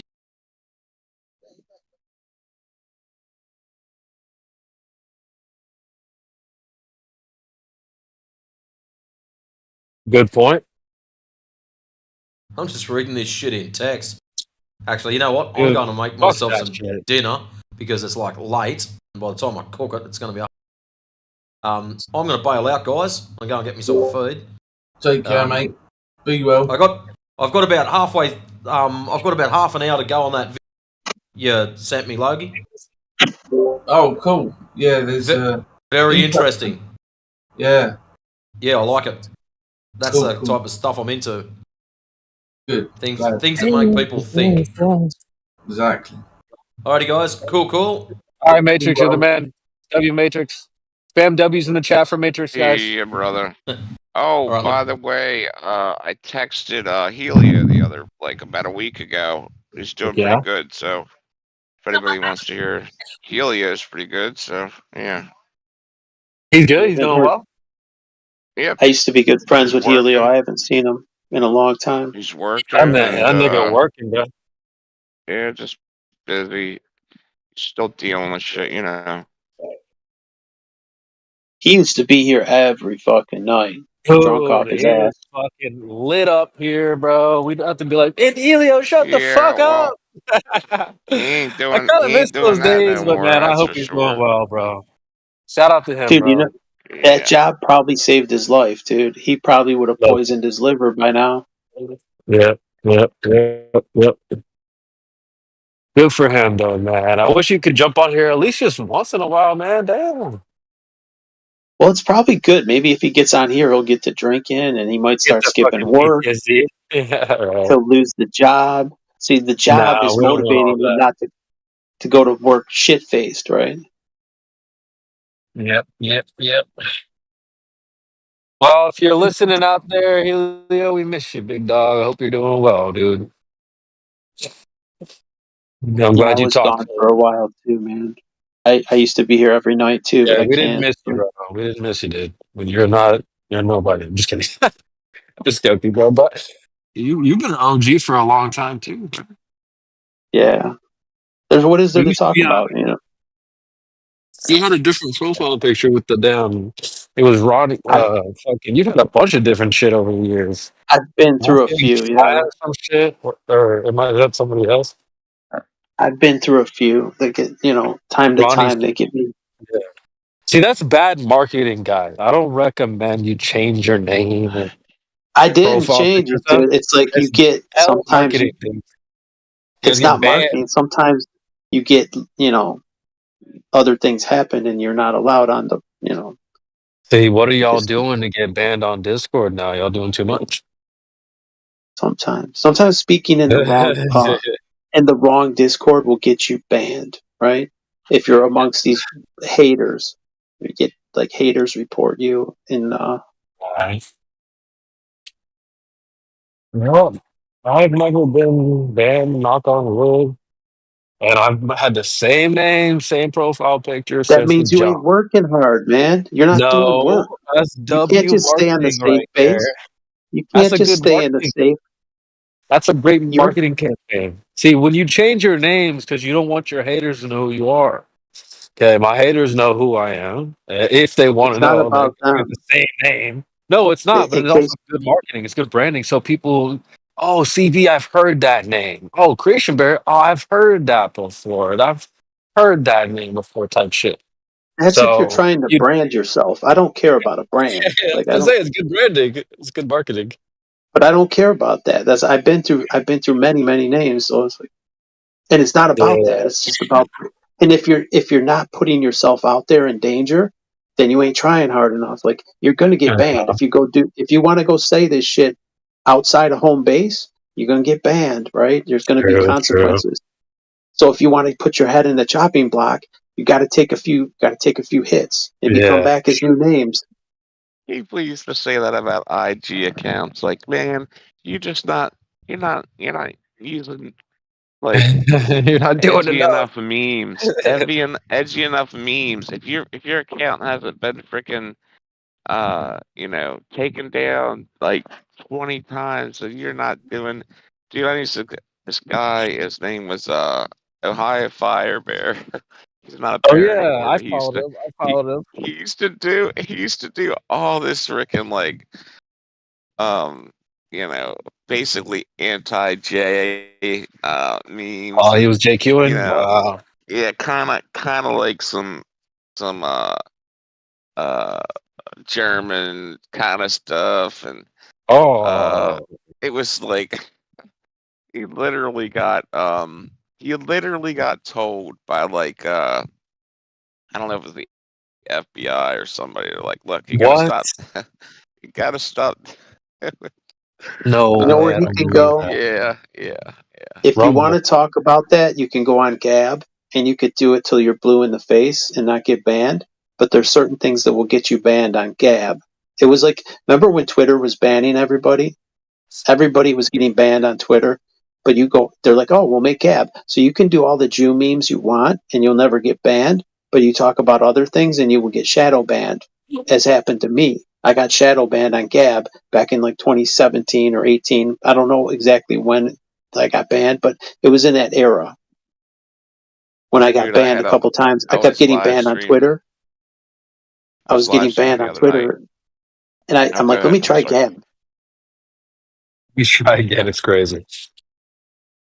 Yeah, I was And it streaming was on fun. It IG was the other fun, dude. The night. memes were flying. The memes were happening. Just It was fun. just live streaming on IG, and I went to get gas at like this gas station I always go to, and this very nice freaking guy that's from freaking Africa. I know him.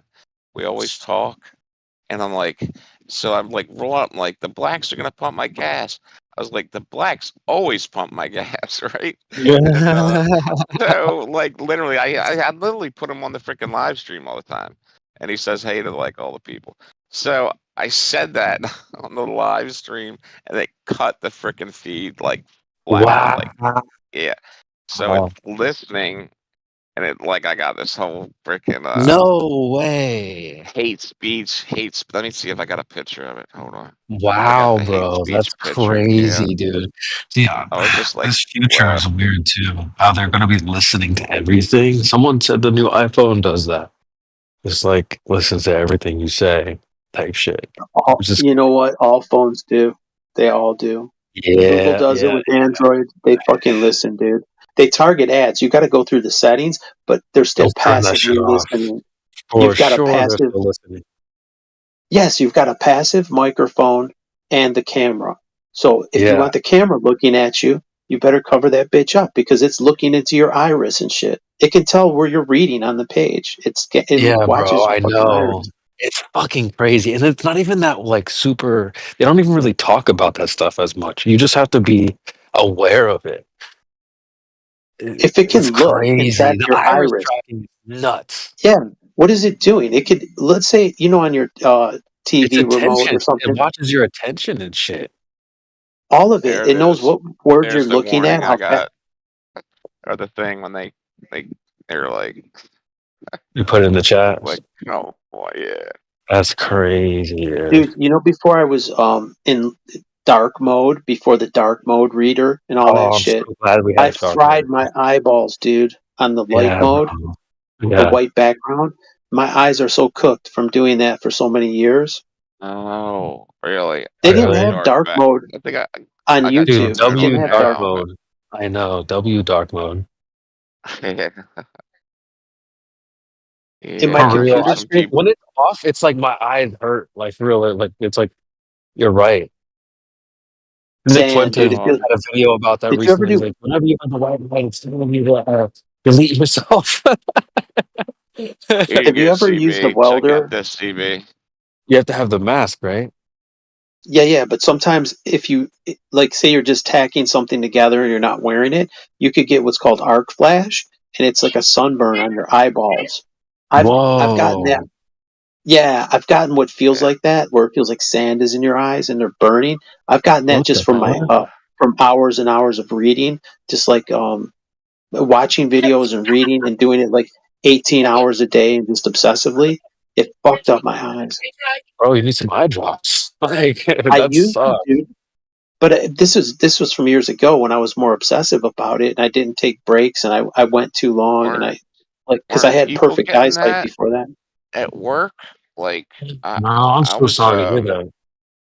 I was I was a CAD drafter, and so I was staring at a screen for like 8, 12 hours a day, freaking 7 days a week sometimes. Uh, I don't Yeah, know if that's you could nothing get for me. I don't know if you could get it from just doing computer screens or is it They're not phones? as bad. My monitor is not nearly Yeah. as bad. The computer monitor, it doesn't. Even when I look at it with the FLIR, with the thermal imager, the computer monitor is nice and soft. It's Oh, not like an LED screen. That's I good. shared that. I shared that thing that that I found on Amazon. Did you see that? It was like a 300. Let me just share it again so you can see it. The FLIR one I bought Here was you go. around 250 maybe. This is just one I found because they do have some that plug in like to the bottom, but they still have the handheld thing. But the one you're talking about actually just that's the thing that it's only the plug-in part, and then you have it, and that's everything. So that's freaking That's cool. the camera. What you call the plug-in is the camera. It's an Right, attachment. that's what I'm saying. Yeah, Yeah. you know how most of them are. They look like a freaking like a uh, It it's like a doesn't have a temperature screen. gun with a little screen. Yeah, You that's know. a standalone. That's a standalone unit. It Right. has the central processor. It has a screen. It has a battery. So it's going to cost you more money. This is just a miniaturized version that you don't need a second device. You just need your phone and this tiny little device, and you have a thermal imager. It's not a This bulky one's unit. 400. They've got a Foxwell one that's 300. I mean, I'm sure, It doesn't. Those are probably not as good because you're starting with $1,000 phone and then you're adding a $200 camera to it. So all the here's a internal workings of your camera. phone, all the Yeah. CPU and memory, all that shit's already in your phone. You're just utilizing it. Yeah. Here's a nice one. It's not a FLIR, but it's 250, but it's got a $50 coupon. The So one that you goes like in the the one you phone got, is the huh? best bet. You have the Yeah, I mean that's screen on your decent as phone. You're going to get the highest pixel density. You're going to get a really sharp, crispy image.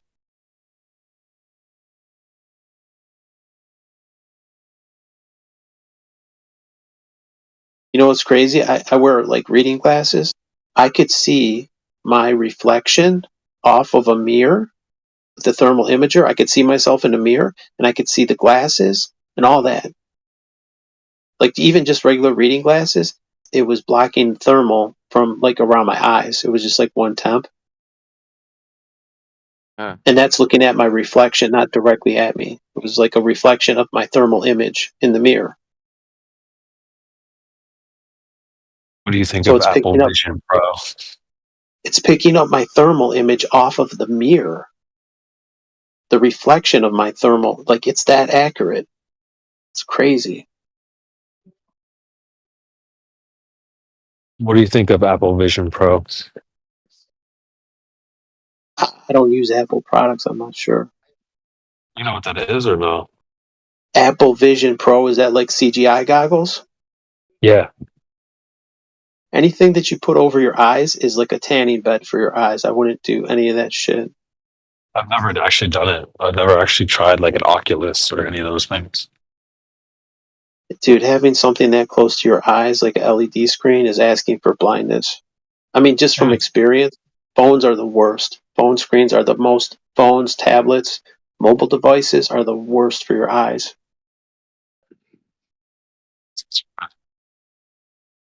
Yeah, I mean, Terrence McKenna talked about this a long time ago. He made a speech. He's like, in an ideal world, there'd be like 500,000 people. We'd all have like basically like screens either behind our eyelids or very close. And it's like and we're, so those goggles reminds me of another anime where it's called Sword Art Online, where they put this helmet on and go into like a different like, virtual reality. And Do you remember? Were you into crypto? Like in 2021, there was all these metaverse crypto things, and Facebook changed its name to Meta. They're like, oh, the metaverse. Everyone's going to wear these goggles, and they're going to live in the metaverse. It was like a giant fucking marketing blitz. Yeah, a lot of Sims, giant flop. Sim shit. Everybody's doing that. Sim shit. UFC said they were going to have an event inside the metaverse. I was like, okay, what the fuck? It was a giant flop. No one's going to wear those stupid fucking goggles. Yeah, it was a flop. My buddy, he was buying those. He was buying like the damn, you know them. Frickin' what the hell are they? They're pictures. Pictures that you buy. What the hell are they called? You know, it's like crypto, but the next thing. NFTs. NFTs. Yeah, NFTs. Trump was selling those. He's Trump like, was selling that shit. He's like, I bought the Budweiser NFC because man, when you're walking around the metaverse, you're gonna want to drink your Budweiser, and everybody's gonna want it. So I bought it, and he's like, now everybody's gonna want to have a Bud Light, and I was like, what the f are you talking about? I know, that was Why would such a they dumb need your idea. stupid picture? Why would they need your NFC? I'm like, when I'm thinking about it, going, well, shit, why am I not selling just pictures of freaking my stupid logo? Oh, it's an NFT, as like an T, like NFC? Tom. I'm sorry, NF, whatever. I don't, yeah. T. Well, it's a NFT. non-fungible token. It's a token. Right. There you go. So basically, let's say you had a digital Picasso. Like, ooh, I own this digital. So what? I can see it online. It Yeah. doesn't cost me anything. Why I would can you pay screenshot money? it. I can screenshot Yeah, it. You paid. Like, You why paid is that? 50,000. I could see it for free. I just You might own it. Right. Why? Fucking Bored Ape. Bored Ape. It's a stupid cartoon of an ape. You're gonna pay freaking even. I don't Oh, care they if you were paid those stupid 1/10 apes at first. Yeah. 1/10 of a freaking Ethereum. So you're There gonna was pay before the $200. apes. In 2017, there was cats. They were selling cats on Ethereum back in 2017. They Dude, started that shit, you and they're like, you wouldn't "Ooh!" believe And it was a bunch of kids buying them, and they drove the gas fee price up on Ethereum because they're buying all these fucking things, and the gas fee got really high, and everyone was pissed. They were like, like some of this. "Yeah, those were the so OG ones." dumb. Some are I just never like, got into crypto, bro. Sorry. Yeah, It you're probably better was off. good. You probably could have made money and stuff, but it's like I don't know. you I could have always go with my you could gut have on been things. filthy rich. You really could. I I know, mean, but I it never would have see. been I think nice. I'm not a gambling person. But I've literally never gambled on anything. So I need to get out of the mindset that investing isn't necessarily gambling, but yeah, it is. It is. it kind of is. But dude, I got a buddy that he moved from Maryland up to Sandpoint, Ohio. I'm sorry, to Sandpoint, Idaho, like up near frickin' Owen. Not because Owen was there, he just frickin' found a property that he liked. And he did good as a programmer already, but he had gotten into frickin' Bitcoin in like 2014 or whenever, like a long time ago, and he had a good amount of it. And I mean, dude, can you imagine throwing like 20 G's into frickin' Bitcoin when it was under $100 or even under But you can say that about $1,000? anything, though. Yeah, You but can say you'd have about to anything, keep sit it and too. dream about it. Yeah, you Well, have to. no, he frickin' It's easy he to dream did. He about bought having a a lot of frickin' money. $10 million. He bought a I'm sorry, not $10 million. He bought a freaking $890,000 piece of freaking property in Sandpoint. It's off grid. He That's runs pretty freaking impressive. generators for freaking power. I'm like, dude, that's freaking nuts, man.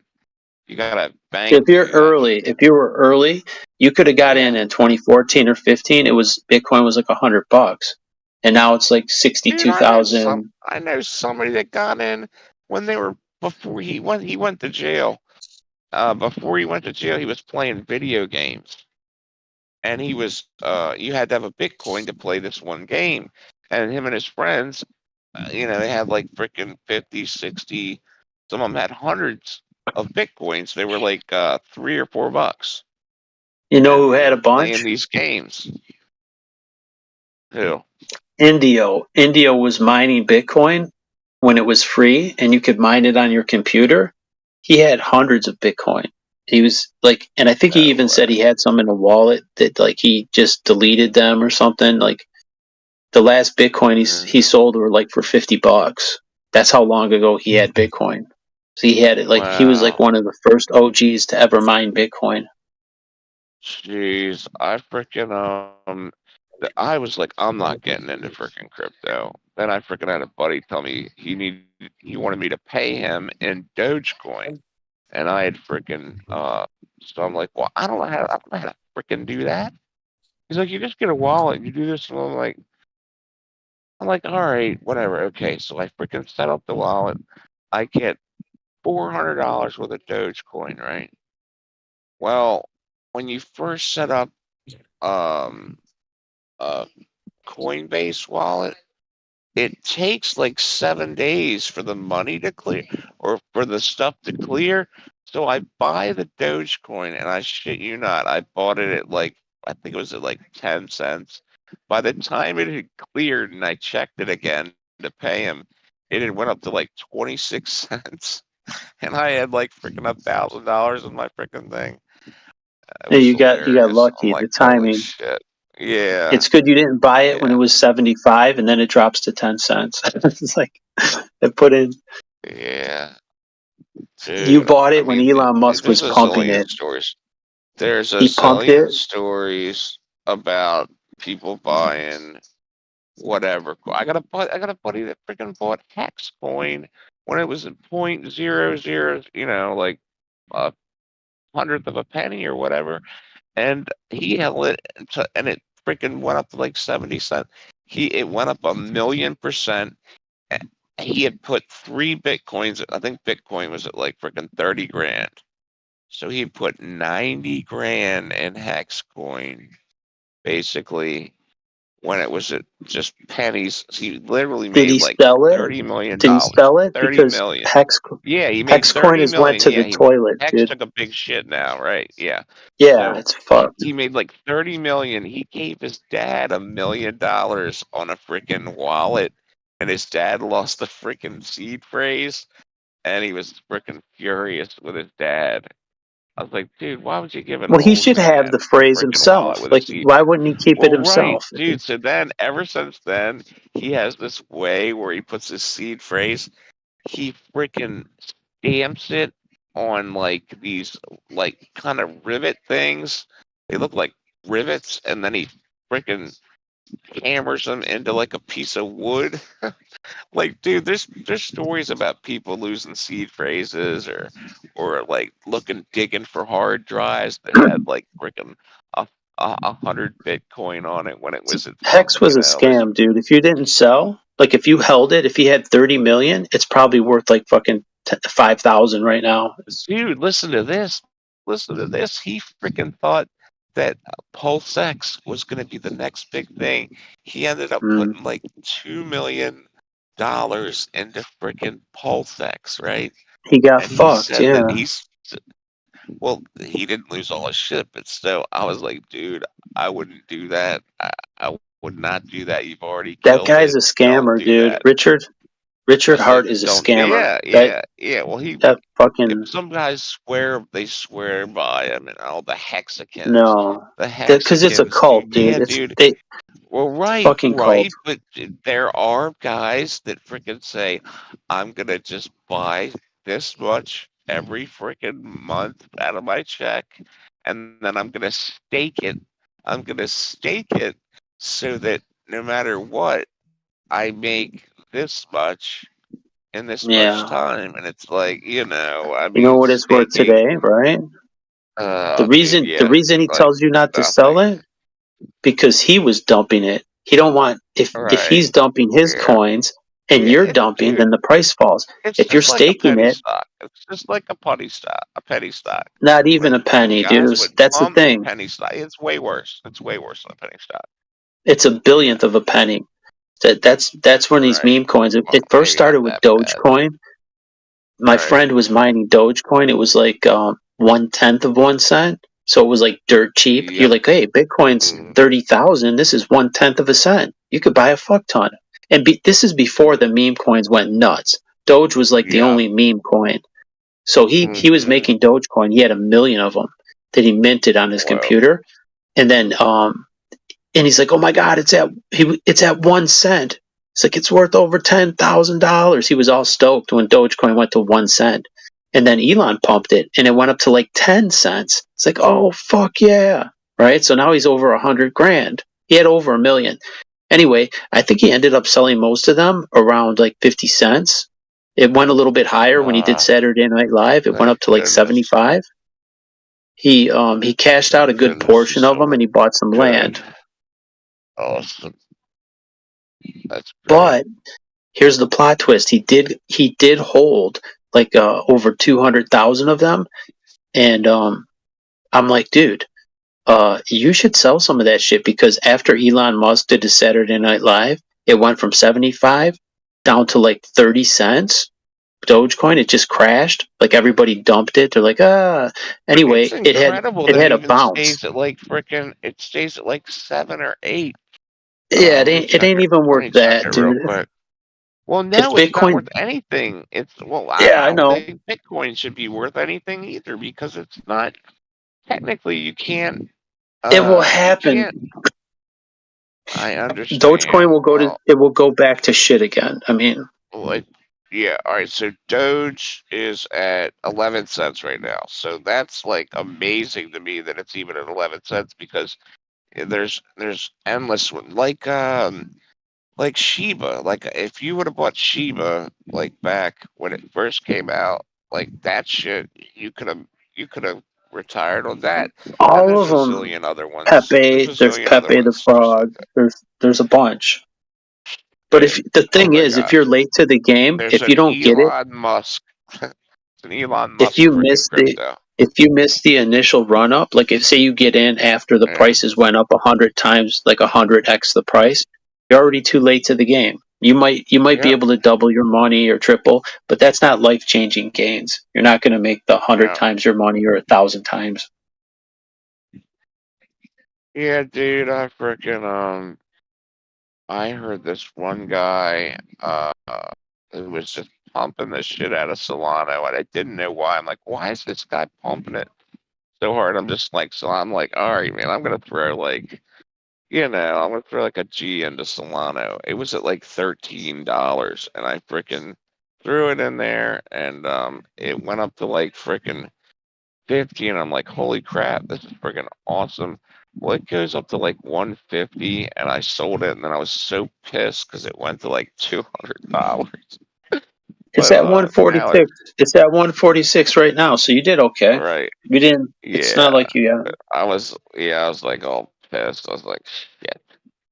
I Because there's missed people that freaking this. let's say Yeah, Solana goes back to $10, right? And you sold at 150. Like a lot of people won't sell, and the guy that didn't sell Dogecoin, now he's fucked. yeah. He could have sold it at 75 or 50, and now it's 10 cents or 11 cents. He got Yeah, fucked. but if you freaking bought it at freaking .00 something, then he's made He's hundreds of okay, thousands of percent. Like it's a but what or he's thousands done, of he kept over 200,000, right? And it was percent. 55 cents. I'm like, dude, it's 55 cents. Would you go to your bank and pull out 110,000 and buy that Dogecoin for 110,000? If the answer is no, you should sell at least half of that shit. So he took he kept too many of them. He rode that shit down to 5 cents. So he pissed away 100,000 of unrealized profit.